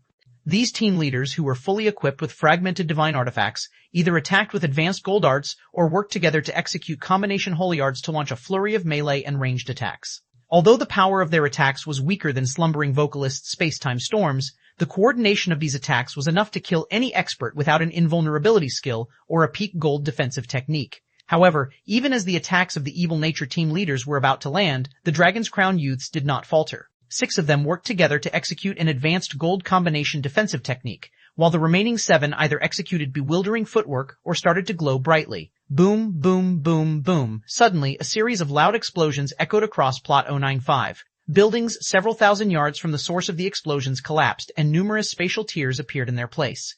After a round of offensive by both sides, the spectating players gasped when they saw the 13 Dragon's Crown youths emerge from the dust unscathed. Many even started to doubt life. Heavens, 7 half-step mortal gods? What kind of power is Zero Wing? Besides 2 mortal gods, it also has 7 half-step mortal gods who are so young. Not even Evil Nature has so many half-step mortal gods among its younger generation. When the mortal god standard was still an impossible dream, the half-step mortal god standard became the extreme that the various powers experts sought. However, achieving this standard was easier said than done.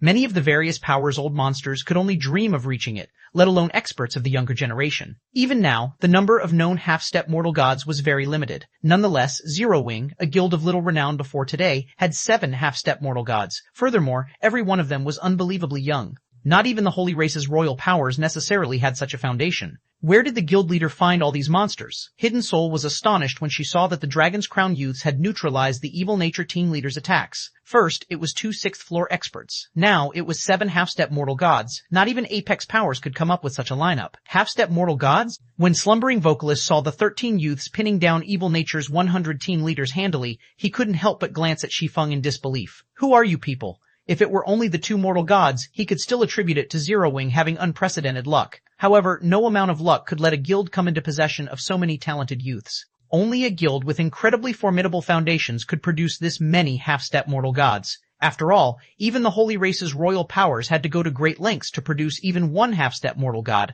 let alone 7. Just as doubts were assailing Slumbering Vocalist, a figure came crashing down near him from the sky. When he saw this figure, his pupils instantly shrank. Bladeweaver. Slumbering Vocalist couldn't believe his eyes as he stared at Bladeweaver's empty HP bar. Bladeweaver was the commander of the Holy Scorpion Legion. His combat standard was superior to Slumbering Vocalist's, and his defensive capabilities surpassed even those of Unseeing Demon. It was why Slumbering Vocalist trusted him to deal with Purgatory Jade. But now, Bladeweaver died in the span of only a few moves. Chapter 3861, Chapter 935, Top 10 Teams, Chapter 935, Top 10 Teams silence enveloped the battlefield following Bladeweaver's death. The players who had witnessed his death were especially terrified as they looked at Purgatory Jade. The Evil Nature members engaged in battle with Zero Wing's forces might have been too busy to care about anything else, but it was a different story for the spectating players. They all saw the fight between Purgatory Jade and Blade Weaver. In essence, Purgatory Jade had executed only one move against Blade Weaver. Unlike when she fought Unseen Demon, she did not trade blows with Blade Weaver, but defeated him with absolute speed. As soon as their fight began, Purgatory Jade surrounded Blade Weaver with hundreds of afterimages and attacked him from all directions. Although Blade Weaver tried his best to block and dodge Purgatory Jade's attacks, his HP kept decreasing, and he died a few seconds later. Of course, this wasn't to say that Blade Weaver was weak. It was just that he wasn't as well-rounded as Unseen Demon. Having specialized in defense, he hadn't grasped any peak gold holy arts that amplified his movement speed and attack speed. Hence, even though he was superior to Purgatory Jade in basic attributes, he was still slower than her. This flaw allowed Purgatory Jade to land an attack once every few attempts, the compounding effects of which caused his swift demise. Furthermore, Blade Weaver had fought Purgatory Jade without support, as the Dragon's Crown youths occupied the Evil Nature team leaders. If he had even one healer assisting him, Purgatory Jade could never have killed him. Before Slumbering Vocalist could come to his senses, Purgatory Jade appeared near him, evidently looking to cooperate with Kowloon Demon. Damn it! Slumbering Vocalist frowned when he saw Purgatory Jade. He already had his hands full dealing with Kowloon Demon.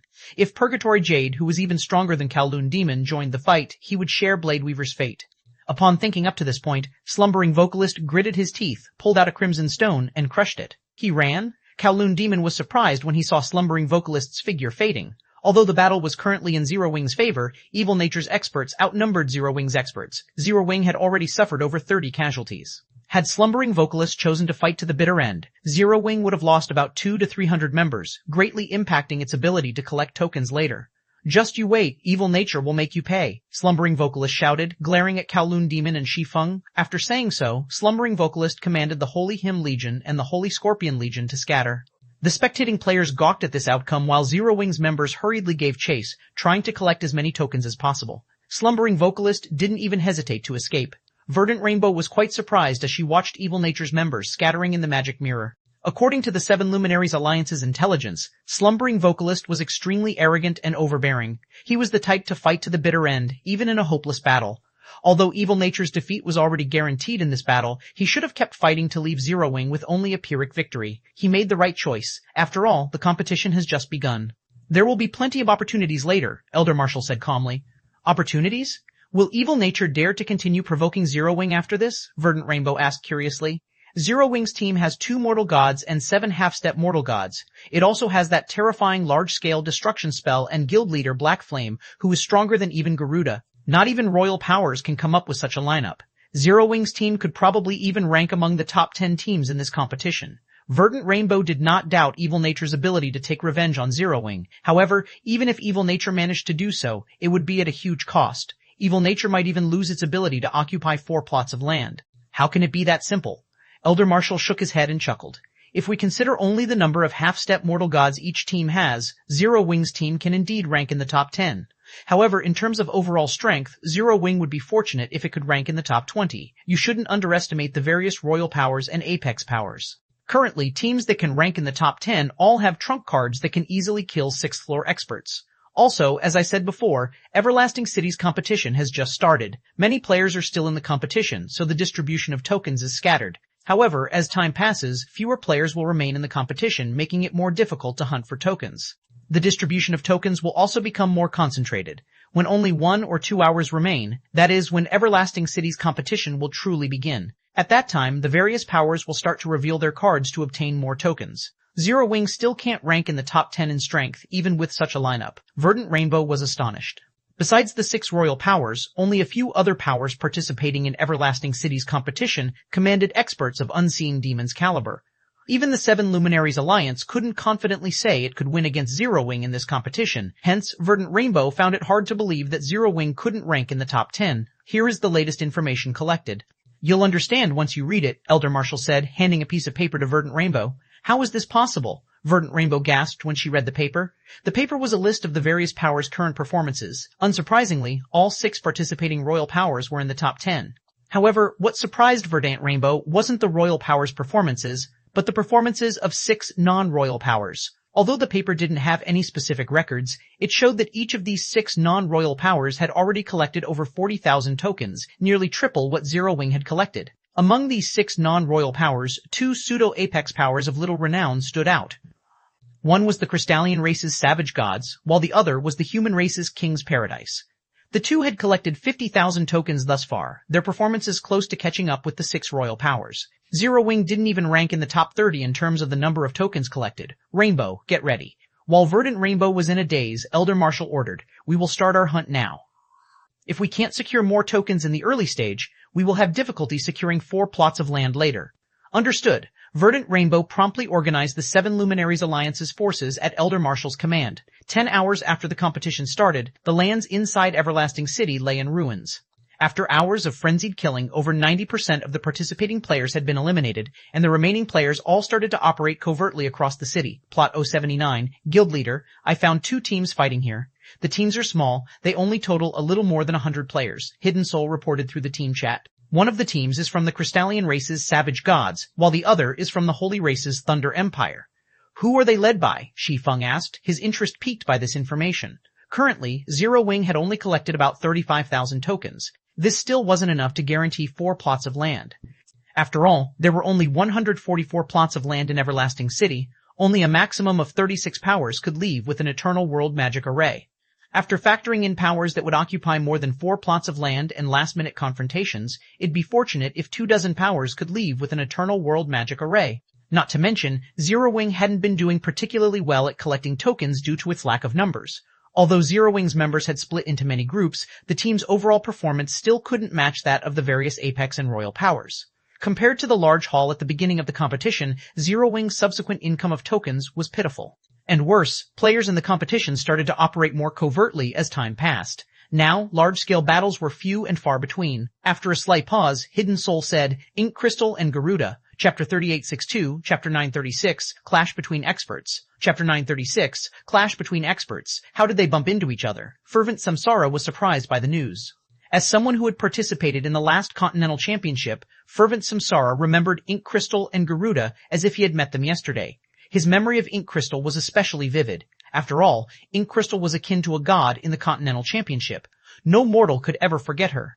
Guild Leader, should we intervene? Gentle Snow asked Shi Feng, her beautiful eyes filled with excitement and trepidation. Gentle Snow was well aware that she had hardly contributed to their party in the Continental Championship. It was especially so when their party went up against Garuda's and Ink Crystal's parties. She had fared no differently than an infant against them. However, after returning from the Continental Championship and training in the Tower of the Abyss, she often considered challenging them. We can try, Shi Feng said after some thought. Soul, send us your coordinates. Send them to Purgatory Jade's group as well. We'll take action once everyone is gathered. Both Savage Gods and the Thunder Empire currently ranked among the competition's top 10 in the number of Everlasting City tokens collected. With Ink Crystal and Garuda the central figures of their respective powers, they likely held many tokens. If Zero Wing could kill even one of them, it could occupy 4 plots of land with certainty. Of course, killing these 2 individuals would not be easy. The teams that managed to survive this far were all elites among elites, far superior to even the 2 Evil Nature Legions Zero Wing faced earlier. Not to mention, Zero Wing's numbers had dwindled significantly since then.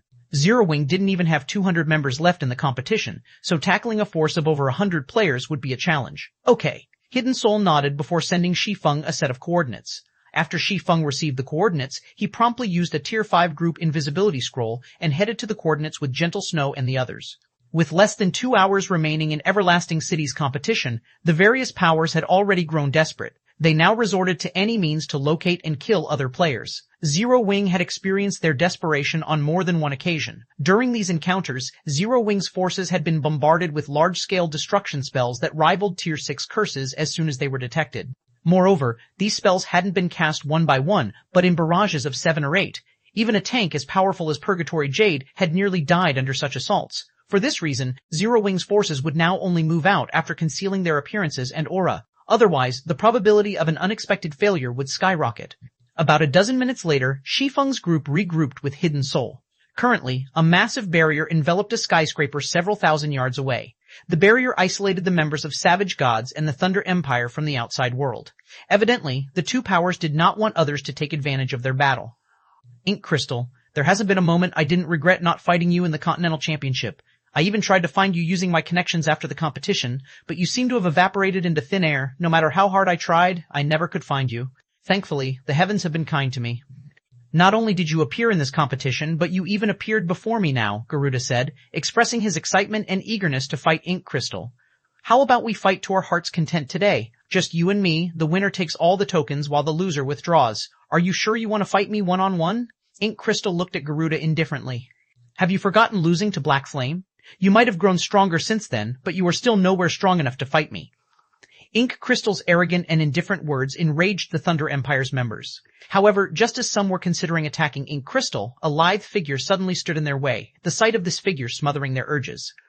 Miss Ink Crystal, I admit you are strong, but if you think you have become invincible after reaching the 6th floor standard, you are sorely mistaken, Extreme Feather stated, staring at Ink Crystal coldly as she reached for the 2 divine artifact-ranked moonglaves on her back. Then, she vanished. When Extreme Feather reappeared in everyone's sight, she had already crossed 100 yards and appeared behind Ink Crystal, her moonglaves bearing down on Ink Crystal's back. How fast! Hidden Soul was shocked when she saw Extreme Feather's movements from afar. This was the first time Hidden Soul had seen a player display such speed in God's domain. Extreme Feather had crossed the 100-yard distance between her and Ink Crystal instantly. Moreover, by the time Hidden Soul had sensed Extreme Feather again, her weapons were already bearing down on Ink Crystal. 5th floor experts would not be able to react to her speed, even with their 6th sense, as expected of the Angel of Death. Not only has she fused Phantom Dash with Lunar Cicada, but she has even integrated the fusion technique into her movements. At this rate, it won't be long before she becomes peerless in reaction speed. Shi Feng was secretly amazed when he saw this scene. Phantom Dash was a Tier 6 skill that allowed its user to achieve instantaneous movement. It also enhanced its user's attack speed and reaction speed. As for Lunar Cicada, it was a gold holy art that thoroughly concealed the user's existence when executed. Normally, simply fusing the 2 moves would be a huge achievement. However, Extreme Feather had gone a step further, having integrated the fusion technique into her movements to the point where she could execute it instinctively. Only extraordinarily gifted individuals could accomplish such a feat. If Extreme Feather's opponent wasn't ready for this fusion technique, they would be struck, even if they were a 6th floor expert. Extreme Feather's moonglaves were only inches away from Ink Crystal when a stone cane suddenly appeared in their way, as if premeditated. Clang! The sound of metal and stone colliding echoed throughout the battlefield. You? Extreme Feather looked at the bald young man wielding the stone cane in surprise. She had never expected anyone to be able to keep up with her speed. You are very fast. Had your opponent been an ordinary 6th floor expert, your attack could very well have landed. Desert River, the bald young man said to Extreme Feather. Then he glanced at Garuda and continued, but you are still 10 years too early to have my team leader fight you. After saying so, Desert River swung his cane, instantly compressing the surrounding space and sending Extreme Feather flying with an explosion that had reached the Tier 6 limit standard. You've reached the 6th floor standard? Extreme Feather stared at Desert River in even greater astonishment, her hands trembling from the collision of weapons. That's right, Desert River admitted frankly. Now, you should know you are not qualified to fight my team leader. I alone am enough to deal with you all. Is that so? When Garuda saw that Desert River had reached the 6th floor standard, he did not despair. Instead, he simply said in frustration, I wanted to save this secret for Black Flame, but it seems that isn't possible now. After saying so, Garuda threw a punch in Desert River's direction.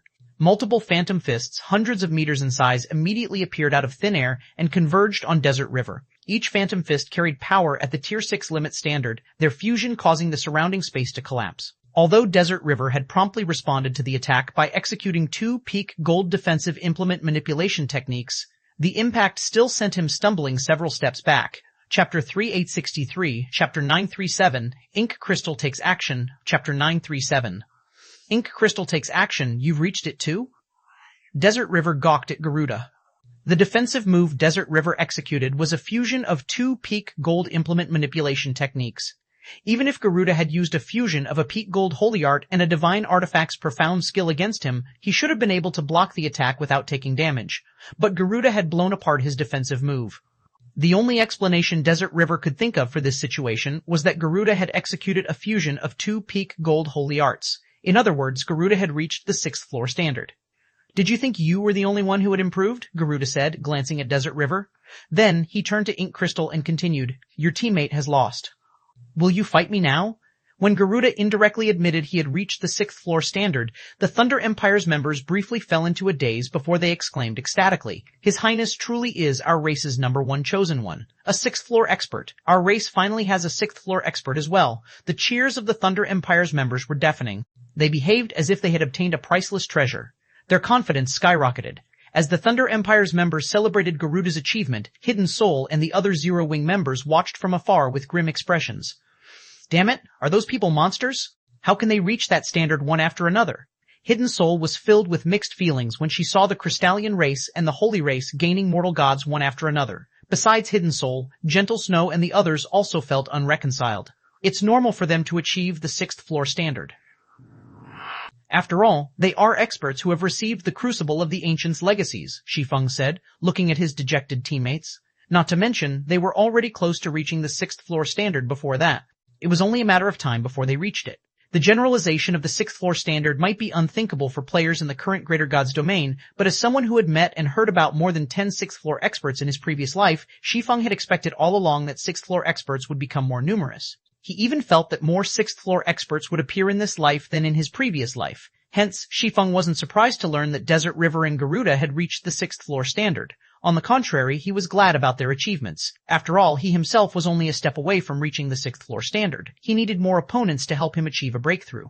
But now that they have achieved the 6th floor standard, it will become much more difficult for us to obtain their tokens. Savage Gods' team will be especially tricky now that it has 2 6th floor experts. Moreover, Ink Crystal and Garuda are fully equipped with divine artifacts.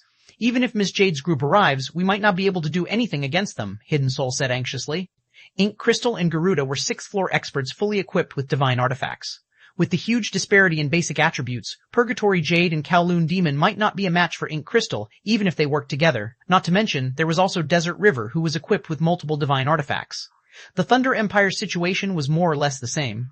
Although Garuda was his team's only 6th floor expert, the Thunder Empire, a royal power, should have trump cards that could pose as great a threat as Desert River.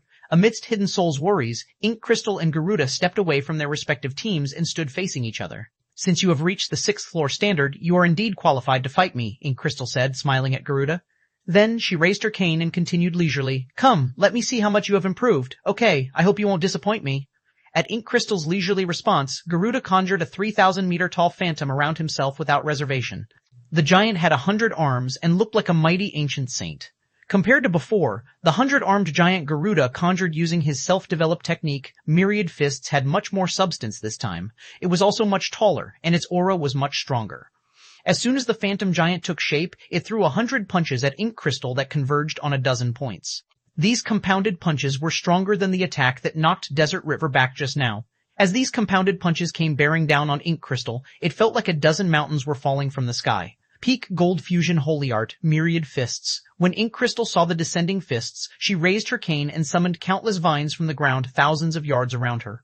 These vines intertwined with one another to form massive vine spears that spread out like the petals of a lotus flower and attacked the descending phantom fists. Boom, boom, boom. After a dozen collisions and explosions, the twofold barrier that enveloped the Savage Gods team and the Thunder Empire team shattered. The area a few thousand yards around Ink Crystal and Garuda turned into a dark void mixed with a few traces of light. Monsters. These two are monsters. Hidden Soul was indescribably shocked as she took in the destruction before her. The fight between Ink Crystal and Garuda was unlike anything Hidden Soul had experienced. It felt more like a fight between two giant monsters than two players. The shockwaves alone were enough to kill the average Tier 6 player. This level of destruction is already close to matching that of my all-consuming fire. Phoenix Rain was also astonished. She had never thought a clash between 6th floor experts could be this terrifying. It wouldn't be an exaggeration to call it a clash between ancient gods.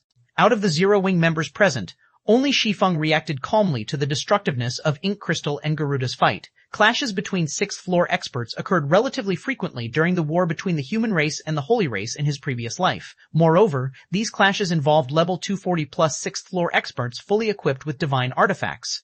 The shockwaves they caused had been enough to ruin a huge portion of an entire realm. In comparison, the consequence of Ink Crystal and Garuda's fight was minuscule. Of course, this was primarily because of Everlasting City's powerful suppression. Otherwise, their fight could have easily erased the entire island. While everyone was awestruck by Ink Crystal and Garuda's fight, Garuda executed his Peak Gold Fusion Holy Art a dozen more times in rapid succession. He modified every execution, hoping to find an exploitable weakness through speed, numbers, and power. However, no matter what he tried, Ink Crystal would always block all his attacks and emerge unscathed. How long are you going to keep defending? Garuda bellowed at Ink Crystal, who refused to take the initiative to attack. Do you think you can find my weakness simply by defending? Find your weakness? Ink Crystal shook her head at Garuda's anger. Then she inserted her cane into the ground and said, I never thought of doing that. I only refrained from attacking to see where your limits lay. But if this is all you have, this battle is over. As Ink Crystal spoke, she summoned even more vine spears to create a second lotus flower of vines. Then, before anyone could react, the two lotus flowers collided near Garuda and exploded, the resulting explosion erasing 1/3 of Plot 079. When the dust settled, Garuda fell from the air, his body spewing blood all over. His HP also fell rapidly and hit 0 after 3 seconds. Chapter 3864, Chapter 938-64 Grading. Chapter 938-64 Grading, he died? Impossible. Everyone watching the fight was stunned when they saw Garuda's death. Extreme Feather, Garuda's confidant, was especially dumbfounded, her aloof expression replaced by one of disbelief. Ink Crystal and Garuda were evenly matched just a second ago, yet Garuda was one-shotted a second later. This situation seemed like a joke no matter how Extreme Feather looked at it. How can there be such a huge difference between 6th floor experts? Fervent Samsara couldn't accept what he just witnessed. Even during the last Continental Championship, Garuda was already regarded as the Holy Race's #1 chosen one, his combat standard having reached the half-step Mortal God standard. Now that he had reached the 6th floor standard and fully equipped himself with divine artifacts, he should at least rank among the 10 strongest experts of the 3 races, if not the strongest. Yet, as soon as Ink Crystal went on the offensive, Garuda was one-shotted. This development shattered Fervent Samsara's understanding of the 6th floor standard. What do you think of the gap between the Refinement Realm and the Void Realm? Is it big? Shi Feng did not offer Fervent Samsara an answer but posed a question instead. It's huge. Fervent Samsara answered without hesitation. The Refinement Realm was merely a starting point for players in the Greater God's domain. To put it bluntly, players who had reached the Refinement Realm had only learned the basics of controlling their bodies, how to make subtle adjustments to their bodies so that they could execute movements more accurately. However, the Void Realm was a completely different story. Players who had reached the Void Realm could constantly perceive everything in their immediate vicinity. A Refinement Realm expert would have no secrets in front of a Void Realm expert. No matter how perfectly a Refinement Realm expert executed their movements, a Void Realm expert would know everything they were doing. Void Realm experts could also locate and target the weak points and blind spots of Refinement Realm experts in advance. There was simply no comparison between the two groups of players. The same goes for the 6th floor standard, Shi Feng said, some foggy memories gradually regaining clarity as he gazed at Ink Crystal. Then he instinctively continued, the Mortal God standard primarily focuses on using and controlling the mind, or, more specifically, the soul. In Garuda's case, he has only achieved the Refinement Realm standard in this regard. He stood no chance against Ink Crystal. Guild leader, do you mean that Ink Crystal has already reached the Void Realm standard in controlling her mind? Fervent Samsara asked as he stared at Ink Crystal's distant figure in disbelief. They were all players of God's domain. Yet, Fervent Samsara could only ever dream of reaching the 6th floor standard, while Ink Crystal, a girl who was 17 years old at most, had already made considerable progress in the 6th floor standard. At this point, he couldn't help but ask, were they even playing the same game? I don't know.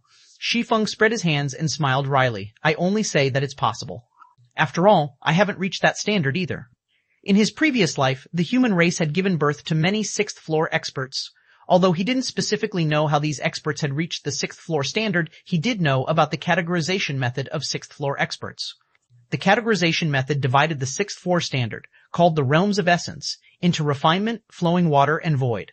The 3 absolutes in his previous life had all reached the Realms of Essence's Void Realm. It was why the Holy Race's various powers had always been reluctant to provoke them. After all, experts of this realm were already capable of simultaneously fighting several or even a dozen novice 6th floor experts. At the time, only the Holy Race's royal powers commanded over a dozen 6th floor experts, while Apex powers would be fortunate to have more than a handful. Everyone from Zero Wing looked at Shi Feng in exasperation.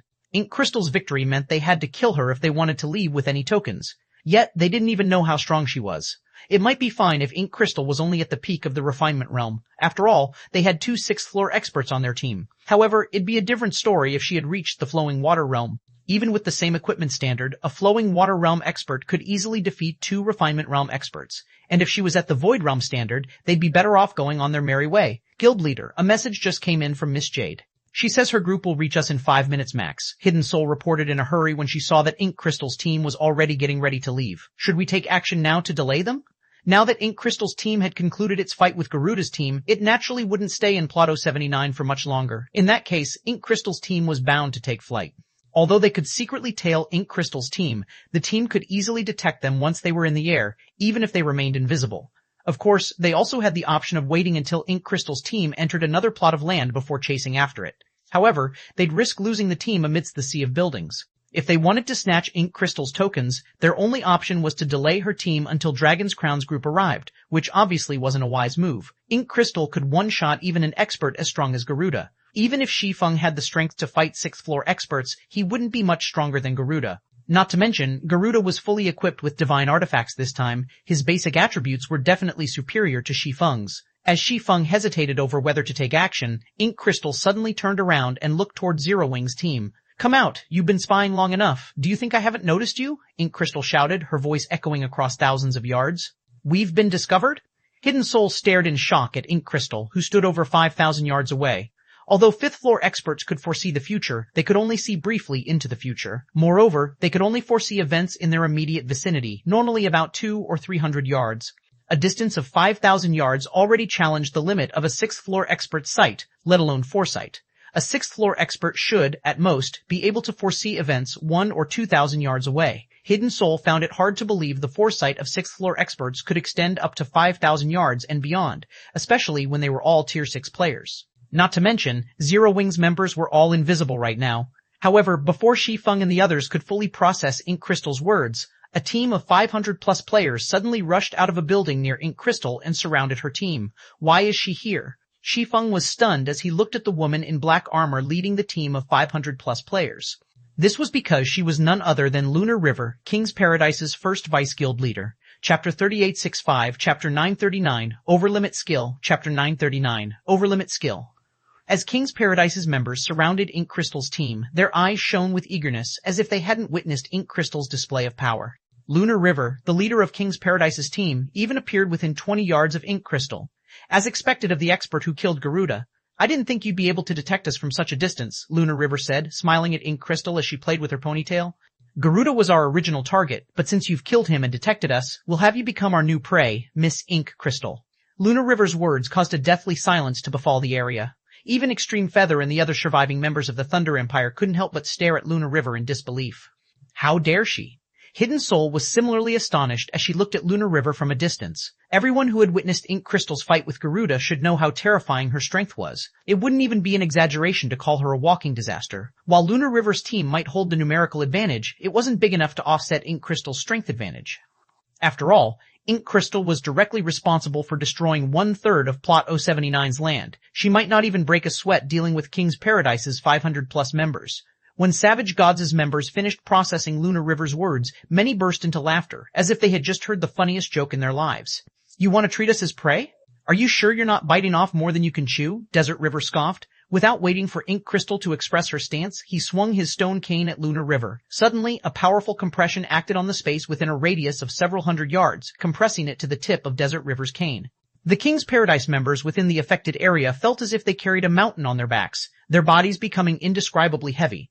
All they could do in this situation was watch as Desert River's stone cane came bearing down on Lunar River. Peak Gold Fusion, Implement Manipulation Technique, Spatial Blast. This was the same technique Desert River had used against Extreme Feather previously. He was going all out immediately, not intending to show mercy to Lunar River. However, even as Desert River's cane descended upon her, Lunar River did not attempt to dodge or block it. Instead, she reached for the jet black greatsword on her back and executed the Tier 6 Skill Dimensional Hexa Slash. Immediately, 6-dimensional slashes converged on the tip of Desert River's cane, colliding directly with the point of compressed space. Boom! A deafening explosion echoed across Plot 079. Immediately afterward, Desert River was sent flying back over 20 yards, his stone cane trembling and his HP depleting by nearly 10%. How is this possible? Hidden Soul and the other Zero Wing members watching from a distance gawked at this scene. Desert River was a 6th floor expert. Although he wasn't fully equipped with divine artifacts, even experts fully equipped with divine artifacts executing a peak gold combat technique shouldn't be able to withstand his fusion technique. Nevertheless, Lunar River had repulsed Desert River with only a Tier 6 skill. This shattered their understanding of Tier 6 skills. No wonder she dares to face Ink Crystal. Shi Feng was similarly surprised by this development. However, unlike his teammates, he knew how Lunar River had achieved what she had just done. She can already reach the overlimit standard with her tier 6 skills, is it? In his previous life, there had been only one instance where a non-6th floor expert had managed to hold their ground against a 6th floor expert with similar basic attributes. The person who had accomplished this feat was none other than Verdant Rainbow, the Seven Luminaries Alliance's God Hunter. She had single-handedly defeated one of the Holy Race's old monsters at the time thanks to her ability to execute tier 6 skills at completion rates beyond 120%. By design, it was incredibly difficult for players to achieve 100% skill and spell completion rates in God's domain. This was especially so for high-tier skills and spells. Even 5th floor experts would have difficulty achieving a 100% completion rate with their tier 6 skills and spells. As for those who could go beyond 100% and achieve the theoretical limit of 120%, they were as rare as a phoenix's feather. Of course, for those who achieved a 120% completion rate with their skills and spells, their journey wasn't over. After all, 120% was only the theoretical limit of skill and spell completion rates. In reality, it was possible to go beyond 120% and enter the overlimit territory. Once a skill or spell achieved the overlimit standard, it would gain the power to break the limitations of its tier. In the case of a tier 6 overlimit skill, its power would be no weaker than that of pseudo-tier 7 skills. However, achieving the overlimit standard with tier 6 skills and spells was easier said than done. Verdant Rainbow was the only player in the human race's greater god's domain to have accomplished this feat in Shi Feng's previous life. Hence, he was surprised to learn that Lunar River had also achieved it. The moment Desert River was sent flying, Ink Crystal turned toward Lunar River, her indifference replaced by fascination. A tier 6 overlimit skill. To think the human race had hidden an expert such as yourself, Ink Crystal exclaimed. But you are still not my match. While tier 6 overlimit skills might be powerful, they are limited by their cooldowns. How many times can you defend against my implement manipulation technique, I wonder? After saying so, Ink Crystal raised her vine cane and summoned 2 vine lotus flowers from the ground. The move she used was twofold Thornstorm, the fusion technique she had used to eliminate Garuda earlier. Lunar River did not panic when confronted with Ink Crystal's twofold Thornstorm. On the contrary, she smiled and said, I naturally know that tier 6 overlimit skills aren't enough to defeat you, but I am not your only opponent, Miss Ink Crystal. As soon as Lunar River finished speaking, she and 499 other King's Paradise members retrieved a light golden scroll from their bags and activated it. Immediately, divine patterns formed and hovered around them, linking them and causing their combined aura to skyrocket in intensity. Their aura became so powerful that even the Zero Wing members spectating from thousands of yards away shuddered. A large advanced silver battle array? Shi Feng gasped when he saw the divine patterns hovering around King's Paradise's members. Looking at these divine patterns, he finally understood why Lunar River was confident King's Paradise could secure 4 plots of land in Everlasting City's competition. A large advanced silver battle array. Although battle arrays were not uncommon, their rarity increased with size and rank.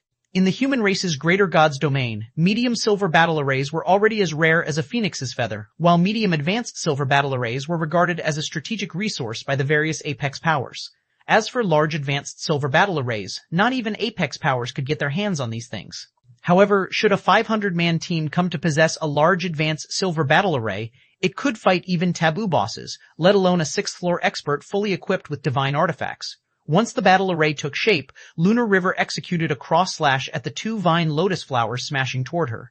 Tier 6, Skill, Divine Cross Slash. Chapter 3866, Chapter 940, Siege Weapon. Chapter 940, Siege Weapon. When Ink Crystal's twofold Thornstorm and Lunar River's Divine Cross Slash collided, a powerful space-time storm swept across plot 079 die. However, Ink Crystal's fusion technique turned out weaker than Lunar River's overlimit skill, as the dazzling cross slash cut through the 2 vine lotus flowers like a hot knife through butter and continued toward Ink Crystal. Only after Ink Crystal followed up with another twofold Thornstorm did she neutralize Lunar River's attack. As soon as the divine cross slash faded, Ink Crystal created another set of vine lotus flowers to attack Lunar River. Her concentration was seemingly boundless, and she gave her opponent no room to breathe. However, Lunar River had apparently anticipated Ink Crystal's attack, as by the time Ink Crystal's third twofold Thornstorm was bearing down on her, she had already swung her jet black greatsword 9 times, launching 9 dazzling sword lights that shredded the 2 vine lotus flowers. Peak gold combat technique, 9 polar flashes. Boom, boom, boom. After Ink Crystal and Lunar River traded several dozen moves, the remaining 2/3 of plot 079 shattered into dozens of small islands suspended in the air. The land of plot 079 had been devastated, the sight stunning all spectating players. An entire plot of land got destroyed? Monsters? These two must be monsters. Lunar River? Who is she? Why haven't I heard of her before? Besides Zero Wing's members, many of the players spectating from outside Everlasting City were also drawn by the activity at Plot 079. They had never thought a clash between two players could destroy a plot of land in Everlasting City. However, compared to the destruction, everyone was more surprised that Lunar River could hold her ground against Ink Crystal. Ink Crystal's strength spoke for itself. She was strong enough to one-shot Garuda even after he had reached the 6th floor standard. Yet, even after several dozen exchanges, the outcome of the fight between Ink Crystal and Lunar River remained indeterminate. This was simply unbelievable. On one of the islands created from the remnants of Plot 079, this Lunar River person is incredible. She's actually holding up against that girl, Kowloon Demon exclaimed as he looked at Lunar River in the magic mirror. If we compare only overall strength, she can probably rank in the top 5 in our world. Whether it was mortal gods or players who could use Tier 6 over-limit skills, they were all talents that royal powers like Dragon's Crown could only obtain through luck. Royal powers regarded such individuals as their foundation. Originally, Kowloon Demon thought there was nothing special about the Greater God's domain, and that it couldn't compare with the remnant primordial world he came from. After all, Red Frost was the only known 6th floor expert in the human race's Greater God's domain. But ever since he participated in Everlasting City's competition, the number of noteworthy experts he encountered kept increasing. Key among them was Ink Crystal, who even he felt inferior to. Now, he had even encountered an expert capable of using Tier 6 over-limit skills. This was truly a surprise. Although Lunar River is strong, that Crystallian girl is the true terror. Purgatory Jade sighed as she watched Ink Crystal holding her ground against Lunar River's powerful attacks. She has nearly reached that realm at such a young age. In terms of talent, she probably exceeds even the guild leader in his younger days. That monster would probably have a stroke if he learned of this, Kowloon Demon said, agreeing with Purgatory Jade. But now that they are evenly matched, it should make it easier to snatch their tokens. The current situation was ideal for them to take advantage of. Regardless of which side won, both would ultimately lose. An easier time? Purgatory Jade shook her head as she watched the two people clashing in the magic mirror. I wouldn't necessarily say that. On the contrary, we might have a tough fight ahead of us. While the two might be evenly matched, their teams are not. King's Paradise has the numerical advantage and the support of a large advanced silver battle array. Although Savage Gods has another 6th floor expert to spare, its defeat is inevitable. As Purgatory Jade spoke, the rest of Savage Gods' and King's Paradise's members finally entered the fray. Just as Purgatory Jade speculated, the odds did not favor Savage Gods. Despite being a 6th floor expert, Desert River could only defend himself passively, as he faced dozens of 5th floor experts with basic attributes rivaling players fully equipped with divine artifacts. After both sides clashed for several minutes, Savage Gods and King's Paradise had lost about a dozen players each. Although the casualties for both sides looked similar, Savage Gods' team comprised only about 100 members, while King's Paradise's team comprised over 500. Hence, while Savage Gods' casualty rate reached nearly 20%, King's Paradise's casualty rate didn't even reach 5%. Miss Ink Crystal, I'd suggest you simply surrender your tokens, Lunar River said as she fought. In 10 more minutes, you'll be all that's left of your team. You will ultimately lose your life as well. You can still leave with your life if you hand over your tokens now. I'm sure you can make up for your loss in the remaining time with your strength. You don't have to fight us to the bitter end. Originally, Lunar River sneaked into Plot 079 to ambush Garuda. With his tokens, King's Paradise would instantly be propelled to the top 10 in the number of tokens collected. Unfortunately, her plans fell short, as she hadn't expected Ink Crystal to kill Garuda and discover her team. This left her with no choice but to use her trump cards against Ink Crystal. Lunar River did not wish to fight an expert like Ink Crystal. After all, even if her team could ultimately defeat Ink Crystal's team, it would be at the cost of significant casualties. The minimum number of players required to activate a large advanced silver battle array was 500. If Ink Crystal managed to kill half her team, she would have difficulty finding replacements to activate the battle array again. And if she couldn't activate the battle array, she would have a hard time facing the various powers throughout the rest of the competition. Ink Crystal fell silent at Lunar River's proposal. Although she was more than capable of continuing her fight with Lunar River, it was a fact that her teammates were not faring well against King's Paradise's members. As Ink Crystal and Lunar River continued clashing in silence, something suddenly impinged on their senses. They immediately stopped fighting and turned toward a particular direction, a hint of gloom in their eyes. Team leader? Vice guild leader? When Desert River, Shuoyun, and the rest of Savage Gods' and King's Paradise's members noticed Ink Crystal and Lunar River's sudden pause, they couldn't help but follow the two's gaze in confusion. A moment later, in the north of Plot 079, multiple massive space-time passages opened up in the sky. As soon as these space-time passages appeared, players started to emerge from them in batches like a well-trained army. Players riding flying machines also emerged from the largest of the space-time passages one after another. When these flying machines reached 1,000 in number, they merged to form a palace of steel and iron, the sight of which numbed the scalps of Savage Gods' and King's Paradise's members. An epic siege weapon, a weapon exclusive to royal powers. Chapter 3867, Chapter 941, 4 Royals. Chapter 941, 4 Royals. Madness. This is madness. Is the Thunder Empire out of its mind? An epic siege weapon? An epic siege weapon? Is the Thunder Empire trying to erase the entire everlasting city? Is this necessary? All this just because Garuda got killed once? When the spectating players and powers saw the Iron Palace, they dared not believe their eyes. A siege weapon. This was a weapon created to attack cities inhabited by gods in the primordial era. Theoretically, it could concentrate the power of all its operators to launch attacks exceeding the Tier 6 limit standard. Even a common ranked siege weapon was worth multiple holy cities, let alone an epic ranked siege weapon. The higher a siege weapon's rank, the more comprehensive its abilities. A high-rank siege weapon could also accommodate more operators, allowing it to harness and exhibit greater power. Once a siege weapon reached the epic rank, it could theoretically destroy an entire realm with one strike. It was not a weapon that could be countered with manpower alone. It was also a weapon exclusive to royal powers. More specifically, only powers with an epic siege weapon could become royal powers. As for the Iron Palace, it was called the Lightning Nation, and it was one of the Thunder Empire's 3 epic siege weapons. The Thunder Empire must be crazy. Does it need to bring out the Lightning Nation just to deal with 2 pseudo-apex powers? Isn't it worried that other royal powers will use this opportunity to attack its realms? Verdant Rainbow was confused and shocked as she stared at the Iron Palace in the magic mirror. Siege weapons were the most crucial trump cards for any power. They were mighty weapons that could safeguard an entire realm. However, the cost of mobilizing a siege weapon was mind-boggling. Even if the average upper-ranking hegemonic power got their hands on a siege weapon, it'd be too poor to deploy the weapon. Most importantly, players still lacked the know-how to reproduce and repair siege weapons to this day, as the technology had been lost since the primordial era. Hence, siege weapons were essentially irreplaceable consumable items, and powers that owned them would never deploy these strategic tools under any circumstances outside existential threats. This was especially so when it came to epic siege weapons. While Verdant Rainbow thought that the Thunder Empire was making a mountain out of a molehill, space-time passages appeared in the 3 other cardinal directions of Plot 079. The experts that emerged from these space-time passages all wore guild emblems of royal powers. These royal powers were Evil Nature, the Sun Dynasty, and the Crystallian race's 9th Street. Each of these royal powers had not only mobilized over 10,000 experts, but had also brought epic siege weapons of their own.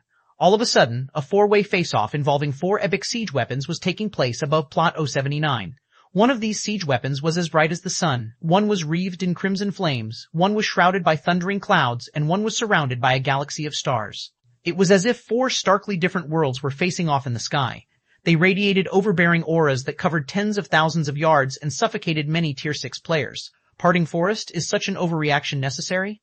Garuda didn't even suffer a true death. A short-haired Crystallian woman in her early 30s and wearing a golden robe scoffed at the stalwart middle-aged man in charge of the Thunder Empire's army. It might not have been a true death, but the soul damage he suffered will stifle his development for a considerable period. I'm sure you don't need me to explain the consequences this would have in the ever-changing Eternal Realm, right? Of course, you might not think much of it since he isn't your race's chosen one, the 4-armed middle-aged man named Parting Forest said, unfazed by the Crystallian woman's taunt. Jade Hunter, if 9th Street insists on protecting her, I advise you to abandon the idea. The Thunder Empire will claim her life. The Crystallian woman named Jade Hunter did not try to continue her conversation with Parting Forest. Instead, she turned to the leaders of the 2 other royal powers and asked, do the Sun Dynasty and Evil Nature share the same opinion? No, you've misunderstood our intentions, Miss Jade Hunter, Slumbering Vocalist, the leader of Evil Nature's army, said with a smile. Evil Nature is only here for the tokens. So long as Miss Ink Crystal surrenders all her tokens, Evil Nature will leave immediately. Following Slumbering Vocalist Daystar, the leader of the Sun Dynasty's army, turned to Luna River and said, since Evil Nature wants Miss Ink Crystal's tokens, the Sun Dynasty will have Miss Luna River's tokens. The Sun Dynasty will keep its hands clean of any other matters. Jade Hunter sighed at Slumbering Vocalist's and Daystar's responses. Then she turned to Ink Crystal and said, Miss Ink Crystal, as you can see, I'm afraid you can only count yourself unlucky. If you do not want to die, surrender your tokens now. As for the Thunder Empire, I will help you stop it. Jade Hunter. Do not stick your nose where it doesn't belong. Parting Forest glared at Jade Hunter. Have you forgotten that 9th Street has yet to establish a foothold on the Eternal Continent? If you insist on offending the Thunder Empire, 9th Street can forget about gaining a foothold there. Jade Hunter's expression darkened at Parting Hunter's threat.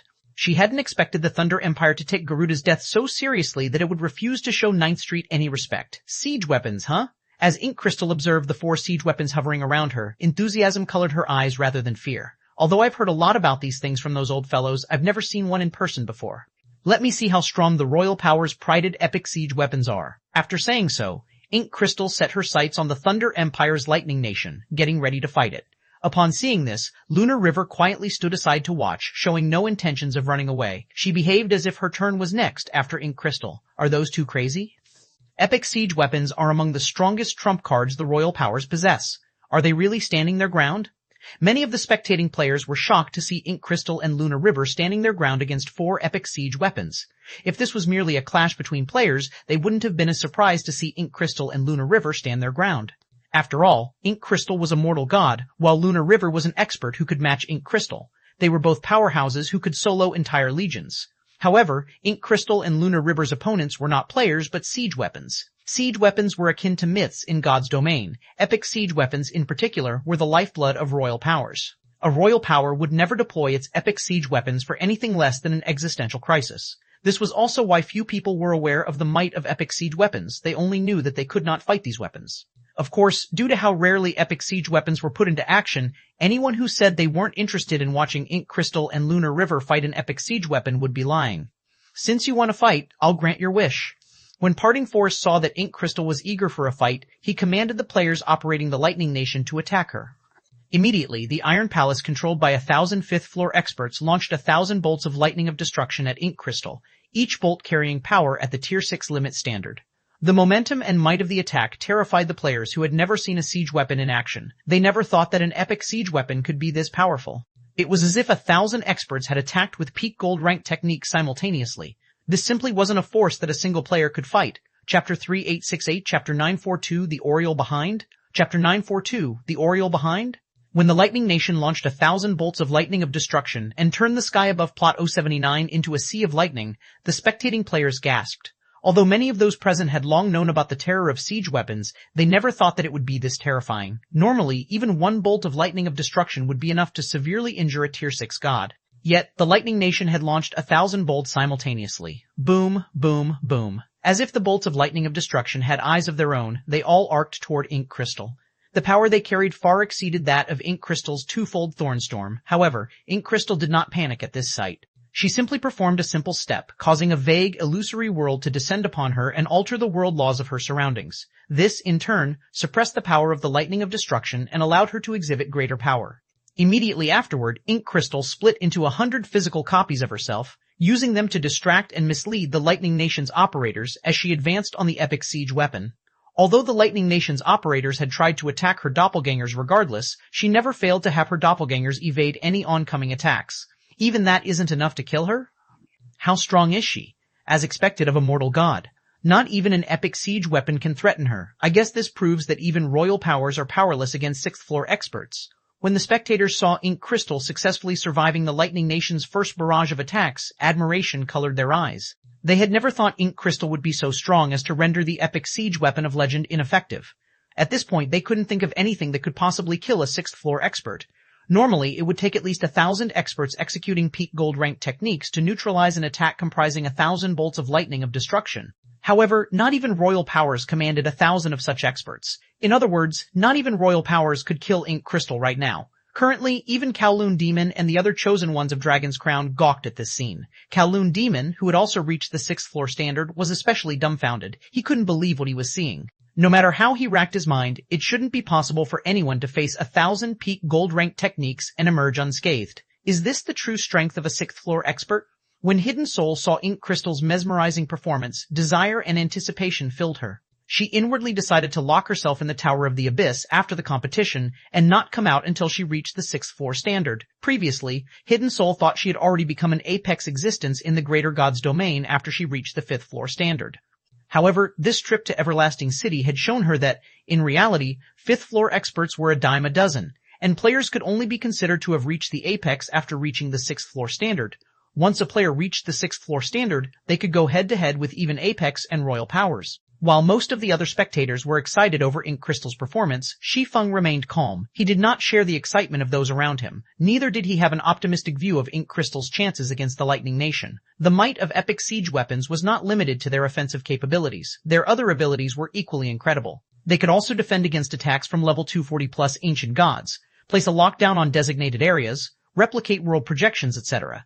In his previous life, these epic siege weapons were pivotal to the Holy Race's success in pushing the human race back all the way to the 12 sanctuaries. If 6th floor experts were enough to deal with these mighty weapons, the human race would never have lost so much territory. It seems you are quite good at evading. I wonder how long you can keep that up.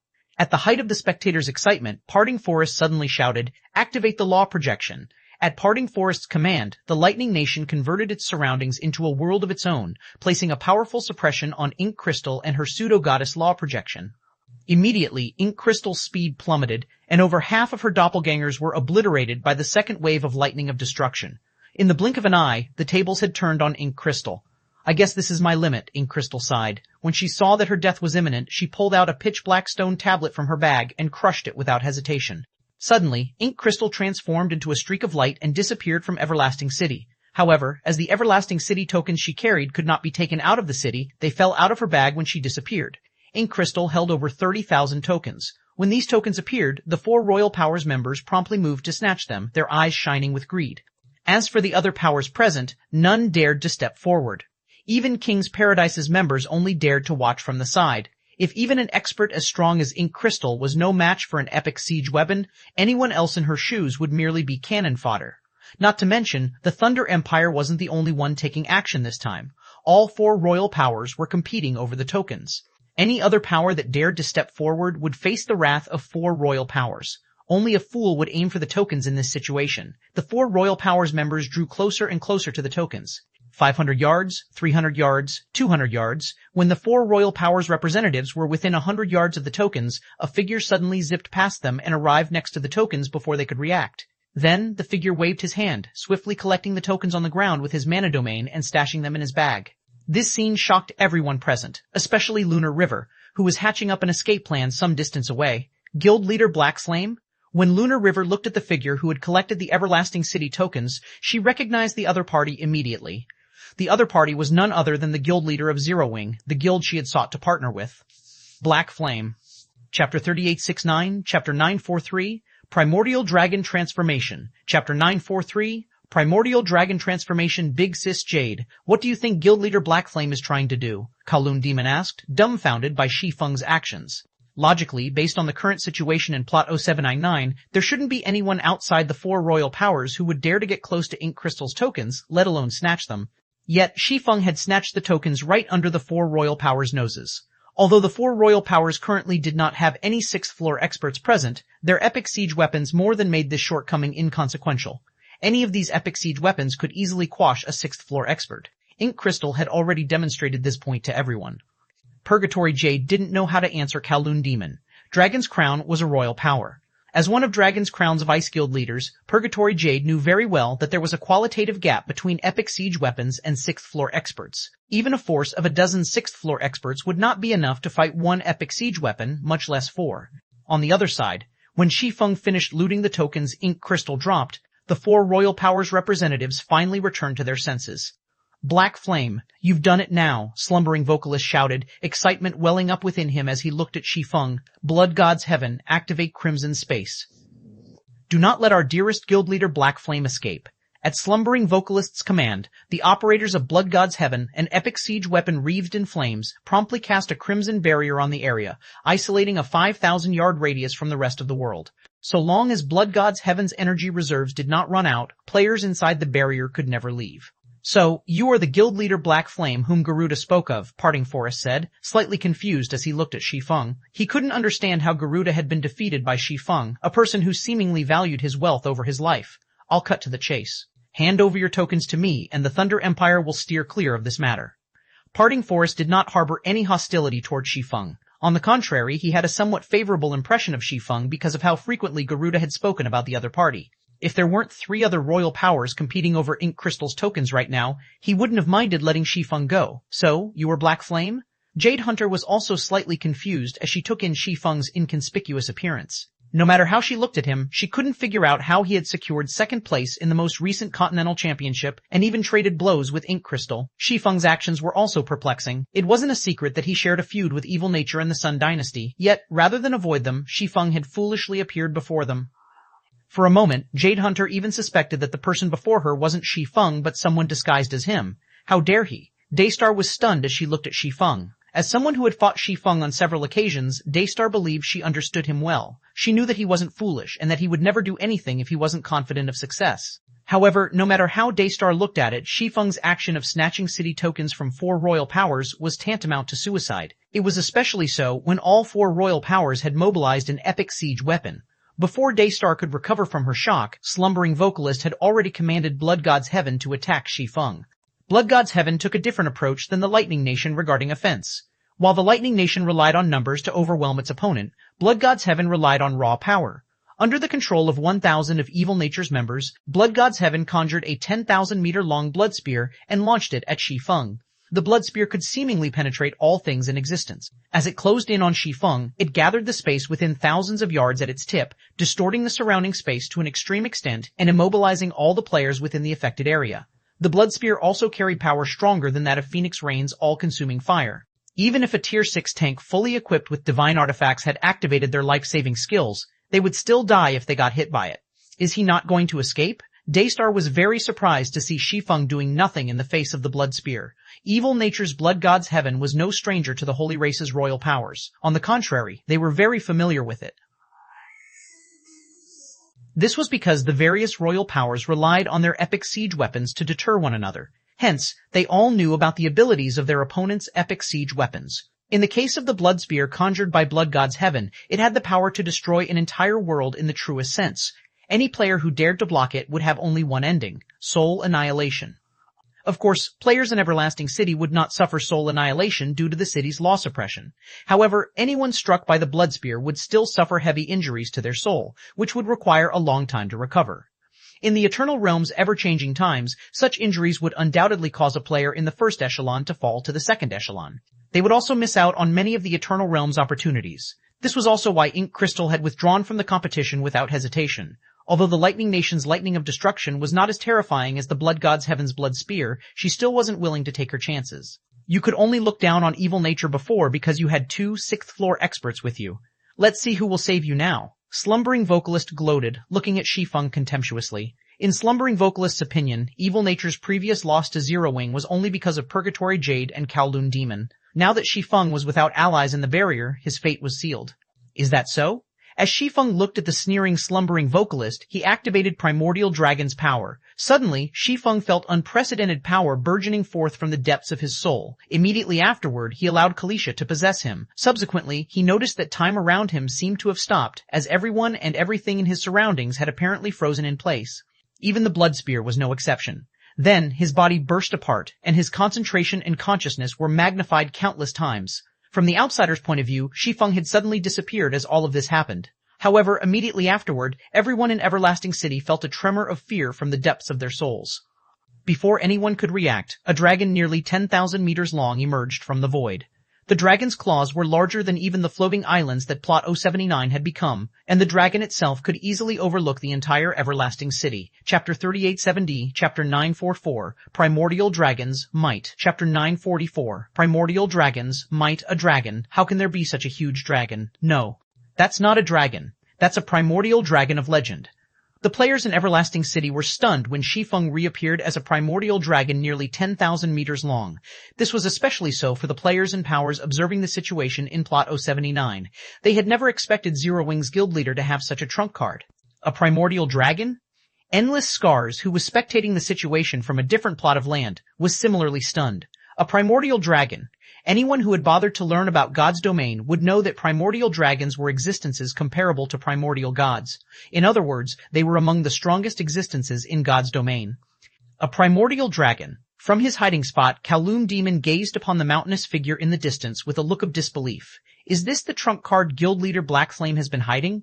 In all honesty, despite Dragon's Crown's partnership with Zero Wing, Kowloon Demon had never taken Zero Wing seriously. After all, the two guilds operated on completely different levels. However, as Kowloon Demon looked at the primordial dragon before him, he suddenly felt that Zero Wing was like a bottomless abyss full of secrets. Its hidden foundations were simply terrifying. No, that's not a real primordial dragon, Purgatory Jade said, firmly denying Kowloon Demon's statement. It should only be an imitation. Guild leader Black Flame must have used some means to transform into a life form resembling a primordial dragon. If it were a real primordial dragon, we wouldn't even be able to look at it directly. That's true. Kowloon Demon nodded as he looked at the primordial dragon before him. Although he felt suffocated simply being in its presence, this degree of intimidation was nowhere near that of a real primordial dragon. The primordial dragons of legend were akin to primordial gods. Even a remnant trace of a primordial dragon's aura could immobilize Tier 6 players, let alone one that came directly from the source. Although the primordial dragon before him exuded an oppressive aura, it still wasn't powerful enough to immobilize Tier 6 players. So what if you can transform into a primordial dragon? Can you block the full might of Blood God's Heaven? Although Slumbering Vocalist was inwardly shocked to see Shi Feng transformed into a primordial dragon, his expression remained calm as he looked at the descending blood spear. The all-out attack of an epic siege weapon exceeded the Tier 6 limit standard and could injure even taboo bosses. Shi Feng's imitation of a primordial dragon might seem intimidating, but it was nothing more than a glorified Tier 6 creature. It was not strong enough to block an attack that exceeded the Tier 6 threshold. However, as Slumbering Vocalist spoke, Shi Feng, who had transformed into a primordial dragon, swiped his claw at the descending blood spear. Boom! A thundering boom echoed across Everlasting City, while a powerful shockwave shattered the remains of Plot 079 and sent the debris flying to nearby plots of land. After blocking the blood spear, Shi Feng staggered backward and crashed into a nearby plot of land, his claw trembling. His visible HP bar also fell by nearly 3%, as expected of an epic siege weapon. An imitation of a primordial dragon isn't enough to match it in strength. Shi Feng was astonished as he looked at his trembling claw. After transforming into a primordial dragon, his life rating had risen to the limits of Tier 6 creatures. Nonetheless, he couldn't match an epic siege weapon in raw power. However, compared to Shi Feng, the members of the various royal powers were even more shocked by this development. He lost only 3% HP? How much strength does this imitation primordial dragon have? Holy Blood's jaw dropped when he saw how little damage Shi Feng had sustained. As an executive of the Sun Dynasty, Holy Blood knew full well how frightening epic siege weapons were. It was not an exaggeration to say they could destroy entire worlds in one hit. Yet, Blood God's Heaven's attack had barely damaged Shi Feng. If no epic siege weapons were deployed in this competition, nobody could compete with Shi Feng. So what if you can take a hit? You will still die to Blood God's Heaven's power. When Slumbering Vocalist saw that Shi Feng was still alive and healthy, he commanded Blood God's Heaven to launch another attack. Immediately, Blood God's Heaven conjured another 10,000-meter-long spear and sent it flying toward Shi Feng. That remains to be seen. When Shi Feng saw another blood spear descending toward him, he swung his dragon claw again. Only this time, his claw transformed into 12 sword lights that converged on the blood spear. Gold combat technique, 12 extreme slashes. Suddenly, a powerful impact resembling a planetary explosion shook Everlasting City. However, even after the blood spear disappeared, Shi Feng's body remained in place, and his HP did not decrease. Impossible. Slumbering Vocalist's eyes widened in shock when he saw that Shi Feng had taken no damage. Just a moment ago, Blood God's Heaven's blood spear could still damage Shi Feng, but now it couldn't even stagger him, let alone damage him. Before Slumbering Vocalist could recover from his shock, Shi Feng executed 12 extreme slashes again, targeting the imposing mechanical weapon operated by Evil Nature's members. Boom! Blood God's Heaven shook when struck by the 12 sword lights, the barrier covering its surfaces flickering and cracking slightly. However, the epic siege weapon's energy reserves quickly restored the barrier to its original state. The defensive capabilities of epic siege weapons are truly incredible. No wonder they were used against taboo bosses back then. When Shi Feng saw that Blood God's Heaven remained intact, he couldn't help marveling at its defensive capabilities.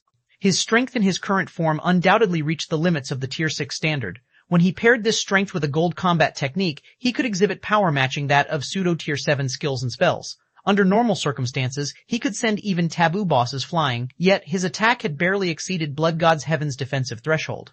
If any other Tier 6 player were standing in his shoes, they'd have no hope of overcoming its defenses. Even a 6th-floor expert fully equipped with divine artifacts would be no exception. Parting Forest, Jade Hunter, Daystar, are you still going to stand there and do nothing? He has snatched Ink Crystal's tokens. With his current strength, he can easily break through the barrier. We won't be able to find him again once he escapes, Slumbering Vocalist shouted, seeking aid from the 3 other royal powers when he saw that Shi Feng could match Blood God's Heaven. It seems this is the only way. Parting Forest, Jade Hunter, and Daystar exchanged looks with one another. They understood that should they remain passive, not only would they be letting Shi Feng leave with over 30,000 Everlasting City tokens, but they would also become a joke to all powers participating in the competition. Immediately, the representatives of the Thunder Empire, the Sun Dynasty, and 9th Street commanded their epic siege weapons to attack Shi Feng. Chapter 3871, Chapter 945, Suppressing the 4 Royals. Chapter 945, Suppressing the Four Royals Above Plot 079. The spectating players were shocked as the Thunder Empire, the Sun Dynasty, and Ninth Street joined the fight with their epic siege weapons. Madness. This is madness. 4 royal powers are working together to attack one person. 4 epic siege weapons. Such a force is likely already enough to raid taboo bosses. 1 player against 4 epic siege weapons. This was undoubtedly a first in God's domain. Is there a need to go this far for 1 person? Do these royal powers not care about their reputation? Verdant Rainbow, watching the battle in Plot 079 from another plot of land, couldn't believe her eyes when she saw the 4 royal powers using their epic siege weapons against Shi Feng. Normally, it would already be considered excessive for a royal power to use even 1 epic siege weapon to deal with an apex power. As for the situation before where the Thunder Empire had used an epic siege weapon against Ink Crystal, it was also an incredibly rare occurrence, and it had only happened a few times throughout the Holy Race's and the Crystallian Race's history. However, Verdant Rainbow had never thought that the 4 royal powers would be willing to use the 4 epic siege weapons against Shi Feng. Not even royal powers had received such a treatment before. It can't be helped. Black Flame poses too much of a threat to them, Elder Marshall said, shaking his head. Black Flame has shown he can take on an epic siege weapon by himself. If he escapes, he can undoubtedly affect the 4 royal powers' plans and rankings. To protect their interests, they cannot let him get away. Even so, isn't this too much? 4 epic siege weapons. This much force is already enough to deal with a royal power, Verdant Rainbow exclaimed, staring at the 4 epic siege weapons in the magic mirror. According to the information collected by the 7 Luminaries Alliance, the number of epic siege weapons each royal power possessed ranged between 1 and 4. Hence, a force of 4 epic siege weapons was enough to take down most royal powers. Yet, such a force was now being used against Shi Feng. Besides Verdant Rainbow, Lunar River also found the 4 royal powers' behavior unbelievable. Never even in her wildest dreams had she thought the 4 royal powers would take Shi Feng so seriously. Vice Guild Leader, we still have a divine boundary-breaking scroll. We should leave immediately. If we wait any longer, we might miss our chance to escape, Shuoyun hurriedly reminded Lunar River when she saw that the battle in the sky was about to begin. Although the 4 epic siege weapons had placed a lockdown on Plot 079 space and made it impossible for players to leave normally, their team just so happened to be carrying a divine boundary-breaking scroll. With this scroll, they could leave through a teleportation passage, even if their surrounding space was sealed using world power. It's not the right time yet, Lunar River whispered, her eyes fixated on Shi Feng's unwavering figure. The divine boundary-breaking scroll needs time to form a teleportation passage. Although the 4 royal powers have their attention on Black Flame right now, they are also keeping an eye on us. We will use the scroll once the fight truly begins. But there are 4 epic siege weapons. I'm worried that Guild Leader Black Flame might not survive long enough for the passage to finish forming, Shuoyun said worriedly as she watched Shi Feng clash with Evil Nature's Blood God's Heaven. Although Shi Feng was evenly matched with Blood God's Heaven, the balance would quickly collapse when the 3 other epic siege weapons joined the fight. Once that happened, she wouldn't even be surprised if the fight ended in a few exchanges. At that time, King's Paradise's team would lose its chance to escape. There's nothing we can do about it. We can only pray he holds out for a while, Lunar River said, her gaze still locked on Shi Feng's figure. Although Lunar River was frustrated by Shi Feng's incredible display of strength, she could only hope that he could do better and last a little longer against the 4 royal powers' epic siege weapons. Otherwise, every King's Paradise member here would die. In the air, the battle played out as Shuoyun had anticipated. As soon as the 3 other epic siege weapons joined the fight, Shi Feng struggled to keep up. He could only execute 1 combat technique at a time to attack or defend. With the precise and coordinated attacks of the 4 epic siege weapons, 2 or 3 attacks could always find their way past his guard. After the 2 sides fought for about 5 seconds, Shi Feng had already lost over 20% of his HP. Black Flame. Let's see how long you can hold on this time. Slumbering Vocalist's face shone with joy when he saw Shi Feng's HP bar decreasing rapidly. At this rate, it wouldn't be long before he could pay Shi Feng back for the humiliation Zero Wing's team had put him through. As Slumbering Vocalist spoke, a lightning of destruction conjured by the Lightning Nation whizzed toward Shi Feng. Just as Shi Feng was about to block it with his claw, a flash of inspiration hit him, and he promptly retracted his claw. Now that I've mostly adapted to using combat techniques, it's time to try using mana techniques. As Shi Feng looked at the oncoming bolt of lightning, he gathered all available energy within a 10,000-yard radius at his tail and swung it as if he were swinging a sword. Goddess-ranked mana technique, Dark Moon. Boom! Shi Feng's tail bisected the lightning of destruction, which could rival pseudo-tier 7 spells, cut through the Lightning Nation's defensive barrier, and hurled the Lightning Nation back several hundred yards. A loss of 29 durability points? How was this possible?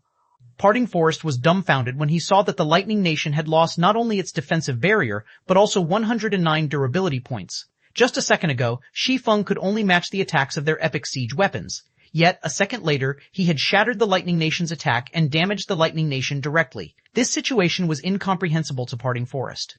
The loss of 109 durability points was especially mind-blowing. It should be known that the Lightning Nation currently only had a little over 10,000 durability points remaining. Although it had a maximum durability of 100,000 points, it had already seen some wear and tear when the Thunder Empire found it. Its heavy use over the years had also taken quite a toll. In other words, Shi Feng's attack had caused the Lightning Nation to lose about 1% of its current durability.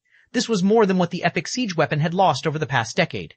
Before Parting Forest could recover from his shock, Shi Feng attacked the 3 other epic siege weapons with Dark Moon, pushing them back over 1,000 yards and causing them to lose nearly 200 durability points each.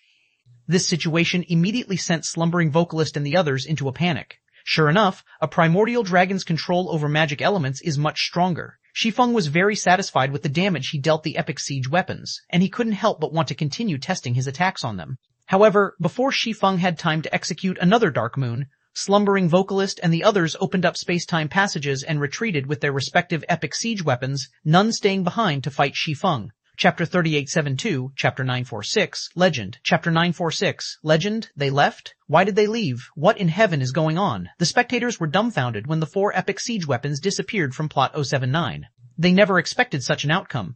Victory was clearly in the 4 royal powers' grasp. It was only a matter of time before they killed him. Yet, seconds after the battle began, they retreated, fleeing as if they had just seen a ghost. This situation confused everyone watching. Vice Guild leader, what happened to those 4 powers? Why did they leave so suddenly? Shuoyun asked, her mouth agape. Each of the 4 royal powers had mobilized an epic siege weapon against Shi Feng.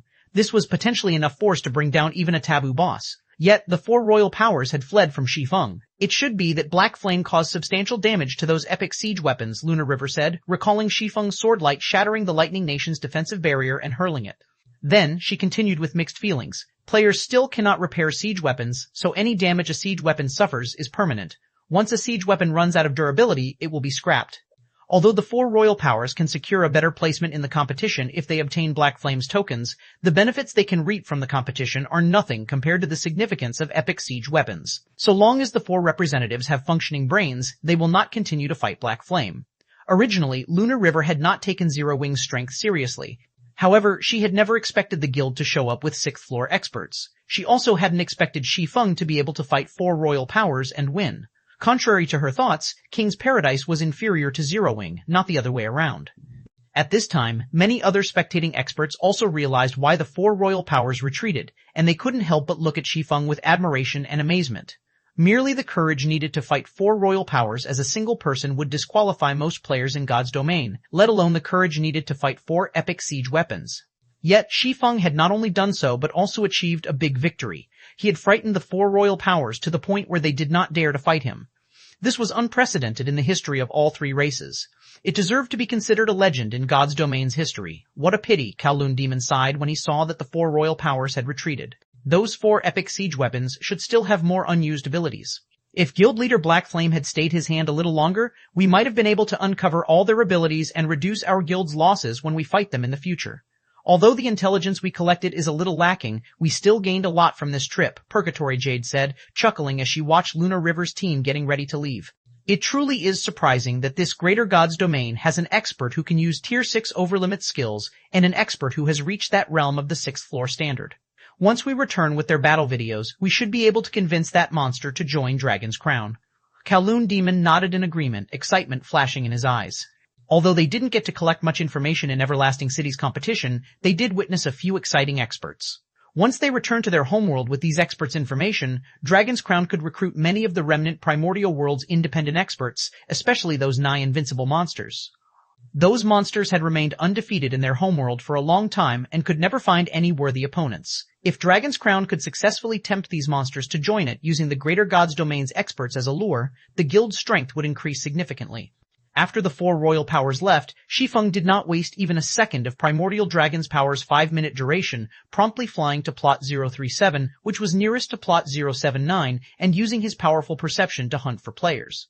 In less than 3 minutes, he had eradicated the remaining 1,000 or so players in plot 037 and earned over 10,000 tokens, putting Zero Wing's total to more than 80,000. This, in turn, elevated Zero Wing to the top 10 in the total number of tokens collected, putting it right behind the 6 royal powers. However, as the end of the competition drew closer, the struggle for tokens escalated. All 6 royal powers stopped conserving their strength, using their epic siege weapons to sweep through plot after plot of land and harvest tokens at a frightening rate. Besides the royal powers, the 35 apex powers also unveiled their respective trump cards, deploying siege weapons and using items that rivaled pseudo-tier 7 spells in power.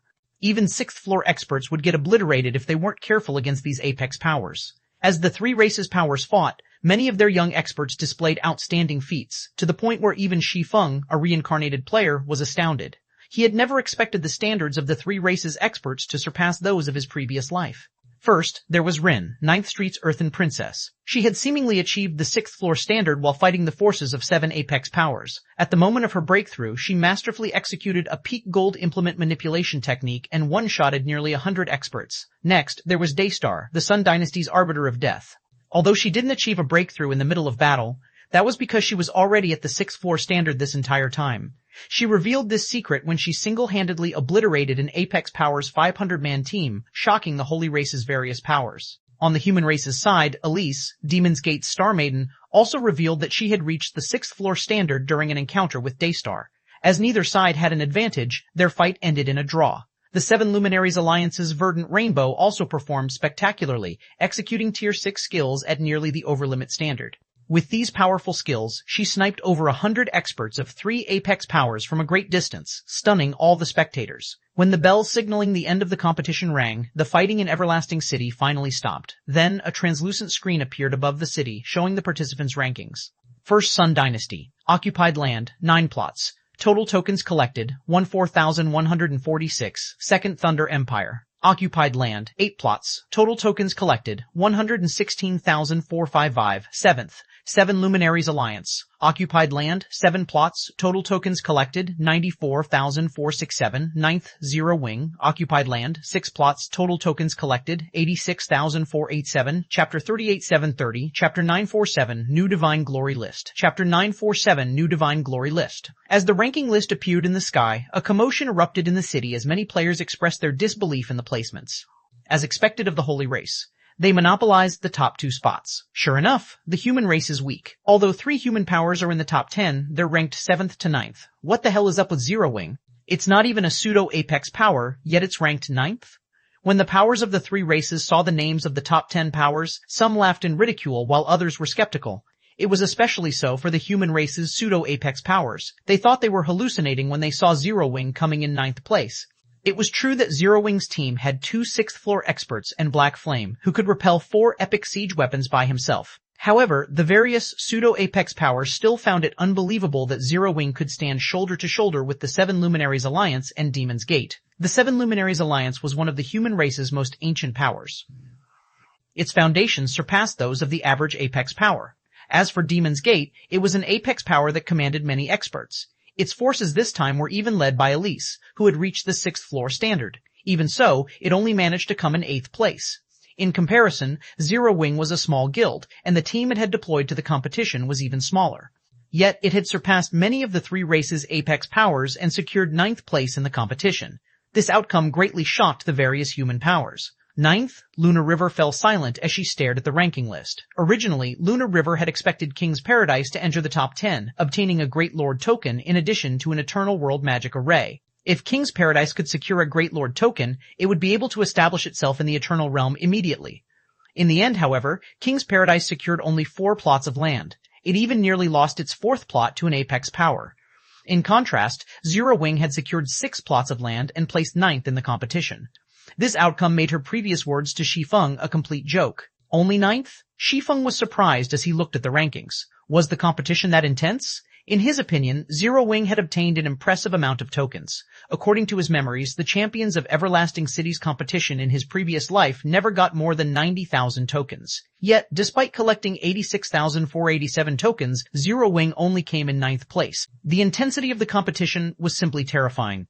While Shi Feng was surprised by the competition's outcome, the powers of the 3 races etched Zero Wing's name into their minds, and they no longer regarded it as a nobody. Although Zero Wing had entered the competition with less than 700 members, its team comprised 2 mortal gods, and more than 10 half-step mortal gods. Not even royal powers could necessarily come up with such a lineup.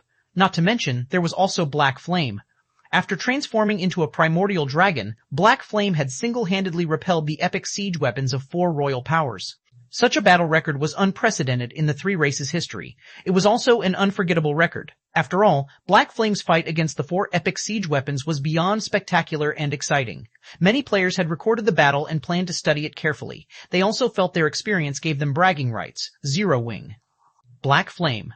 Slumbering vocalist glared at Shi Feng's figure aboard the Silver Wing flying ship. Just you wait, it won't be long before evil nature will make you regret everything you did today. After saying so, slumbering vocalist got on his flying mount and flew away from Everlasting City with evil nature's members. He had no intention of lingering in Everlasting City for even a moment longer. Elder Marshal, the Holy Races, and the Crystallian Races' apex and royal powers have left. Can we return to Shattering Town now? Verdant Rainbow asked impatiently. The magnitude of the battles in Everlasting City's competition was dozens of times greater than that of the Continental Championship. Besides mortal gods, many half-step mortal gods also appeared in the competition. Just the number of half-step mortal gods she fought in the competition already exceeded 10. Moreover, these experts had different combat styles, making her fights with them very fruitful. She wanted nothing more than to plunge into the Tower of the Abyss to digest the experience she had gained. I understand your urge to consolidate your gains, but the Tower of the Abyss will have to come later. We have more pressing matters right now, Elder Marshal said, looking at the Holy Races and the Crystallian Races' departing powers. We must quickly return and strengthen our defenses to prepare for the inevitable. Already? Verdant Rainbow exclaimed. I still wasn't sure before, but I am now after this competition, Elder Marshal said solemnly. Whether it is the Crystallian race or the Holy Race, they are likely to attack us soon since they have the numerical advantage when it comes to level 220+ experts. If they miss this opportunity and let us bridge the gap, they will have much greater difficulty dealing with us in the future. I understand. Verdant Rainbow grew serious after hearing Elder Marshal's statement. I will head back and strengthen our defenses immediately. On the other side, Shi Feng returned to Shattering Town with his team after the conclusion of Everlasting City's competition. Upon returning, he promptly had Hidden Soul deliver the promised intermediate divine pattern scrolls to Purgatory Jade. He also had Gentle Snow start a mass recruitment for Zero Wing. Then he locked himself up in a workshop and studied the dragon-hunting artillery design he had obtained from the remnant primordial world. According to his memories, the first Everlasting City competition was a precursor of the war between the Holy Race and the human race. The battle that followed the competition was also the most crucial in the war. This battle was unlike any of the skirmishes that had occurred before. It was a siege in the truest sense, spearheaded by the Holy Race's NPCs. The Holy Race's armies, comprising players and NPCs, besieged many NPC cities inhabited by human players. In his previous life, this initial battle led to over 70% of the human race's NPC cities on the Eternal Continent falling under the control of Holy Race NPCs. Many guild towns faced destruction as well. This situation greatly reduced the scope of human players' activities in the Eternal Realm. As a result, human players could only travel on foot to many of the Eternal Realm's high-level maps. It also became impossible for human powers to compete over maps with ancient ruins. Now that the first Everlasting City competition had concluded, the Holy Race could launch its invasion any time. With Shattering Town having the Tower of the Abyss, it went without saying that it would become the Holy Race's priority target. If Zero Wing did not immediately strengthen Shattering Town's defenses, the town might not even survive the Holy Race's initial siege, let alone the Void Beast tide. As Zero Wing began to recruit members, half a day went by quickly. At this time, the Seven Luminaries Alliance suddenly updated its Divine Glory list. The new list saw dramatic changes in its entries and placements. It was especially so for the top 10 players. Only 2 out of the original top 10 players remained, the change sending shockwaves across the human race's greater god's domain. Chapter 3874, Chapter 948, Dawn of a New Era, Chapter 948. Dawn of a New Era, Eternal Realm, Shattering Town, Violet Moon Bar. The town's Violet Moon Bar was as popular as ever among independent players. Besides providing players with high-end drinks that could help with concentration recovery, the bar also served as a place to exchange information. At this time, a female swordsman carrying 3 long swords on her back entered the bar. She exuded a powerful aura as she approached the bar counter and ordered a fiery blue moon. After paying 50 eternal silver for her drink, she turned to the shield warrior sitting beside her with a resentful look. Commander Azure Dragon, you'd better have called me here for something important. I just got into the Tower of the Abyss when you interrupted me, Frostraven grumbled before taking a sip of the fiery blue moon the bartender had prepared for her. The Tower of the Abyss had become a holy land for the human race's experts in the Eternal Realm. Countless experts lined up to enter it every day. Queuing services had even appeared for the tower, each slot costing 1 eternal gold. That was about as much money as the average 4th floor expert earned in the Eternal Realm. Frostraven had gotten her turn inside the Tower of the Abyss not long ago. However, before she reached the 5th floor, Azure Dragon had called her to meet him.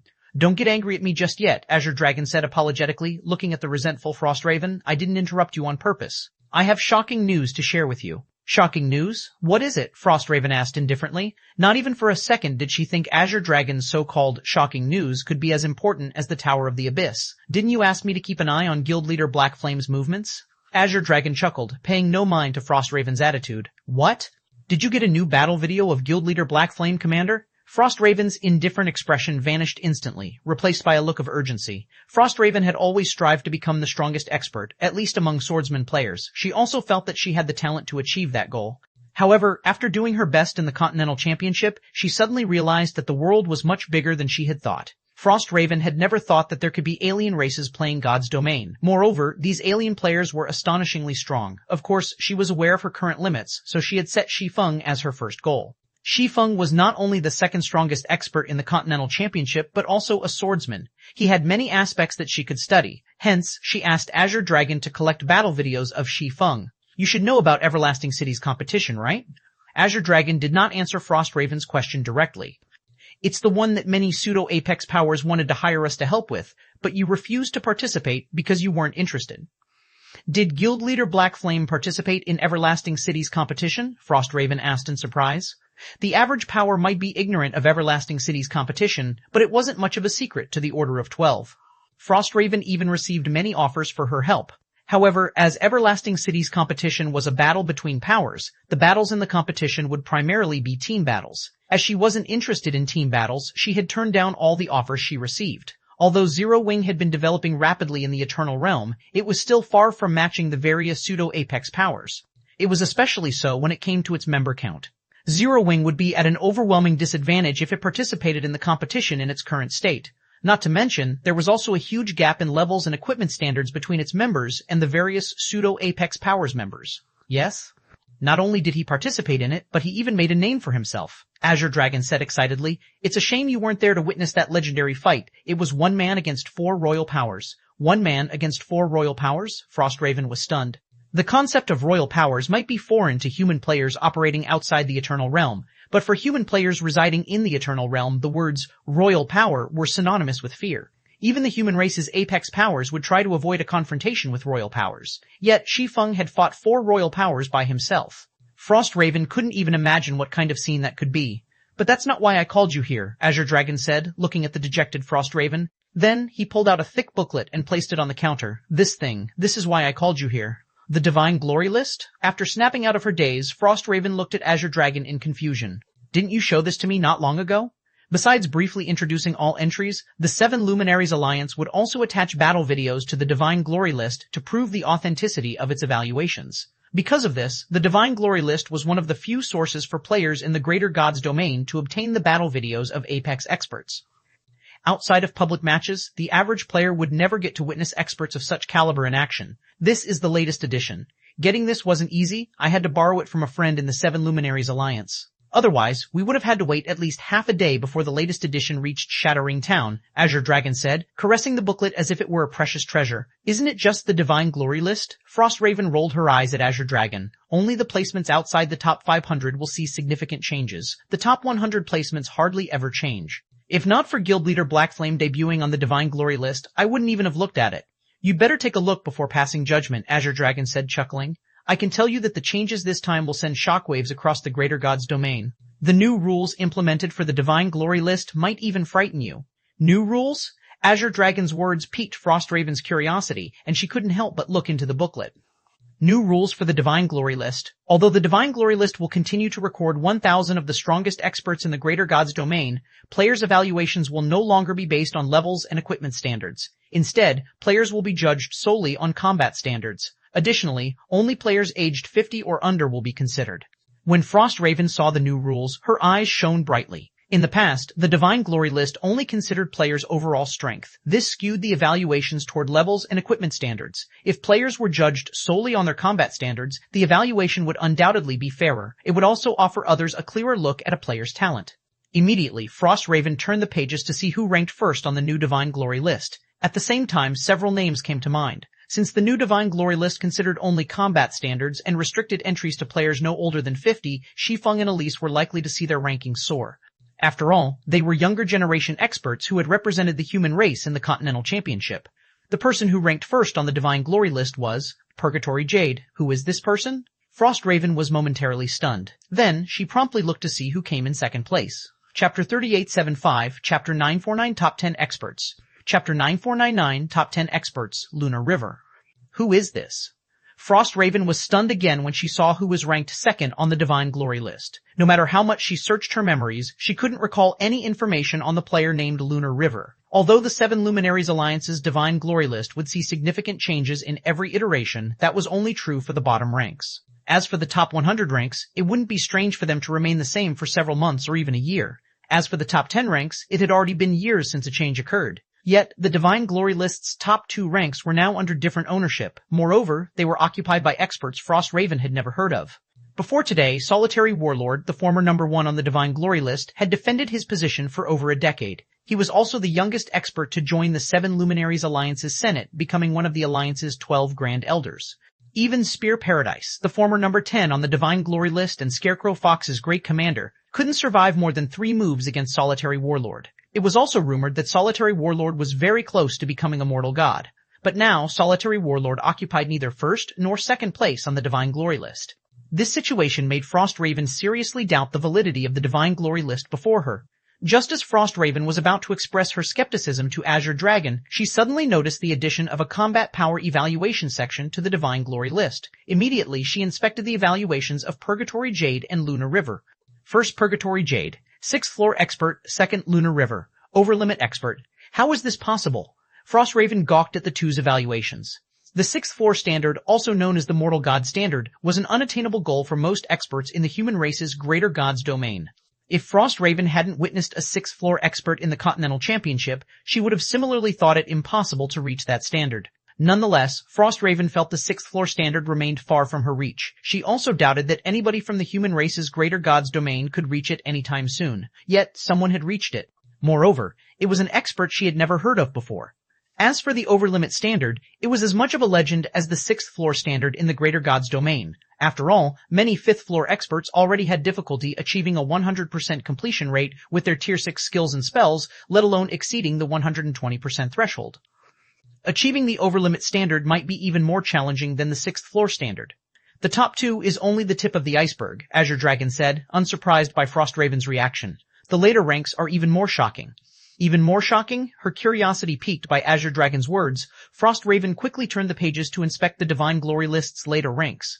3rd, Elise, 6th floor expert, 4th Kowloon Demon, 6th floor expert, 5th Red Frost, 6th floor expert, 6th floor expert, 6th floor expert, 6th floor expert, 7th Solitary Warlord, pseudo 6th floor expert, 8th Orabeth, pseudo 6th floor expert, 9th Morning Tone, pseudo 6th floor expert, 10th Spear Paradise, 6th floor expert, 10th Spear Paradise, pseudo 6th floor expert. When Frost Raven finished inspecting the top 10 ranks, the shock in her eyes intensified.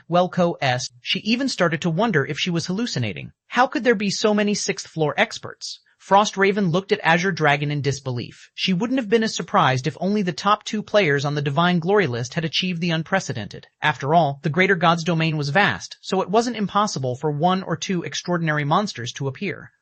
But now, 4 out of the Divine Glory list's top 5 experts had achieved the 6th floor standard, with the remaining 1 having achieved the overlimit standard. Solitary Warlord, the undisputed number 1 expert of the Divine Glory list for over a decade, was even knocked down to 7th place. This is why I called you here, Azure Dragon said sternly. According to the information I received, Everlasting City's competition is the main reason behind the Divine Glory list's overhaul.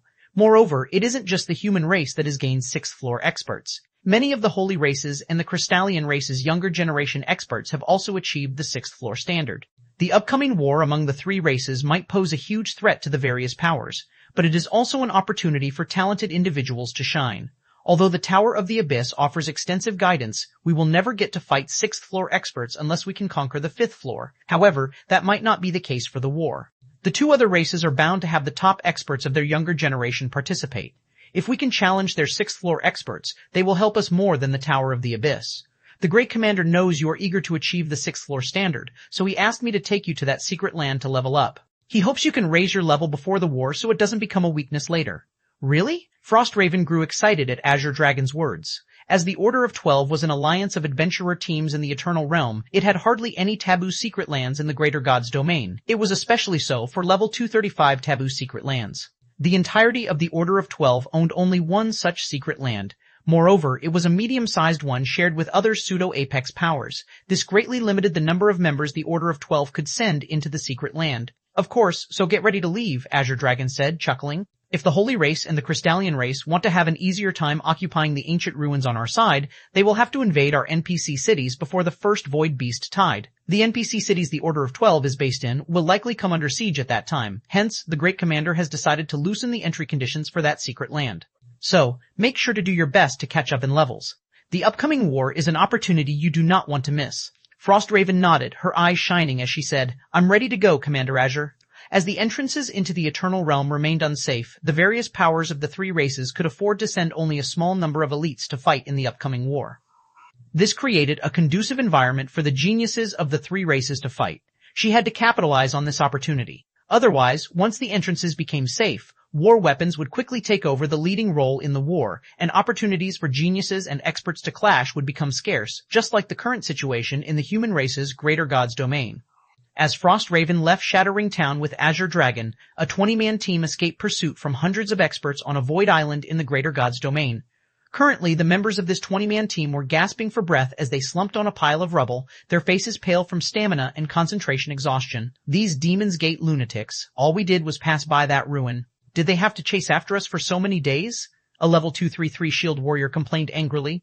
They're not just chasing us. According to my friend, Demon's Gate has placed a bounty to have all of us permanently eliminated from God's domain, a middle-aged elven man who was a level 231 ranger said in despair. With Demon's Gate's bounty on our heads, we'll be doomed, even if we make it into the Eternal Realm. Chisha, don't you have some connections with the Eternal Chamber of Commerce? Do you have a way to get Demon's Gate off our backs? The leader of the team, who was a middle-aged man and a level 239 cleric, asked as he looked at Xuanwu Chisha, the Iron Valkyrie. I might have some connections, but if we're talking about getting the Eternal Chamber of Commerce to stop Demon's Gate from coming after us, I'm afraid, Xuanwu Chisha, who had reached level 235, said as she studied the latest edition of the Divine Glory list. However, before she could finish her words, her mind froze when she saw who was ranked 6th on the latest Divine Glory list. 6th place? A pseudo 6th floor expert? Chapter 3876, Chapter 950, 4th Legacy, Chapter 950, 4th Legacy Chisha, what's wrong? The middle-aged cleric asked, surprised by Xuanwu Chisha's behavior. As longtime companions in the Greater God's domain, the middle-aged cleric understood Xuanwu Chisha's character well. She was a calm and ruthless killing machine, and very rarely could anything shake her composure. The other team members also looked at Xuanwu Chisha curiously, wondering what had excited the taciturn Iron Valkyrie. It's nothing. I just saw a fellow compatriot on the Divine Glory list, Xuanwu Chisha said, her eyes wide with shock and disbelief as she looked at the name occupying the Divine Glory list's 6th place. Someone else from your homeworld entered the Divine Glory list? The middle-aged cleric grew envious when he heard Xuanwu Chisha's answer. Your world is really amazing. That should be the second person from your homeworld to have entered the Divine Glory list, right? You yourself have even entered the top 100. In contrast, I am the only one struggling to support my world. I hope I can get some help soon. Following the middle-aged cleric's words, the other team members also expressed their envy.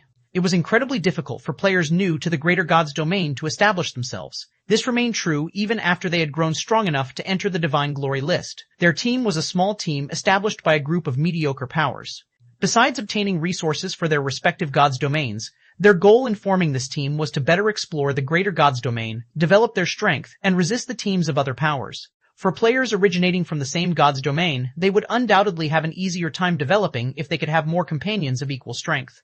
At the very least, they wouldn't have to worry about getting persecuted by the various powers just to obtain some resources. Big Sis Chisha, what is that person's rank? A petite girl, a level 230 berserker, asked curiously. Did they get into the top 300? I heard that anyone who manages to enter the top 300 of the latest Divine Glory list can be considered a chosen one among chosen ones.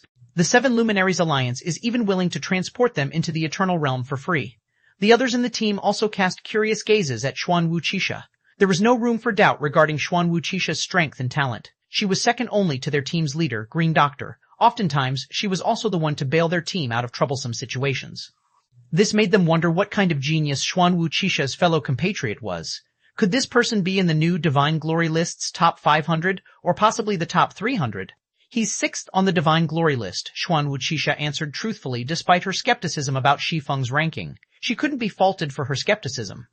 After all, Shi Feng was only a genius on the Luminary Glory list when they first met. She was leagues ahead of him at the time. Although his subsequent achievements had enabled him to enter the Divine Glory list's top 300, he was still far from becoming a true powerhouse. But now, Shi Feng's ranking on the Divine Glory list had skyrocketed to 6th place. He had even surpassed Solitary Warlord, the publicly acknowledged #1 player in the Greater Gods domain. No matter how Xuan Wuqisha looked at it, this situation felt like a dream. 6th? You mean Black Flame? Green Doctor looked at Xuan Wuqisha in astonishment, feeling she was joking with him. 6th place on the Divine Glory list. This was an existence second to only mortal gods. This was also an existence far out of their reach. Yes, it's him, Xuan Wuqisha said definitively. We're saved, we're saved. Green Doctor cheered excitedly at Xuan Wuqisha's confirmation. Shisha, can you introduce us to him once we enter the Eternal Realm? We're saved? Xuan Wuqisha looked at Green Doctor strangely, unable to understand what he was talking about. They were currently being hunted by Demon's Gate, an existence that even Apex powers did not wish to provoke. It's no surprise that you don't know. When Green Doctor saw Xuan Wuqisha's confusion, he quickly put 2 and 2 together and explained, "A friend of mine in the Eternal Realm told me this. Black Flame has accomplished great things in the Eternal Realm. He offended not just Demon's Gate but also several royal powers. However, neither Demon's Gate nor the royal powers could do anything against him. Demon's Gate even withdrew its bounty on him. By now, he can be considered a big shot in the Eternal Realm. If we can get his protection, Demon's Gate's bounty will no longer be a problem. Of course, we won't be taking advantage of him. We'll pay him appropriately for his help." When the others heard Green Doctor's explanation, they all turned to Xuan Wuqisha in astonishment. They never thought her fellow compatriot could render even Demon's Gate helpless. "Okay, I'll give it a try, but I don't know if he will agree to help," Xuan Wuqisha said in a daze. She couldn't help but feel like she was dreaming as she looked at Shi Feng's rank on the Divine Glory list. She also couldn't imagine how Shi Feng could ward off the lunatics from Demon's Gate. After all, the current Eternal Realm was no longer the same as before. The various powers already had access to a considerable portion of their means and foundations, drastically reducing the effectiveness of individual strength. Eternal Realm, Shattering Town, after Shi Feng handed the dragon hunting artillery construction design to Melting Flame and Silk Radish for further research and tasked Hidden Soul with gathering the required lightning nuclei, he made his way to one of the guild residence's secret rooms to study the 4th Goddess tablet. The damage to the tablet is much worse than I thought. Shi Feng frowned as he inspected the stone tablet covered in cracks. No wonder the galaxy conglomerate treated it as scrap. Less than 10% of the tablet is identifiable. Without the correct mana interpretation technique, uncovering even basic information from it would be impossible. Although Shi Feng had already known that the 4th Goddess tablet was severely damaged when he bought it from the galaxy conglomerate shop at Desolate Star City's trade fair, he hadn't expected it to be this damaged. He also finally understood why a behemoth like the galaxy conglomerate had failed to identify the 4th Goddess tablet. The engravings on the tablet recorded crucial information. With less than 10% of the engravings intact, one couldn't obtain much information from the tablet, even with the correct mana interpretation method. Gathering any information without the right mana interpretation method would be next to impossible. After calming his emotions, Shi Feng retrieved an Eternal God crystal from his bag and carefully interpreted the information on the tablet.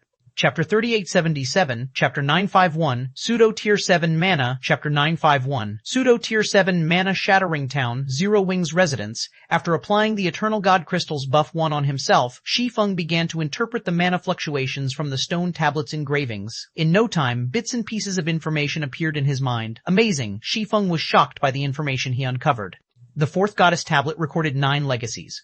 Although that was much fewer than the 6th Goddess tablet, which recorded 24 legacies, all 9 were extraordinary. The 4th Goddess tablet recorded as many as 5 peak gold combat techniques. It even recorded 2 large-scale gold combination techniques, something the various powers would die for. Of these 2 combination techniques, one required 20 players to execute, while the other required 24. Both combination techniques could match Tier 6 over-limit skills in power when properly executed. However, unlike over-limit skills, these combination techniques did not have a cooldown. So long as players had sufficient concentration and stamina, they could execute them indefinitely. In other words, these combination techniques could allow teams of 20 or 24 players to fight over-limit experts. Over-limit experts were exceedingly rare among the 3 races. Even in Shi Feng's previous life, only a handful of players could use Tier 6 over-limit skills and spells. However, many players could execute gold combat techniques. Any Apex power could easily come up with 1,000 such experts. This was equivalent to dozens of over-limit experts. Not even royal powers could come up with such a lineup. As for the 4th Goddess Legacy's last 2 legacies, both were Goddess-ranked mana techniques. That was one more Goddess-ranked mana technique than what the 6th Goddess tablet had. After reading the introduction, Shi Feng excitedly interpreted the actual legacies. First legacy, nothing. Second legacy, nothing. Third legacy, nothing. After interpreting mana fluctuations for nearly 5 hours, Shi Feng nearly broke down when he discovered that the details of 8 out of 9 legacies were missing. Don't tell me there isn't even a single legacy remaining? Shi Feng couldn't help feeling anxious as he looked at the last legacy he had yet to interpret. The first 7 of the 18 goddess tablets were the most important. Moreover, by the looks of it, the 4th goddess tablet's legacies were superior to the 6th goddess tablets. If Zero Wing could obtain even one of these legacies, it could elevate the overall strength of the guild's frontline experts to the next level. Currently, Zero Wing didn't have a single complete gold combat technique legacy, let alone peak gold combat technique legacies. The guild could only offer its members recordings of gold combat techniques to learn from. The effectiveness of such a learning medium was vastly inferior to that of a proper legacy guidance. As Shi Feng interpreted the 4th goddess tablet's final legacy, a system notification informed him that the interpretation process had concluded. Incomplete goddess ranked mana technique, threefold mana body. It's incomplete? Shi Feng was at a loss for words when he saw the system's description of the 9th legacy. Goddess ranked mana techniques could be grouped among the best mana techniques in existence. Any player who could master one would be no weaker than an expert who had mastered a peak gold combat technique. Apex powers could also use goddess-ranked mana techniques to bolster their foundations. However, it was a different story if a goddess-ranked mana technique was incomplete. Not only would its effectiveness decrease, but it would also become more difficult to learn than complete goddess-ranked mana techniques. Simply put, it would be useless to both individual players and powers. Just when Shi Feng was about to abandon the 4th goddess tablet, threefold mana body's legacy guidance descended upon the depths of his mind. Immediately, he was given a demonstration of threefold mana body's execution, and he could suddenly control all the magic elements in his body. It wasn't until the demonstration had ended that he returned to his senses. What a heaven-defying mana technique. As Shi Feng stared at the 4th goddess tablet in his hands, he no longer regarded the incomplete threefold mana body technique as useless. The threefold mana body technique functioned like a mana purification technique. It was designed to strengthen the user's mana. However, unlike a mana purification technique whose effects were permanent, threefold mana body's effects only enhance the user's mana when in use. Players would also continuously burn concentration and stamina while using it. In return, though, threefold mana body's effects were incredible. Although players could benefit from a mana purification technique forever once they learned it, copies of high-ranking mana purification techniques were not easy to come by. Even copies of the silver mana purification technique were as rare as a phoenix's feather, let alone those of a higher rank. Furthermore, the mana purification techniques obtained from the Western continent limited the number of players that could learn them. Each copy allowed only one player to learn from it. In contrast, the threefold mana body technique could be passed on to an unlimited number of players. Additionally, the technique came in 3 stages, each corresponding to a particular grade of mana purification technique. The first stage, named the one-fold mana body, provided effects rivaling that of the silver mana purification technique. The second stage, named the two-fold mana body, had effects rivaling that of the gold mana purification technique. As for the third stage, named the threefold mana body, its effects rivaled that of the advanced gold mana purification technique. Unfortunately, as the threefold mana body technique recorded was incomplete, only the first 2 stages were available for study. Nonetheless, Shi Feng was very satisfied with it. He even felt that the 4th goddess tablet was a little too amazing. As far as he could remember, there was no gold mana purification technique. More specifically, nobody in his previous life had ever obtained a copy of it. But now, he had the chance to learn it. He could even share it with as many people as he wanted. It would be an understatement to regard the 4th goddess tablet as anything less than heaven-defying. At this point, Shi Feng promptly retrieved another Eternal God crystal from his bag and used it on himself. Then, he began moving the magic elements in his body according to the Legacy Guidance's demonstration. It wasn't difficult to move his body's magic elements according to the threefold mana body technique's requirements. He simply had to make a copy of the flow of magic elements in his body. So long as he could create a copy of this magic element network, he'd have executed one-fold mana body successfully. If he wanted to execute two-fold mana body, he'd have to make a copy of the composite network he had created with one-fold mana body. It was akin to multicasting spells. There were only 2 challenges in executing the threefold mana body technique. Firstly, the user had to know how their body's magic elements operated. Secondly, the user had to have strong concentration and be able to multitask extremely well. Fortunately, Shi Feng's mana affinity was incredibly high, and his concentration was at the pseudo tier 7 standard, so he successfully executed one-fold mana body on his first attempt. Immediately afterward, he proceeded to two-fold mana body. His first attempt failed, his second attempt also failed, his 89th attempt still failed. Despite his numerous failures, Shi Feng's efforts were not for naught, as he grew increasingly proficient in copying the composite magic element network of one-fold mana body. When Shi Feng made his 90th attempt, success. When Shi Feng successfully executed twofold mana body, a system notification rang in his ears. System, congratulations. The strength of your mana has reached the pseudo tier 7 standard. All skill and spell completion rates have been permanently increased by 5%. Chapter 38788, Chapter 952, Earth-Shaking Transaction. Chapter 952, Earth-Shaking Transaction, Pseudo Tier 7, Mana? The system notification dumbfounded Shi Feng. Although the strength of his mana was already incredible before and could rival that of ancient gods, the effects of his mana purification technique couldn't stack with those of the threefold mana body technique. This was proven when he successfully executed the one-fold mana body, but the technique did not enhance his mana. This showed that one-fold mana body's effects were indeed equal to that of the silver mana purification technique. He had estimated that the gold mana purification technique shouldn't be much better than the advanced silver mana purification technique, even if it was superior, and that he'd need the advanced gold mana purification technique to elevate his mana to the pseudo tier 7 standard. However, he hadn't expected to achieve this standard after successfully executing twofold mana body, pseudo tier 7 mana. Shi Feng never even dared to imagine having such mana in his previous life. After all, even players fully equipped with divine artifacts could, at most, have mana strength that rivaled that of ancient gods. Nobody had ever obtained mana surpassing that of ancient gods. In God's domain, mana was the foundation of everything that revolved around human players. The stronger a player's mana, the greater their life rating. Take Tier 5 and Tier 6 players, for example. The difference in mana strength between the two was like night and day. When Tier 5 players used Tier 5 skills and spells, they could only exert power at the Tier 5 standard. However, when Tier 6 players used Tier 5 skills and spells, they could exert power close to the Tier 6 standard. This was the difference in life rating. Now that his mana had reached the pseudo Tier 7 standard, his life rating had also reached the pseudo Tier 7 standard. Before Shi Feng could get a feel for his pseudo Tier 7 mana, a wave of nausea suddenly overwhelmed him and his complexion turned pale. This situation forced him to stop executing twofold mana body immediately. The load on concentration and stamina is equally terrifying. It feels like I've been executing Dark Moon this whole time. When Shi Feng sensed that he had expended 1/3 of his concentration, he gained a better understanding of the threefold mana body technique. The threefold mana body technique might be powerful, but the burden of maintaining it was akin to executing goddess-ranked mana techniques consecutively. If he were to use this technique in battle, he'd run out of concentration in no time. He could only use it as a last resort in his current state. Nonetheless, it is a trump card second only to Primordial Dragon's power. Shi Feng started to have many ideas as he stared at the fourth goddess tablet. Although twofold mana body significantly burdened the user's concentration and stamina, a 5th floor expert with pseudo tier 7 mana could fight 6th floor experts. This was a trump card that Zero Wing desperately needed.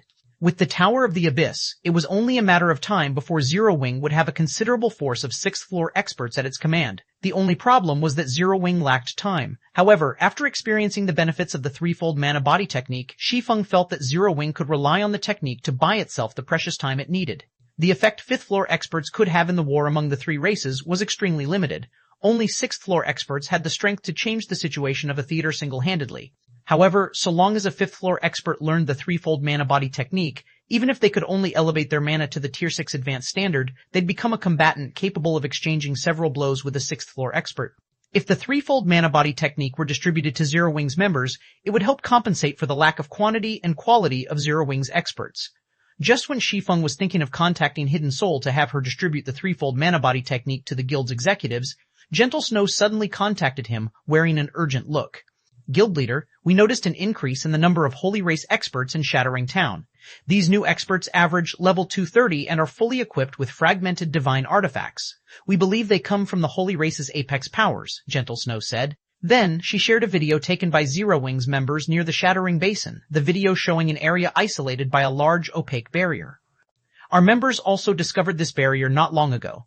It resembles the barrier granted to newly constructed guild cities in the Eternal Realm. Combined with the heavy presence of Evil Nature members around the barrier, we believe that Evil Nature has constructed a guild city near Shattering Town. Evil Nature is likely planning to use its guild city to fight a protracted battle with us and prevent anyone from entering or leaving Shattering Town on foot, making it impossible for us to grind in the World Arc. As Shattering Town was a subsidiary town of Holy Ring City, powerful NPCs patrolled the town's vicinity daily. This made it impossible for the various powers to attack the town directly. However, now that Evil Nature had a guild city to serve as its forward operating base, it could slowly isolate and wear down the town. In the past, Zero Wing's members could rely on their resurrection advantage to thwart any of the Holy Race's attempts at isolating Shattering Town. But now that Holy Race players could resurrect near Shattering Town, Zero Wing's members would have nothing to offset the strength advantage of Holy Race players. Moreover, as the World Arc was currently the main area of activity for Zero Wing's members, once Shattering Town became isolated, Zero Wing could only wait for its doom. How bold of Evil Nature to pull such a move. It should already have its hands full fighting the Seven Luminaries Alliance across numerous NPC cities, yet it still decided to come after us? It even committed a precious Great Lord token to the World Arc's inner area. Shi Feng was surprised by the barrier in the video. He had never expected Evil Nature to go so far as to commit its Great Lord token just to persecute Zero Wing. However, he quickly smiled and continued, "Since they want to play, we'll play with them. Contact Verdant Rainbow and ask if she is interested in permanently removing Evil Nature from the Eternal Realm. Remove Evil Nature." Gentle Snow was stunned. Gentle Snow might not know exactly how strong the Holy Race's royal powers were, but she was fully aware of Zero Wing's current strength. Furthermore, after experiencing the Intercontinental Championship and Everlasting Cities competition, Gentle Snow already understood that the foundations of royal powers far exceeded those of Apex powers. An Apex power might not even have the means to resist a royal power. Not to mention, Evil Nature's strength was above average among the Holy Race's 10 royal powers. Hence, trying to remove Evil Nature from the Eternal Realm with just the forces of Zero Wing and the Seven Luminaries Alliance was nothing short of a fantasy. The various powers might even think they were crazy if they learned of their aim. "Just go and notify her," Shi Feng said, not bothering to explain himself. In his previous life, all of the human race's apex powers combined could not threaten even the weakest of the Holy Race's royal powers. However, things were different in this life. Not only did he achieve pseudo-tier 7 mana, but he had also acquired a Great Lord token, something he never even considered in his previous life. With these cards in his hand, removing a royal power's forces from the Eternal Realm was not an unattainable goal. After Gentle Snow returned to her senses, she promptly contacted Verdant Rainbow. Chapter 38799, Chapter 953, The Proper Way to Use the Great Lord. Token Chapter 953, The Proper Way to Use the Great Lord Token, Eternal Realm, Shattering Town, Zero Wing's Residence, Guild Leader Black Flame. I'm very busy right now. Are you sure you're not joking with me? Verdant Rainbow asked when she saw Shi Feng enter the conference room. Even after arriving at Zero Wing's residence, she still couldn't believe what Shi Feng had invited her here for. An offer to remove a royal power from the Eternal Realm. This came as an even greater shock to her than the latest issue of the Divine Glory list. Had anyone else made her this offer, she wouldn't have believed a single word. However, after witnessing Shi Feng single-handedly repel 4 royal powers in Everlasting City, she couldn't help but wonder if he might actually have a way to eliminate Evil Nature from the Eternal Realm. "I'm very certain," Shi Feng said, smiling as he sat down. "I'm sure the Seven Luminaries Alliance is tired of having its NPC cities targeted by Evil Nature, right? Because of Evil Nature, the Alliance has to commit significant manpower to garrison its NPC cities and cannot explore many high-level maps. Now, Evil Nature has even used its Great Lord token to persecute Zero Wing in the World Arc. Since Evil Nature is such a nuisance, why don't we work together to eliminate it from the Eternal Realm and save us all this trouble?" Can it even be done? Verdant Rainbow asked bluntly. As a royal power, Evil Nature's foundations are extraordinary. The number of level 230 plus experts and war weapons it has in the Eternal Realm far exceeds what our 2 guilds have. Under normal circumstances, certainly not. But things are different now, Shi Feng said, chuckling. So long as you lend me 1,000 level 235 plus experts fully equipped with fragmented divine artifacts for several days, I can take care of Evil Nature. If you don't believe me, I can sign a God's Domain contract. You want that many elites? Can you not reduce your equipment requirement a little? Verdant Rainbow was shocked by Shi Feng's condition. It might be easy to put together 1,000 level 235 plus experts in the current Eternal Realm, but it was a different story if these experts had to be fully equipped with fragmented divine artifacts.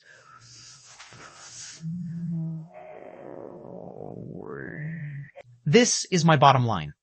Shi Feng shook his head. In his previous life, after the first Everlasting City competition ended, the top 10 powers had eagerly used their Great Lord tokens to secure more territory for themselves in the Eternal Realm. It wasn't until the Eternal Realm's development had reached its later stages that the various powers discovered the real use of the Great Lord tokens granted by Everlasting City. This discovery made every power that had ever obtained and used a Great Lord token dearly regret their actions.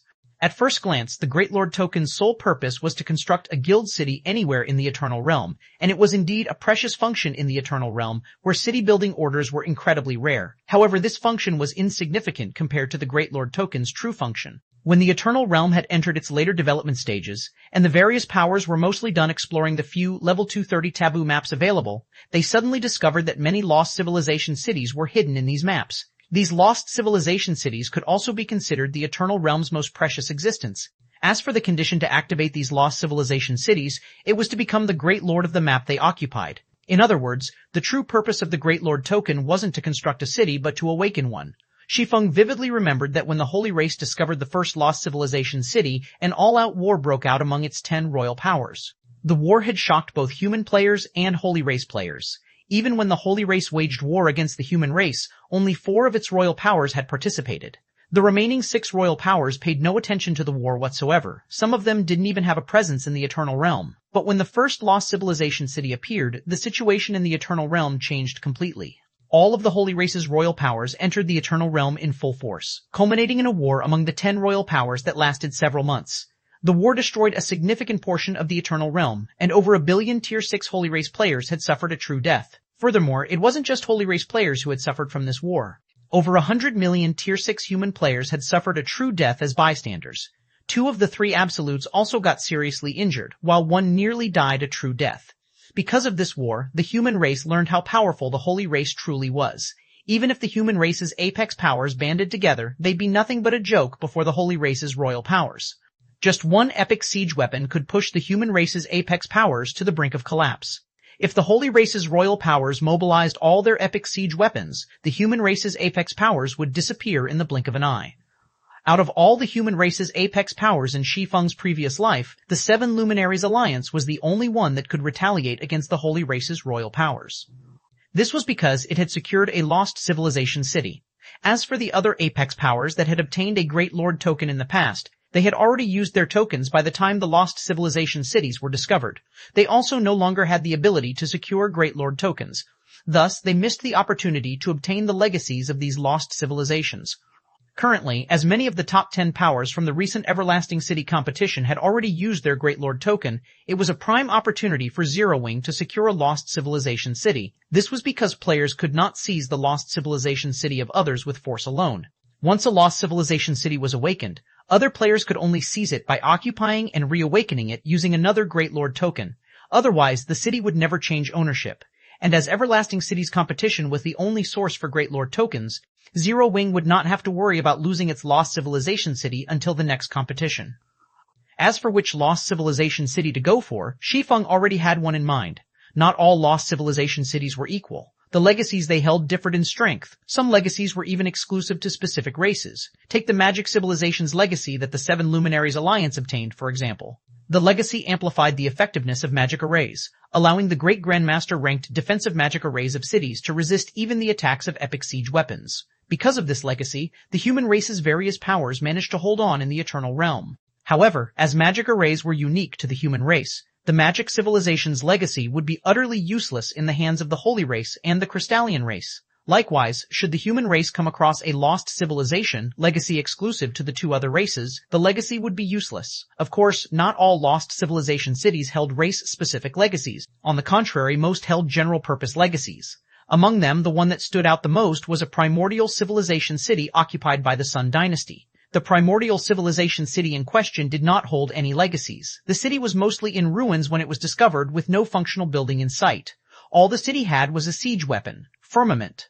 It was also the only known inferior legendary siege weapon discovered in the Eternal Realm.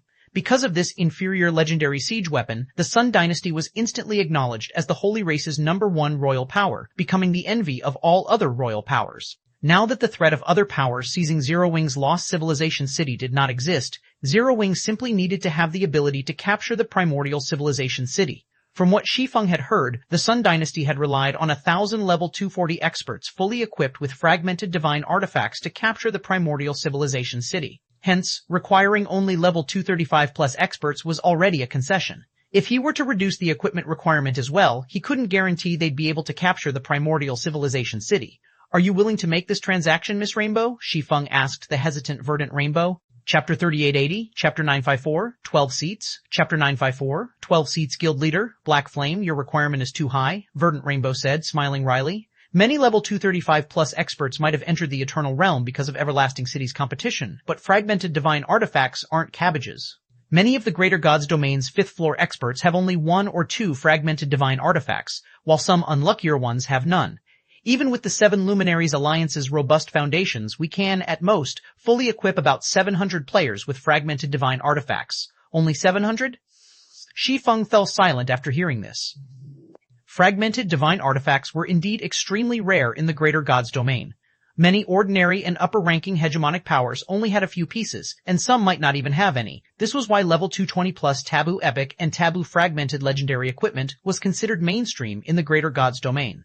However, as pseudo-apex and apex powers had monopolized taboo dungeons and taboo secret lands for many years, they should have no trouble fully equipping many experts with fragmented divine artifacts.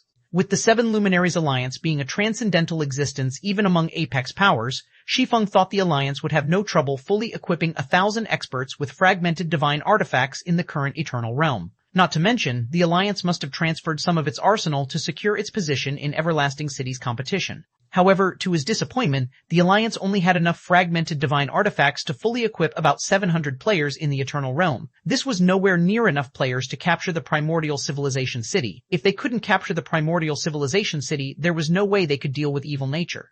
The Seven Luminaries Alliance might not have all the experts you need, but Verdant Rainbow trailed off. Then, as she looked at Shi Feng's pondering expression, she continued, I know a group of level 230 plus experts who are fully equipped with fragmented divine artifacts at the very least. If we include them, we should barely have 1,000 people. However, persuading these people will not be easy. I will need you to agree to a request of mine, Guild Leader Black Flame. Otherwise, I'm afraid we cannot proceed with this partnership. What is your condition? Shi Feng asked, unsurprised by Verdant Rainbow's words. He was the one who had suggested they cooperate to deal with evil nature. Hence, it was only natural that he made some concessions. Moreover, Zero Wing wasn't in a position to negotiate an advantageous deal with the Seven Luminaries Alliance. Although evil nature was a big problem for Zero Wing and the Seven Luminaries Alliance, leaving evil nature unchecked posed a much bigger problem for Zero Wing than for the Seven Luminaries Alliance. Currently, Zero Wing was based only in Shattering Town and the Crystal City of Secrets. On the other hand, the Seven Luminaries Alliance was based in many NPC cities across the Eternal Continent. It even had a guild town on the Western Continent. Hence, even if the Alliance had its operations hindered by evil nature in multiple NPC cities, it could still develop comfortably in the Eternal Realm. In contrast, if Zero Wing were to lose Shattering Town and the Crystal City of Secrets, it would no longer be able to survive in the Eternal Realm. Simple. Verdant Rainbow smiled. After our collaboration, I want you to apply to be a Grand Elder candidate in the Seven Luminaries Alliance. Should you win one of the Senate's 12 seats, I will need you to push for me to become a Vice Alliance Master in the Seven Luminaries Alliance. Do you have that much confidence in me? Shi Feng looked at Verdant Rainbow in surprise. This was not a request he had expected. The Seven Luminaries Alliance was the human race's most transcendental apex power. It wasn't merely a large guild, but also a huge organization. Regarding the Seven Luminaries Alliance's 12 Grand Elder positions, they were held by experts recognized by the Alliance. So long as one was sufficiently strong, any expert from any power could take on these positions. This included independent experts and the Seven Luminaries Alliance's own members. Despite not having to participate in the management of the Seven Luminaries Alliance, the elected Grand Elders could enjoy the best privileges offered by the Alliance. They could easily purchase items exclusive to the Alliance's core executives. They also wielded considerable authority, having a voice in the nomination of candidates for the Seven Luminaries Alliance's Vice Alliance Masters. Naturally, given the great authority and freedom of these Grand Elder positions, many players in the human race's greater god's domain yearned to become members of the Seven Luminaries Alliance's Senate. Thus, whenever the term of the Alliance's Grand Elders was about to end, many experts would apply to become candidates. Of course, not just anyone could apply. Players must have reached the 5th floor standard or grasped at least one gold combat technique to qualify for candidacy. Additionally, the competition for the 12 Grand Elder positions had no requirements for age or talent. Strength was the only requirement. Hence, players under level 240 and those not fully equipped with divine artifacts had virtually no chance of winning. According to Shi Feng's memories, the Seven Luminaries Alliance's 12 Grand Elder positions rarely changed hands. Even when a change did occur, it would be limited to the bottom-ranked Grand Elders. Currently, he had neither reached level 240, nor was he fully equipped with divine artifacts. His chances would be slim if he tried to compete for the 12 Grand Elder positions. Of course. Verdant Rainbow nodded. You are ranked 6th on the latest Divine Glory list and publicly acknowledged as the younger generation's strongest sword god. There is also a considerable time before the competition begins. With the many opportunities available in the Eternal Realm, if you still say you don't stand a chance, I don't think anybody else can help me. So, will you accept my condition, Guild Leader Black Flame? No problem, I can agree to this condition. Shi Feng nodded without hesitation. He had already planned to compete for a spot in the Seven Luminaries Alliance's Senate even before Verdant Rainbow's condition. After all, the Seven Luminaries Alliance had extraordinary foundations. Should he succeed in becoming a Grand Elder, he could directly purchase many divine artifacts suitable for himself and materials to repair fragmented divine artifacts instead of going to the trouble of procuring them himself. Most importantly, he could purchase the eternal stones needed to repair the Eternity set. With the Seven Luminaries Alliance's extraordinary foundations, it should have many eternal stones in its guild warehouse. Once he became a Grand Elder, he could collect eternal stones much more quickly. Like the Flame God set, the Eternity set was also one of the 6 great divine sets. So long as a Tier 6 player equipped it, they would instantly become an existence comparable to primordial gods. If Zero Wing could get its hands on the 2 sets in addition to the inferior legendary siege weapon Firmament, it would no longer fear any power in the greater god's domain. That settles it then. A hint of excitement flashed across Verdant Rainbow's eyes when Shi Feng agreed to her condition. I'll need about half a day to gather the necessary manpower. If that's all from you, I'll contact them right away. After saying so, Verdant Rainbow promptly left the conference room, her actions so swift that Shi Feng didn't even get to remind her about sealing their deal with a god's domain contract. Eternal Realm, Ice Blast Sea, on an island pelted by hail, a team of 200-plus players sat in a 7 luminaries ore vein, littered with the corpses of over 10,000 players from the Holy Race and the Human Race. If one inspected these corpses carefully, one would notice that these players averaged level 235. Many of them also wore the guild emblem of Apex Powers. Yet, despite being led by multiple level 240 Tier 6 NPCs, all these players were killed without exception. Rin, didn't you say that the Holy Race's and the Human Race's younger generation have many experts? None of these players were a 6th floor expert. Even the strongest among them were only half-step mortal gods. If such players were to enter the 100-race battlefield, they wouldn't even make it into the top 10,000. A level 235, 6-meter-tall Crystallian man with a lanky build said, exasperated as he scanned the corpses around him. Speaking of which, now that you have reached the 6th floor standard, you should be able to enter the 100-race battlefield's inner area with me. If you're lucky, you might even be able to compete for the inner area's top 100 and fight Ink Crystal for that standard's legacy. As the lanky man spoke, he shifted his gaze to Rin, only to find with a distracted look. Out of curiosity, he asked, "What's wrong? Is something on your mind?" "Verdant Rainbow, the person who got us here, messaged me. She wants us to head to Shattering Town to lend Black Flame a hand. In return, she'll consider the favor we owe her repaid," Rin answered as she stared at the message from Verdant Rainbow. "Black Flame, the expert who bested you in the Continental Championship?" The lanky man pondered Verdant Rainbow's request. Then he nodded and continued, "Let's go then. We can use this opportunity to size him up.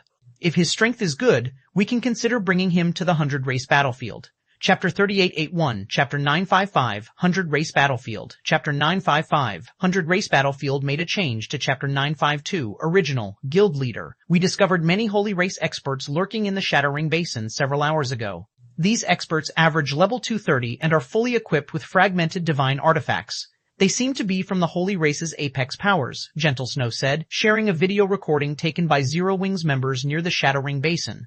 The video showed an area isolated by a large, opaque barrier. Edited, Guild Leader, we noticed an increase in the number of Holy Race experts in Shattering Town. These new experts average level 230 and are fully equipped with fragmented divine artifacts. We believe they come from the Holy Race's Apex Powers, Gentle Snow said. Then, she shared a video taken by Zero Wing's members near the Shattering Basin, the video showing an area isolated by a large, opaque barrier. Eternal Realm, Shattering Town. As a long line of players from the Human Race and the Holy Race waited to enter Shattering Town, a giant, 5-headed avian exceeding 1,000 meters in length landed outside the town. The 5-headed avian was shrouded by dark gray flames and radiated a powerful divine might, its arrival drawing many envious and astonished gazes. A 5-headed deathbird. This was a monster that usually only appeared in the dangerous parts of the Void Sea. Its life rating was superior to even that of ordinary dragons. Furthermore, even the weakest among them was a level 230 divine monster. Because of this, it was incredibly difficult to turn a 5-headed deathbird into a flying mount. No Apex power had ever accomplished this feat. Who are these people? How did they turn a 5-headed deathbird into a flying mount? Wait, aren't those Crystallians? Crystallians? Why would Crystallian players appear here? Shouldn't they be active in the southern and eastern regions? Are they also planning to seize Shattering Town? Zero Wing sure is pitiful. It had finally gained a foothold in the Eternal Realm thanks to Shattering Town. Yet, before it could relish the fruits of its labor, the Holy Race's various powers set their sights on the town. Now, even the Crystallian race has come to get a piece of the action. The players waiting to enter Shattering Town curiously discussed the Crystallian players that had jumped down from the 5-headed deathbird. They all assumed that these Crystallian players were here to seize the town from Zero Wing. Amidst the bystanders' discussions, the Crystallian players approached Shi Feng and the 7 Luminaries Alliance members gathered outside the town's entrance. Guild leader Black Flame, sorry for the long wait, Rin greeted Shi Feng as she walked up to him in her 6-meter-tall frame. Then she pointed at the team behind her and continued, "This is 9th Street's Snow Wolf Legion, which will be coming along with us, while this person beside me is Commander Snowwolf." As Rin gave her introduction, the lanky young man beside her scrutinized Shi Feng. "So, you are Black Flame?" "The guy who defeated Garuda in the Continental Championship?" Snowwolf asked, a little surprised as he looked at Shi Feng, who wasn't even 2 meters tall. Shi Feng was only level 223. His equipment also comprised fragmented legendary equipment. Such an equipment standard couldn't even match that of the various Apex Powers elite experts, let alone the various Royal Powers elite experts. Not to mention, his movements indicated that he hadn't reached the 6th floor standard. Hence, Snowwolf found it hard to believe Shi Feng had defeated Garuda, the Thunder Empire's strongest chosen one. "That is me." Shi Feng nodded, similarly surprised as he looked at Snowwolf. Although Snowwolf was only level 235, Shi Feng could sense that the other party was a bona fide 6th floor expert. A veteran 6th floor expert at that. Yet, he had never heard of the other party in his previous life.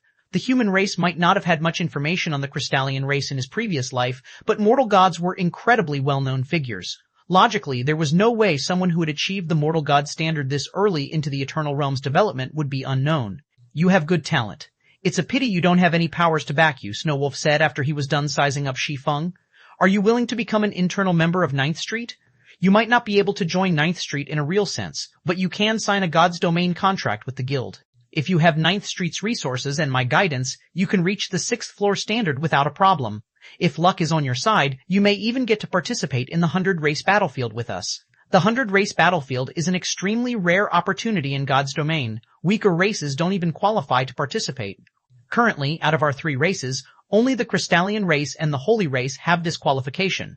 Moreover, the Crystallian race has more slots than the Holy race. The 100 race battlefield's participation slots? Shi Feng was even more surprised to hear this. The 100 race battlefield was undoubtedly an unfamiliar term to current human players. Even in his previous life, very few powers knew about it. The 100 race battlefield.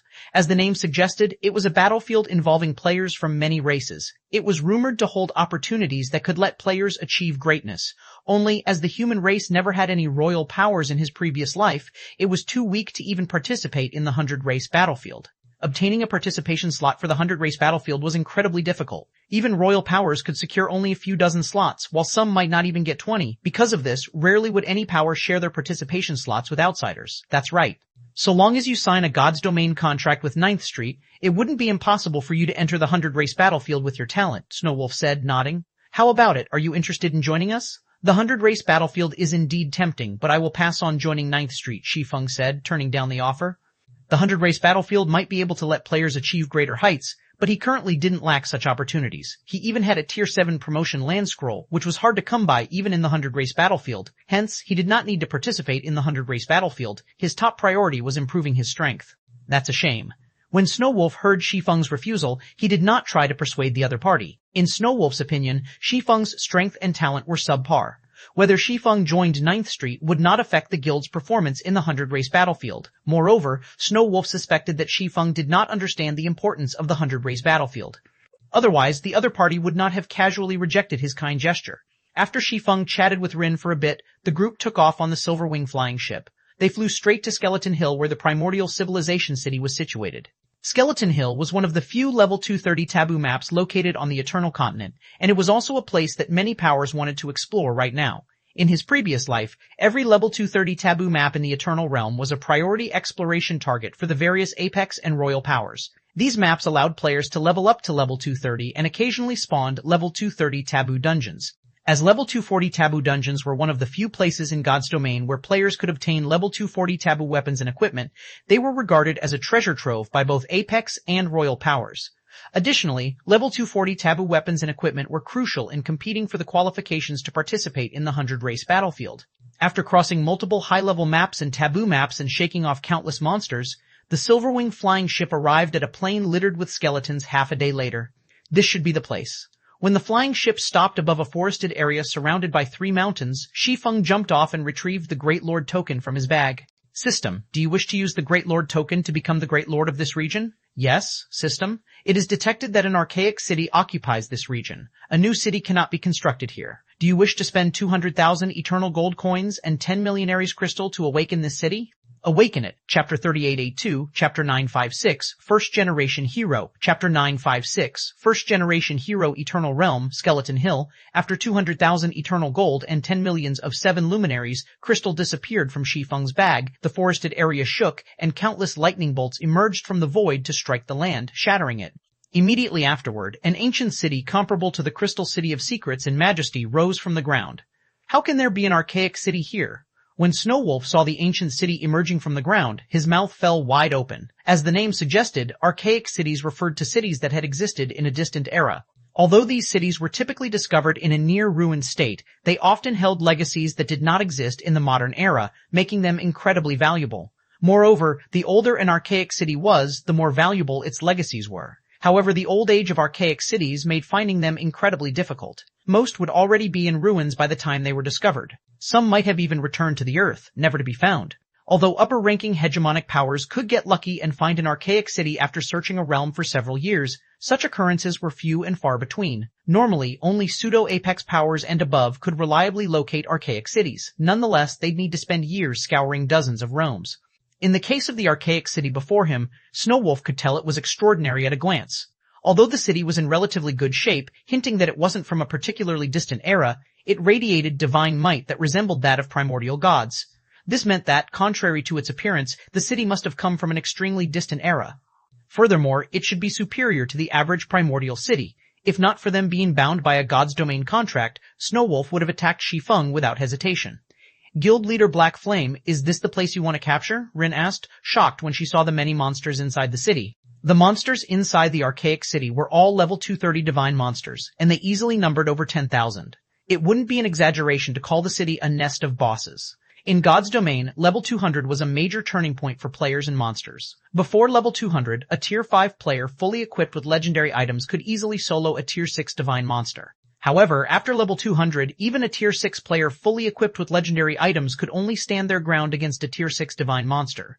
Upon reaching level 220 and above, also known as taboo levels, players would need a party equipped with top-tier items to stand a chance against a tier 6 divine monster. Although their team comprised 5th and 6th floor experts fully equipped with fragmented divine artifacts, they'd still have to fight in 6 to 20-man groups if they wanted to kill a level 230 divine monster. If they fought solo, they would only be able to stand their ground at best. Furthermore, they'd have to be careful not to lure too many monsters at a time.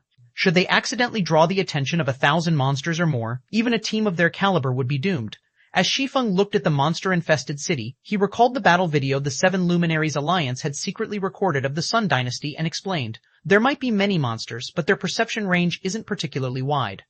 They are also quite spaced from one another. So long as we lure these monsters out bit by bit, we can safely exterminate them. If that's the case, this will be easy. Rin, lure the closest monsters to the entrance. Tanks, you all will receive the monsters at the entrance. Everyone else, focus on attacking. Okay, leave it to me. Rin answered as she waved her staff and executed an implement manipulation technique, launching over 100 pebbles toward a dozen 10-meter-tall demonized half-orcs. The pebbles flew and landed with great precision, each landing by the feet of a demonized half-orc. Although they did not cause any damage, they created just enough noise to draw the monster's attention. When the demonized half-orcs followed the sounds and found only pebbles by their feet, they scratched their heads in confusion. But just as they were about to look away, they heard another barely audible sound of a pebble falling nearby. With their curiosity piqued, the demonized half-orcs walked toward the source of the sound. As this cycle repeated, the dozen demonized half-orcs moved closer to the city's entrance. However, no other demonized half-orcs joined the group due to Rin's perfect timing and control of the pebbles. Charge! When Snowwolf saw the dozen demonized half-orcs fast approaching the city's entrance, he gave the command to engage the monsters. Immediately, several dozen 5 to 6 meter tall crystalline experts sprang forth, some conjuring stone walls with their staves to smash the half-orcs, while some turned their flesh into metal before charging headlong into the half-orcs. After issuing his command, Snowwolf also joined the fight. With a wave of his stone staff, the ground shook and the space around the demonized half-orcs distorted. This disrupted the half-orcs' movements and reduced the accuracy of their attacks, lowering the pressure on the tanks and healers. Additionally, the warped space neutralized the din of battle, allowing the tanks to fight to their heart's content and hold aggro more effectively. This, in turn, reduced the chances of rear-line attackers stealing aggro. Are these two monsters? The Seven Luminaries Alliance's members were stunned by this scene. They had never thought fighting Tier 6 divine monsters so silently was possible. However, despite their astonishment, the Seven Luminaries Alliance's members did not stop attacking the demonized half-orcs. Less than half an hour later, the dozen demonized half-orcs had been killed, contributing a significant amount of EXP to Shi Feng, who was covered in injuries. It's a pity the monsters here don't drop items. Otherwise, we'd have made a small fortune after killing so many high-level divine monsters. Shi Feng inwardly sighed as he looked at the corpses of the demonized half-orcs. Divine monsters were walking treasure chests outside the Eternal Realm. It was especially so for level 220 divine monsters and above. Besides dropping taboo weapons and equipment, they also had a small chance of dropping fragmented divine artifacts. Unfortunately, the monsters in the primordial civilization city gave only EXP and nothing else. Good, next wave, Snow Wolf ordered Rin again. I'm already familiar with these monsters' combat rhythm, so you can lure more.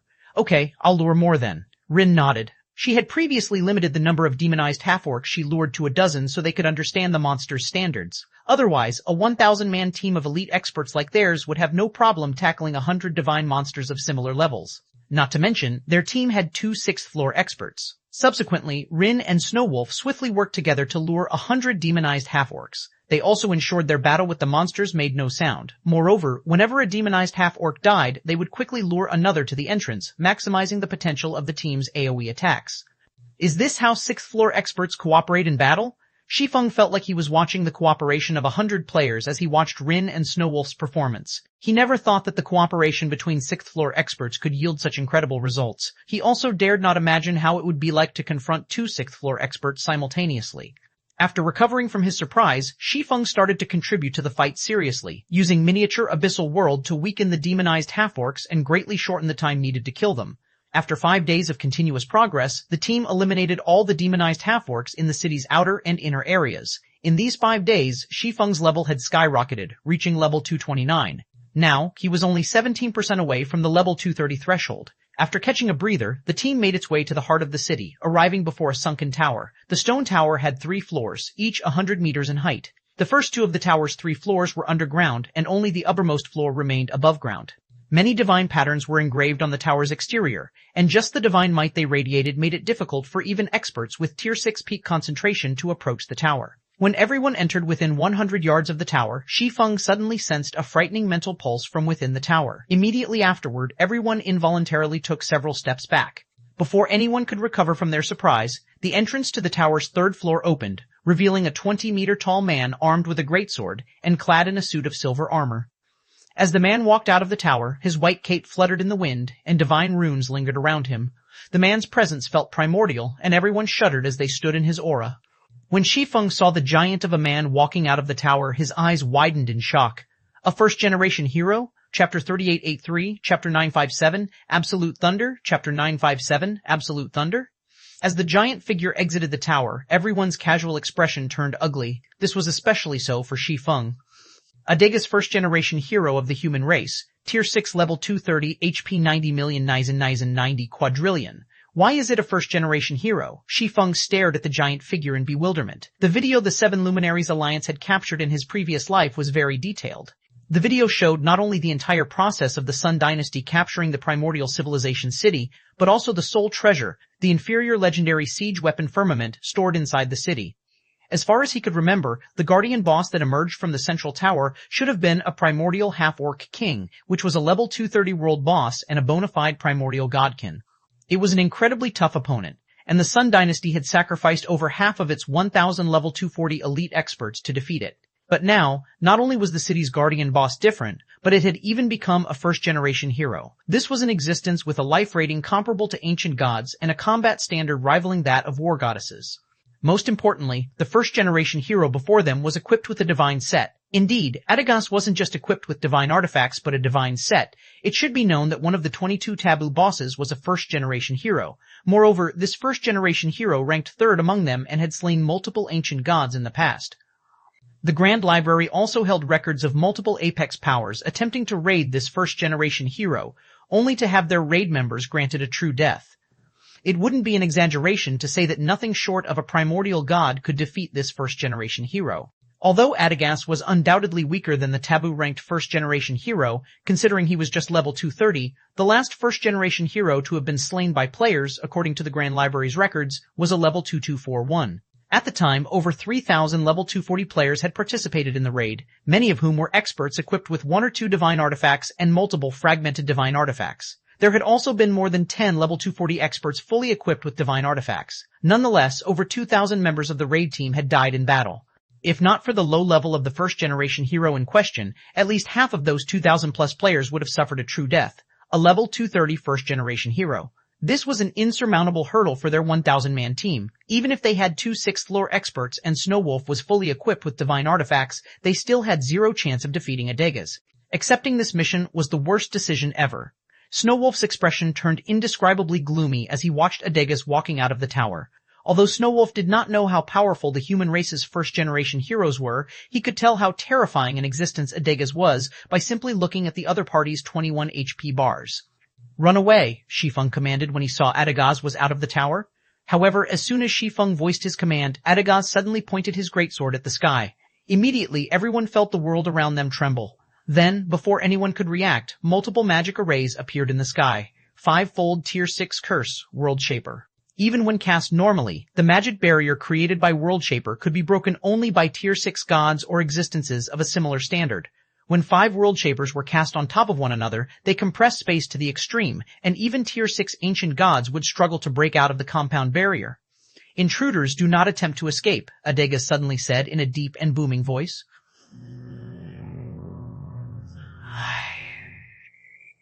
"Unless you defeat me, you can only remain here. But it is evident none of you have the strength to kill me. Esteemed hero, may I know what we can do for you?" Shi Feng asked, not bothering to put up any resistance. After all, trying to resist a level 230 first-generation hero with their current team would be a joke. Unless he could get Kalisha to show up in person, any attempt they made to fight Adegas would end in their demise. "Simple. Defeat me," Adegas stated. "Of course, it is impossible with your strength alone. There is only one way you can defeat me, by mastering the skills I have developed. So long as you can exceed the limits of these skills, it will be possible for you to defeat me." After saying so, Adegas waved his hand and imprinted divine runes on the mind of everyone present, which directly conveyed information into their mind. "System, Adegas, son of a primordial god, has temporarily granted you the pseudo-tier 7 skill Absolute Thunder. If you fail to defeat Adegas in 3 natural days, you will be deprived of the skill and face the wrath of Adegas. System, it is detected that you have a Great Lord token. The sooner you defeat Adegas, the greater the rewards you will receive from the primordial civilization city. You are advised to master Absolute Thunder. 3 days. "I will give you only 3 days, Adegas said, sweeping his gaze over everyone as if passing a sentence. "If none of you can defeat me in 3 days, all of you will die." When Adegas finished speaking, some players were surprised, while some despaired. "Heavens, am I hallucinating? This is a pseudo-tier 7 skill. This NPC must be out of his mind. 3 days? How is that enough time to practice a pseudo-tier 7 skill to the overlimit standard? We're doomed." So far, Lunar River is the only overlimit expert in our Greater God's domain, and even she would need more than 3 days to practice a Tier 6 skill to the overlimit standard, let alone a pseudo-tier 7 skill. The system must be toying with us. Everyone had mixed feelings over the pseudo-tier 7 skill or spell they just received. It was naturally great news that they could learn a pseudo-tier 7 skill or spell. After all, even Tier 6 skills and spells were incredibly precious in the Greater God's domain. Core executives of Apex Powers would be fortunate to have a dozen Tier 6 skills and spells in their arsenal, while the average Tier 6 player wouldn't have more than a few. The average Tier 6 player likely wouldn't have learned any Tier 6 taboo skills or curses either. As for pseudo-Tier 7 skills and spells, this was the first time they had heard about such things. However, nobody could feel happy about their sudden windfall. After all, they'd be delusional if they thought they could master a pseudo-Tier 7 skill or spell to the overlimit standard. They might not even achieve a 100% completion rate in 3 days. Do or die, is it? After Shi Feng withdrew from the immersive demonstration of Absolute Thunder he was just given, he executed 2-fold Mana Body and attempted the pseudo-tier 7 skill. Chapter 3884, Chapter 958, Skill Completion Rate 26%, Chapter 958, Skill Completion Rate 26% Absolute Thunder requires. Sword Pseudo-Tier 7 skill allows the user to execute 3 slashes. Each slash triples the user's strength and speed. Cooldown, 30 seconds. After receiving a complete demonstration of Absolute Thunder in his mind, Shi Feng couldn't help but notice a resemblance to the Goddess of Space's combat technique that Gentle Snow had learned. It wouldn't be an exaggeration to say it was an exact replica. Only, Adegas' Absolute Thunder came in the form of a skill. Regarding the skill itself, it allowed the user to meld 3 slashes into one, each slash carrying the power of lightning. When the 3 slashes merge, they would become unstoppable and could bisect an entire continent. The power Absolute Thunder allowed its user to exhibit was far beyond that of Tier 6 taboo skills. Merge. Shi Feng executed 3 slashes at a single point. Even though the surrounding space had been compressed to the extreme, he still managed to create a 100-meter-long lightning dragon that struck the five-fold barrier, causing it to tremble slightly. This scene drew the attention of those around him, and everyone couldn't help but stare at him in astonishment. Why is his attack so powerful? I'm also a swordsman, so why do I produce only 3 small lightning arcs when I execute absolute thunder? Could he have exceeded 100%?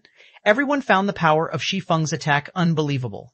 It was especially so for Snowwolf, who had already attempted the pseudo-tier 7 skill he was granted. He can't even accomplish manifold execution yet, so how is he progressing faster than me? As Snowwolf stared at Shi Feng, he couldn't help but suspect what Shi Feng had learned wasn't a pseudo-tier 7 but something easier. Otherwise, how could the other party have achieved a higher skill completion rate than him on the first attempt? Most of those present might despair in this situation, but Snowwolf regarded it as a massive opportunity. After all, this was a chance to learn a pseudo-tier 7 skill, something many of the 100-race Battlefield's monstrously talented experts could only wish to obtain. Now that this opportunity had appeared before him, how could he possibly let it slip by? As for why Snowwolf felt he could secure this opportunity, it was because he, as a 6th floor expert, could perform manifold execution. The ability to perform manifold execution was the primary factor that set 6th floor experts apart from 5th floor experts. Among the benefits of manifold execution was improved learning efficiency. For 6th floor experts, practicing a technique once was akin to practicing it 100 times. This was also why Snowwolf felt he had a chance to complete Adegaz's challenge. While Snowwolf was confused by Shi Feng's performance, a system notification rang in Shi Feng's ears. System, Absolute Thunder activated successfully. Skill completion rate 106%. You have exceeded the first threshold. Sure enough, excitement colored Shi Feng's slightly pale complexion when he saw the system notification. Mana was the driving force behind skills and spells in God's domain. Due to the complexity of Tier 6 skills, the average 5th floor expert would be fortunate to execute a Tier 6 skill at a 100% completion rate. Most of the time, they would be stuck at around 90%. Firstly, Tier 6 skills and spells required very complex mana control, far beyond anything required to use Tier 5 skills and spells. Secondly, it was because the strength of their mana was lacking. As the tier of skills and spells increased, so would their mana cost. The mana cost of Tier 6 skills and spells was horrendously high. Most players couldn't use Tier 6 skills and spells with only their own mana. More often than not, they had to rely on external mana. It was also why they could not achieve high completion rates with Tier 6 skills and spells. After all, external mana could not be controlled as easily as one's own mana. Hence, skills and spells executed with the help of external mana could not have high completion rates. However, so long as players could meet the mana cost of their Tier 6 skills and spells, they could drastically increase their skill and spell completion rates. This was where the threefold mana body technique came into play. When executed, the mana technique could qualitatively improve the user's mana by compressing it.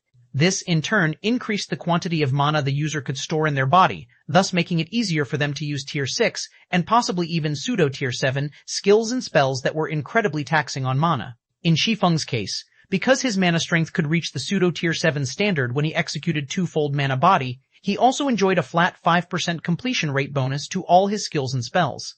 In other words, he could exceed the 120% threshold with his skills and spells much more easily than other players. He simply needed to achieve a 106% completion rate, while others needed to achieve a 121% completion rate. When Shi Feng saw that Absolute Thunder had come off cooldown, he promptly executed it again with the Shadow Incinerator. System, Absolute Thunder skill completion rate 104%. I was too impatient this time. I executed the first slash too quickly, causing the second and third slashes to fall behind. Shi Feng promptly understood what had gone wrong as he looked at his reduced completion rate.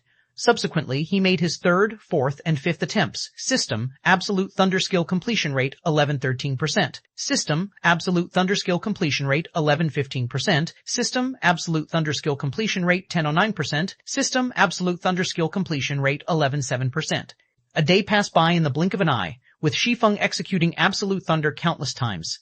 After his initial attempts, he had achieved a 107% completion rate at his worst and a 120% completion rate at his best, and his results stabilized at a 115% and above. However, no matter what he tried, he could never exceed the 120% threshold. As Shi Feng sat and tried to figure out what had gone wrong, a stone sword smashed into the five-fold magic barrier, making it shudder. The impact also threw the energies within the barrier into such chaos that everyone had difficulty keeping their body steady. Good, I'm finally at 120%. Just one last step to go, Snowwolf exclaimed as he looked at the unstable barrier. Sure enough, he truly is a monster. Shi Feng couldn't help but look at Snowwolf in admiration. In just a day, Snow Wolf had practiced a pseudo-tier 7 skill to a 120% completion rate. Even Lunar River, who was already an overlimit expert, would have difficulties accomplishing such a feat. Although Shi Feng could similarly achieve a 120% skill completion rate with Absolute Thunder, that was because he had a flat 5% bonus. Without it, he could only achieve a 115% skill completion rate, a far cry from Snow Wolf's achievement. But how can the energy fluctuations he caused be so powerful? Even if he draws all the energies inside the barrier, it shouldn't be enough to let him create such a violent energy shockwave. As Shi Feng scrutinized the chaotic energies around him, realization suddenly dawned upon him. Shi Feng stood up and drew the Shadow Incinerator. However, he did not rush to execute Absolute Thunder. Instead, he continuously compressed the mana around him and gradually expanded the compression area until he reached the limits of his control. Now, Shi Feng's eyes snapped open. Then, he repeated the 3 slashes he had executed countless times in the past day. Suddenly, a lightning arc stretched into the sky, piercing the 5-fold barrier like a hot knife through butter. Furthermore, the lightning arc did not weaken even after piercing the barrier, streaking tens of thousands of yards away like a shooting star crossing the sky. System, Absolute Thunder activated successfully. Skill completion rate, 126%. You have exceeded the second threshold. Chapter 3885, Chapter 959, First Battle Against a First-Generation Hero. Chapter 959, First Battle Against a First-Generation Hero. Sure enough, Shi Feng grew ecstatic when he saw the system notification. Simply put, the power of a skill or spell was determined by the amount of mana fueling it.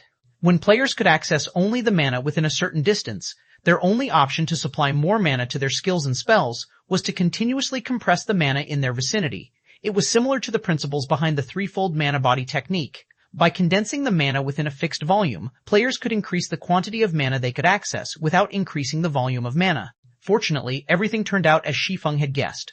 Although compressing external mana was incredibly challenging, his experience with the threefold mana body technique had taught him how to compress mana effectively. Combined with his powerful pseudo-tier 7 concentration, he managed to compress the external mana around him to the point where he could use it to execute Absolute Thunder at the overlimit standard. What a terrifying strike. He broke through all 5 layers in one attack. His skill must have exceeded the 120% threshold. But hasn't it only been a little over a day?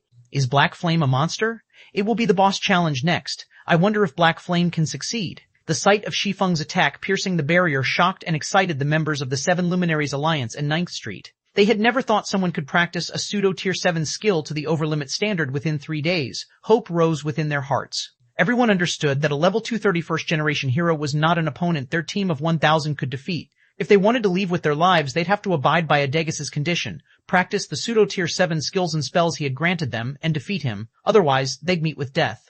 As expected of the Continental Championship's second strongest expert. Fighting spirit flared up in Rin's calm eyes as she watched Shi Feng walking up to Adegas.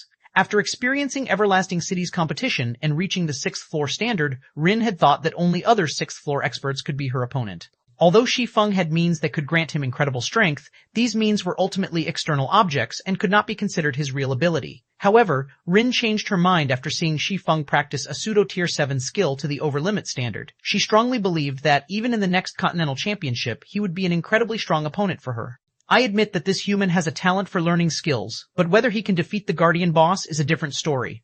Ultimately, it'll depend on us to defeat the boss, Snow Wolf said. Although he was surprised by Shi Feng's accomplishment, he quickly resumed practicing the pseudo-tier 7 skill he had received from Adegas, paying no attention to anything else.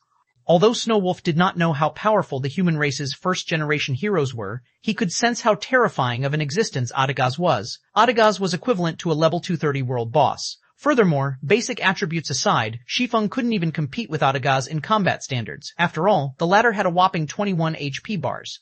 In God's domain, the more HP bars monsters and NPCs possessed, the more intelligent they would be. According to Snow Wolf's experience, Adegas's 21 HP bars indicated that the NPC could easily execute peak gold rank techniques. Such a combat standard could not be toppled with just one pseudo-tier 7 overlimit skill.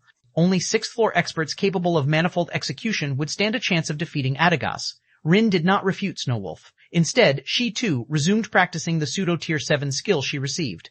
Although the Archaic City raid had put them in a perilous situation, it had also granted them a massive opportunity. If they could defeat Adegas and secure a pseudo-tier 7 skill, their combat power in the future would skyrocket. Thus, they naturally couldn't waste time paying attention to Shi Feng. As Snow Wolf, Rin, and a few other experts practiced their pseudo-tier 7 skills, Shi Feng arrived within 100 yards of Adegas. So, you are the first challenger, huh? Adegas opened his eyes and gazed down at Shi Feng, who was only 1/10 his height. Then, he drew his greatsword from the ground and stated, 3 moves. So long as you can survive 3 moves from me, you will win. I only need to survive 3 moves? Shi Feng sighed in relief when he heard the rules of Adegas' challenge. In a direct confrontation with a level 230 first-generation hero, Shi Feng had no doubt he would lose. After all, the God Chaser set he currently equipped only rivaled level 2020 legendary equipment in basic attributes, even though he had other items enhancing his basic attributes, such as the Dragon's Fury set and Extraordinary Secret Treasure set. Multiple divine artifact ranked ornaments, the Shadow Incinerator, a godly relic that was comparable to divine artifacts, and the Ancient Oath, which provided him with 20% of the Frost Flame Sacred Dragon's basic attributes.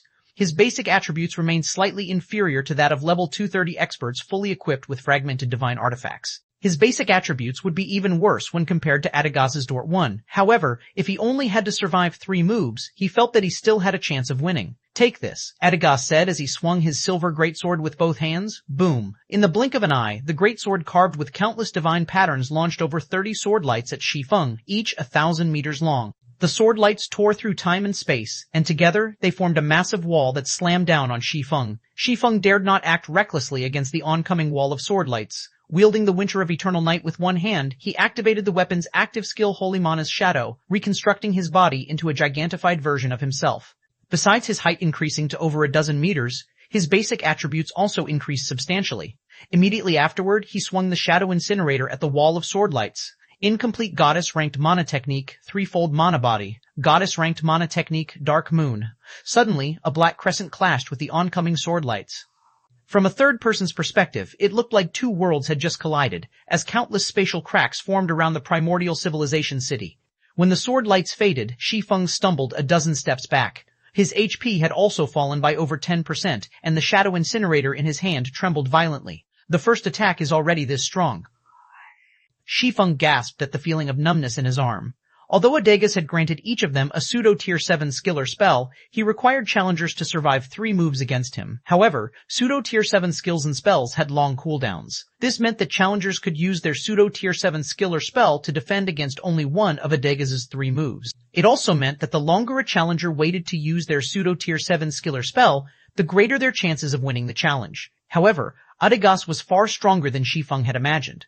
Even though Shi Feng had already committed a significant portion of his strength, he nearly failed to block Adegas' first move. And going by the nature of NPC trials, there was no doubt that Adegas' subsequent moves would be even stronger. Before Shi Feng could catch his breath, Adegas executed his second attack. Although this was another simple slash, the 30-plus sword lights created this time didn't simply advance on Shi Feng side by side.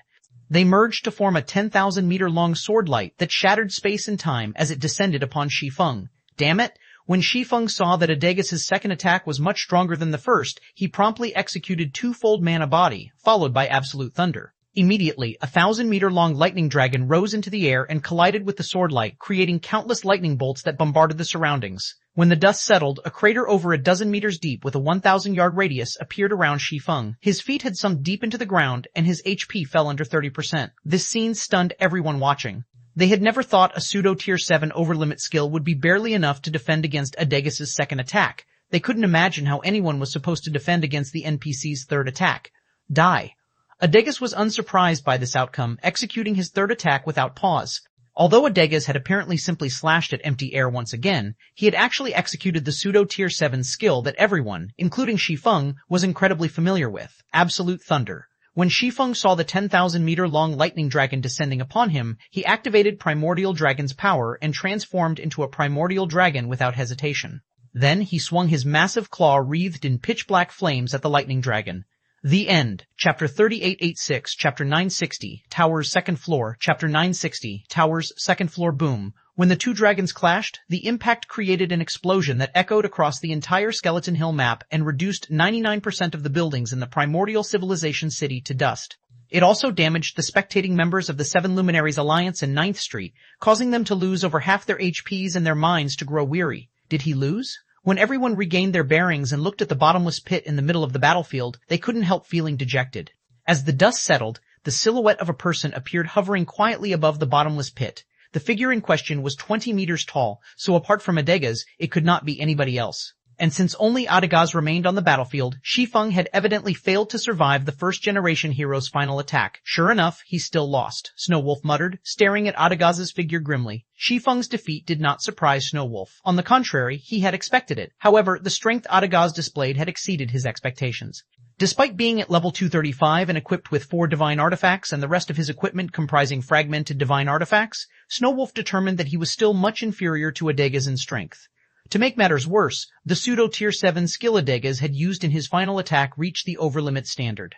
Unless Adagaz suddenly decided to lower the difficulty of his trial, Snowwolf did not think he could survive Adagaz's final attack, even if he were to counter it with a pseudo-tier 7 overlimit skill. However, just as everyone was despairing over Adagaz's trial, they received a system notification. System, congratulations, your team has captured the Archaic City, rewarding 1 level and 30 free legacy skill points. You will be teleported out of the city in 5 seconds. We succeeded? Didn't Guild Leader Black Flame die? The system notification surprised and confused everyone. Nobody could understand what had just happened. However, amidst everyone's confusion, someone suddenly pointed at the smoke-filled air above the bottomless pit. Look over there. At this player's prompt, everyone followed this player's finger and looked above the battlefield. Immediately, they spotted the silhouette of a second figure in the smoke-filled air. This second figure was much shorter, only 1/10 of Adagaz's height. Not even that could kill him? Rin was dumbfounded as she stared at the second figure amidst the dispersing smoke.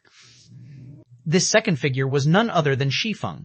Not only did Shi Feng look fine, but his HP had recovered to full, as if he had never clashed with Adagaz. How is this possible? Snowwolf was equally shocked when he saw that Shi Feng was unscathed and looked even more spirited than before. Even if I were to defend against that final attack with a pseudo-tier 7 overlimit skill, I still wouldn't be able to survive it. How did he not die? Unfortunately, Snowwolf did not get to voice his questions to Shi Feng. Before anyone could react, Adagaz swiped his hand in the air and teleported everyone except Shi Feng out of the primordial civilization city. Well done, young man. I never expected you to block my last attack, Adagaz said approvingly to Shi Feng after teleporting the others away. As a reward for your achievement, I will grant you the true absolute thunder. I hope you can take that final step. After saying so, Adagaz transformed into a series of divine runes that submerged into Shi Feng's mind. System, congratulations. You have received the complete version of first-generation hero Adagaz's Absolute Thunder skill and its corresponding legacy memories. Your Absolute Thunder skill's completion rate has increased by 5% permanently. System, congratulations. You have defeated the first-generation hero Adagaz, rewarding 2 levels and 100 free legacy skill points. Following the system notifications, a purple-gold glow enveloped Shi Feng as his rewards for capturing the primordial civilization city and defeating Adagaz took effect. His level rose to 231, putting him on par with the Greater Gods Domain's Apex Experts 21. How close. I nearly missed the rewards, Shi Feng sighed in relief as he looked at the system notifications. Absolute Thunder, Secute Fern. Requires, Sword Pseudo-Tier 7 skill allows the user to execute 3 slashes. Each slash quadruples the user's strength and speed. Cooldown, 20 seconds. Shi Feng survived Adagaz's last attack with just a sliver of HP. However, because of the end side effects, he lost a level and severely damaged his soul. He had also been continuously executing the threefold mana body technique to practice Absolute Thunder before his challenge, which had drained his concentration. As a result, his soul became overly drained, causing him to suffer a true death shortly after he blocked Adagaz's attack. Fortunately, the Sacred Phantom Ring's Phantom Substitute could help him take on a true death.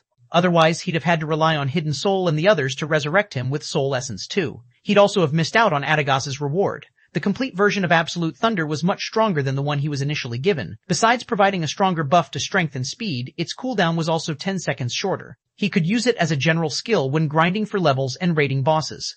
Although the city's Guardian boss turned out much stronger than I expected, this complete version of Absolute Thunder makes all the extra trouble worthwhile. After glancing at Absolute Thunder's updated description, Shi Feng flew to the sunken tower in the middle of the city. The sunken tower before him was why this primordial civilization city had garnered great fame in his previous life. It was also where the inferior legendary siege weapon Firmament was stored.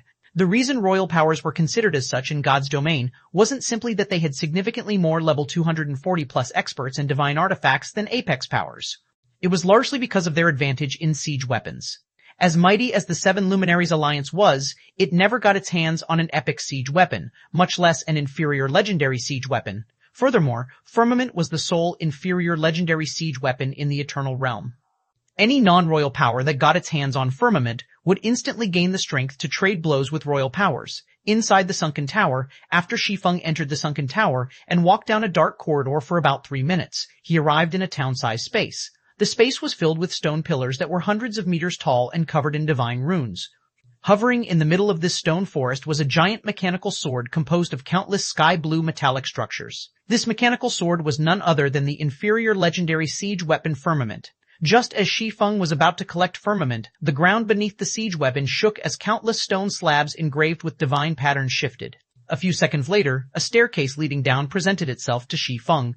A second floor, Chapter 3887, Chapter 961, Alchemy Door, Chapter 961, Alchemy Door. Why is there a second floor? The appearance of a staircase beneath Firmament stunned Shi Feng. As far as he could recall, the Sun Dynasty had never gained access to the tower's second floor. Even after developing the primordial civilization city into one of its crucial bases, the Sun Dynasty still only had access to the tower's uppermost floor. There had also never been any hints that players could access anything besides the uppermost floor. This led to everyone assuming that the sunken parts of the tower were only for decoration.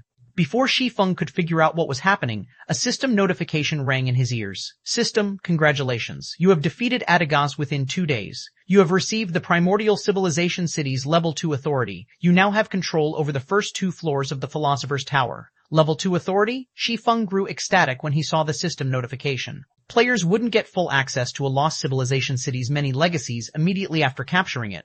Under normal circumstances, they would be granted basic authority, which provided access to only the city's basic functions and legacies. To access more functions and legacies, they'd have to develop the city to a certain degree and gain Level 1 authority, Level 2 authority, or higher. In Shi Feng's previous life, despite the various powers' efforts to develop their lost civilization cities, only 3 powers had achieved Level 2 authority in their cities.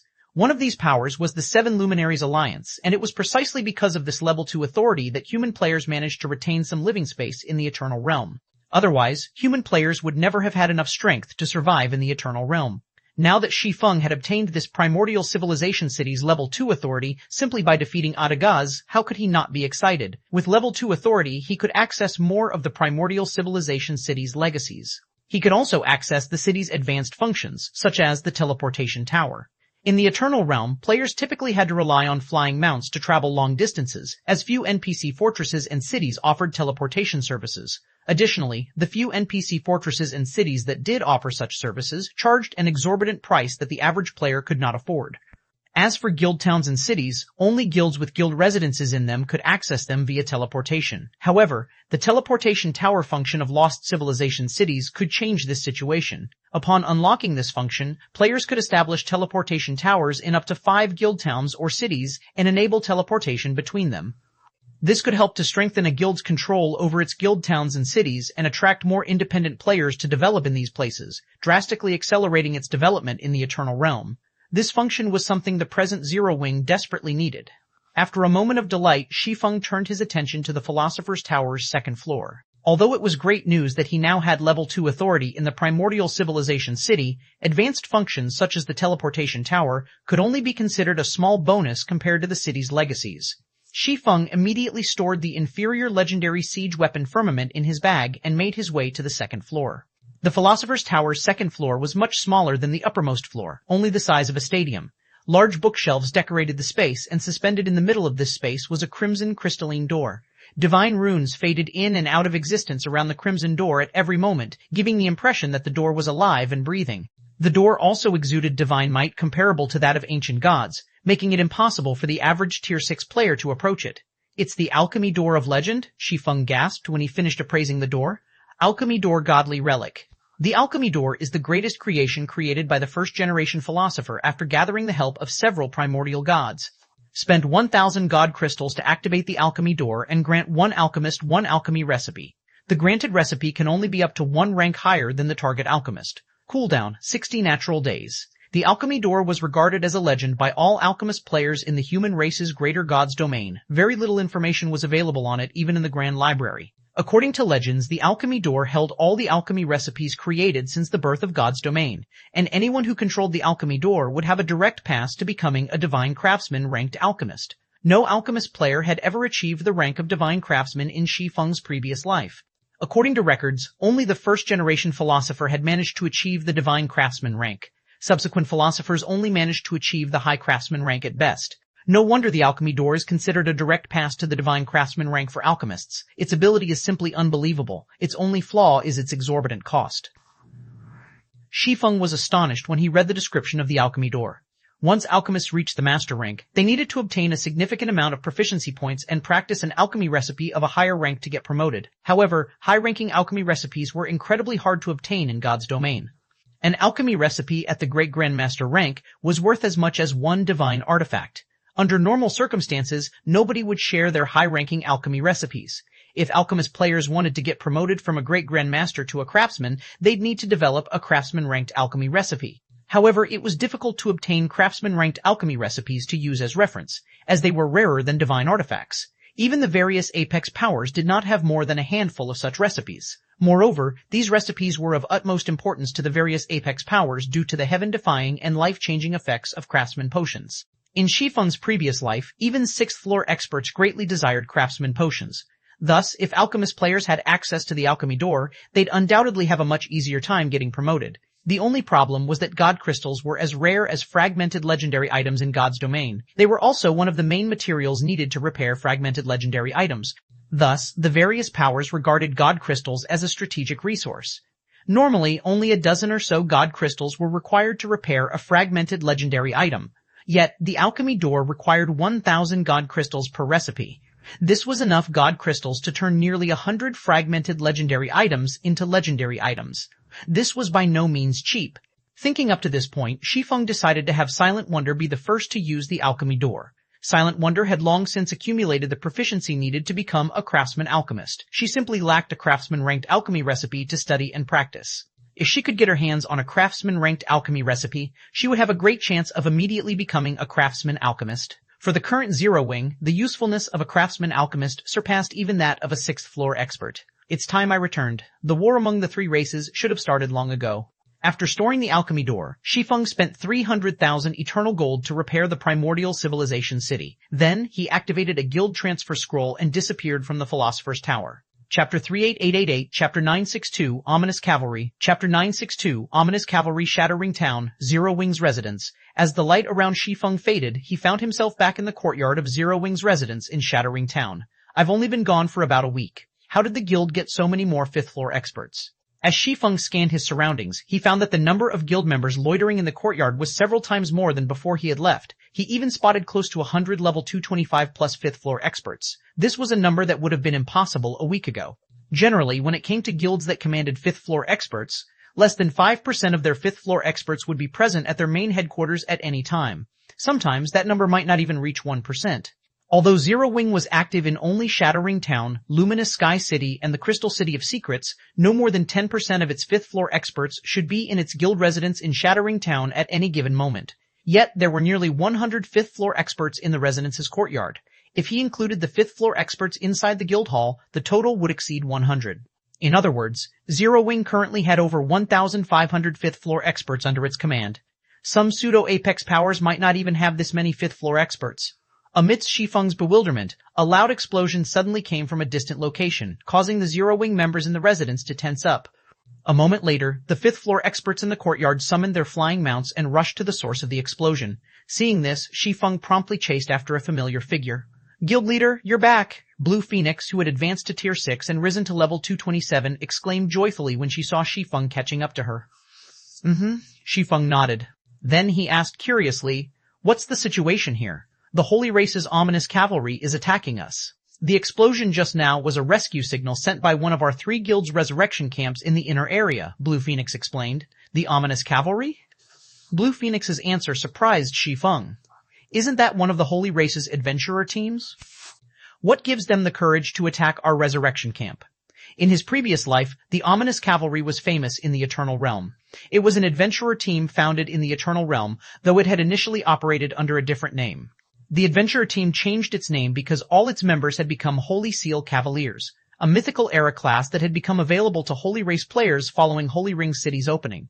The Holy Seal Cavalier class was very special. It allowed players to merge with their mounts for a potential gain of up to 100% of their mount's basic attributes. Thus, the stronger a Holy Seal Cavalier's mount, the stronger they would become. The only problem with the class was the complexity of the merging process. The stronger the mount, the lower the merging success rate. Even 5th floor experts could only merge with tier 6 extraordinary flying mounts at best. Tier 6 legendary flying mounts were completely out of their reach. Even so, the Holy Seal Cavalier class was still very powerful. It was also because of this class that, despite being an adventurer team with only several thousand members at its peak, the ominous cavalry produced several sixth-floor experts and made a name for itself in the Eternal Realm. At one point, even Demon's Gate had suffered a huge loss at the hands of the ominous cavalry. Presently, Holy Ring City only became accessible not long ago. Logically, with the ominous cavalry's limited numbers, even if the adventurer team sought to target human players, it should only engage human players in field PvP. It was unwise for it to target fortified locations defended by many experts. We don't know why they are doing this either. The ominous cavalry has already attacked several of our resurrection camps, Blue Phoenix said angrily. Although the ominous cavalry's members are few in number, they are fully equipped with fragmented divine artifacts and have high combat standards. Additionally, they always retreat with uninterruptible teleportation tools after dealing some damage, giving our armies no chance to encircle them. Big Sis Rain and the others are also busy grinding for levels in the Flame Dragon God's Nest, so we don't have many capable experts to defend our resurrection camps. Zero Wing has suffered several thousand casualties in the past 3 days because of the ominous cavalry. In that case, let's hurry over there, Shi Feng said, summoning the Frost Flame Sacred Dragon. I don't know where the resurrection camp is, so you lead the way. Understood. Blue Phoenix grew joyful when she heard that Shi Feng would join the battle. Immediately, she got on the Frost Flame Sacred Dragon and directed it toward a resurrection camp in the World Ark's inner area. As an advanced divine-ranked flying mount, the Tier 6 Frost Flame Sacred Dragon was much faster than Blue Phoenix's Tier 5 flying mount. Originally, Blue Phoenix needed over a dozen minutes to reach the besieged resurrection camp. However, thanks to the Frost Flame Sacred Dragon, she arrived within 5,000 yards of the resurrection camp in less than 3 minutes. As the Frost Flame Sacred Dragon hovered 5,000 yards above the resurrection camp, Shi Feng and Blue Phoenix could see a chaotic battle below them. Of the two sides fighting in the battle, one was an army with over 3,000 level 225 plus human players assisted by magic barriers, while the other was a team of less than 30 level 27 plus Holy Race players. The Holy Race players were fully equipped with fragmented divine artifacts and rode on Tier 6 flying mounts. Despite the camp's barriers suppressing these Holy Race players, not even the level 235 plus elite experts of the Red Dragon Nation and Azure Fang could stop them from slaughtering the members of the Red Dragon Nation, Azure Fang, and Zero Wing.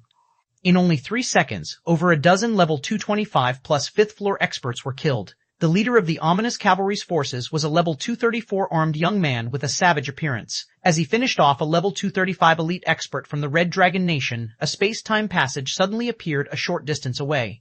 Then, a charming, fairy-like woman wearing a silvery gray robe and holding an ancient wooden staff emerged from the space-time passage and silenced the battlefield. This woman was none other than Frey, whom Shi Feng had met not long ago in the Greater World's desolate star city. She had reached level 231 and was equipped with as many as 4 divine artifacts. The rest of her equipment also consisted of fragmented divine artifacts, and the aura she exuded was not much weaker than that of Daystar during Everlasting City's competition. Chapter 3889, Chapter 963, Eternal Chosen One, Ranking List. Chapter 963, Eternal Chosen One Ranking List. When Frey appeared on the battlefield, everyone stopped what they were doing and turned to her in unison. Even the savage young man, the leader of the ominous cavalry, paused to look at her. Hooray! The Vice Guild leader is here. Let's see how Mad God can continue doing as he likes. Vice Guild leader Frey is 65th on the Eternal Chosen One ranking list, while Solitary Mad God is only 82nd. He'll definitely lose to Vice Guild leader Frey in a direct confrontation. Admiration and reverence colored the eyes of the Red Dragon Nation's members as they looked at Frey. It was as if she were the overlord of this region. Nobody could resist her. I hadn't expected the famous Netherworld Queen to use a Tier 6 teleportation scroll to meet me in person. I'm truly honored, Solitary Mad God said, staring at Frey, who exuded an aura no weaker than that of ancient gods of the same level. I was originally hoping to force the 51st ranked Black Flame to face me, but since you showed up, I'll test my strength on you first. After saying so, Solitary Mad God merged with his Mountain Devourer, a Tier 6 advanced extraordinary flying mount, transformed into a 1,000-meter tall, 4-armed giant, and punched at Frey. Despite throwing only one punch, Solitary Mad God's fist split into 100 after-images midway through, each carrying the power of a level 230 Ancient God's attack. This attack was clearly a peak gold holy art, and the sight of it shocked the level 235 elite experts who had clashed with Solitary Mad God before. Never had they imagined that Solitary Mad God hadn't been fighting them with his full strength just now. Arrogance. When Frey saw Solitary Mad God attacking her, she waved her weapon Nethersoul and created 2 3-fold Tier 6 magic arrays under herself. Of the 2 magic arrays, one created a barrier that blocked all of Solitary Mad God's punches, while the other called down hundreds of pitch-black soul spheres on Solitary Mad God himself. Each soul spear carried power at the tier 6 limit standard, no weaker than Solitary Mad God's punches. However, Solitary Mad God was not one to be beaten. He threw 2 punches into the sky in rapid succession, striking down every soul spear and turning the sky into an empty void. As neither side could get the upper hand, their fight quickly turned into a stalemate. Eternal Chosen One ranking list? What is that? Shi Feng was confused when he overheard the conversations of the Red Dragon Nation and Azure Fang members. Seeing Shi Feng's confusion, Blue Phoenix explained, "It's a ranking list that the Holy Race came up with recently. It records the younger generation experts of the 3 races, and only those under 50 can enter it. But unlike the 7 Luminaries Alliance's Divine Glory list, it only records 100 players. It also judges players solely on their strength and age. Talent doesn't matter. A ranking list for the 3 races' younger generation experts?" Shi Feng was surprised to hear this. He had never heard of the Eternal Chosen One ranking list in his previous life. There had never been a ranking list for the 3 races' experts either. Each race only bothered to rank its own experts. You are ranked 51st on the list, Guild Leader, while Vice Guild Leader Frey's rank rose to 65th 2 days ago after she fought the Thunder Empire's Garuda and survived several dozen moves against him. As for Solitary Mad God, he replaced the Sun Dynasty's Holy Blood as 82nd on the list after defeating the other party, Blue Phoenix said. Then, she sighed. Currently, the Holy Races and the Crystallian Races experts dominate the list. The human race doesn't even have 20 players on it. Fortunately, there are 6th floor experts like Big Sis Frost to hold the line for us, so we have 7 players in the top 30. 7? Did someone else reach the 6th floor standard? Shi Feng asked. As he ranked 6th on the Divine Glory list, he hadn't expected 7 players to be ahead of him on the Eternal Chosen One ranking list. Moreover, all 7 players were mortal gods, judging by Blue Phoenix's words. Azure Fang's Orabeth achieved a breakthrough when fighting the Holy Races and the Crystallian Race's Chosen Ones not long ago. Besides her, another expert named Morning Tone also achieved a breakthrough after numerous battles, Blue Phoenix explained enviously. Now that the war among the 3 races had begun, the various powers of each race were either ambushing the enemy's NPC armies or assisting their side's NPC armies. Whenever an NPC city was involved in a battle, there would even be hundreds of thousands of Tier 6 NPCs and over 10 million Tier 6 players participating, resulting in grand spectacles that could normally only be found in Realm Wars. As the 3 races' various powers treated these siege battles as a place to nurture their chosen ones, they had all tacitly agreed to limit the experts they mobilized to under level 235. This created many opportunities for the participants of these siege battles to fight chosen ones and geniuses, achieving unprecedented growth. The training effects of these siege battles overshadowed even that of the Tower of the Abyss. Because of this, the various powers were doing everything they could to transfer more of their geniuses from their respective greater gods' domains into the Eternal Realm. Unfortunately, as Zero Wing was busy defending its territories, its members did not have the opportunity to participate in these battles. Shi Feng wasn't particularly surprised to hear that more players had achieved a breakthrough thanks to the war. After all, this was a common occurrence in the war between the human race and the holy race in his previous life. If 5th floor experts relied only on themselves to improve, it would be incredibly difficult for them to reach the 6th floor standard. Even if they could eventually succeed, it'd take them a lot of time. But if they could freely fight against other geniuses, they'd have a much easier time achieving a breakthrough. Only, such opportunities were incredibly rare. Now that the war among the 3 races provided players with such an opportunity, it was only natural for the birth of 6th floor experts to be accelerated. As Shi Feng and Blue Phoenix chatted, the Frost Flame Sacred Dragon arrived above the Resurrection Camp, its massive frame casting a shadow over the camp. Immediately afterward, Shi Feng and Blue Phoenix jumped off its back and entered everyone's sight. Boss Mad God, that person seems to be Black Flame. Half Knight, the vice commander of the Ominous Cavalry Adventurer team, said to Solitary Mad God. Should we retreat now? Following Shi Feng's arrival, their opponents would have 2 experts on the Eternal Chosen One ranking list. Should Shi Feng and Frey join forces, the Ominous Cavalry would be in a tight spot. We will retreat, but first, let me see if Black Flame is as strong as Daystar says. Solitary Mad God's eyes burned with intense fighting spirit as he stared at Shi Feng. Immediately, he threw all 4 fists at Shi Feng, the 4 fists merging to create a colossal fist that shattered everything in its path. Even time and space were not spared. The attack was much stronger than anything he had used against Frey thus far. Chapter 3890, Chapter 964, Stunning Strike, Chapter 964, Stunning Strike, Guild Leader Black Flame. Worry flashed in Frey's eyes when she saw Solitary Mad God going after Shi Feng. After exchanging several dozen moves with Solitary Mad God, Frey already had a good idea of the other party's strength. While he might not have reached the 6th floor standard, he already had the strength to trade blows with a level 230 ancient god. The attack he had executed against Shi Feng in particular was something she would have to dodge lest she sustain heavy injuries. Although Shi Feng had reached level 232, his equipment remained the same as before, a fragmented legendary equipment set. Furthermore, it wasn't even a taboo fragmented legendary equipment set. This meant that his equipment level was, at most, level 220. His basic attributes weren't even comparable to that of a level 230 expert fully equipped with fragmented divine artifacts, let alone solitary mad god. Even if Shi Feng ranked 6th on the divine glory list, with such a huge difference in basic attributes, it was unlikely he'd be able to repulse solitary mad god's attack. However, despite her wishes to help Shi Feng, Frey was busy dealing with the several ominous cavalry experts attacking her. She didn't have the leeway to lend Shi Feng a helping hand. Is this the strength of the Holy Seal Cavalier class? Shi Feng was a little surprised as he looked at the colossal fist descending toward him. Solitary Mad God's attack was no weaker than Snow Wolf's all-out attack. In his previous life, Shi Feng had only heard of the Holy Seal Cavalier class and knew it was a powerful mythical era class. Nonetheless, he hadn't expected it to be this powerful. Despite being at level 230 and equipped with just 3 divine artifacts, Solitary Mad God's strength was close to matching that of Snow Wolf, a level 235 player equipped with 4 divine artifacts. Of course, Shi Feng did not let his surprise hinder his response. He unsheathed the Shadow Incinerator without hesitation and slashed at the colossal fist. Incomplete Goddess-ranked Mana Technique, Threefold Mana Body. Goddess-ranked Mana Technique, Dark Moon, Boom. Suddenly, 2 meteors seemingly collided in the sky, brightly illuminating the entire map and creating a shockwave that propagated tens of thousands of yards. Daystar wasn't exaggerating. You stopped even my strongest fusion legacy skill, as expected of the 51st ranked Eternal Chosen One. When Solitary Mad God saw Shi Feng unscathed, he licked his lips as if he had just seen a rare delicacy. The next time we get to duel, I will kill you.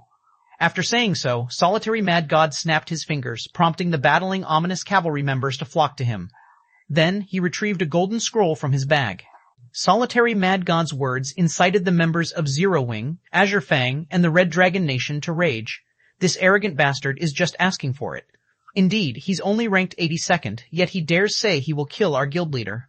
If you have the gall, don't run away. We'll see who'll be the last one standing. Brothers, charge. We must kill them all today. Upon seeing that the ominous cavalry was about to retreat, the members of the 3 guilds charged forward in a frenzy. Even the healers abandoned their duties to join the offensive. Don't act on your own. Maintain formation, Frey hurriedly commanded when she saw this happening. The ominous cavalry might number fewer than 30, but over half were level 230 players fully equipped with at least fragmented divine artifacts. In comparison, the 3 guilds members were mostly level 226 and level 227, equipped with only level 227 equipmented legendary equipment and level 225 taboo epic equipment. Although the ominous cavalry's members were suppressed by the Resurrection Camp's magic barriers, they still had enough of an advantage in basic attributes to cause soul annihilation to the 3 guilds' weaker members. Soul annihilation was disastrous, not only to players, but also powers. After all, every power had to invest considerable time and resources to produce 4th and 5th floor experts. Not to mention, players with the talent necessary to achieve such high combat standards were few and far between, making each loss ever more significant. Only the level 235 plus elite experts in the Resurrection Camp could truly fight the ominous cavalry's members. It was also because of these elite experts that a one-sided slaughter did not occur in the Resurrection Camp. If only a bunch of level 225 plus players were defending the camp's defenders would have long since been eradicated. Although these level 235 plus experts weren't as well equipped as the ominous cavalry's members, having only a few fragmented divine artifacts paired with level 235 taboo epic and fragmented legendary equipment, their level advantage allowed them to reduce the gap in basic attributes. Hence, 2 or 3 level 235 elite experts were enough to distract one ominous cavalry member. If 5 or 6 elite experts worked together, they might even be able to kill the ominous cavalry members below level 230. Unfortunately, the various powers could only mobilize a limited number of level 235 plus elite experts into the Eternal Realm, and Azure Fang and the Red Dragon Nation were no exception. Moreover, as they had to station most of these elite experts in the NPC cities at the front lines, they could only commit about 300 players to the World Arc. They even had to distribute these elite experts among multiple resurrection camps. However, Frey's words failed to stop those blinded by rage. Over 1,000 players had gotten within 500 yards of the ominous cavalry's members in the blink of an eye. You ants, do you think I can't kill you? Solitary Mad God scoffed at the oncoming human players and swung one of his arms. As Solitary Mad God swung his colossal arm, he swept up a powerful storm that sent every human player within a 500-yard radius flying hundreds of yards away. The players struck by his attack also saw their HPs plummet. This scene stunned the human players who were still planning to take action. Everyone had already known that Solitary Mad God was strong after watching his devastating exchanges with Frey and Shi Feng. However, only after seeing him heavily injuring over 1,000 players with one attack did they truly understand his strength. At the same time, many of the younger players present found it unbelievable that there could be such a huge gap between them and Solitary Mad God. Of those present, only Shi Feng, Frey, and the level 235 plus elite experts were unsurprised by this situation. Unlike those who had never experienced the higher player levels of God's domain, they knew how terrifying a level 230 plus expert with extremely high combat standards and a significant advantage in basic attributes could be. To such an expert, numbers were nothing but a joke. Count yourselves lucky this time. You won't be as lucky the next time you meet me, Solitary Mad God said as he swept his gaze over the human players he had sent flying. Then, he unfurled the golden scroll in his hands, intending to leave with his teammates. Although Solitary Mad God was confident in his strength, he wasn't so arrogant that he believed he could simultaneously defeat two eternal chosen ones. In that case, he naturally had to retreat. However, a deep voice echoed across the battlefield before Solitary Mad God could fully unfurl the golden scroll. It'd be rude of me not to return the favor. Since you threw a punch, let me reciprocate with a slash. As this voice fell, Solitary Mad God promptly traced its origin back to Shi Feng. However, before Solitary Mad God could utter any words of provocation, Shi Feng had already swung the Shadow Incinerator at him. Pseudo Tier 7 skill, Absolute Thunder. Instinctively, Solitary Mad God launched his strongest attack at the 10,000-meter-long lightning dragon that had abruptly appeared above him. Boom. After a blinding flash, Solitary Mad God's body sank hundreds of meters into the ground, two of his arms flew into the distance, and his HP fell by over 50%. Chapter 3891, Chapter 965, Holy Ring City, Chapter 965, Holy Ring City Boss Mad God. Crap. How is this possible? The ominous cavalry's members couldn't believe their eyes when they saw Solitary Mad God had gotten slammed into the ground. They were well aware of Solitary Mad God's strength. Although his combat standard had yet to reach the 6th floor standard, he could already compete with level 230 Ancient Saints in strength and face a level 230 Ancient Saint head-on. Even a level 236th floor expert equipped with multiple divine artifacts wouldn't necessarily be able to do better than him. Yet, Shi Feng's attack had overpowered Solitary Mad God. It had nearly even claimed his life. Besides the ominous cavalry's members, even Frey looked at Shi Feng in shock. She strongly suspected that her Grandmaster-ranked observation skill was defective. According to her observation skill, Shi Feng was only equipped with fragmented legendary equipment. He didn't have a single piece of taboo fragmented legendary equipment on him. The only divine artifact he had equipped was a ring, yet he heavily injured Solitary Mad God. This was simply unbelievable. While Frey was in a daze, Solitary Mad God straightened his upper body. At some point, he had fully unfurled the golden scroll in his hands. The scroll's activation transformed him and the other ominous cavalry members into streaks of light that vanished from the resurrection camp. Humph, and here I thought he had the strength to back up his arrogance. Blue Phoenix scoffed when she saw Solitary Mad God fleeing without even lifting his head. It's a pity we don't have any means to interrupt his teleportation. Otherwise, we would have been able to annihilate the ominous cavalry once today, Frey sighed, looking at the crater that Solitary Mad God was previously in. The teleportation tool he used should be a divine artifact. Without an incredibly powerful godly relic, it'd be impossible to interrupt it, Shi Feng said, shaking his head as he recalled the golden scroll in Solitary Mad God's hands. In Shi Feng's previous life, neither the powers of the human race nor the holy race could do anything against the ominous cavalry. Besides having multiple 6th floor experts, another reason for this was that it had a powerful escape tool. The tool was rumored to be a divine artifact. If that was indeed the case, unless one had a powerful space, sealing godly relic, or the ability to one-shot Solitary Mad God, nobody could stop Solitary Mad God from escaping. Regardless, it's great that you could make it this time, Guild Leader Black Flame. Otherwise, we would have suffered much greater losses, Frey said to Shi Feng as she scanned the resurrection camp, noting that they had suffered only a few hundred casualties. Once players reached the standard of level 230 Ancient Gods, even the ripples of their fight could kill non-elite experts under level 235. Had her fight with Solitary Mad God dragged on, the damage to the resurrection camp would have been much more severe. I just happened to have returned to Shadowring Town, Shi Feng said. When he noticed the haggard look on Frey, he asked, "You look tired, Miss Frey. Is the war among the three races not going as expected?" Frey's concentration was already at the Tier 6 limit standard. Unless she had suffered soul damage, the only other reason she would look tired was that she had been working without rest for a long time. Judging by her fight with Solitary Mad God, her soul was in perfect condition. Therefore, she hadn't gotten any proper rest recently. "No, that's not why I'm tired," Frey said, shaking her head. "The war is going well. We are still holding on for now." It's just that Holy Ring City's recent opening has intensified competition in the World Ark's core area. We have been constantly clashing with the Holy Race over the city's entry slots. The fact that the maps in the core area are level 220 plus taboo maps doesn't make things any better. These maps are crucial leveling spots for the various powers, so we cannot afford to give up any ground. This has led to many large-scale battles recently. It might not have been so bad if they were only normal battles. Losing some levels and equipment would still be tolerable. However, the Holy Race occasionally mobilizes experts rivaling level 230 ancient gods in strength. This has led to the permanent death of many of our geniuses. To address this problem, we had to mobilize our own level 230 ancient god-ranked experts. Currently, the human race is occupying 5 resurrection camps in the core area and has mobilized 24 level 230 ancient god-ranked experts. Excluding the 3 ancient god-ranked experts needed to defend each resurrection camp, the remaining 9 are tasked with assisting the teams operating in the core area. Although I am assigned to garrison the Blood Curse resurrection camp, I also have to move around providing emergency support since we're stretched too thin in this region.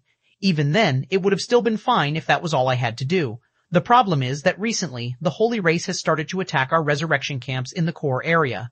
The last time the Blood Curse resurrection camp was attacked, the Holy Race mobilized 6 ancient god-ranked experts. We only survived thanks to the super large-scale Great Grandmaster magic barrier we had erected over the camp. However, according to our latest intelligence, the Sun Dynasty and Evil Nature have transferred nearly 20 more ancient god-ranked experts from the front lines. By the looks of things, they seem intent on capturing all of the core area's resurrection camps. Frey's words caused Blue Phoenix to turn gloomy. Evidently, the human race was not doing well in the World Ark's core area. Guild Leader Black Flame, I couldn't get in touch with you before because Blue Phoenix told me you were doing an important quest, but now that you are back, I have something to request of you, Frey said as she looked Shi Feng in the eye. I hope you can get Purgatory Jade and her team to help us defend the Blood Curse resurrection camp. It's no trouble if you want only Zero Wing to help, but I can't make any promises regarding Dragon's Crown, Shi Feng said, neither agreeing to nor denying Frey's request. The taboo maps in the World Ark's core area were crucial for Zero Wing's members to level up.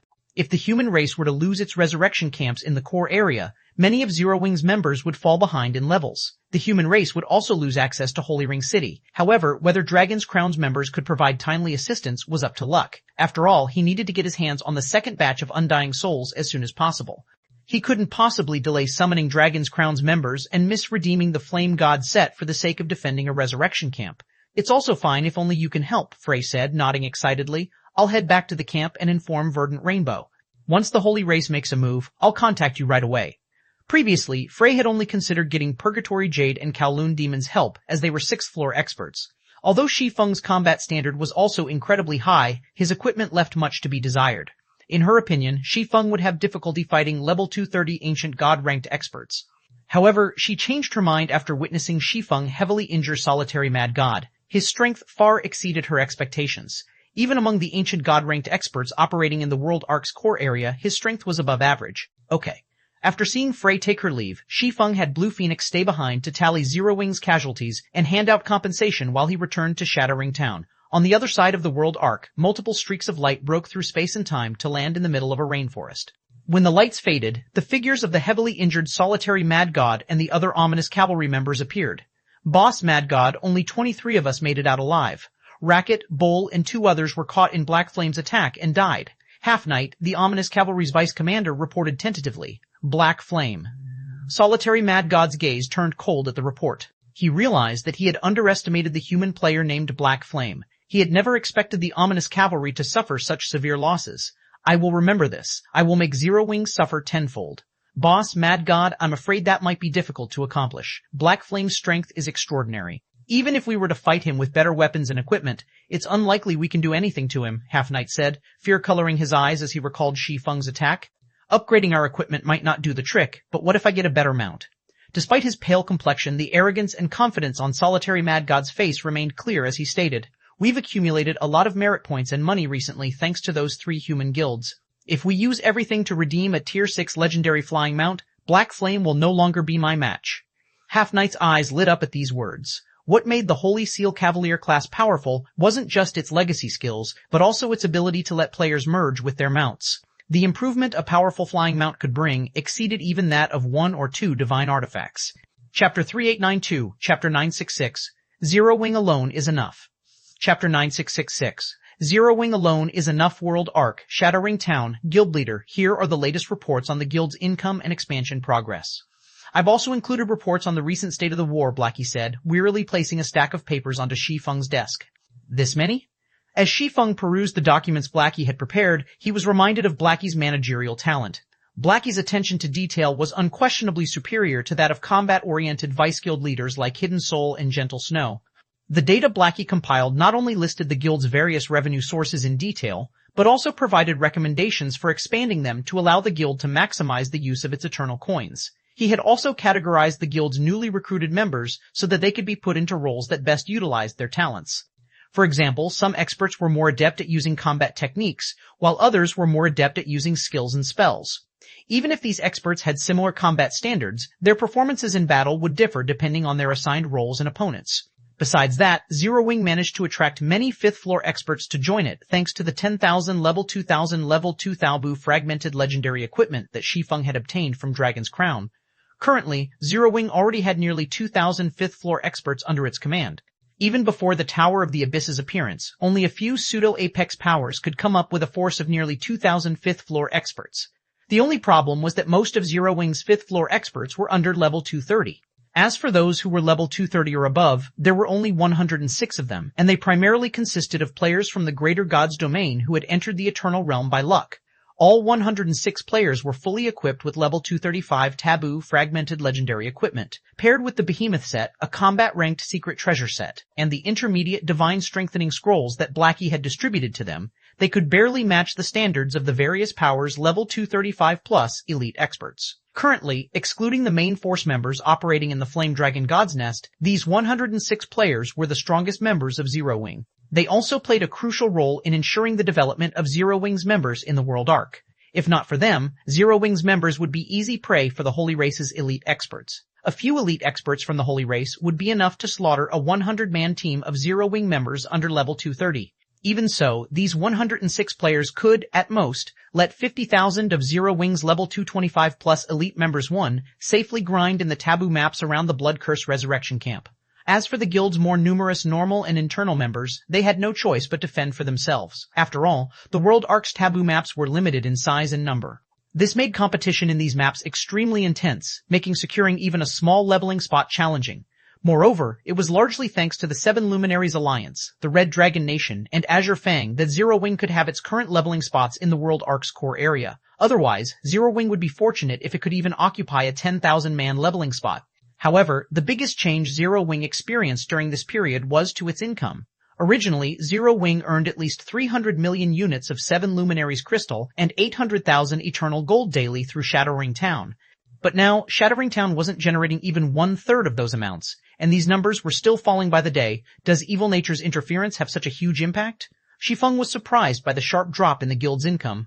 Yes, it's affecting us massively, Blackie sighed, nodding. It might have been fine if it were only Evil Nature harassing us, since Evil Nature only has a limited number of elite experts operating in the World Arc.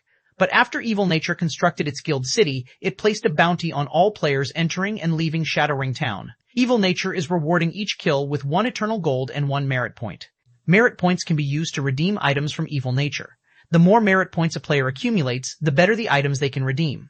With 1,000 Merit Points, players can redeem fragmented divine artifacts, advanced gold holy arts, and even permanent priority access to all of Evil Nature's guild towns and cities. This bounty has sparked a frenzy among the Holy Race players in the World Arc. They are targeting every player caught entering or leaving Shadowring Town, including Holy Race players.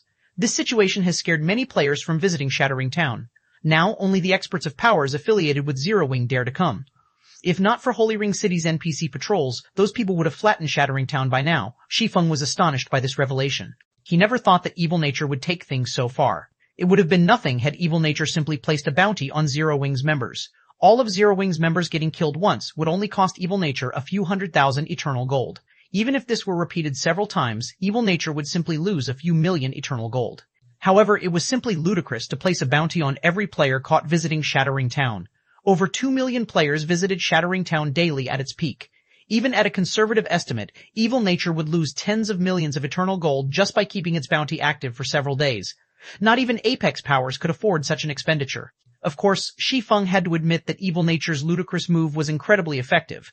Now, most players entering and leaving Shadowring Town had to do so in armies.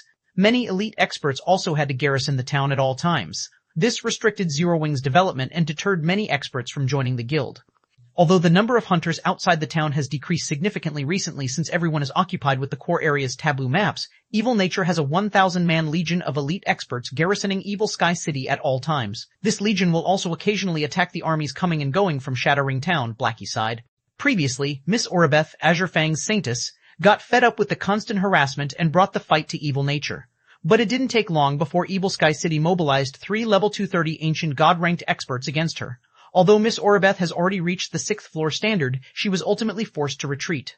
Guildleader, with Zero Wing's current state of development, unless we find more powers to reinforce us, there is nothing we can do about Evil Nature's blockade. We can only watch as Shattering Town declines. In the past, Blackie didn't have much of an understanding of royal powers and only knew they were stronger than Apex powers. However, as more outside players entered the Eternal Realm, he eventually realized the fearsome might of royal powers. Despite Oribeth being a level 236th floor expert equipped with multiple divine artifacts, even she was no threat to Evil Nature. In Blackie's opinion, the only way Zero Wing could survive this ordeal was by sacrificing some of Shattering Town's benefits to partner with the several Apex powers that had previously expressed interest in the town. Finding more partners is indeed a way out. Shi Feng nodded. Then, he chuckled and continued, but if we are simply talking about dealing with the current Evil Nature, we don't have to sacrifice Shattering Town's benefits. Zero Wing alone is enough to handle this problem. Chapter 3893, Chapter 967, Craftsman Alchemist, Chapter 967, Craftsman Alchemist, Zero Wing alone is enough? Blackie was at a loss for words when he heard Shi Feng's confident statement. Is Silent Wonder online? Shi Feng asked, not bothering to explain himself. Silent Wonder? Although Blackie didn't understand why Shi Feng would suddenly ask such a question, he still answered to the best of his knowledge. Outside of her daily 4-hour offline break, she is always online. Okay, have her come to my office. I have something to discuss with her, Shi Feng said, nodding.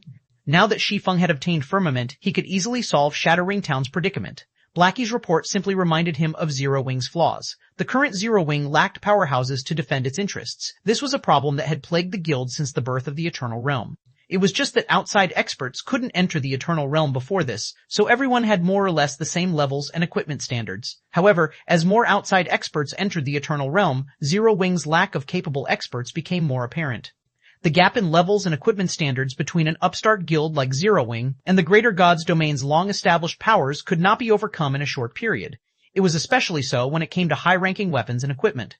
Players had to invest significant time and effort to raid high-level dungeons and complete high-difficulty quests to obtain these items. Of course, it wasn't impossible for players to obtain high-ranking weapons and equipment quickly. So long as they had the proper connections and enough money, they'd have no trouble obtaining fragmented divine artifacts. This was why powerful lone wolves occasionally appeared among the Greater Gods Domain's younger generation.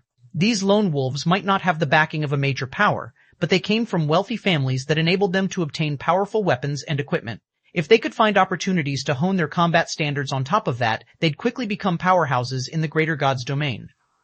The current Zero Wing similarly could quickly let a 5th floor expert rival level 230 ancient gods in strength. Take the Flame God set, for example.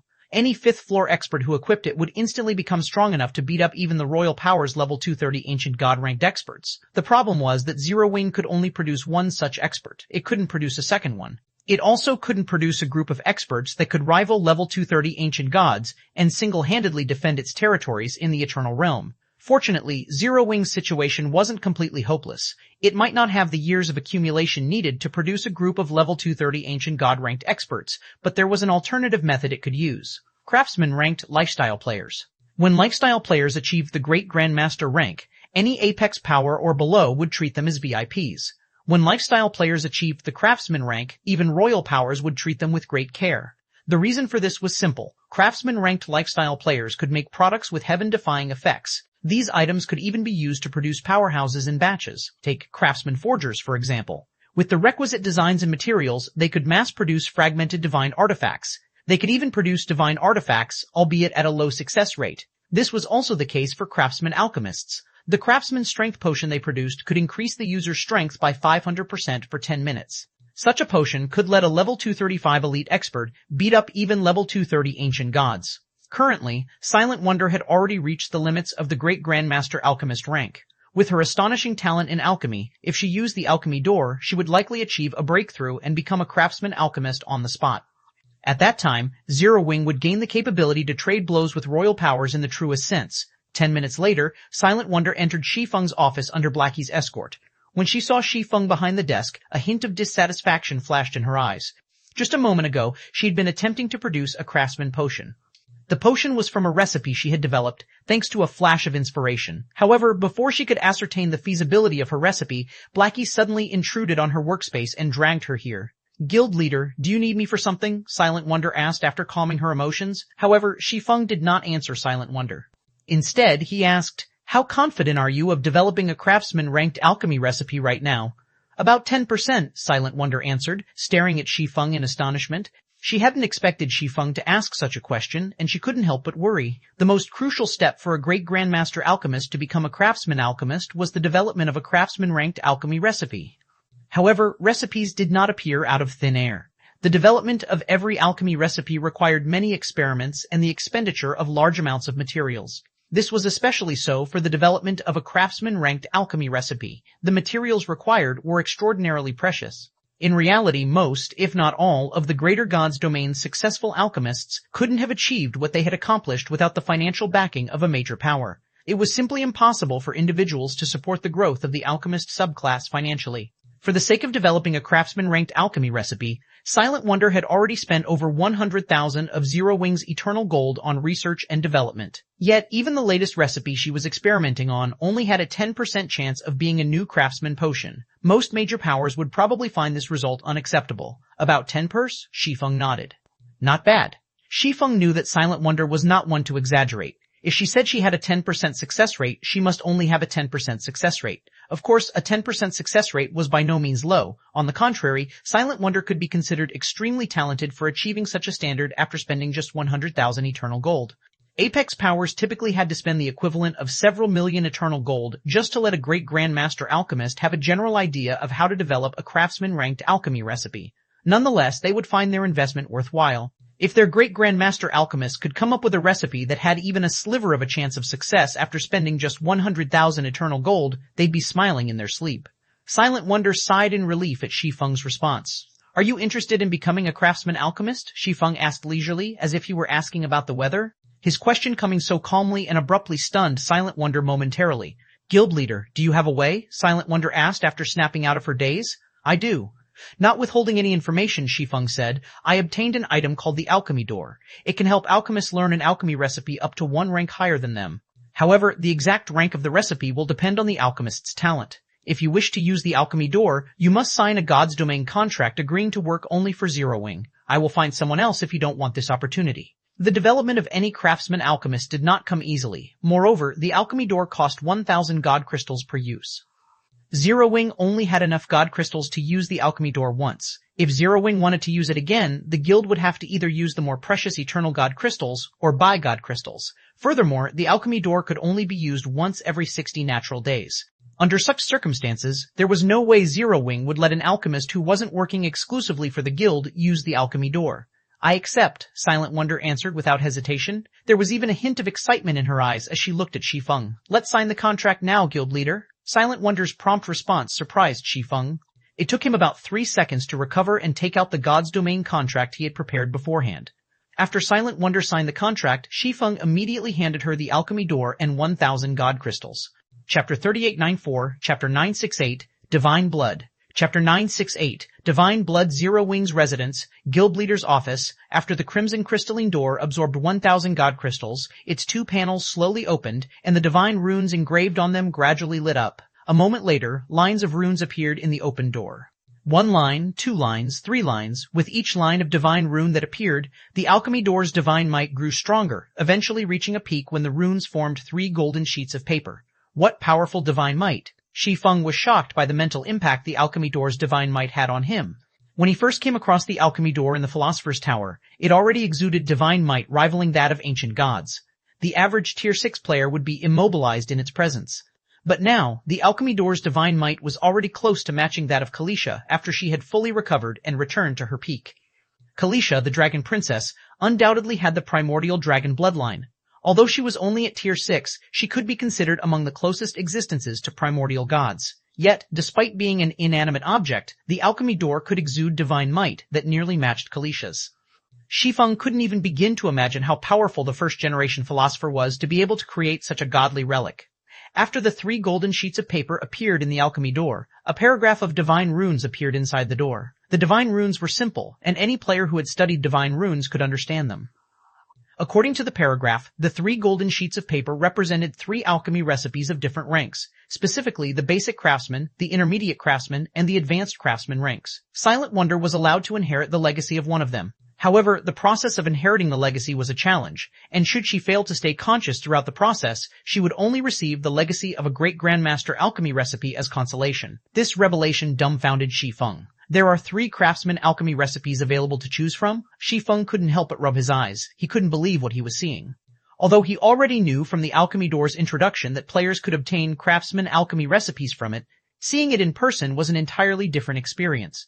He was especially shocked when he saw that Silent Wonder had intermediate and advanced craftsman options. After all, alchemy recipes of such ranks were few and far between in the greater god's domain.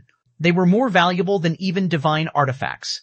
The difference between basic, intermediate, and advanced craftsman alchemy recipes wasn't limited to the complexity of their production processes. They also differed in rarity and effectiveness. The last time an intermediate craftsman alchemy recipe appeared in the greater god's domain, it had propelled an upper-ranking hegemonic power into an apex power. Unfortunately, following the death of the craftsman alchemist who owned the recipe, the apex power in question also faded into the greater god's domain's history. As for advanced craftsman alchemy recipes, it had already been centuries since the last one had appeared in the greater god's domain. As Shi Feng wondered whether Silent Wonder could even withstand the alchemy door's divine might, she trudged forward, arrived before the godly relic after a difficult struggle, and stared at one of the golden sheets of paper. She looked like she was trying to engrave all the divine runes on the paper into her brain. She went straight for the advanced one? Shi Feng was startled by Silent Wonder's decision. Despite being a lifestyle player, Silent Wonder had a strong talent for combat. She had also made extraordinary progress in the development of her concentration. Nonetheless, it wasn't wise for her to challenge an advanced craftsman alchemy recipe so soon. In Shi Feng's opinion, Silent Wonder would undoubtedly succeed if she tried to inherit a basic craftsman alchemy recipe with her talent. She should also have a good chance of succeeding if she challenged the intermediate craftsman alchemy recipe. After all, he had witnessed her capabilities in his previous life, so he knew that the craftsman rank wasn't her limit. But if she were to try to inherit an advanced craftsman alchemy recipe in her current state, her chances of success likely wouldn't reach 10%. As Silent Wonder inherited the advanced craftsman alchemy recipe, the divine runes comprising the golden paper flowed into her head and flooded her mind with information. However, her brain had trouble handling the influx, as was evidenced by her pale complexion and the cold sweat covering her forehead. 10 seconds, 20 seconds, 30 seconds. As time passed, the golden paper started to disintegrate bit by bit. As this happened, Silent Wonder's complexion grew paler, and she was rapidly reaching her limit. Hold on a little longer. The inheritance process is almost done, Shi Feng shouted when he saw Silent Wonder's body sway when only 5% of the inheritance process remained. As the inheritance process depended entirely on Silent Wonder's willpower, he could only help by providing words of encouragement. At Shi Feng's reminder, Silent Wonder seemingly saw the light at the end of the tunnel. She immediately straightened her body and bit her lip to keep herself from falling unconscious. 4%, 3%, 2%, 1%, 1%. When the last of the golden paper disappeared, Silent Wonder gasped for air as if she had just surfaced from a long dive. Unprecedented excitement also colored her face. I did it, Guild Leader, I did it. Silent Wonder reported ecstatically to Shi Feng despite her deathly complexion. What potion is the recipe for? Shi Feng asked curiously. It might have been centuries since the last advanced craftsman alchemy recipe had appeared, but quite a few had been developed throughout the greater god's domain's history. According to the Grand Library's records, there were nearly 100 such recipes, each with varying effects. The most famous among them would have to be the New Life Potion, which could resurrect players who had suffered a true death. However, it had already been centuries since the last player had learned the New Life Potion's recipe.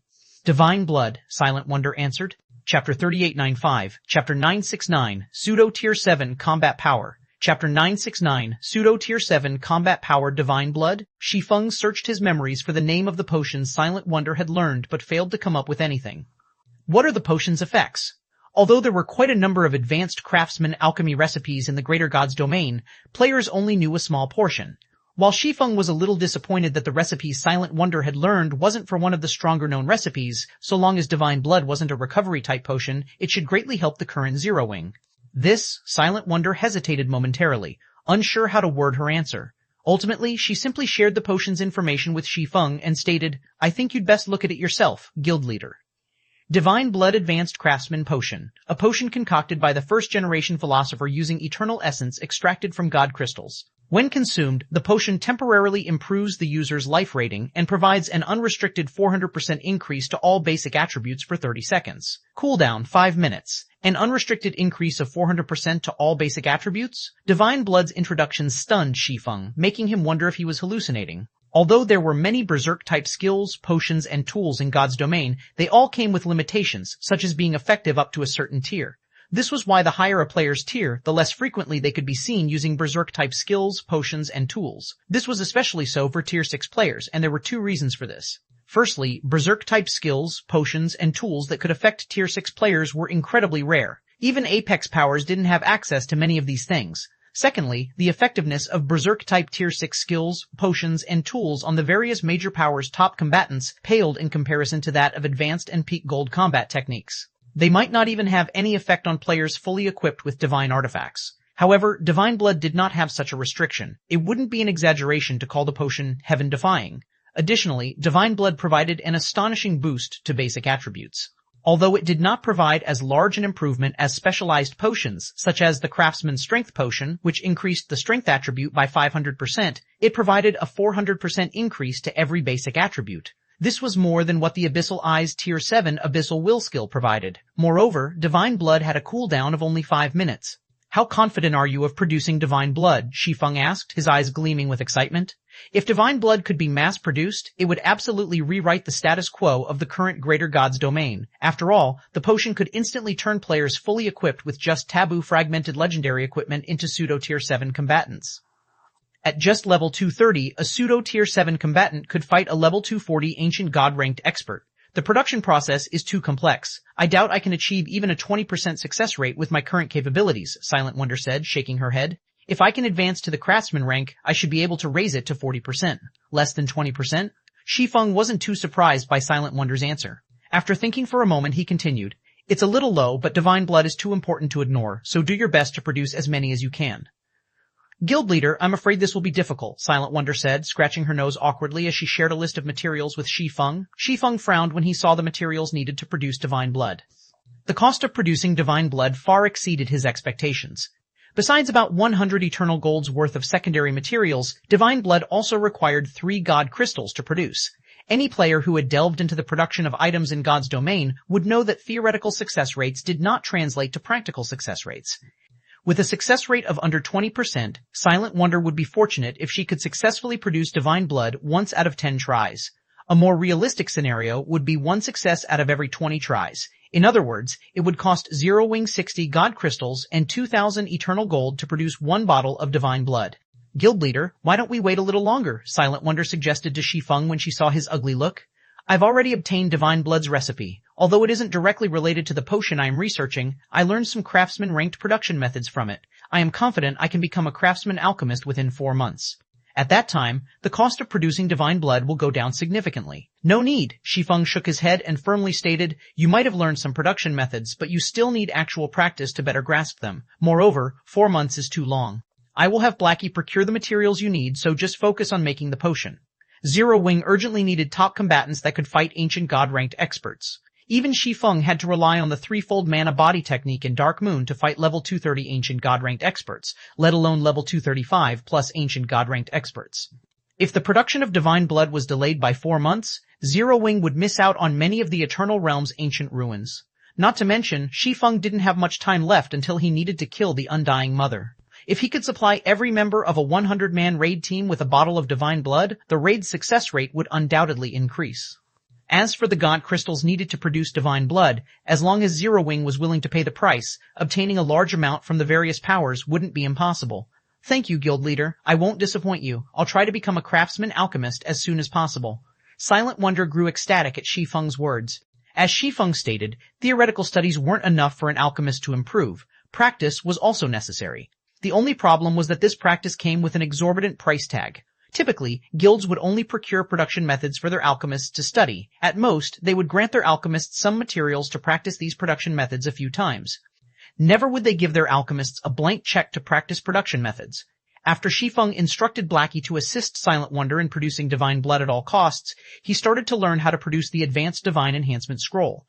Divine Blood might be a terrifyingly powerful trump card, but it only had a 30-second duration. It was only suitable for critical situations and could not be used to fight other powers over a long period. In contrast, although Divine Engraving Scrolls did not provide as significant an improvement as Divine Blood, they could provide players with long-term improvements. In the case of the Advanced Divine Enhancement Scroll, it could be used to strengthen the basic attributes of legendary equipment permanently. So long as he could mass-produce the Advanced Divine Enhancement Scroll, it would ease Zero Wing's equipment problem. After all, legendary equipment was much more readily available than fragmented divine artifacts. With my concentration at the pseudo-tier 7 standard, if I use the threefold mana body technique to improve my control over mana, I should be able to learn how to produce the Advanced Divine Enhancement Scroll, Shi Feng thought as he stared at the Advanced Divine Enhancement Engraving's legacy recorded in the Book of Eternity. Then, he clicked to learn the legacy. Chapter 3896, Chapter 970, Drawing the Sword. Chapter 970, Drawing the Sword. A day later, did I make a mistake in the solidification process? But I engraved the 9 divine patterns perfectly, so why can't I solidify them? Shi Feng couldn't help but hesitate as he watched the scroll in his hands turn to ash. Should I make another learning attempt? The cost of learning the Book of Eternity's legacies increased with the rank of the divine engravings he chose.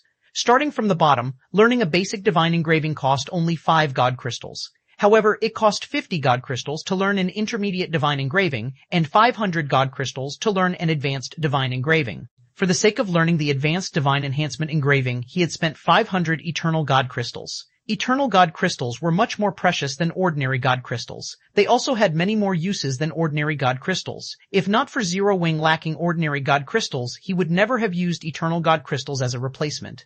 After all, Zero Wing's stockpile of eternal god crystals had already fallen below 10,000, and he had no way of replenishing it. Unlike ordinary god crystals, eternal god crystals could not be obtained from ruins and taboo dungeons. It was also unlikely he would come across a treasure trove like the Nameless City's treasury. Just one more time.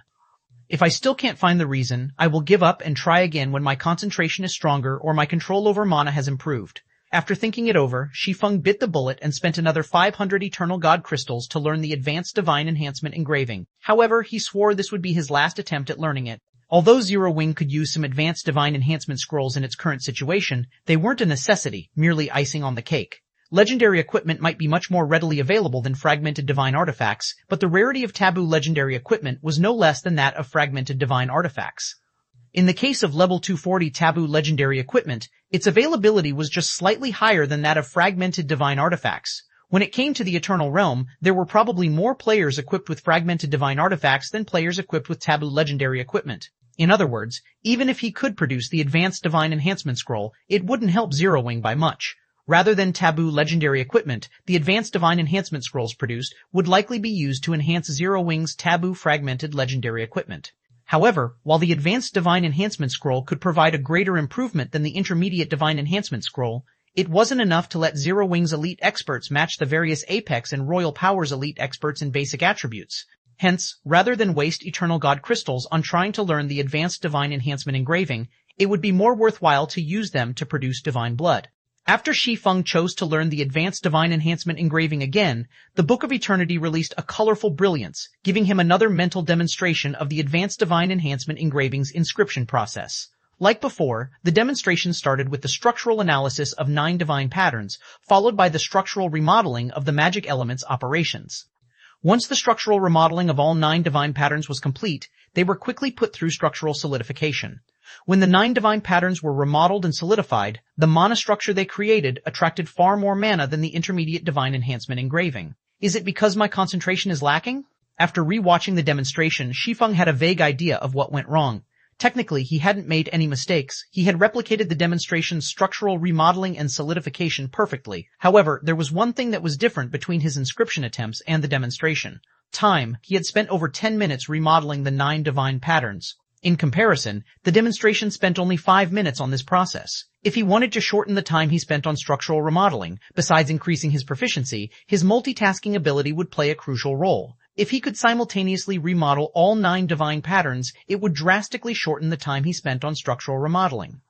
Of course, simultaneously remodeling all 9 divine patterns was a huge challenge, and not even the demonstrator in the demonstration had made such an attempt. Instead, the demonstrator took an easier approach, dividing each divine pattern into multiple parts and remodeling these parts simultaneously. While not as fast as remodeling 9 divine patterns simultaneously, this approach greatly accelerated the remodeling process of each divine pattern.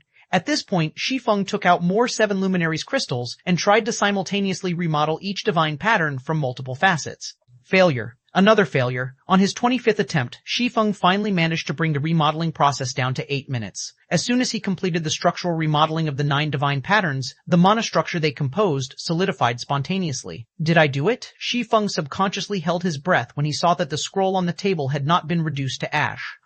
The production of advanced divine engraving scrolls was costly. Each attempt cost 5,100 nen units of 7 luminaries crystal. He had already spent over 1 million units of 7 luminaries crystals thus far. Although this amount of 7 luminaries crystals was no longer significant to the current Zero Wing, he'd have spent 1,000 Eternal God crystals and over 1 million units of 7 luminaries crystal for nothing if he failed to produce the Advanced Divine Enhancement Scroll. System, congratulations. You have produced the Advanced Divine Enhancement Scroll. System, congratulations. You are the first player to become an Advanced Divine Engraver, rewarding Advanced Divine Engraver's insignia and 1 level. Success. Shi Feng grew ecstatic when he saw the system notifications. The system rewards were nothing significant. The Advanced Divine Engraver's insignia only halved his concentration expenditure when producing divine engravings, while the level reward only increased his level from 231 to 232. However, his success in producing the Advanced Divine Enhancement Scroll meant that Zero Wing now had the capital to purchase God crystals in bulk. For the Greater God's domain's various powers, the Intermediate Divine Enhancement Scroll was only useful for improving the strength of their upper-middle level combatants. It might help the various powers improve their overall strength considerably, but it wouldn't be much help in changing their standings in the Greater God's domain. This was because the various powers primarily relied on their top-level combatants to compete with one another. However, it was a different story for the Advanced Divine Enhancement Scroll, which could improve the basic attributes of legendary equipment by 50%. Once a piece of taboo legendary equipment was enhanced by the Advanced Divine Enhancement Scroll, its basic attributes could rival that of fragmented divine artifacts. With fragmented divine artifacts being available in very limited numbers in the current Greater God's domain, a batch of Advanced Divine Enhancement Scrolls could let the various powers gain many new top-level combatants.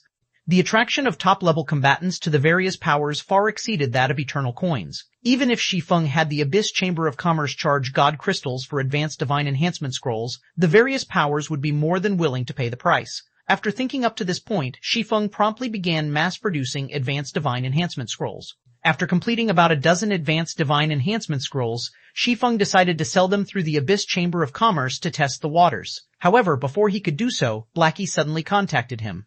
Guild leader, the bastards from the Ominous Cavalry attacked one of our leveling teams in the core area's Frost Shadow Forest, Blackie reported grimly. By the time Vice Guild leader Frey arrived, over half of the team had been killed. Among them, about 60% are elite members who have just reached level 220. Most of them are only equipped with level 220 epic and fragmented legendary equipment, so they have likely suffered a true death. Do you know where the Ominous Cavalry's members are right now? Shi Feng's expression became indescribably cold when he heard Blackie's report. Anyone who could become an elite member of Zero Wing was a guild member who had made significant contributions and possessed great talent and strength. They had trouble displaying their strength only because their levels and equipment standards lagged behind those of experts of pseudo-apex powers and above. Had they joined a major power instead of Zero Wing, they would have become elite experts by now. These players were willing to stay in Zero Wing because they believed in the guild's future. Yet, they got bullied by an adventurer team like the Ominous Cavalry. This time, the Ominous Cavalry had truly angered Shi Feng. According to the Seven Luminaries Alliance, the Ominous Cavalry promptly retreated to Evil Sky City after attacking our members, apparently worried about our retaliation, Blackie said in frustration. Evil Sky City currently served as Evil Nature's main headquarters. Its defenses were comparable to those of a holy city. Now that the Ominous Cavalry's members had taken shelter in the city, Zero Wing could do nothing to them. Good, make sure to keep track of their location, Shi Feng stated calmly. However, despite his calm tone, Blackie could sense the killing intent he radiated. Tally the players who have suffered a true death and resurrect them using the soul essence in the guild warehouse. Also, gather 1,000 of the guild's 5th floor experts in the front courtyard. It's time we taught the Ominous Cavalry who they can and cannot provoke. Chapter 3897, Chapter 971, Advent of Firmament. Chapter 971, Advent of Firmament Guild Leader, don't mess around. Blackie panicked at Shi Feng's words. That's Evil Sky City we're talking about. Since the war among the 3 races began, everyone in the Eternal Realm had come to truly understand the might of royal powers. More specifically, anyone who failed to understand this wouldn't be able to survive out in the fields. As mighty as the human race's various apex powers were, even they could only rely on their resurrection camps to resist evil nature's harassment in the world arc. None dared to take the fight to Evil Sky City, Evil Nature's base of operations in the world arc. Although Blackie believed in Shi Feng's strength, it'd be suicidal for Shi Feng to confront Evil Nature now. The two were on completely different levels. I know what I'm doing. Just gather the players I need, Shi Feng said. He understood Blackie's concerns, but he didn't bother to explain himself. Also, have them sign a confidentiality agreement regarding the entire operation. The inferior legendary siege weapon Firmament. This was, without a doubt, Zero Wing's ultimate trump card. It should never be used unless absolutely necessary. Its first deployment should be used to deal as much damage to the enemy as possible. Otherwise, once the surprise factor was lost, the enemy would be on guard against it and likely flee as soon as they learned of its deployment. After all, the enemy would have to be stupid to face an inferior legendary siege weapon head-on. Originally, Shi Feng had intended to reveal Firmament's existence at a critical moment during the war to deal a devastating blow to Evil Nature. However, now that the ominous cavalry had spat on his face, he'd have reincarnated twice for nothing if he still chose to hold his nose. World Arc Evil Sky City. Despite being a newly built city, Evil Sky City had already developed from a basic city into an advanced city under Evil Nature's management. Its size rivaled that of medium-sized NPC cities in the Eternal Realm, and its population of Holy Race players exceeded 10 million. Evil Nature also spared no expense in fortifying the city's defenses, lining the city wall with advanced defensive and offensive constructions. The city wall was also made with Divine World Sand, a rare material in God's domain. Due to the interference of the Divine World Sand's world laws, even if Evil Sky City lost its defensive magic array, Tier 6 players wouldn't be able to fly or jump across the walls. They could only enter the city through the city gates. Combined with the city's defensive magic array, the city wall could withstand attacks from ancient gods under level 240. Evil Sky City was superior to many of the Eternal Realm's NPC holy cities in defense. Inside a high-class bar in Evil Sky City, Boss Mad God, we really showed it to Zero Wing this time. Half Knight, the ominous cavalry's vice commander, said excitedly as he raised a bottle of the bar's most expensive malt liquor. Of the 600-plus elite members we killed, close to 400 of them probably suffered a true death. We even earned enough merit points to buy you an advanced legendary flying mount. With this, your strength can be considered above average even among level 230 Ancient Saint-ranked experts. The other ominous cavalry members in the bar congratulated Solitary Mad God as well, their excitement no less than Half Knight's. I already said that I would pay Zero Wing back tenfold. After downing a mouthful of malt liquor, Solitary War God confidently stated, Now that I have the Void Screamer, I am confident I can kill Black Flame the next time I see him, so I want you all to keep an eye out for Black Flame's whereabouts. Boss Mad God, according to the intelligence we received, Black Flame is very elusive. Even if we ask other people, it's unlikely we'll learn of Black Flame's whereabouts, Half Knight said before pausing momentarily. Then, he continued, but I received a piece of news yesterday that might give you a chance to deal with Black Flame. What is it? Solitary Mad God asked curiously. The information comes from a friend of mine in Evil Nature. After eyeing the other independent players nearby, Half Knight said carefully, It seems Evil Nature is planning to capture all of the human race's resurrection camps in the core area. To achieve this goal, Evil Nature has recalled some of its experts from the front lines. Among those experts are Frostclaw, the person you clashed with not long ago, and Fist Emperor, the 19th ranked Eternal Chosen One. Zero Wing, Azure Fang, and the Red Dragon Nation all have members stationed in the Blood Curse Resurrection Camp. Once Evil Nature starts attacking the core area's resurrection camps, Black Flame will most likely show up to defend the Blood Curse Resurrection Camp. We can use that opportunity to deal with him. I'm sure Evil Nature wouldn't mind our participation. Are you saying we should attack the Blood Curse Resurrection Camp with Evil Nature? Solitary Mad God scratched his head at Half Knight's words, visibly annoyed. It is indeed a good opportunity, but it'll be troublesome if we come across Fist Emperor. Do you have a grudge against Fist Emperor, boss? Half Knight asked, looking at Solitary Mad God strangely. Frostclaw and Fist Emperor were among the titles concocted by players fighting on the front lines of the war. The title of Frostclaw belonged to Evil Nature's number 2 Chosen One, a player known by all in the Holy Race's greater God's domain. As for the title of Fist Emperor, it belonged to a rising star in the war. In Half Knight's opinion, the ominous cavalry shouldn't have dealings with such famous individuals. Not to mention, they were all Holy Race players operating in the Eternal Realm. With their common enemy being the human race, it'd be illogical for Fist Emperor to attack the ominous cavalry while besieging the Blood Curse Resurrection Camp. If Fist Emperor insisted on doing so, it would have to be because he had a grudge against Solitary Mad God. No, that's not the case, Solitary Mad God said, shaking his head. Then, a hint of fear colored his eyes as he continued, Fist Emperor is a lunatic through and through. He despises having his fights interrupted by others. I first encountered him on the Western continent before I established the ominous cavalry. At the time, he attacked me without warning simply because I stumbled upon his fight with another player. He wasn't as strong back then, so we exchanged a few dozen moves with neither of us gaining the upper hand. If I hadn't teleported away afterward, he'd probably have chased me to the ends of the world. Now that he has defeated Garuda and received Evil Nature's support, I really doubt I can beat him even with my current strength. If he happens to be leading the siege on the blood-cursed resurrection camp, he'll definitely attack us should we dare to get involved. What a lunatic. Half-Knight was astonished as he listened to Solitary Mad God's recollection. Fist Emperor's behavior of attacking anyone who stumbled upon his fights was simply absurd. Yet, such a lunatic ranked 19th on the Eternal Chosen One ranking list. It would be an absolute nightmare for the ominous cavalry should it get targeted by this lunatic. Just as Half-Knight was considering asking his friend from Evil Nature about which resurrection camp Fist Emperor was assigned to besiege, a loud bell suddenly rang across the city, causing the noisy bar to fall silent. Upon hearing this bell, Half-Knight and everyone else in the bar rushed out of the building without hesitation. The ringing of the city's bell often signified the appearance of an enemy planning to attack. It was also precisely because of this that everyone couldn't help but wonder who would dare attack Evil Sky City. When Half-Knight and the others exited the bar, they immediately spotted a gigantic sword-shaped mechanical construct hovering above the city. The sword was thousands of meters long and blotted out the sun as it gradually descended toward the city, creating a spectacular scene that shocked everyone in the city. Chapter 3898, Chapter 972, Zero Wings Black Flame. Chapter 972, Zero Wings Black Flame? Is that a siege weapon? Whose siege weapon is this? How dare they bring a siege weapon here? Do they not know this is Evil Sky City? Is the owner of this siege weapon looking to wage war against Evil Nature? The players in Evil Sky City were confused by the sight of the gigantic mechanical sword hovering above them. They never thought they would see a siege weapon not owned by Evil Nature appearing above Evil Sky City.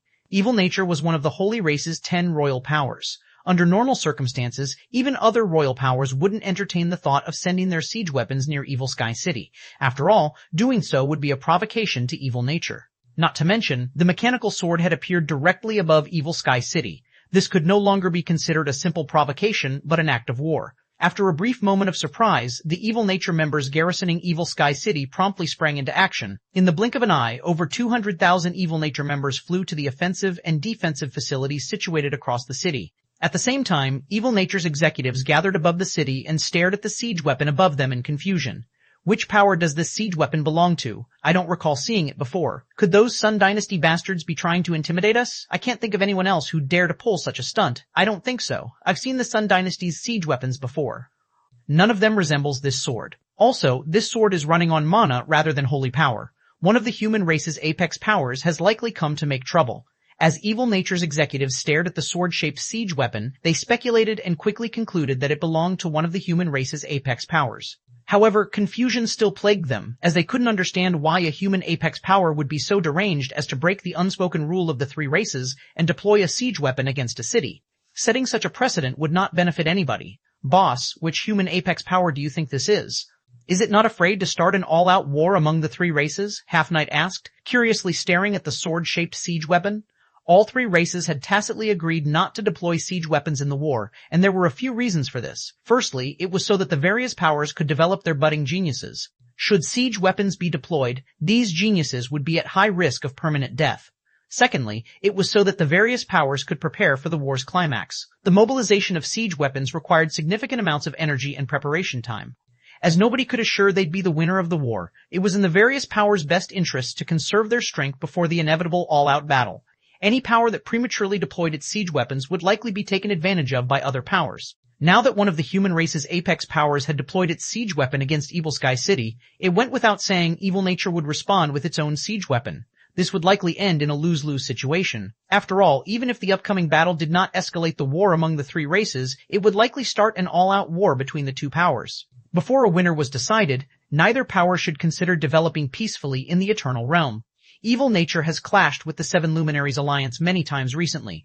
If I have to guess, this siege weapon most likely belongs to the Seven Luminaries Alliance, Solitary Mad God analyzed calmly. But I doubt the Seven Luminaries Alliance will start an actual fight. After all, nobody stands to benefit from such a fight.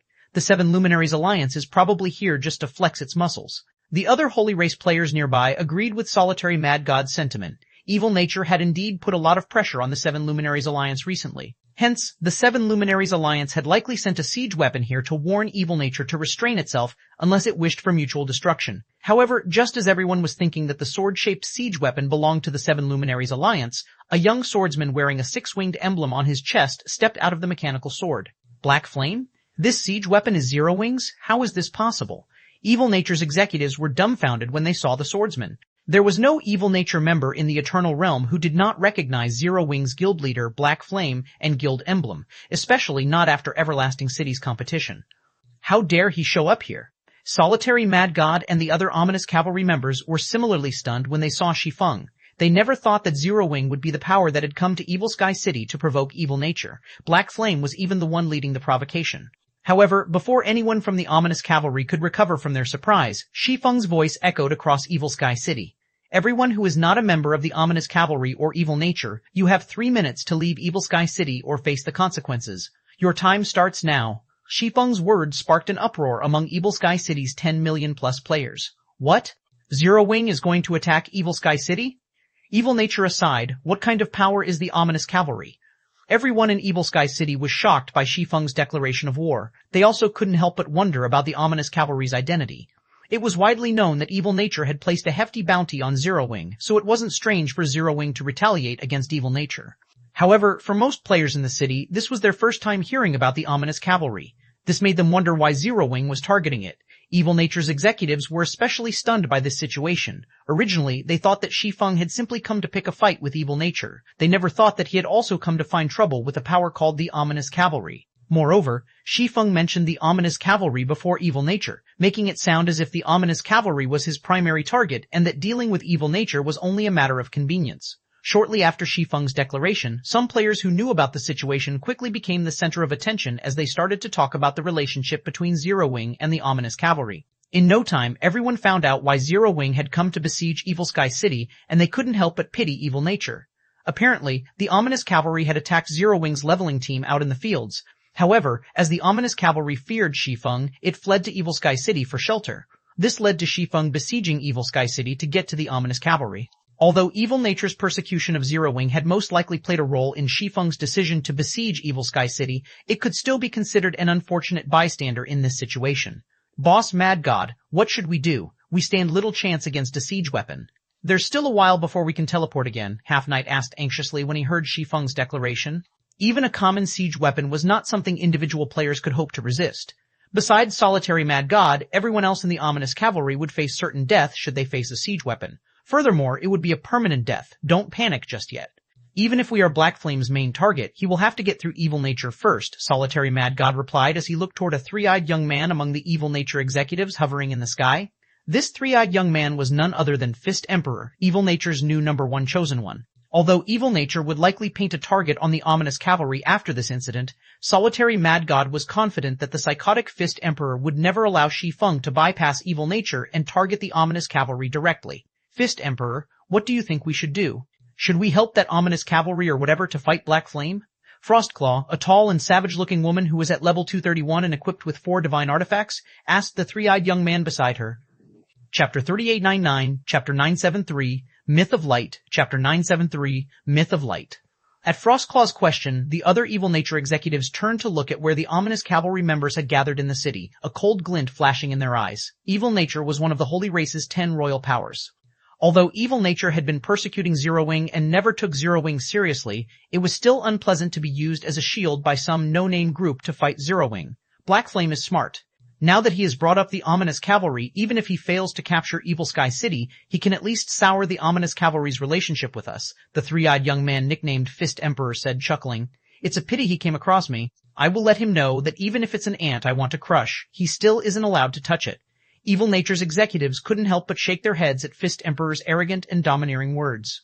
However, as the young man was Evil Nature's new #1 chosen one, which granted him as much authority as the guild's vice-guild leaders, they could only humor him and ensure the Ominous Cavalry's safety in the upcoming battle. As for whether Zero Wing could threaten Evil Sky City, none of them were worried about that.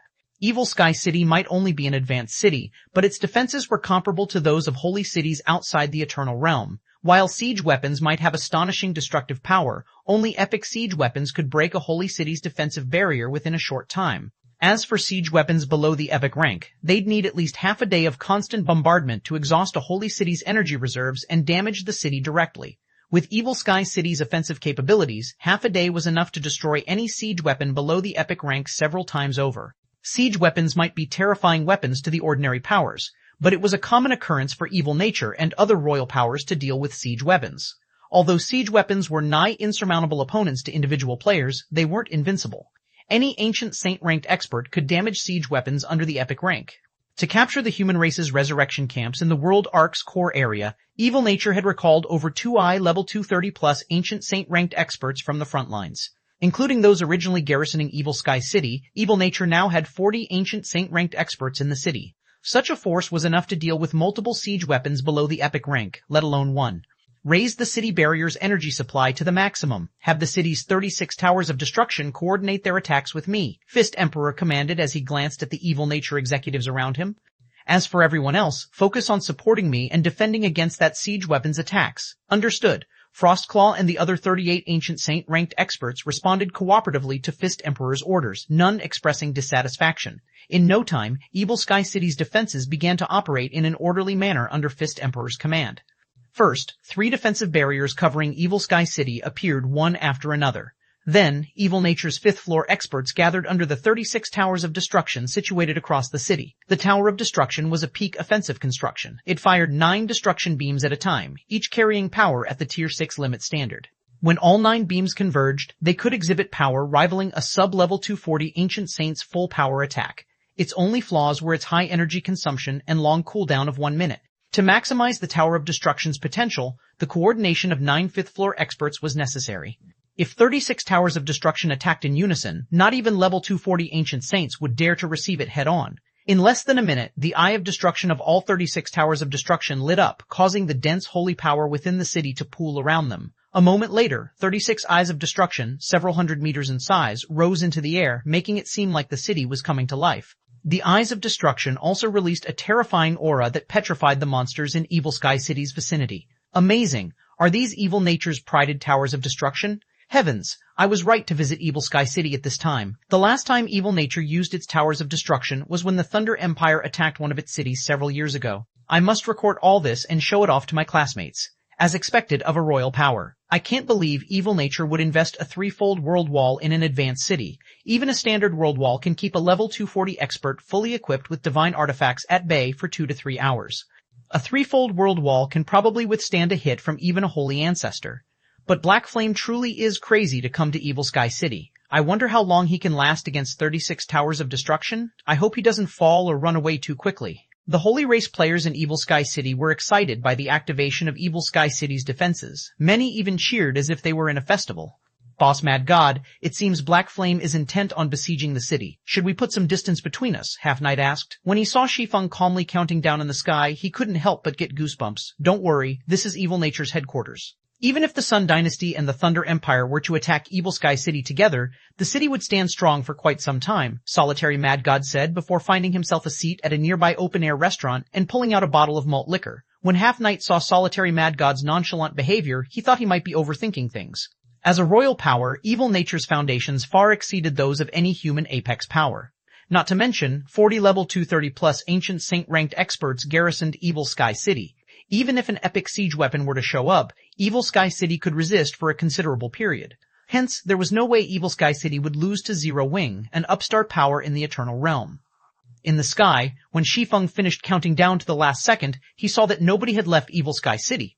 On the contrary, many Holy Race players shouted for him to hurry and get on with his act. 3 minutes have passed. Since you don't plan to leave, you will receive no mercy from me, Shi Feng said as he glanced at the Holy Race players in the city. Then he waved his hand and commanded, "Attack." At Shi Feng's command, the 1,000 Zero Wing members controlling Firmament executed an attack sequence in unison. The next moment, the various mechanical parts of Firmament lit up brightly as it plunged toward Evil Sky City. This was Firmament's first profound skill, Myth of Light. Arrogance. Do you think you can defeat Evil Sky City with just a siege weapon? When Fist Emperor saw the plunging column of light, he commanded, "After this attack, everyone charge with me." However, before anyone could respond to Fist Emperor's command, countless swords of light suddenly appeared above Evil Sky City, their dazzling radiance blinding everyone. Immediately afterward, a deafening explosion echoed across the sky as the seemingly infallible 3-fold world wall was reduced to nothing. Chapter 3900, Chapter 974, Fallen City, Chapter 974, Fallen City. The 3-fold world wall wasn't the only thing erased by Firmament's Myth of Light. The sky above Evil Sky City had also been obliterated. From the city, it would look as if an umbrella covered the city right now, blotting out the sun and turning day to night. As expected of an inferior legendary siege weapon, Its power is truly astonishing. Shi Feng was greatly shocked when he saw Firmament had obliterated the threefold world wall. Although he had known that Firmament, an inferior legendary siege weapon, was an incredibly powerful weapon, only after seeing it in action did he understand how the Sun Dynasty could tower over the Holy Race's other royal powers in his previous life. The World Wall was touted as the Holy Race's strongest defensive barrier. Evil Sky City was even protected by a threefold version of it. The threefold World Wall was a defensive measure that the Holy Race's various powers used to prevent attacks from Apex and Royal powers. Moreover, they would normally reserve it for Holy City-ranked guild cities. Yet, Firmament's Myth of Light had turned the threefold World Wall into a joke. However, after a brief surprise, Shi Feng couldn't help but wince in heartache. As an inferior legendary siege weapon, Firmament had only 3 profound skills: Myth of Light, Lake Light Mirror, and Celestial Guidance. Each of these 3 profound skills was more amazing than the other. The usage cost also increased substantially. The last profound skill, Celestial Guidance, even required more players to execute it. Of the 3 profound skills, Myth of Light had the lowest requirements: 1,000 players to execute, 100 God Crystals or Holy Origin Crystals, and 5 million units of 7 Luminaries Crystal or Holy Power Crystal to activate. If executed perfectly by 1,000 Tier 6 experts, Myth of Light's power could rival a Primordial God's attack. As for Lake Light Mirror, Firmament's second strongest profound skill, it similarly required 1,000 players to execute. However, each activation cost 500 God Crystals or Holy Origin Crystals and 50 million units of 7 Luminaries Crystal or Holy Power Crystal. As for Celestial Guidance, Firmament's strongest profound skill, not only did it require 3,000 players to execute, but it also cost 3,000 God Crystals or Holy Origin Crystals and 200 million units of 7 Luminaries Crystal or Holy Power Crystal per activation. Simply put, every one of Firmament's attacks cost a fortune. Using it was simply beyond the means of the average power. If not for Zero Wing having nearly 10,000 Eternal God Crystals in its warehouse, Shi Feng would never have dared to deploy Firmament. As Myth of Light's blinding radiance faded, the Holy Race players in Evil Sky City fell deathly silent. Many players who wanted to continue taunting Shi Feng had their mouths agape, their minds unable to process what had happened. It's gone?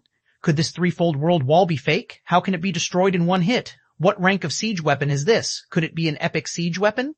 As everyone stared at the giant mechanical sword hovering in the sky, shock and curiosity filled their minds. They all wondered what rank of siege weapon Firmament was. Under normal circumstances, even epic siege weapons would have difficulty destroying a threefold world wall in one hit. Yet, Firmament had accomplished it. This was simply unbelievable. How can Zero Wing have an epic siege weapon? Half Knight, who had been expecting an entertaining exchange between Zero Wing and Evil Nature, lost his composure as he stared at Firmament. Didn't they say that the human race doesn't have epic siege weapons? All from the Holy Race knew about epic siege weapons, which were synonymous with invincibility. They were the best weapons for besieging fortified locations, and non-royal powers stood no chance against them. The Holy Race's royal powers had proved this point many times. It would spell disaster for the ominous cavalry should Zero Wing's epic siege weapon target it. Everyone in the adventurer team would most likely suffer a true death. What are you afraid of? Solitary Mad God said, glaring at Half Knight. Unlike his vice commander, he remained calm as he stared at the siege weapon in the sky. Black Flame might have gotten himself an epic siege weapon, but don't forget that we are in Evil Sky City, Evil Nature's headquarters. If one epic siege weapon were enough to take it down, Evil Nature might as well disband and stop existing in God's domain. You're right. Half Knight quickly returned to his senses at Solitary Mad God's words. An epic siege weapon might be a nigh-invincible existence to individual players and most powers, but they weren't infallible against royal powers. Otherwise, the headquarters of the various royal powers would have been destroyed countless times in the many all-out wars they had fought. However, throughout the history of the Holy Race's greater God's domain, a royal power's headquarters had never been destroyed by just one epic siege weapon. Although Evil Sky City was nowhere near as strong as Evil Nature's headquarters in the Holy Race's greater God's domain, Evil Nature had developed it like its headquarters.